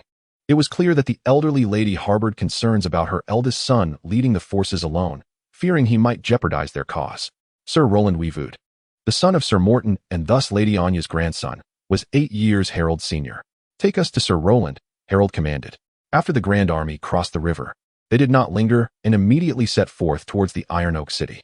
Along the way, Bryn eagerly inquired about the defeat of the Longbow Hall and the traitors of Old Anchor Point, particularly curious about Lady Enyaf's leadership in the campaign. While Martin shared an abundance of tales, he recounted how the soldiers of the Hunter and Malco families had behaved with impunity within the territory of Iron Oak City, and how they had disgracefully retreated into the city when Count Joran's fleet appeared along the shores of Old Anchor Point. The Count commanded his fleet to bombard the walls of Old Anchor Point with catapults, nearly reducing the entire fortress to ruins, ensuring that Malco paid dearly for their transgressions in Iron Oak City. Subsequently, the cowardly yet greedy mercenaries, having received no promised rewards from the Malco family, revolted and captured their employers in a plea for mercy. Meanwhile, Lady Enyaf and Sir Morton launched a surprise attack on Longbow Hall, capturing several knights from the Hunter family and seizing the outer walls of the castle, leaving the Hunters confined within the main keep. Ultimately, the elder Lord Hunter succumbed to poison, and the eldest son surrendered on his knees. I have heard it is this very heir who poisoned his father, Sir Ilivor quietly inquired. I am unsure, Martin replied in a hushed tone. In any case, both of Lord Hunter's younger sons accused their brother of their father's murder, and there are rumors suggesting that all 3 sons conspired together to poison their father. Better for one to perish than for the entire family to be extinguished. Wouldn't you agree? In the aftermath, the 2 younger sons recanted, not out of remorse, but in a bid to seize their brother's inheritance. The eldest son stands to inherit the title, lands, and the family's south entire estate, while the second and youngest sons must carve their own paths, which inevitably breeds ulterior motives. Perhaps they had premeditated the scheme, urging their brother to commit the act and subsequently shifting the blame onto him. That makes sense. Ilivor nodded in agreement. Momentarily coming to his senses, he turned to scrutinize the stout attendant with a sharp yet fair assessment. You, my lad, are truly a talent. It would be a pity if you did not pursue a career as a bard. You speak the truth. Martin quietly produced a stack of papers from his pocket and handed them to Ilivor. This is my work titled The Game of Nobility, in which I intend to incorporate the story of the Hunter family. I would be grateful for your insights. You can read? Ilivor asked, somewhat astonished. Indeed. I have a keen interest in literacy and have sought guidance from scholars on writing. It came easily to me. Martin's broad face radiated with pride. As bright as the sun. In the future, Lord Morton will knight me, and at that time, I shall travel across the 7 kingdoms. I will first visit the Learning City, where I hear the observatory has a wealth of books for sale. Once I have perused numerous tomes, I will visit various nobles, listen to their stories, and complete my manuscript. Very well, you shall succeed. This was not mockery. Thank you. I am certain I will succeed. Martin patted his broad chest, then sighed, lowering his head. Yet, I do not know when Lord Morton will deem me worthy of knighthood. I truly lack proficiency in the ways of chivalry. What are your talents? Eilifer inquired with curiosity. Writing poetry, Martin replied with utmost confidence. Do you have any works? Eilifer suggested. Perhaps Lord Morton would appreciate poetry. I am in the process of composing one, Martin said, raising his eyes and scanning the surroundings until they settled on Harold. I intend to write a poem for this war, titled The Song of the Falcon. Chapter 63, Old Friends, New Orders that evening, after the army of Eagle's Nest had made camp. Sir Eilifer approached Harold's grand tent. My lord, we have a poet among us, the Squire Martin, who has composed a poem for you. You must lend an ear to his work, titled The Song of the Falcon. Does he possess such a talent? Harold inquired with intrigue. Indeed, Eilifer responded with admiration. He can also write books. Eilifer proceeded to recount everything he knew about the Squire Martin to Harold. He learns quickly. I attempted to teach him a few Valyrian characters, ensuring he had no prior knowledge of them. Yet after a single exposure, he mastered reading and writing effortlessly. A genius? Harold's gaze drifted across the camp, where Martin was clumsily practicing thrusts with a pike alongside 2 soldiers. A rather unique genius, Harold ultimately remarked. In this world, not everyone is meant to wield a sword. Some are destined to hold a quill. He should pursue his studies in the academy to become a scholar, rather than languishing in Iron Oak as a knight. Turning to Eilifer, Harold said, Sir, may I have a word with Martin? Of course, my lord. You are the sky of the Vale, and every denizen of the Vale takes pride in conversing with the heavens. Before long, Martin, with his gaze cast downward, entered the grand tent cautiously. "My lord, is there something I can assist you with? Would you be willing to become a scholar?" "Me?" Martin exclaimed, lifting his head in surprise. "Why? Perhaps it is because I recognize you and am impressed by your name, and I find myself in need of some advisors. In any case, I believe you would be well suited for the role." Harold's proposal left Martin in a state of perplexity. "You wish to assist me, yet I am Lord Morton's squire. I will first seek Lord Morton's approval before I write to the Academy to recommend you." Thank you immensely, my lord. That said, you must consider your choice carefully. To become a scholar means you will be entirely severed from knighthood. You will be stripped of your surname and lineage, and from henceforth, you will be known solely by your name and title. My lord, I have come to terms with this. The portly squire clumsily knelt. "I have no noble lineage. My father was a merchant who exerted every effort to send me to serve at the Weirwood family. I possess no aptitude for knighthood. Lord Morton is a kind-hearted man, willing to tolerate my clumsiness, worrying for me, and keeping me away from war. I have long harbored the aspiration to journey to the Academy, yet I was apprehensive that I might not be welcomed. When the moment arises, I shall seize every opportunity without hesitation. Once again, I express my profound gratitude to you. My lord, I solemnly pledge that I will not disappoint you. If I am fortunate enough to return having completed my studies, I am willing to dedicate my life to your service. Rise, future apprentice. I wish you a safe passage to the Academy." Harold grasped Martin's arm and lifted him from the ground, succumbing to uncontrollable laughter. He had received many oaths from knights, yet this was the first time he accepted the loyalty of a squire. But who can predict the future? At the moment each seed is sown, no one can foresee whether it will grow into a towering tree. The following day, the army arrived at a vast lake, where Iron Oak Castle stood majestically on an island at its center, connected by 3 long white bridges. Guarding the sentry posts along the bridges was a contingent of archers and spearmen, bearing the shattered wheel emblem of the Viewed family on their chests. Upon sighting the eagle banner, they emerged from behind sharpened wooden stakes, and an officer clad in a feathered helm shouted for them to clear the way, hastening towards Harold. "My lord, please ensure your army does not approach the lakeside. We have buried iron spikes beneath the water, and the stones are surrounded by iron caltrops. Every sentry post is arranged thus per Lady Anya's orders." Iron Oak Castle had previously faced dire peril. Contemplating this, Harold parted his lips in surprise, yet remained silent. He commanded the troops to make camp on the spot and led the knights onto the long bridge. On the island, he beheld a multitude of civilians seeking refuge in Iron Oak Castle. Some herded livestock, while others clutched their belongings and children. As Harold passed, the people parted to cheer for him, exclaiming, "Long live the Aelin family," or "Long live Lord Harold." He understood that these cheers were directed at him, yet not solely for him. Their joyous cries were a testament to the fact that with his arrival, they could return home.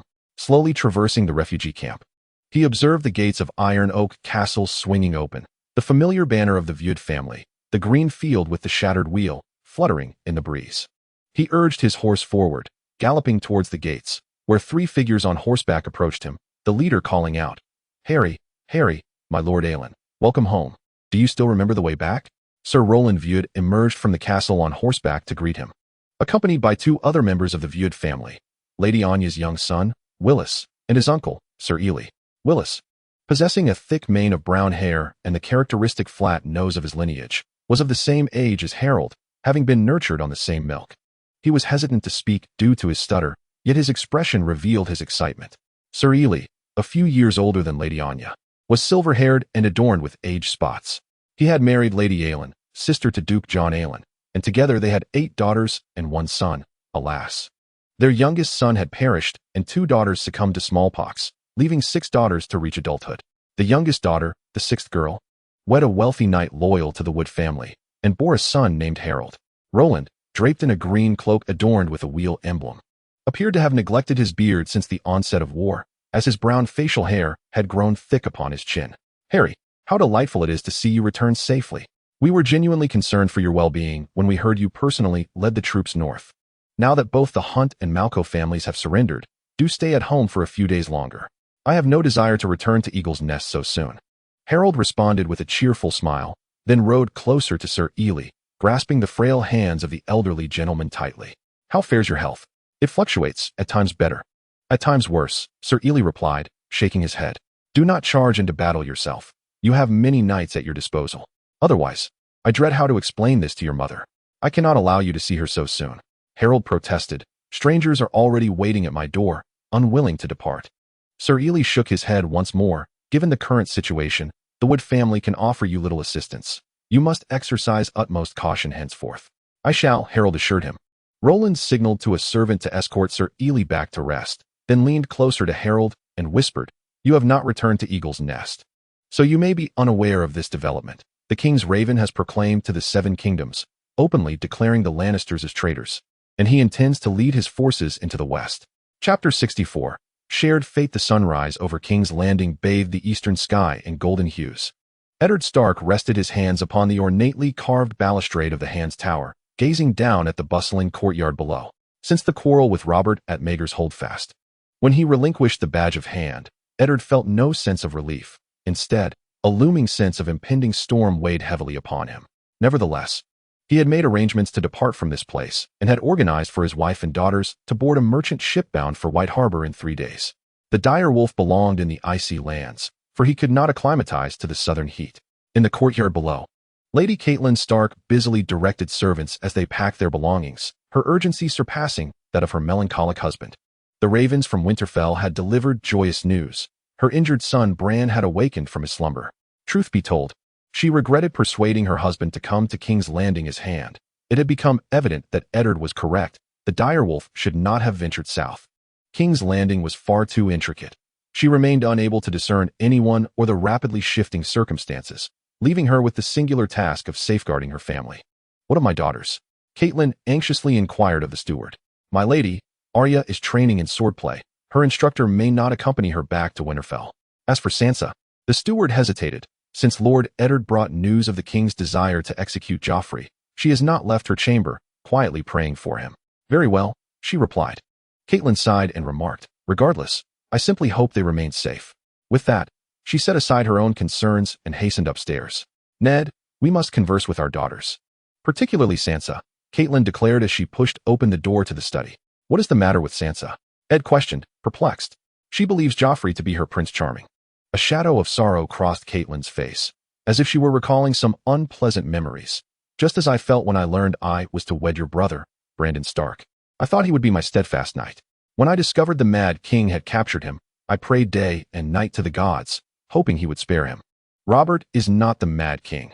He possesses a great capacity for mercy," Ed began, but Catelyn interrupted, pointing to his empty chest where the hand of the King's badge once hung. "Very well." Ed had no further words. He had counseled the king against harming the children, even at the cost of his position. After a prolonged silence, he finally asked, "How shall we assist Sansa? How did you manage it after the Mad King's cruel execution of my brother?" "I mourned for Brandon for a long time, until I learned that you would take his place as my husband." Ed scrutinized Catelyn closely, his brow furrowing. "Are you suggesting we find her a new betrothed? What about Harold Arryn?" Catelyn smiled. "He saved my life, acts with integrity, and now inherits the noble title and lands of House Arryn. I have inquired into his private life. He is handsome and virtuous." Ed found himself at a loss for words. After another moment of silence, he said, "Sansa is still young. We can wait. There is no urgency." "Then why is she here? Did we not also promise the king?" "That requires Harold's consent as well," Ed replied, then hesitated. "Your proposal has caught me off guard. May I have some time to consider it?" "Of course, take your time. You are her father, and I merely believe Harold and Sansa would be well matched," Catelyn said, turning to leave, but then paused to remind him, "Do not keep me waiting too long. Our daughter's heart still needs saving from her father." In that moment, Ed felt a growing restlessness within him. He surveyed the furnishings of the study, inhaling the stifling air, and resolved to address some pressing matters. Out of honor and friendship, he knew he must express his thoughts to Robert before departing. Just then, the door was knocked upon once more, and the steward's voice rang out, "My lord, His Majesty has summoned you for a discussion." "Tomorrow," Ed replied. "I am not prepared just yet." Frustrated, he voiced his feelings. He was indeed unready to engage with Robert at that moment. "My lord," the steward insisted, "His Majesty wishes to see you at once." Eddard muttered under his breath, cursing softly, for Rob had always been impatient. He snapped irritably, "If he insists on discussing matters with me, let him come himself. I would be more than willing to receive him in my study. And I shall summon Jory as well." Moments after the steward departed, Jory entered the study. "My lord," he began, "I have confined myself within these walls for a month. I must know the state of affairs beyond." Eddard replied, "The king has commanded Duke Stannis to lead the royal fleet to besiege Lannisport." Jory informed him, It is said that Lord Tywin has summoned the vassals of the Westerlands, gathering an army of 20,000, and has hastily trained new recruits at Casterly Rock. The king's wrath has grown, and news of his intent to personally march into the Westerlands has spread across the Seven Kingdoms. What? Eddard exclaimed, stunned. Were we not previously deliberating on how to address the queen and her children? How has the situation deteriorated to this extent? My lord, without your counsel. The king's word is law, Jory explained with a shrug. What a magnificent king we have. I thought we had elected a noble man to the throne. Eddard clenched his jaw in fury, bracing himself against the desk. As they spoke, the steward returned, bowing deeply. My lord, his majesty is outside, accompanied by Grand Maester Pycelle and Master of Whisperers Varys. Please let them in, and then you may leave, Eddard commanded, striking the table with force. Robb had evidently taken great care in his appearance, clad in a black velvet doublet embroidered with the golden-crowned stag of House Baratheon, draped in a black and gold-checkered cloak.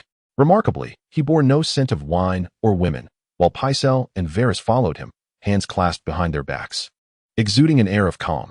Ned, time is of the essence. Come with me to the throne room. I shall ensure you smile once more, the king assured him. Eddard had heard such words before. The only difference was the change of destination from southward to the throne room. Previously, he had felt astonished and hesitant, but this time, his heart was as still as a pond. Your Grace, I beg your forgiveness. I am willing but powerless. What nonsense is this? You are still young and strong. The king retorted. He then seized a wine jug from the desk, poured a glass, and offered it to Eddard. Since you have aided me in securing this cursed Iron Throne, you must help me retain it. Our fates are intertwined in battle. Intertwined in battle? Is this the state to which your governance has brought the realm? Eddard scoffed. Robb's face flushed crimson as he murmured, moreover, the treasury cannot spare a single coin to muster the army. By the seven hells, Eddard exclaimed incredulously, a sharp pain gripping his chest, fueling his anger as he drained the cup. Robb, under these circumstances, how dare you send Stannis to lead the royal fleet into battle? The soldiers will revolt. Do you not realize? Chapter 65. A foul mess, Ned. You are well aware of how the Lannisters have treated me. If we do not promptly show them the consequences of their actions, the lords will perceive the king as weak and easily deceived. This is war, not a game for kings. Eddard pushed the wine bottle away with the back of his hand. The king took a seat, caressing the bottle, yet the power of a king derives from his majesty. Should the fleet rebel, how much dignity do you think will remain? The king lowered his gaze to his ample belly, as if seeking affirmation. The gods favor me. No one can defeat me. No one. Robert, you truly should be damned. Eddard exclaimed, moving to his friend's side, observing the confusion in his eyes. Must you be so reckless? Then tell me what I should do. The king glared at Eddard and shouted, yet all he saw in his friend's gaze was concern, not reproach. His outburst subsided, turning into a murmured lament. If we capture Lannisport, the treasury will be replenished. Otherwise, we cannot muster more troops. Ned, how are we to fight this war? Have you considered whether the fleet commanded by Duke Stannis can endure until we take Lannisport? The king fell silent, truthfully lacking confidence. My Lord Chancellor, the silent Maester Pycelle, standing nearby, interlaced his fingers upon his abdomen and suddenly spoke. Duke Stannis is a commander of long-standing renown, known for his steadfastness among sailors and warriors alike. During Robert's rebellion, he successfully defended Storm's End under exceedingly harsh conditions, earning his reputation. This time, both the king and the council believe that Lord Stannis can endure. This time is different, Eddard replied anxiously. The morale of soldiers differs vastly between fighting on home soil and waging war far from home, between defense and assault. Even if the gods were to manifest, Stannis cannot fathom the hearts of the soldiers. My Lord Stark, the situation may not be as dire as you envision.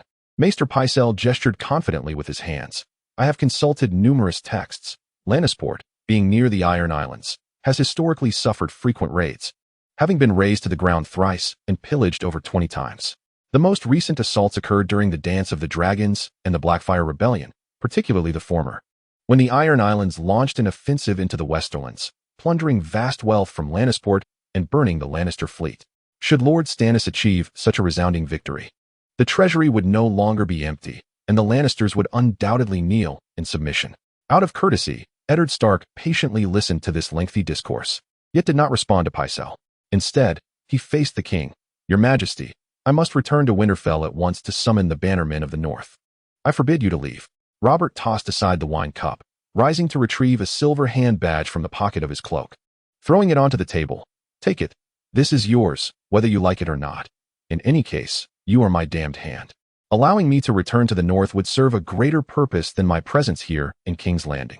Eddard did not pick up the silver brooch, reluctantly advising. Your eldest son is in Winterfell.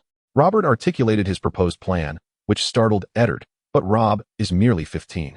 Robert waved his hand in impatience, asserting, he is old enough to lead. Your Majesty, this is war. You cannot involve a child in such matters, Eddard exclaimed. Robert gripped his hand tightly, squeezing with force. The bannermen of the North have always been loyal to House Stark. Robb merely needs to sit in a chair, allowing his vassals to see his face and act like an obedient child. You must remain in King's Landing to help me clean up this mess. No one can replace you. I fear we are making a grave mistake that will lead to utter ruin, Eddard cautioned his faltering friend. Promise me, Ned. Do not make me beg, Robert insisted, his grip tightening. Eddard hesitated. By the seven hells, the king roared, why do you dither like a woman? Put on the brooch and pledge to stay. I swear, if you dare cast it aside again, I shall personally pin this wretched thing upon Tywin Lannister. Very well. I acquiesce. Eddard, with no other choice, picked up the brooch but then hesitated. May I have some time to inform my wife? Bring Catelyn as well. The king laughed heartily. I have matters to discuss with you. Let us address them all at once. Shortly thereafter, the steward ushered Lady Stark hurriedly into the chamber. Upon seeing the silver brooch in Eddard's hand, she steadied herself against the doorframe, forcing a smile. Your Majesty, this is indeed a supreme honor and joy. Ned, you have chosen well. Catelyn possesses great wisdom, 1,000 times superior to that foolish Cersei, the king praised as he approached Eddard, patting his hand and personally fastening the brooch onto him. This wretched kingdom still requires you and me to uphold it. Turning to Catelyn, Robert spoke in a calm tone. Had Lyanna lived, Ned and I would be true brothers in every sense. He continued, but it is not too late.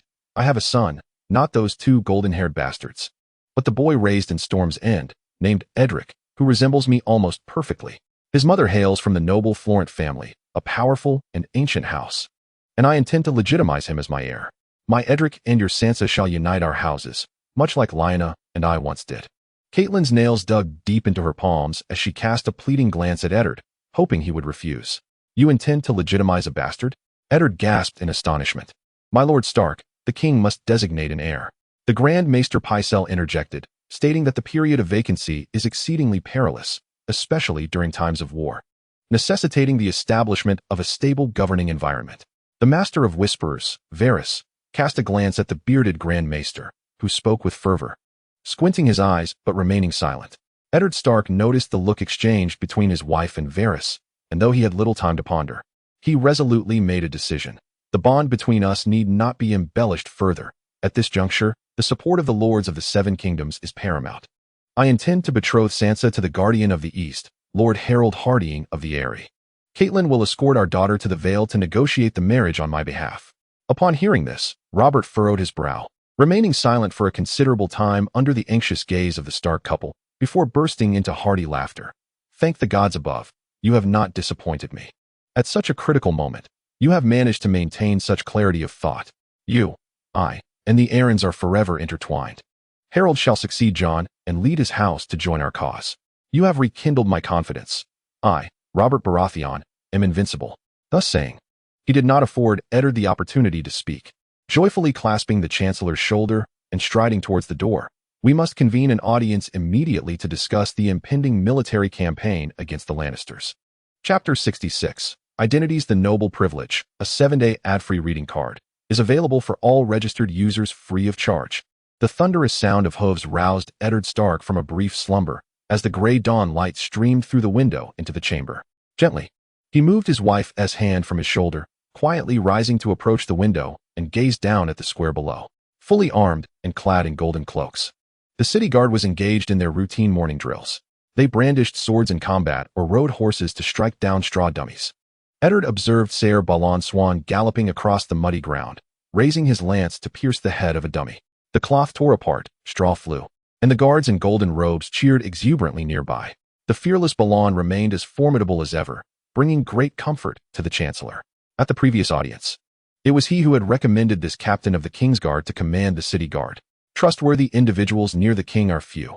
Ser Balon Swan is undoubtedly among the most esteemed, in Eddard's eyes, the most dedicated and respected knight in the Seven Kingdoms at present. With Ser Balon as the commander of the guard, the king and the chancellor could at least enjoy a peaceful night's rest, free from the worry of Lannister sympathizers stealthily opening the gates and unknowingly admitting rebels into the city. The morning was overcast and heavy as Eddard, Catelyn, and their daughters shared breakfast. Sansa remained preoccupied with thoughts of Joffrey, sulking and staring at her food without taking a single bite. Arya, on the other hand, devoured everything before her, turning to Eddard to inquire. Ser Syrio mentioned that there could be one more lesson in swordsmanship before we embark tonight. Father, may I attend? I have packed my belongings. You need not be in such a hurry. I spoke with Lord Celio yesterday, and he will accompany you aboard the ship. Really? Arya exclaimed. He is willing to journey with me to Winterfell. No, it's not Winterfell, it's the Eyrie. That is why Lord Celio agreed to travel north. He has heard of the Falcon Knight's exploits at the Inn of Steel Street and has long desired to pay a visit. Before Arya could speak, Sansa lifted her gaze from her food. She can attend dance lessons, and you are even willing to implore the teacher on her behalf. Why can't I bid farewell to Joffrey? You want to even consider proposing it to the king? Sansa, it is not the right time for you to see Joffrey. I am sorry, it is challenging enough for me to keep him alive for now. Why is it not appropriate? Sansa's eyes brimmed with tears. Sansa, your father knows what is best, Catelyn replied. You should not question his decisions. This is so unfair. Sansa pushed back, knocking over her chair, and ran upstairs in tears. Stop. Catelyn rose abruptly, disregarding Eddard's attempts to restrain her. If you do not wish for Harold to disdain his future bride, then pray and weep for Joffrey. Sansa froze. Then feigned seriousness. She endeavored to appear composed and calm, but her heart raced. Mother, you mentioned Harold's bride. What does that mean? It is what you think in your heart, Catelyn replied with a frown, feeling increasingly perplexed by others, including her own children. The letter from her eldest, Robb, bore a tone that felt strangely mature to her. Noticing her mother's distraction, Sansa anxiously glanced at her father. Only when Eddard nodded in affirmation did she gracefully return to the dining table, her face flushed, her gaze lowered, lost in thought, oblivious even to her sister's scolding.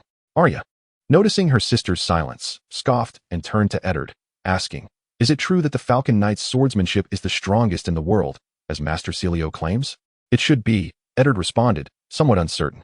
At the second floor of the Inn of Steel Street, the gold cloaks cleared away 17 corpses, 10 of which fell to his blade, almost all in a single strike. As he spoke, Eddard recalled the long-collapsed tower, the knight in the white cloak, and the visage that remained vividly etched in his memory. Ser Arthur Dayne, the Sword of the Dawn, bore a melancholy smile. His great sword Dawn slanted over his right shoulder. He was the most remarkable knight Eddard had ever encountered. He is truly formidable, Arya remarked, her mouth agape, ultimately declaring, Sansa does not deserve the Falcon Knight. Do not speak nonsense. Catelyn, returning to her senses, shot a glare at her younger daughter, then turned her attention to her elder daughter's demeanor and resignedly resumed her breakfast. An hour later, the stout man in brown robes whom Eddard had once met entered his study once more. Lord Stark, the eunuch declared, lifting his hood. Varys, your attire continues to astonish me. What manner of sorcerer are you? The wizard Varys, burdened with concern for the king, lamented the execution of Littlefinger and the imprisonment of the queen, while the Lannisters were branded as traitors. Eddard furrowed his brow and inquired, is there anything you still cannot confess to the king? Indeed, it appears that no one holds affection for a eunuch. Varys replied sorrowfully, are we not allies? How can you cast blame upon your companion upon our very first meeting? Forgive me, that was not my intention, Eddard retorted, feeling a wave of nausea wash over him from Varys's syrupy tone. I accept your apology. A person of your honesty and integrity should indeed offer a sincere one. Varys sighed, tilting his head and curiously scrutinizing Eddard. Do you truly believe the king is safe at his side? There are traitors within the court. Eddard examined the eunuch's countenance, attempting to discern the truth concealed beneath his facade. Is it not evident? Varys shrugged. Who was it that suggested to the king that Duke Stannis command the royal fleet to attack Lannisport? And who informed the king that the Iron Throne requires an heir to stabilize the realm, advising him to legitimize a noble bastard? Maester Pycelle, are these suggestions not sound? As Eddard posed his question, he scrutinized Varys's expression, pondering the ulterior motives behind the eunuch's words. Very well, my lord Eddard, you are a man of honor. A fact I often forget, for I have seldom encountered such individuals in my life. This chapter is not yet complete. Please click the next page to continue enjoying the splendid content. Varys spoke with an air of reluctant reverence. In my youth, before my castration, I traveled with a troupe of performers in the free cities. They imparted to me a vital lesson. Everyone has a role to play. This is true both in the theater and in the throne room, Where the prime minister must be cunning, the captain of the king's guard must exhibit valor. And the master of whisperers, of course, must be full of guile.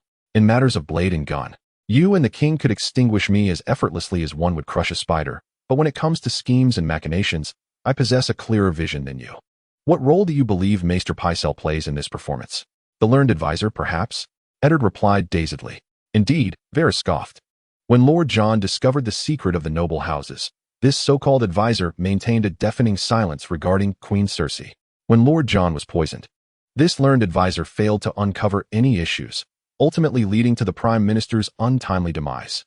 Is he truly so knowledgeable, or is his silence born of ignorance? You imply that Maester Pycelle is loyal to the Lannisters, Eddard said coldly. I had thought he, like myself, was too fearful of their power to speak out. Varys lamented. The more I ponder, the more I sense something amiss. You must understand, after all, I have harbored doubts about your identity as well. A spymaster operates with utmost discretion, which is the very reason for my survival thus far. Consequently, I once subtly probed him. Oh, you were present that day. The day the king decreed the execution of Princess Targaryen. I deliberately suggested the use of the tears of Lys poison, and the drowsy Grand Maester seemed to awaken as if stirred by the tolling of a bell. It was indeed remarkable. In that moment, I fancied myself a sorcerer. You may be aware that prior to King Robert, Grand Maester Pycelle served 3 generations of kings, with the longest tenure being under the Mad King. Rather than labeling him as the Mad King, it would be more accurate to refer to him as the Mad King's Hand, Tywin Lannister. You may not know that during the latter days of your rebellion against the king, when Duke Tywin was at the gates, I opposed the Mad King's decision to open the city gates. Regrettably, the Mad King heeded Grand Maester Pycelle's counsel and allowed Duke Tywin to enter King's Landing. The outcome is well known to all. Now, in this time of peril, our often reticent Grand Maester has unexpectedly voiced 2 crucial and seemingly reasonable suggestions. Do you not find this peculiar? May the gods forgive me. Please, speak your mind. Eddard feared Varys would pose another inquiry. Very well, if deities indeed exist, I believe they must hold you in great favor, willing to satisfy all your inquiries. Varys continued, when matters cannot be perceived in a straightforward manner, we might consider viewing them from an alternative perspective. Prior to the king's legitimization of his bastards, the rightful heir to the Iron Throne was none other than Stannis Baratheon. He is currently leading the royal fleet on a challenging mission that demands his resolve. I dare to presume that upon learning of the events transpiring in King's Landing, the Duke would not be pleased. Chapter 67, New Allies Esteemed Privileges, a 7-day ad-free reading card, available for all registered users at no cost. Eddard was taken aback. Rising abruptly and striding toward the door, Lord Stark, Varys called out loudly, I assure you, Duke Stannis has already received this news. How could that be? Eddard turned sharply. The king dispatched Ser Courtenay to Riverrun to welcome Prince Edric, and Stannis remains unaware. Those who orchestrate such conspiracies have naturally arranged every detail, including our reactions today, as part of their design. This is inconceivable, Eddard exclaimed in disbelief, but then a thought struck him, and he spoke. We could still persuade the king to halt the legitimization of his bastards. That is unnecessary, Lord Stark. In truth, the moment the king accepted Grand Maester Pycelle's suggestion, the conspiracy had already been set in motion. For Duke Stannis, it is sufficient to know that the king intends to disregard him and establish another heir. No matter the outcome, nor how we attempt to rectify this now, the rift between him and the king cannot be mended. Eddard furrowed his brow, pacing helplessly, murmuring, the heir designated by the king is the true successor. Stannis is an incorruptible man and should welcome Prince Edric. I assure you, Stannis does not want to hear this. Varys sighed wearily, as if burdened by the weight of 3 heads pondering. What we know of Stannis is also known to our enemies. There is no one more fearsome than a man of absolute integrity. In my words, obstinacy. He will persevere to the end, uncompromising and unyielding. Once he is convinced that he is the rightful heir to the Iron Throne, the true king, I cannot fathom the lengths he would go to assert that belief. Robert is still alive. The king sits upon the Iron Throne. Eddard gasped, addressing Varys. Indeed, as long as the king reigns, Stannis lacks legitimacy. But who says one must oppose the king with loud declarations? He could easily remain hidden on Dragonstone, with no one knowing what he is truly up to. I wager he is mustering forces, not merely collecting shells. When the king confronts the Lannisters, he feigns ignorance, waiting to see what transpires. Should the king encounter misfortune, he will seize the opportunity to land, declare himself king, and behead his nephew, along with the Lannisters, of course. That is merely your conjecture, Eddard retorted hoarsely. Varys smiled faintly. Then let us observe the unfolding events. I anticipated this outcome, and thus, I did not dare speak plainly to the king. Speak your mind. Eddard expressed a mix of affection and frustration towards Varys. The eunuch gazed at the chancellor's expression, bursting into laughter, as though witnessing the most amusing sight of his life. Yet when he spoke, his eyes were devoid of mirth. Lord Stark, the king requires more allies. Why? Eddard set aside his prejudice against the eunuch. Though still harboring lingering doubts, even without Stannis, we have Duke Renly.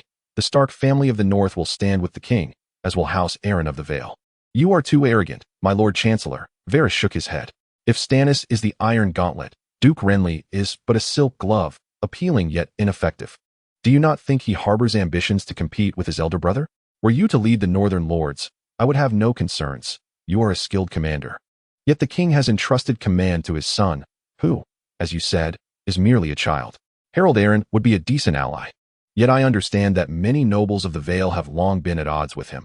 He is likely entangled with dissenters and unable to extricate himself. In your view, whom should we seek as allies? Eddard inquired. There are few worthy choices left to become allies of the king. Varys chuckled, counting on his fingers. What of House Tyrell of the Reach? Why not House Martell of Dorne? Mateo still harbors resentment towards Princess Elia Martell and the untimely demise of her infant. However, Dorne is rife with treachery and poison. They often presume that others mirror their own duplicitous nature. The more proactive we become, the more uneasy they feel. It is preferable to await their maneuver rather than to initiate contact. When the moment of reckoning arrives, they will seize the opportunity for vengeance against the Lannisters. And what of House Tully of the Riverlands? There is no need for pretense. If Lady Catelyn were to return to Riverrun and allow Duke Hoster to see his daughter, the Tully family would undoubtedly align with us. Do not press me further regarding the Iron Islands. Is not the Greyjoy family's hostage already in your possession? Very well. Let us return to the Riverlands. The Tyrell family indeed possesses formidable strength and is an exceedingly suitable ally. Varys remarked with a hint of nostalgia. The Tyrells have wielded influence over the Reach for 3 centuries. Their vast wealth rivals that of the Lannisters, enabling them to muster a formidable military force. Furthermore, should they call upon the fleets of their vassals, their naval power would rival that of the royal fleet. So how do we persuade them to side with the king? Success and failure alike stem from 300 years. Varys smiled subtly. Prior to the Targaryen conquest of the 7 kingdoms, the Tyrells served as stewards to the ruling Gardner family of the Reach until the War of Conquest led to the Gardners' downfall. The Tyrells then presented Highgarden to the Conqueror and were subsequently elevated to the position of High Lords of the Reach. In comparison to the Stark and Arryn families, the Tyrells are not considered noble. Their rule has lasted a mere 300 years, a notably short span. And they have yet to forge a marital alliance with the crown, nor has any Tyrell ever ascended to the role of queen. To my knowledge, Ser Loras Tyrell has been writing to his ducal father, urging the arrival of his sister to King S. Landing, as the Tyrells seek to introduce this girl to the king through Ser Loras, thereby replacing the Lannister queen. Now that Queen Cersei is imprisoned and the Lannisters branded as traitors, I surmise that His Majesty is in need of a new queen. A Tyrell girl. Along with Ser Loras, Eddard furrowed his brow, as if a realization struck him. He recalled that Loras had once shown him a golden rose pendant containing a portrait of a girl in the style of Malay, and inquired whether he thought she bore a resemblance to Lyanna. At that moment, he assumed Loras harbored secret affections for the girl, unaware that he was instead orchestrating her introduction to the court. Contemplating this, Eddard found himself in a quandary. After Robert ascended the Iron Throne, Jon Arryn, seeking lasting stability for the realm, had arranged for Robert to wed Cersei Lannister. The outcome, their union, rather than fostering happiness, became fraught with betrayal, to the point where the Baratheons and Lannisters are now sworn enemies. Eddard could not guarantee what consequences might arise should he propose that Robert marry the Tyrell girl. Chapter 68. Between brothers on a bright morning, with a gentle sea breeze caressing the air, Harold arrived at Old Anchor with 500 cavalry and 1,000 infantry from Iron Oak City. The castle, perched on the coast of the Narrow Sea and belonging to the Markle family, appeared relatively intact, although the gate tower was missing half its structure, resembling a beast's bite. The walls flanking the tower had crumbled in places, and the southern and eastern walls facing the sea bore the scars of stone impacts, their surfaces charred as if covered in dried blood. Mercy from the gods, Elifer remarked, taking in the scene before him. The garrison's pay must be hard-earned. Hence their coercion of the Lord's surrender. Poland interjected, adopting a mock-serious expression as he smiled at Elifer. There must be quite a few familiar faces in the town. Sir Elifer chuckled, I hope none of them are yours. Do remember to look after them. At the city gates, banners were raised, under the towering double-headed eagle. The tattered green wheel standard of the Vuid family waved. Lady Anya personally led the procession out to greet them, walking alongside her eldest son, Sir Morton. Harold, mounted on horseback, rode towards them, with his sworn knights following behind, their steeds moving slowly across the dark red mud. Lady Anya, Sir Morton. Harold dismounted and was quick to greet the two esteemed figures. You've grown a beard, Lady Anya remarked as she gracefully approached him. Indeed, Harold replied, absent-mindedly touching his newly sprouted facial hair, as if suddenly aware of its presence. It suits you well. You appear more mature, she commented gently, guiding him towards the castle hall. Upon entering the hall, a bearded man nearing 50 knelt before him, lowering his head in utmost humility. My Lord Aelin, your presence is a comfort in these tumultuous times. Sir Jewud Hunt, Harold replied, I too am surprised to find us reunited here. I was incredulous when informed that 5 silver arrow flags appeared among the traitors. I apologize, my lord. Sir Jewud lowered his head to the limits of his neck's flexibility. Rise, Harold commanded. I keep my word. In dealing with traitors, I only seek to punish the ringleader. Thank you for your mercy, Sir Jewud said, inching closer and pressing his forehead against Harold's hand. My lord, the Hunt family is always at your service. In stark contrast to the meekness displayed by the Hunt family, Count Markle was a hard-nosed man. He scowled and declared that Harold was merely a greenhorn, unworthy of inheriting the Aelin legacy. Harold felt no obligation to prove the authenticity of the king's decree bearing the royal seal. When his qualifications were dismissed, it was tantamount to denying his very existence. Harold gently waved his hand, and Sir Shadrich let out a furious roar, swinging his sword towards Count Malker's neck. The round head flew several feet away, and the bloody body collapsed to the ground. A commotion erupted in the hall, but Harold paid it no mind. Gripping his longsword, he surveyed the surroundings and declared in a resonant voice, rebellion against a lord who should have sworn fealty is a capital offense. Disrespect towards the king and insolence towards the lord are unforgivable sins. In the name of your lord, I hereby strip the Malker family of all titles, identities, and lands. My lords, I wish this had not come to pass. However, the gods above have shown no intent to grant him freedom, and this is solely the result of his folly. I only hope such occurrences do not repeat. At his command, Lady Anya and Sir Morton knelt first, followed closely by Sir Jewud of House Hunter, as the vassals and knights present bowed in submission. That evening, Harold hosted a banquet at the Old Anchor. Amidst the music and the clinking of glasses, a messenger rushed into the hall, but the atmosphere was too spirited to discern his words. My lords, please quiet down for a moment, Harold bellowed, his voice overpowering all others. Now everyone could hear clearly. Count Joran Royce had reclaimed the Sisters' Islands. Harold joyfully rose, raising a goblet high in one hand. To Lord Joran, to Lord Aelin, may his fortunes flourish. The knights and lords stood from their tables, shouting in unison, their faces alight with sincerity. The next day, before the dawn's light seeped through the curtains, Harold was already awake. My lord, Shadrich stood at the door, hands clasped around a letter crossed over his abdomen. What news from the capital? Harold inquired, gazing at the rough stone ceiling, knowing the letter must have come from King S. Landing. The king commands Duke Lannister to return to Storm S. End and to bring a child named Edric Storm to the Red Keep. Do not call him Storm. He is the future Prince Edric Baratheon. You are correct. The king indeed intends to legitimize a bastard, Shadrich replied with a smile. I wager Duke Stannis will not be pleased, Harold said, donning his outer garment as he spoke to his intelligence chief. In these perilous times, the king should not overlook the first rightful heir status of his brother, nor should he elevate a bastard, especially Edric of Storm S. End. That would be a severe affront to Stannis.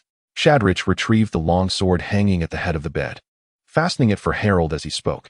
Duke Stannis' wife hails from House Florent.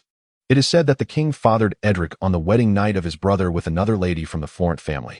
Indeed, that is true, Harold replied, gripping the hilt of his sword as he stepped towards the door, Shadrich closely following behind. Stannis regarded this matter as a significant blemish on his honor. The relationship between the king and his younger brother had always been fraught, to the point where they scarcely exchanged words. When the king ascended the throne and bestowed titles upon his brother, the arduous efforts of Stannis were rewarded with the barren Dragonstone, while the mere boy, Renly, received the bountiful Storm's End.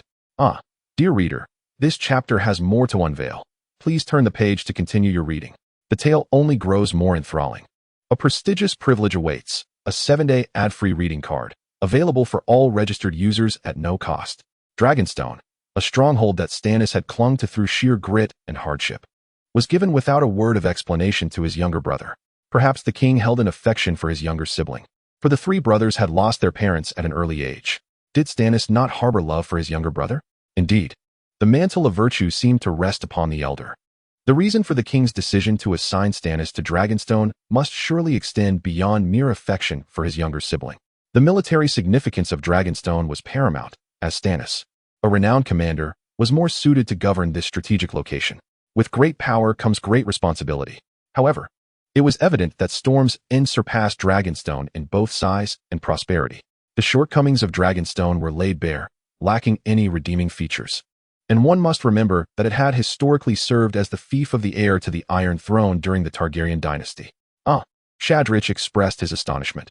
Could the king possess such profound intentions? Who can say, for he has not revealed them.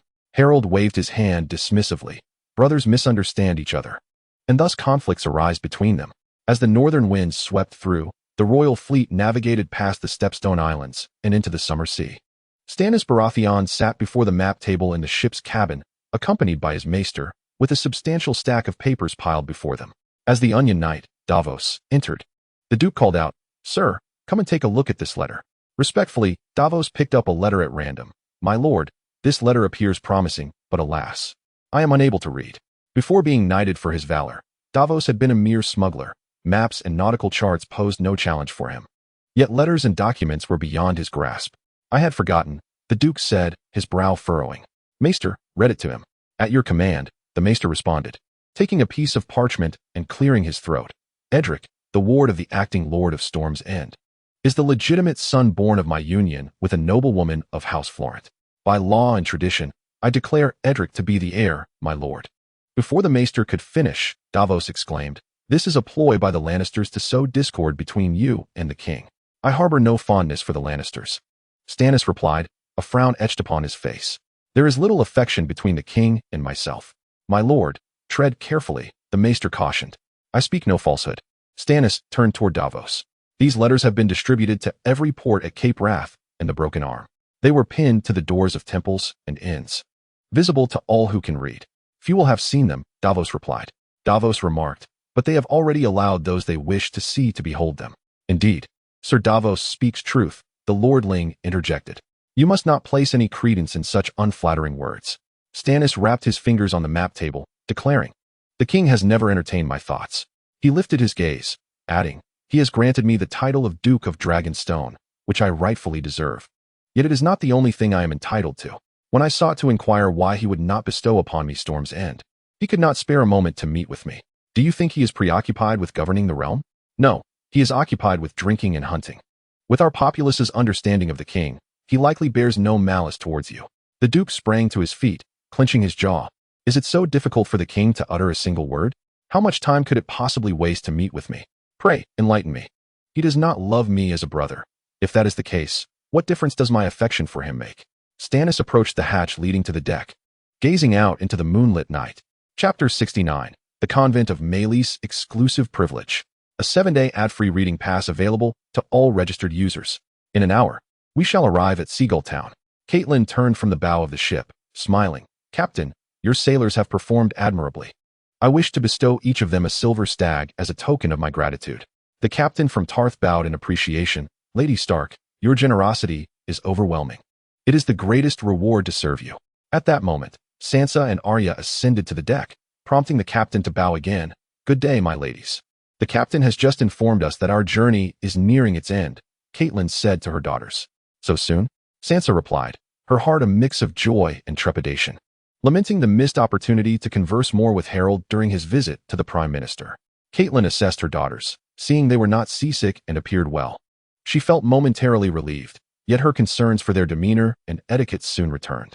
Sansa was impeccably presented, her chestnut hair gleaming, adorned in her finest blue velvet gown, with a cloak to shield her from the sun and unwelcome gazes. As for Arya, she was disheveled, perspiring profusely, clad in a leather training outfit for swordplay. Caitlin furrowed her brow and solemnly reminded her, "You must dress appropriately today. That gray velvet dress would suit you well." With that, her gaze shifted back to her eldest daughter, Sansa, and she emphasized, "Your father sent 2 letters to the Vale before our departure. considering Lord Aaron's busy affairs. His foster mother, the Lady of Weirwood, should be awaiting us at the port. Lady Anya is a woman of great importance and decorum, held in high esteem by Lord Aaron. You must present your finest selves. Yes, Sansa replied, curtsying with the grace of a queen. The absence of Duke Aelin left her feeling somewhat disheartened. Ever since she learned from her parents that Harold would be her betrothed, every thought of him sent a flutter through her heart. In truth, she hardly knew Harold, yet she felt herself irrevocably enamored with him. He possessed every quality she envisioned in her princely ideal, tall and strikingly handsome, with lustrous golden hair and a face that radiated a vibrant charm, forever etched in her memory. As these thoughts swirled in her mind, Sansa could not help but worry. Had Harold chosen not to attend out of disdain for her? She felt compelled to perform admirably before the esteemed Lady Weirwood, whom the Duke held in high regard. Yet she believed she had adequately prepared herself. The sole source of her anxiety being Arya, her sister had an uncanny ability to ruin everything, leaving one perpetually uncertain of the mischief she might instigate next. Sansa escorted her sister back to their cabin, repeatedly admonishing her, "How you choose to dress is your own affair, but today you must don something presentable. This is what Mother insists. We are to meet the Countess, the Duke's foster mother." "I won't go," Arya retorted defiantly, her rebellious spirit ignited by Sansa's words. "I'm going with Silvio to take a small boat to the convent of Maris to search for dragon eggs." "What dragon eggs?" Sansa inquired, perplexed. Arya shot her a disdainful glance, as if Sansa were the foolish one.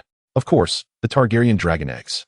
Rhaenyra brought 3 dragon eggs to Seagull town for refuge. And while one has hatched, the whereabouts of the other 2 remain unknown." "Absolutely not. You are not to search for any dragon eggs," Sansa replied, her gaze fixed sternly upon her sister. "Lady Weirwood is waiting for us. Our entire family must be present." "I don't care. I'm not the one marrying Harold," Arya shouted back. "Father Isnt here, nor are Robb and Bran. There are no dragon eggs. Dragons have been extinct for ages." Sansa, agitated, protested vehemently. She had meticulously prepared for this meeting, and her foolish sister seemed poised to ruin everything, just as she had feared. "Why not just go see if there are any dragon eggs?" Arya shrugged and turned to leave. "Come back here," Sansa called, but Arya feigned ignorance and continued on her way. Trembling with frustration, Sansa felt helpless and returned to her cabin alone. Just then, the ship swayed slightly, nearly causing her to lose her balance on the deck. A surge of loneliness and indignation welled up within her. Why could Arya navigate the ship with such ease? Why couldn't she be a sweet, elegant, and kind sister? All Sansa wished for was a smooth and beautiful experience as depicted in the ballads. Fortunately, the shouts from the deck soon dispelled her discontent. The ship was arriving at port. Sansa quickly wiped away her tears, cleared her throat, and stepped gracefully onto the deck. A throng of people had gathered at the harbor, and she discerned their animated conversations as they turned their attention toward the vessel. "Mother," Sansa whispered, "do not speak. Keep your head straight," came the admonition. Catelyn maintained a dignified smile as she stood at the forefront. The lady in green before her was none other than the Countess of Weirwood. Following her mother's directive, Sansa focused her gaze straight ahead. Bathed in sunlight, 2 knights clad in deep green armor of fine steel stood sentinel behind a gentle lady, who wore a silk gown of the same hue. A subtle smile graced her lips, her gaze serene, exuding an air of composure and kindness. In that fleeting moment, Sansa felt that even without her mother's introduction, she could easily recognize this countess. As the ship docked, a silver crest-adorned guard swiftly advanced, bridging the gap between the port and the vessel with a sturdy wooden plank. The Countess of Weirwood stepped forward to greet Catelyn as she disembarked. "Lady Stark." "Lady Weirwood," Catelyn replied, steadying herself and smiling in return before stepping aside to introduce her daughters. "This is my eldest daughter, Sansa, and my youngest, Arya." Unbeknownst to them, Arya had quietly appeared beside her sister. "What charming little dears," the Countess remarked, her gaze appraising Sansa. "Those innocent eyes, as blue as the sunlit sea. Harold will surely be enchanted by them. Alas, he is currently engaged in the Moon Mountains combating bandits and brigands, and cannot be here today, a regret he will carry for a lifetime." At this, Sansa was overwhelmed by an unprecedented wave of happiness, as if it were a tidal surge. The Countess then turned her attention to Arya, gently inquiring, "What are you looking at, dear child?" "The Earl of Seagull town is right here. He can tell you about the sights worth seeing." "Lady Stark, esteemed young ladies, it is an honor to meet you," Lord Grafson declared, stepping forward and following Arya's gaze towards a rocky island. "Would you like to visit the Abbey of Maelys? Sister Maelys, one of the 7 preachers, has taught generations of orphan girls there. She is a remarkable woman." "Are there dragon eggs there?" The dragon eggs that Rhaenyra brought to Seagull town? Lord Grafson paused, momentarily taken aback, before responding with a smile. I cannot say if there are dragon eggs there. You might inquire with Lord Harold. Why ask Duke Alan? Arya cleverly retorted. Because when he was your age, he had already traversed all of Seagull town, including the Abbey of Melees. After all, Lady Jane Allen, Rhaenyra's foster mother and guardian, passed away there. Chapter 70. The Dukes will the formidable Moon Mountains, a natural barrier west of the canyon, are riddled with steep and treacherous heights, with only the valley road providing passage. This so-called highway is merely a narrow stone path, prone to mudslides, and during winter, it is cloaked in ice and snow, leading to the impregnable Bloodgate Fortress.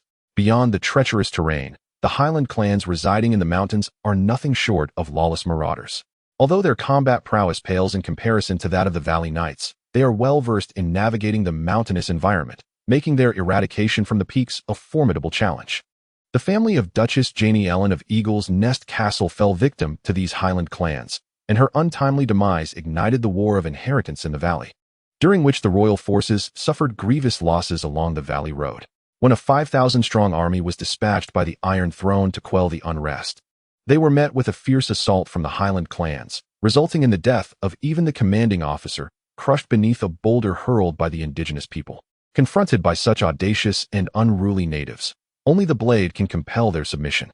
On a serene, moonlit night, the brilliance of the stars cascaded over the mountains. Sir Donner, a mercenary, heard the somber and urgent warning. He quickly regained his senses. The campfire had dwindled to embers, and shadowy figures were encroaching from all directions. Warriors, of which tribe do you belong? Do reveal yourselves, he called out to the lurking silhouettes. Valley Knights, take your men and vacate the Moonlight Mountains. The mountains belong to us. A deep, chilling voice resonated from the thicket. The Moonlight Mountains are the domain of the canyon's rulers, Donner retorted, demanding, who are you? State your name. When you lie down to meet your sovereign, came another voice in response. Inform him that it is Gonsur, son of the Stone Crows, who has shattered your bones. The speaker stepped forth from the underbrush, illuminated by the moonlight, slender in stature, adorned with a horned helmet, and wielding a hunting knife. And I am Shaga, son of Dofu, declared the initial voice, low and menacing as he emerged from behind a boulder, robust and towering, clad in animal hides. A wooden club in his right hand and an axe in his left, clashing the two weapons as he advanced. Soon, other voices joined in, calling out names and brandishing blades, scythes, or makeshift spears, emerging from the darkness. Donner silently counted, recognizing that they numbered over 30, 3 times his own force. Yet he boldly proclaimed, I am Donner of House Weewood, a knight of the Bloodgate, tasked by the Duke of Eagle's Nest to cleanse the mountains. Cleanse? Does your Duke enjoy gathering stones and leaves? That is work for women at home, Gonsur mocked. His words incited laughter among the natives, their mirth echoing like thunder across the ridges. Indeed, it is you whom we intend to cleanse, Donner replied calmly. The Canyon Knights stand ready. If you are not cowering in the crevices, do you dare to emerge, driven by the hunger of your starving children at home? Slay the others, and capture this Donner. We shall exchange him for gold with the Duke, Gonsur commanded. You would do better to present yourselves to him. Perhaps he will reward us with some gold upon seeing your heads, Donner retorted with a smirk. With a furious roar, Shaga clashed his club and axe once more, charging toward the Valley Knights. Form up, Donald shouted, drawing his sword and standing at the center, while the other soldiers formed a circular formation around him, shields raised. Balin glanced around nervously, hastily hiding behind a shield. This method of combat was entirely foreign to him. In his view, they should charge forth and rend the indigenous people apart as easily as slicing through vegetables. Soon, however, he grasped the advantages of this strategy. As arrows and stones whistled through the air, either striking the shields or being deflected away, the natives surged forward, attempting to breach the circular formation, but to no avail. They were either pierced by the long swords that silently emerged through the gaps in the shields or knocked to the ground, where they were mercilessly slain by the throng of blades. Balin cautiously peered around and was astonished to find that after all the fighting, the moon remained undisturbed, and their formation was intact, yet the battle was nearing its conclusion. Surrounding them lay the corpses of the natives and the wounded, blood soaking the ground. With cries of agony echoing through the air, the two chieftains, along with several followers, had fled. As Balin rifled through the bodies of the natives, he spoke to Donald, who was directing the soldiers in executing the wounded. This was merely the beginning of war. Donald cast a glance at the figures retreating into the dense forest. The most troublesome aspect of hunting the natives was locating them. Once the valley knights entered the mountains, they would hide and vanish. Thus, we are merely bait. Balin blinked his dark eyes and casually tucked a dagger into his cloak. No, we are the hunters. Donald, peering through the gaps in his helmet, cautiously surveyed the nearby ridges. Before long, several figures emerged from the thicket, all clad in light chainmail, moving with agility. Sir Donald.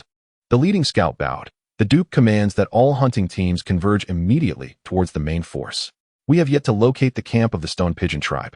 Donald hesitated, but, rest assured, my lord, as hounds of the Duke, once we have set our sights on them, we shall not relent, the scout captain replied. Moreover, other hounds have already traced the whereabouts of the White Serpent and Moon People tribes. It appears we are not too late. Donald sheathed his sword. The Highlander clans were the collective term the Valley people used for the natives, originating from the time of the Undul invasion when their ancestors, unwilling to submit to Undul rule, retreated into the Moonlight Mountains. They thrived in the forests, forming numerous small tribes over the millennia, despite constant infighting and territorial conquests. More than 10 tribes remained active within the mountains. As time passed, at the foot of the mountains west of the Moonlight Mountains, thick smoke billowed, darkening the morning sky. Branches, grass huts, and the tanned hides hung above, adorned with totems resembling serpents, along with the native corpses strewn across the ground, were engulfed in flames.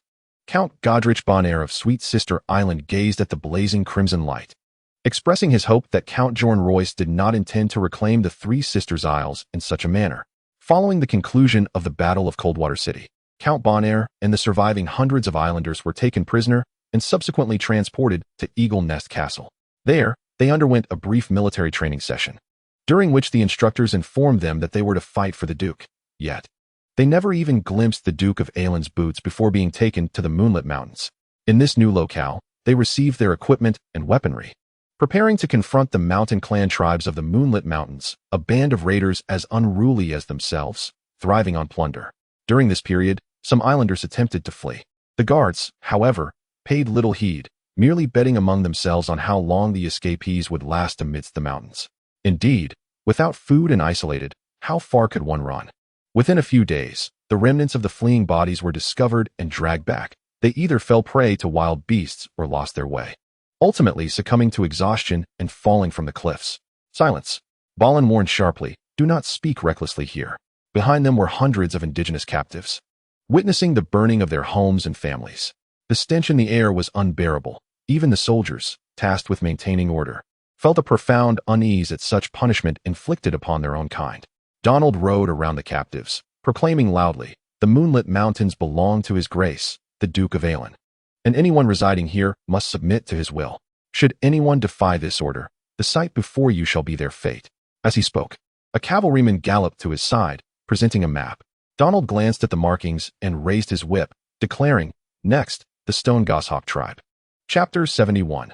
Turning the Table, a privileged announcement, a 7-day ad-free reading privilege card, available for all registered users. Amidst the clamorous tent of the camp, Harold sat observing a pumpkin displayed on the table. Upon spotting Chadrick, he gestured for him to approach. Sir Knight, adorned with emblems of land and rivers, have you ever encountered a pumpkin of such magnitude? Chadrick traversed the table and benches to examine the pumpkin closely. Before pledging his fealty to Harold, he had traveled extensively, crossing numerous rivers, which he bore as part of his personal emblem. I have never seen a pumpkin of such size, Chadrick marveled. Before arriving in the valley, the largest pumpkin I had seen was in Riverbend, yet this valley pumpkin is thrice that size, and this one surpasses even that. Harold cradled the pumpkin in his hands, weighing it thoughtfully, and smiled, saying, the chef informed me that the farmer who delivered this pumpkin has a field abundant with others of the same size, and his other crops yield far more than others. This farmer is indeed the talent you seek. Indeed, Harold sighed, expressing his sentiment. I believe the tail end of summer has arrived. Once winter descends, provisions shall serve as my invincible sword. Yet, a soldier wielding the sword is equally indispensable. He inquired gently, as if handling a precious treasure, what is the progress on the eradication of the Mingyue Mountains? Reports from scouts indicated that both the White Serpent and Moon People clans had been subdued, with Sir Donald leading his forces toward the Xia clan, while Sir Robert was advancing against the Zhuangren clan. The two had begun their contest anew, each striving to outpace the other. Harold shook his head, remarking, yet it is well. If their movements are slightly delayed, these natives will merely conceal themselves and vanish. You are correct, the natives pose little threat. As long as we locate their traces and strike swiftly, their population shall be ours. As they conversed, they approached the map table, and Harold picked up a stick to indicate the position of Bentflow City. A confidential missive from Prime Minister Eddard Stark had arrived, urging him to dispatch troops in support of the royal family, advancing westward from Bloodgate along the river road to Bentflow City, where they would camp, awaiting the Northern Army's descent, uniting forces to confront the Lannisters. This represented the most expedient route for mobilization. Shadrach scrutinized the map, frowning. However, Bentflow City is the stronghold of House Tully, and the lords of the Riverlands acknowledge House Tully as their sovereign. Given that we have detained Lisa Tully and her son, the absence of envoys from Bentflow City to the Vale suggests this route is not as secure for us. The Prime Minister has another arrangement. Lady Stark, the eldest daughter of House Tully, Lady Caitlin, will embark by boat to visit Aerie, where Lady Lisa Arryn will host her and discuss my betrothal to Sansa Stark. Upon hearing this, Shadrach nodded. With hostages in our possession, we can confidently proceed with our military endeavor. Yet, I fear the Prime Minister may not have considered sending hostages, Harold replied with a smile. From my understanding of him, he likely harbors some notion of a marriage alliance, but has made this decision out of compulsion. It is the king's pressure that compels the Prime Minister to yield. Joffrey's claim to the throne has been nullified, but the king can still arrange a union with the Prime Minister, such as with the soon-to-be legitimized bastard, Edric. Indeed, Harold mused, gazing at the southern map. However, the king does not intend to bring the bastard to court. He has altered his itinerary for Lord Renly. Where to? Highgarden.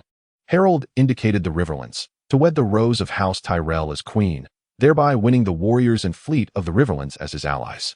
The king's resolve is indeed formidable. Only now does he deign to glance at the Riverlands below the map. It is not too late, compared to other lords. House Tyrell's lineage is modest, and has long sought entry into the royal court. Should the king be willing, an alliance would be effortless. The king seeks to secure victory, Shadrach affirmed. It is indeed time, Harold smiled, then summoned the vassals. At once, Shadrach complied, though a hint of hesitation crept into his voice. It seems you harbor some concerns? I am merely concerned that this war may not conclude swiftly. Is there a reason for this? It ultimately depends on the intentions of the strategist, and when he chooses to make his next move. Varys? Precisely. Harold circled an area on the map, declaring this maneuver as the Seven Kingdoms turmoil. What is your plan? We seek stability, inquired Shadrach. If he obstructs my pursuit of a peaceful existence, I shall upend the chessboard. Harold remarked nonchalantly. The Knight of the Mad Mouse bows in response, understanding that Harold's words carry a directive. I require you to take the swiftest vessel from Seagull town to the eastern continent of Essos, and from there, hasten to find the commander of the Golden Company, Harry Strickland. Inform him that I am willing to offer threefold the current bounty for the Golden Company's services in Westeros. Should he contemplate your proposal favorably, discreetly convey to him that I will pay him an amount in gold equivalent to his weight. I have noted that, Shadrach replied without hesitation. If Commander Strickland does not outright reject your proposition, then reveal to him that the late member Griffin, who once vied for leadership of the Golden Company, is very much alive and hidden away with Governor Illyrio and Pentos. Furthermore, he is clandestinely reaching out to old allies within the Golden Company, plotting to reclaim his position as leader. As you command, my lord.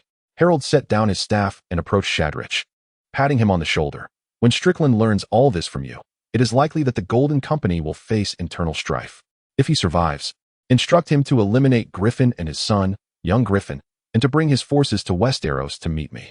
Should he perish and you be captured, I grant you permission to exchange that triple bounty for your freedom to return to Westeros. If anyone insists on your death, tell them I shall pay 3 times the triple bounty for the lives of all members of the Golden Company. I comprehend, Shadrach replied, his voice thick with emotion. What I am about to disclose is of great importance, yet you may share it with others as circumstances dictate. Harold gestured for the knights to clear the surroundings of the large tent before lowering his voice. The purportedly deceased member of the Golden Company, Griffin, is merely an alias. His true name is John Clinton, a former Earl of Griffin's Roost and once hand of the king to the Mad King. He was a close friend of Prince Rhaegar Targaryen and fled to Essos after Rhaegar's demise. His son, young Griffin, is also an alias. He may well be Aegon Targaryen, the son of Prince Rhaegar, though he could also be an impostor. However, you must understand that what is false can become true, and what is true can be rendered false. The victor writes history. Ignoring Shadrach's astonished expression, Harold continued, I have stated my intent to overturn Varys's chessboard, and thus it must be done. As you undertake my task, you may not directly confront Varys, Yet you will encounter his trusted confidant and collaborator, Governor Illyrio Mopatus. The scheme of Clinton's fake demise was orchestrated by Varys and Illyrio, who await the maturation of Aegon Targaryen, anticipating a moment for reclamation. The armies of the Golden Company serve as a crucial pillar of their elaborate design. Chapter 72.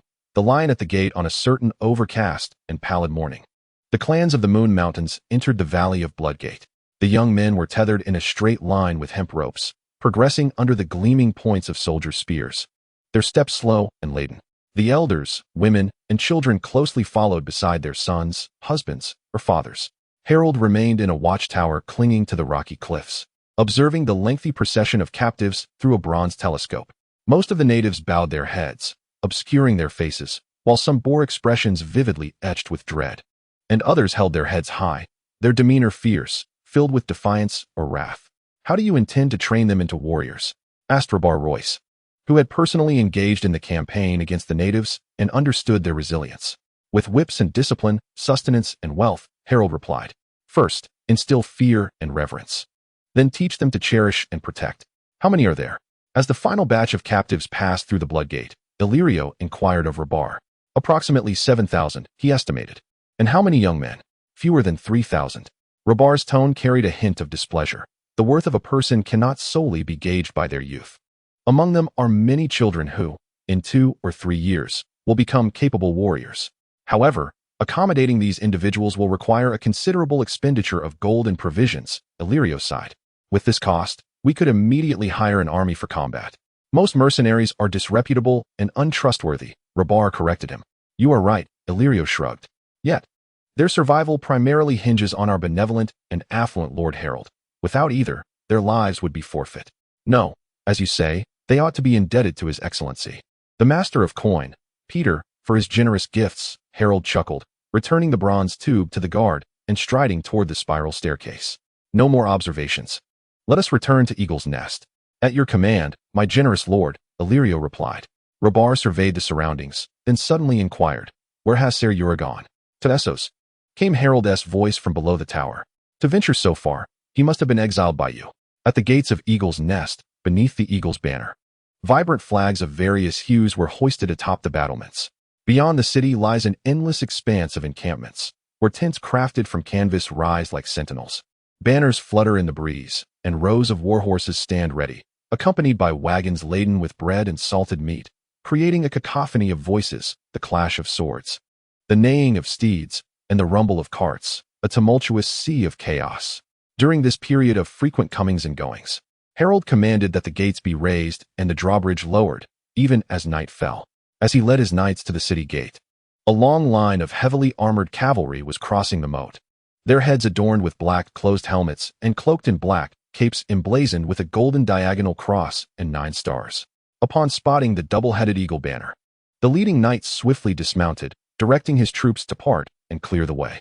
When Harold approached, the knight knelt on one knee, bowing respectfully as he proclaimed, "My lord Aelin, the Tamsin family of Starfall City has come at your command, awaiting your orders." "Rise, Sir Simon," Harold replied with a smile. "The Tamsin family of Starfall City is renowned in the valley for their prowess, capable of swiftly assembling an army of thousands. Their patriarch holds the title of Knight of Starfall City, wielding influence rivaling that of many counts and lords." "Thank you, my lord."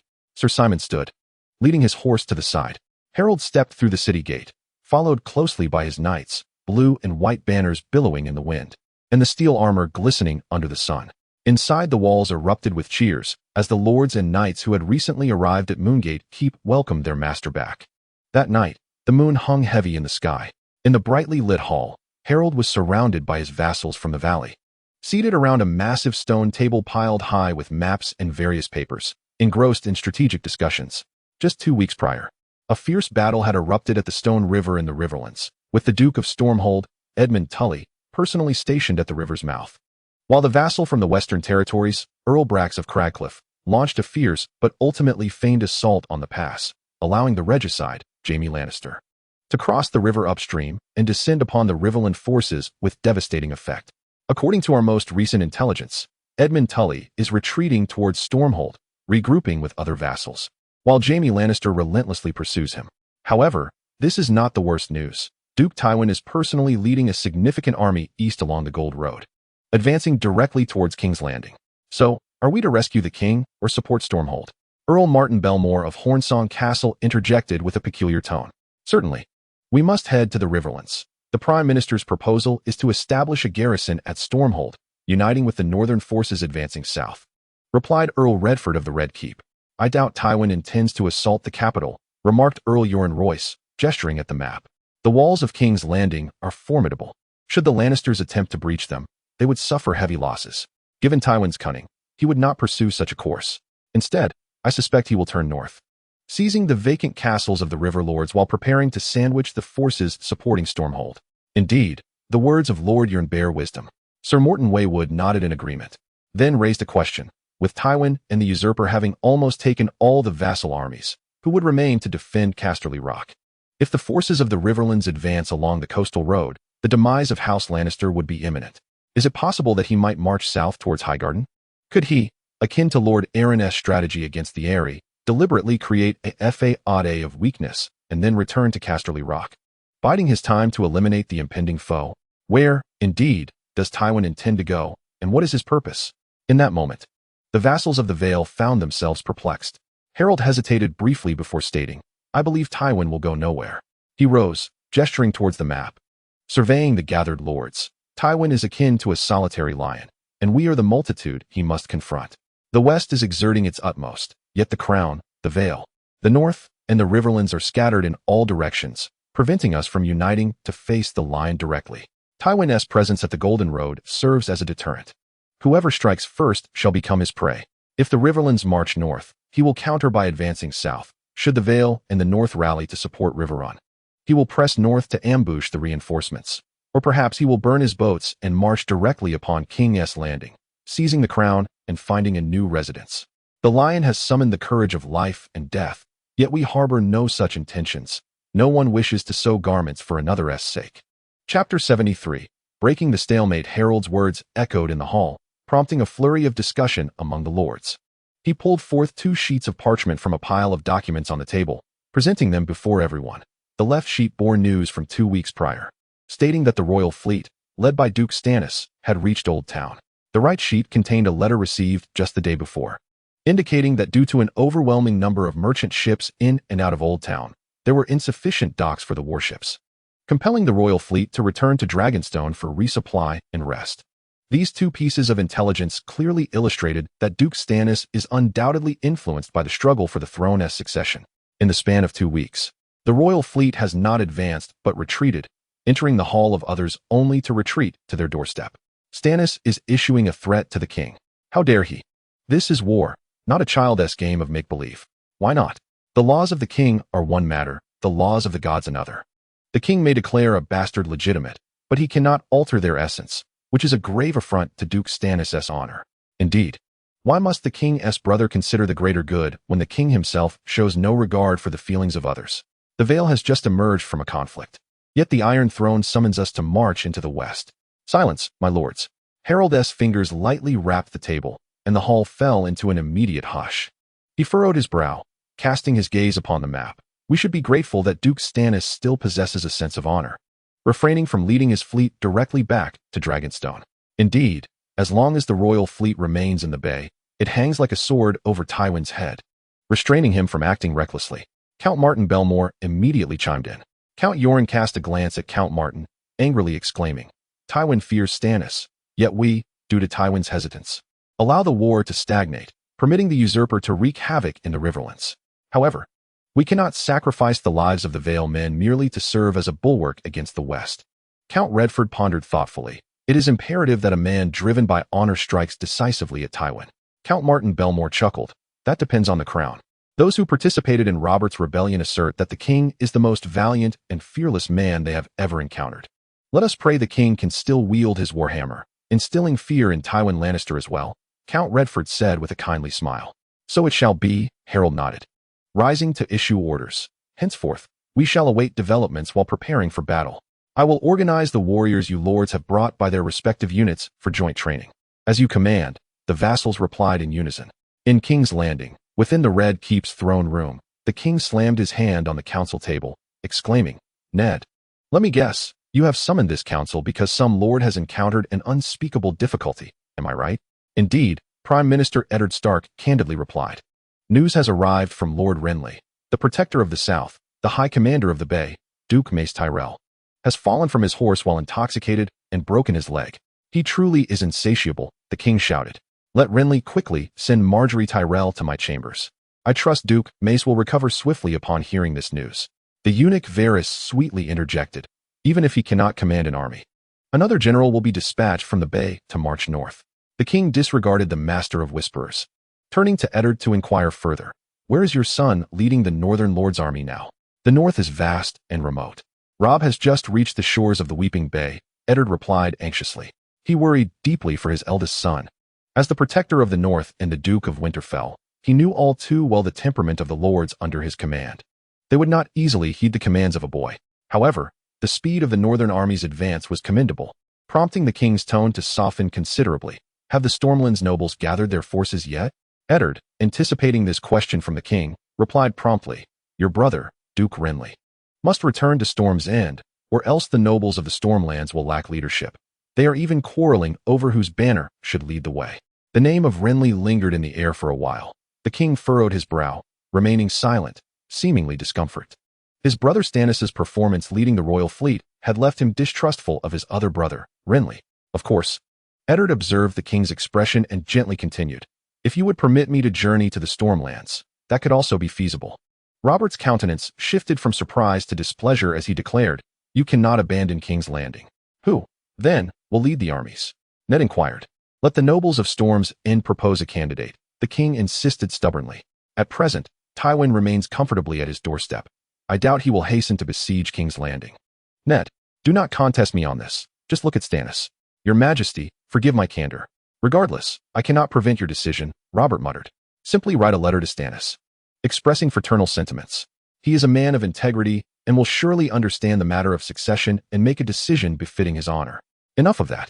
What reason do I have to explain myself to him? Every task I have assigned him has gone awry, Ned pointed out bluntly, in the past. He defended Storm's End for you and captured Dragonstone. Your claim to the throne bears his merit. To hell with honor and justice. If he will not act, someone else will, Robert cursed. Your Majesty, our priority must be to vanquish the Lannisters, Ned advised. It is merely a letter. Let Maester Pycelle compose it for me. The king complained. Yes, Your Majesty, Maester Pycelle, roused from his stupor, acknowledged, having expended the last of his energy during recent council meetings. Since Ned reclaimed the king's sigil, Pycelle had reverted to his weary demeanor, nearly dozing during discussions. You can voice your sentiments. Allow Maester Pycelle to transcribe them, Ned reminded him. Reflect on the tales of your youth together. The blood of House Baratheon binds you tightly. Very well, I understand, Robert replied impatiently, quickly changing the subject. The Vale commands a quarter of the realm's forces. When shall Lord Harold Arryn march westward? The Duke of Arryn had just quelled the unrest in the Vale. He was simultaneously dispatching troops to confront the marauding clans of the mountains and rallying his vassals.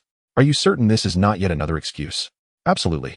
My wife Caitlin can attest to the truth of the Duke's claims. She witnessed the armies of Gulltown and Iron Oak gathering at the Eyrie, banners raised. Excellent, Robert stated. Send a raven to Lord Harold, commending his loyalty and affirming that we shall not forget his contributions. At that moment, Peter Baelish strode briskly into the throne room, having ventured to scout the Gold Road and returned with news of Tywin's forces. By their campfires, it appeared there were over 25,000 soldiers. Tywin was indeed among them, clad in deep crimson armor adorned with a golden lion. That is unmistakably him, he confirmed. Robert clenched his teeth and inquired, Is there any chance to launch a surprise assault on this army and capture him? Ed's eyes widened in disbelief as he stared at the king, his expression one of horror. Surely, you do not intend to lead the charge yourself. Ned, I am not a fool, Robert replied weakly. I know I can no longer don armor.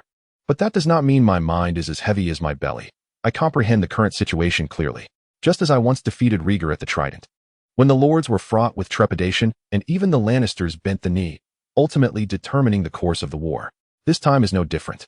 The lords of the Seven Kingdoms are watching me, holding their positions, waiting for me to break the stalemate. Chapter 74. No one stands alone on a hill overlooking the Gold Road. The great tent of the Warden of the West stood proudly, the crimson and gold banner of the roaring lion fluttering atop a tall pole.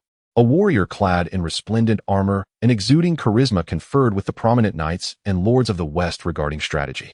According to intelligence from the Riverlands, the Stark forces had marched south from River Run, roughly 5 days' journey from Jaime's troops, and the Fry family had allied with the king. The swift advance of the Northmen likely left Ser Jaime eager to prove himself. Remaining here is utterly meaningless. The king would not personally lead an assault against us. Knights who participated in the melee reported that Robert has long since grown too large to fit into his armor. The extraordinary individual declared decisively. As night fell, cloaking all banners in darkness, the encampment of the Lannister army stretched for miles, positioned between the upper reaches of the Blackwater and the Gold Road. Still a considerable distance from King's Landing. Unbeknownst to them, a pale mist rose from the night, coiling around the hill like a white serpent. Suddenly, a horn sounded, fierce and rapid, reminiscent of an unstoppable storm from the narrow sea, sending chills down one's spine. Charge! The thunderous roar reverberated through the heavens, met with the response of thousands. The thunder of hooves echoed deafeningly, reverberating across the earth, as torches surged forth, illuminating the white mist. Amidst the flickering flames and fluttering banners, several knights clad in white bore aloft golden standards emblazoned with a crowned stag, galloping forward. Following closely behind, a towering knight wielding a spiked iron warhammer, donned in armor and crowned with a massive helm adorned with antlers, emerged from the fog, heralding a return to legend. He surged forth like a wildfire, leading a formidable wall of flames forged from gold, silver, and steel. Tywin, I will fight to the death. None shall halt me. The Staghorn Knight bellowed, leading a wedge of cavalry towards the Golden Lion and the Crimson Standard of House Lannister. The sight of the royal cavalry brandishing their lances filled the battlefield with a starlit glimmer of fierce light. The king surged forth like an unstoppable tempest into the hastily assembled enemy ranks, spears thrusting towards him from all directions, yet the shield wall crumbled beneath his assault. The soldiers of the West stumbled in their attempts to evade this iron warrior, who raised his spiked war hammer and unleashed a frenzy of attacks, reducing foes to shattered remnants, helmets, and heads alike. Under his command, the cavalry charged headlong, boldly leading the assault, causing the already fractured formation of the West to disintegrate swiftly. At that moment, a resplendent suit of armor appeared atop the hill, and under his guidance, reinforcements for the enemy hastened from all quarters, gathering at the king's location. Assemble! Assemble! The king bellowed, calling his troops to rally. Just as he turned, he heard a roar. Fight for Lord Tywin. Fight for Casterly Rock. 2 knights of the West galloped toward him, their spiked morning stars swinging overhead. The king had no time to direct. He charged forth, and 3 warhorses collided with a thunderous crash, producing a shrill sound of steel grinding against steel. Huh! He laughed heartily, raising his shield to absorb a fierce blow, the shield splintering inward as fragments fell around him. Die! He roared, lifting his war hammer high and bringing it down upon one knight, whose skull burst apart like the shield in his grasp, blood and flesh raining down upon his helm. Die! He screamed once more, swinging his hammer with the force of an avalanche against another knight, whose neck twisted grotesquely under the tremendous impact, sending him flying from his saddle. Instantly, the space around the king cleared as the West soldiers retreated under command, reassembling their formation. He wiped the remnants of flesh from his helmet and glanced backward, witnessing the cavalry driving the West men up the hill. The 2 armies embroiled in a desperate struggle on the gentle slope. Suddenly, the sound of hooves echoed from the left, prompting him to turn swiftly, only to find Sir Bollistan Selmy, captain of the King's Guard, covered in blood and scratches, panting heavily. You charged too quickly, Bollistan cautioned. You are of no help. I can manage on my own, the king replied curtly. Your Majesty, something feels amiss on this battlefield, Bollistan warned. There are certainly no more than 10,000 soldiers here. The king surveyed his surroundings and cursed, damn it, another of Tywin's schemes. At that moment, a singular thought flashed through Bollistan's mind. Ambush. Atop the hill, the drums of war began to beat. Neither the king nor Bollistan glanced in that direction. Their gazes were drawn westward, where they felt the earth tremble, sensing a multitude of cavalry approaching rapidly. Before either could utter a word, the blaring of trumpets accompanied by the resounding drums filled the air. The crimson and gold banner of House Lannister rose from the west, and hundreds of gleaming armored knights advanced steadily, their ranks bolstered by a cavalry that resembled a moving fortress. To the death, the knights and cavalry shouted in unison, like a dark tide surging over the horizon, intent on crashing upon the king. Your Majesty, Bollistan attempted to speak, but the king's laughter shattered the warning lodged in his throat. The Night of the Stag at the Trident River required no warnings from anyone. He could clearly perceive the overwhelming enemy before him. The king had no need for retreat. He would fight valiantly to the last man, indifferent to whether his name would be remembered. He seized the great banner from Balistan, riding towards a small hill, the emblem of the crowned stag fluttering in the wind. He commanded the horn to sound, rallying all warriors beneath his grand standard. A blaze of fury ignited. The king laughed heartily as he recited this maxim, once again reigniting the flames within him. He gazed upon the golden red banner, raising his warhammer high. Tywin, to the death, he declared. There were no grand anthems, no harp accompaniments, only the fervor of wrath. Forward, the king bellowed, charging ahead. Amidst fierce breaths and a silent hum, the armies clashed with a thunderous force. This battle transformed from a prior ambush into a bloody struggle. The cacophony of clashing steel deafening, with shouts of men and the whinnies of horses echoing continuously, as horns and war drums punctuated the air with heart-stirring beats. Long spears gleamed, blood flowed freely, and death lingered closely. Despite being outnumbered, the king was unstoppable. Whoever encountered him, whether armed with a spear or sword, clad in red or black armor, would be met with annihilation. On the blood-soaked mud, across the plains and hills, amidst the fallen, they battled relentlessly, continuously regrouping and charging forth, refusing to surrender. Ultimately, every patch of land was stained with blood as the sun rose over the eastern horizon, painting the entire sky in golden red. At that moment, scarcely anyone remained standing or mounted upon horses on the battlefield. Chapter 75, Eddard and Robert the Noble Privilege. A 7-day ad-free reading card is available for all registered users at no cost. Beneath the luminous full moon, Eddard Stark stood anxiously upon the battlements, beset by a myriad of worries. 16 years prior, he had fought alongside Robert for the throne. The then Duke of Storm's End was a strikingly handsome man, meticulously groomed, the object of countless maidens' dreams. Towering at 6 feet 5 inches, he resembled a magnificent tower amidst his fellow knights, donning armor and a massive helm adorned with antlers. A true giant of steel, his strength was unmatched, wielding an iron war hammer that even Eddard could barely lift. In those days, the scent of leather and blood mingled with the fragrance of fine perfume and the stench of alcohol, ever accompanying him.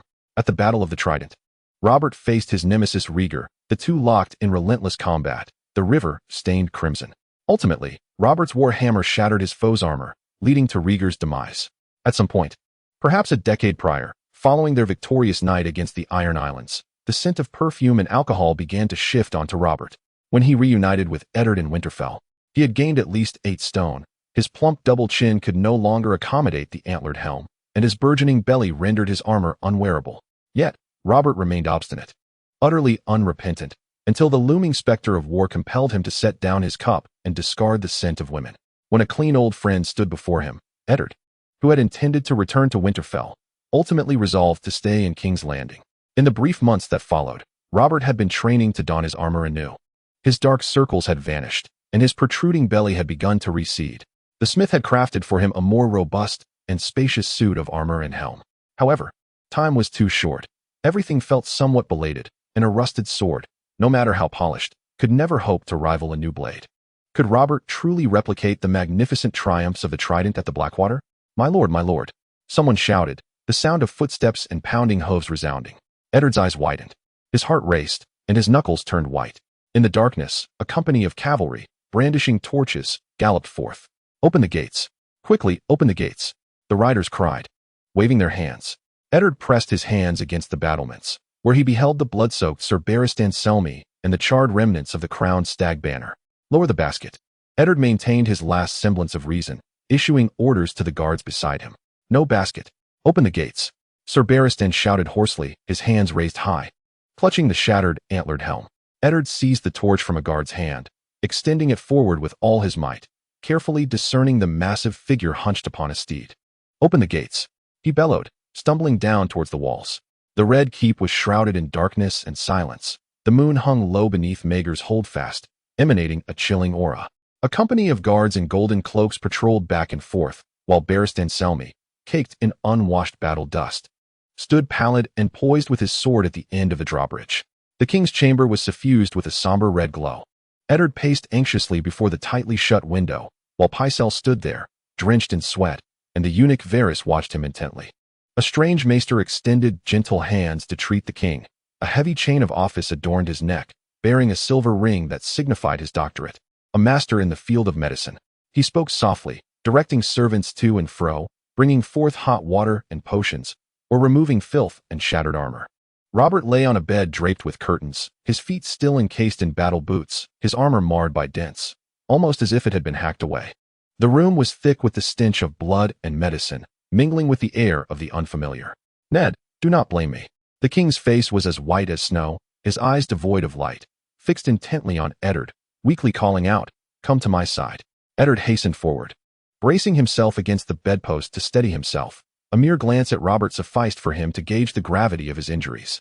He opened his mouth to inquire, but it seemed as though his throat was constricted by bone. "We fell into a Lannister ambush," one of the king's guard remarked, his white cloak stained a deep crimson. "Damn Tywin," the king rasped, yet he was not present. The armored figure was his brother, Kevin. "Why did you not safeguard the king's retreat?" Eddard questioned the king's guard. "Where did you and Barristan run off to?" The king's guard silently lowered his head, and Robert spoke softly. "I was invincible, yet Tywin was absent. I deserved to descend into hell." Eddard was at a loss for words, and to ease his troubled spirit, he gently asked the maester tending to the king's wounds, "Dr. Ambrose, what is the situation?" "There are 7 wounds, any one of which could be fatal. May the gods protect us." Dr. Ambrose withdrew the blood-soaked bandages, answering, "I have done my utmost to stitch him, but the effect remains negligible. The rest is in the hands of the gods."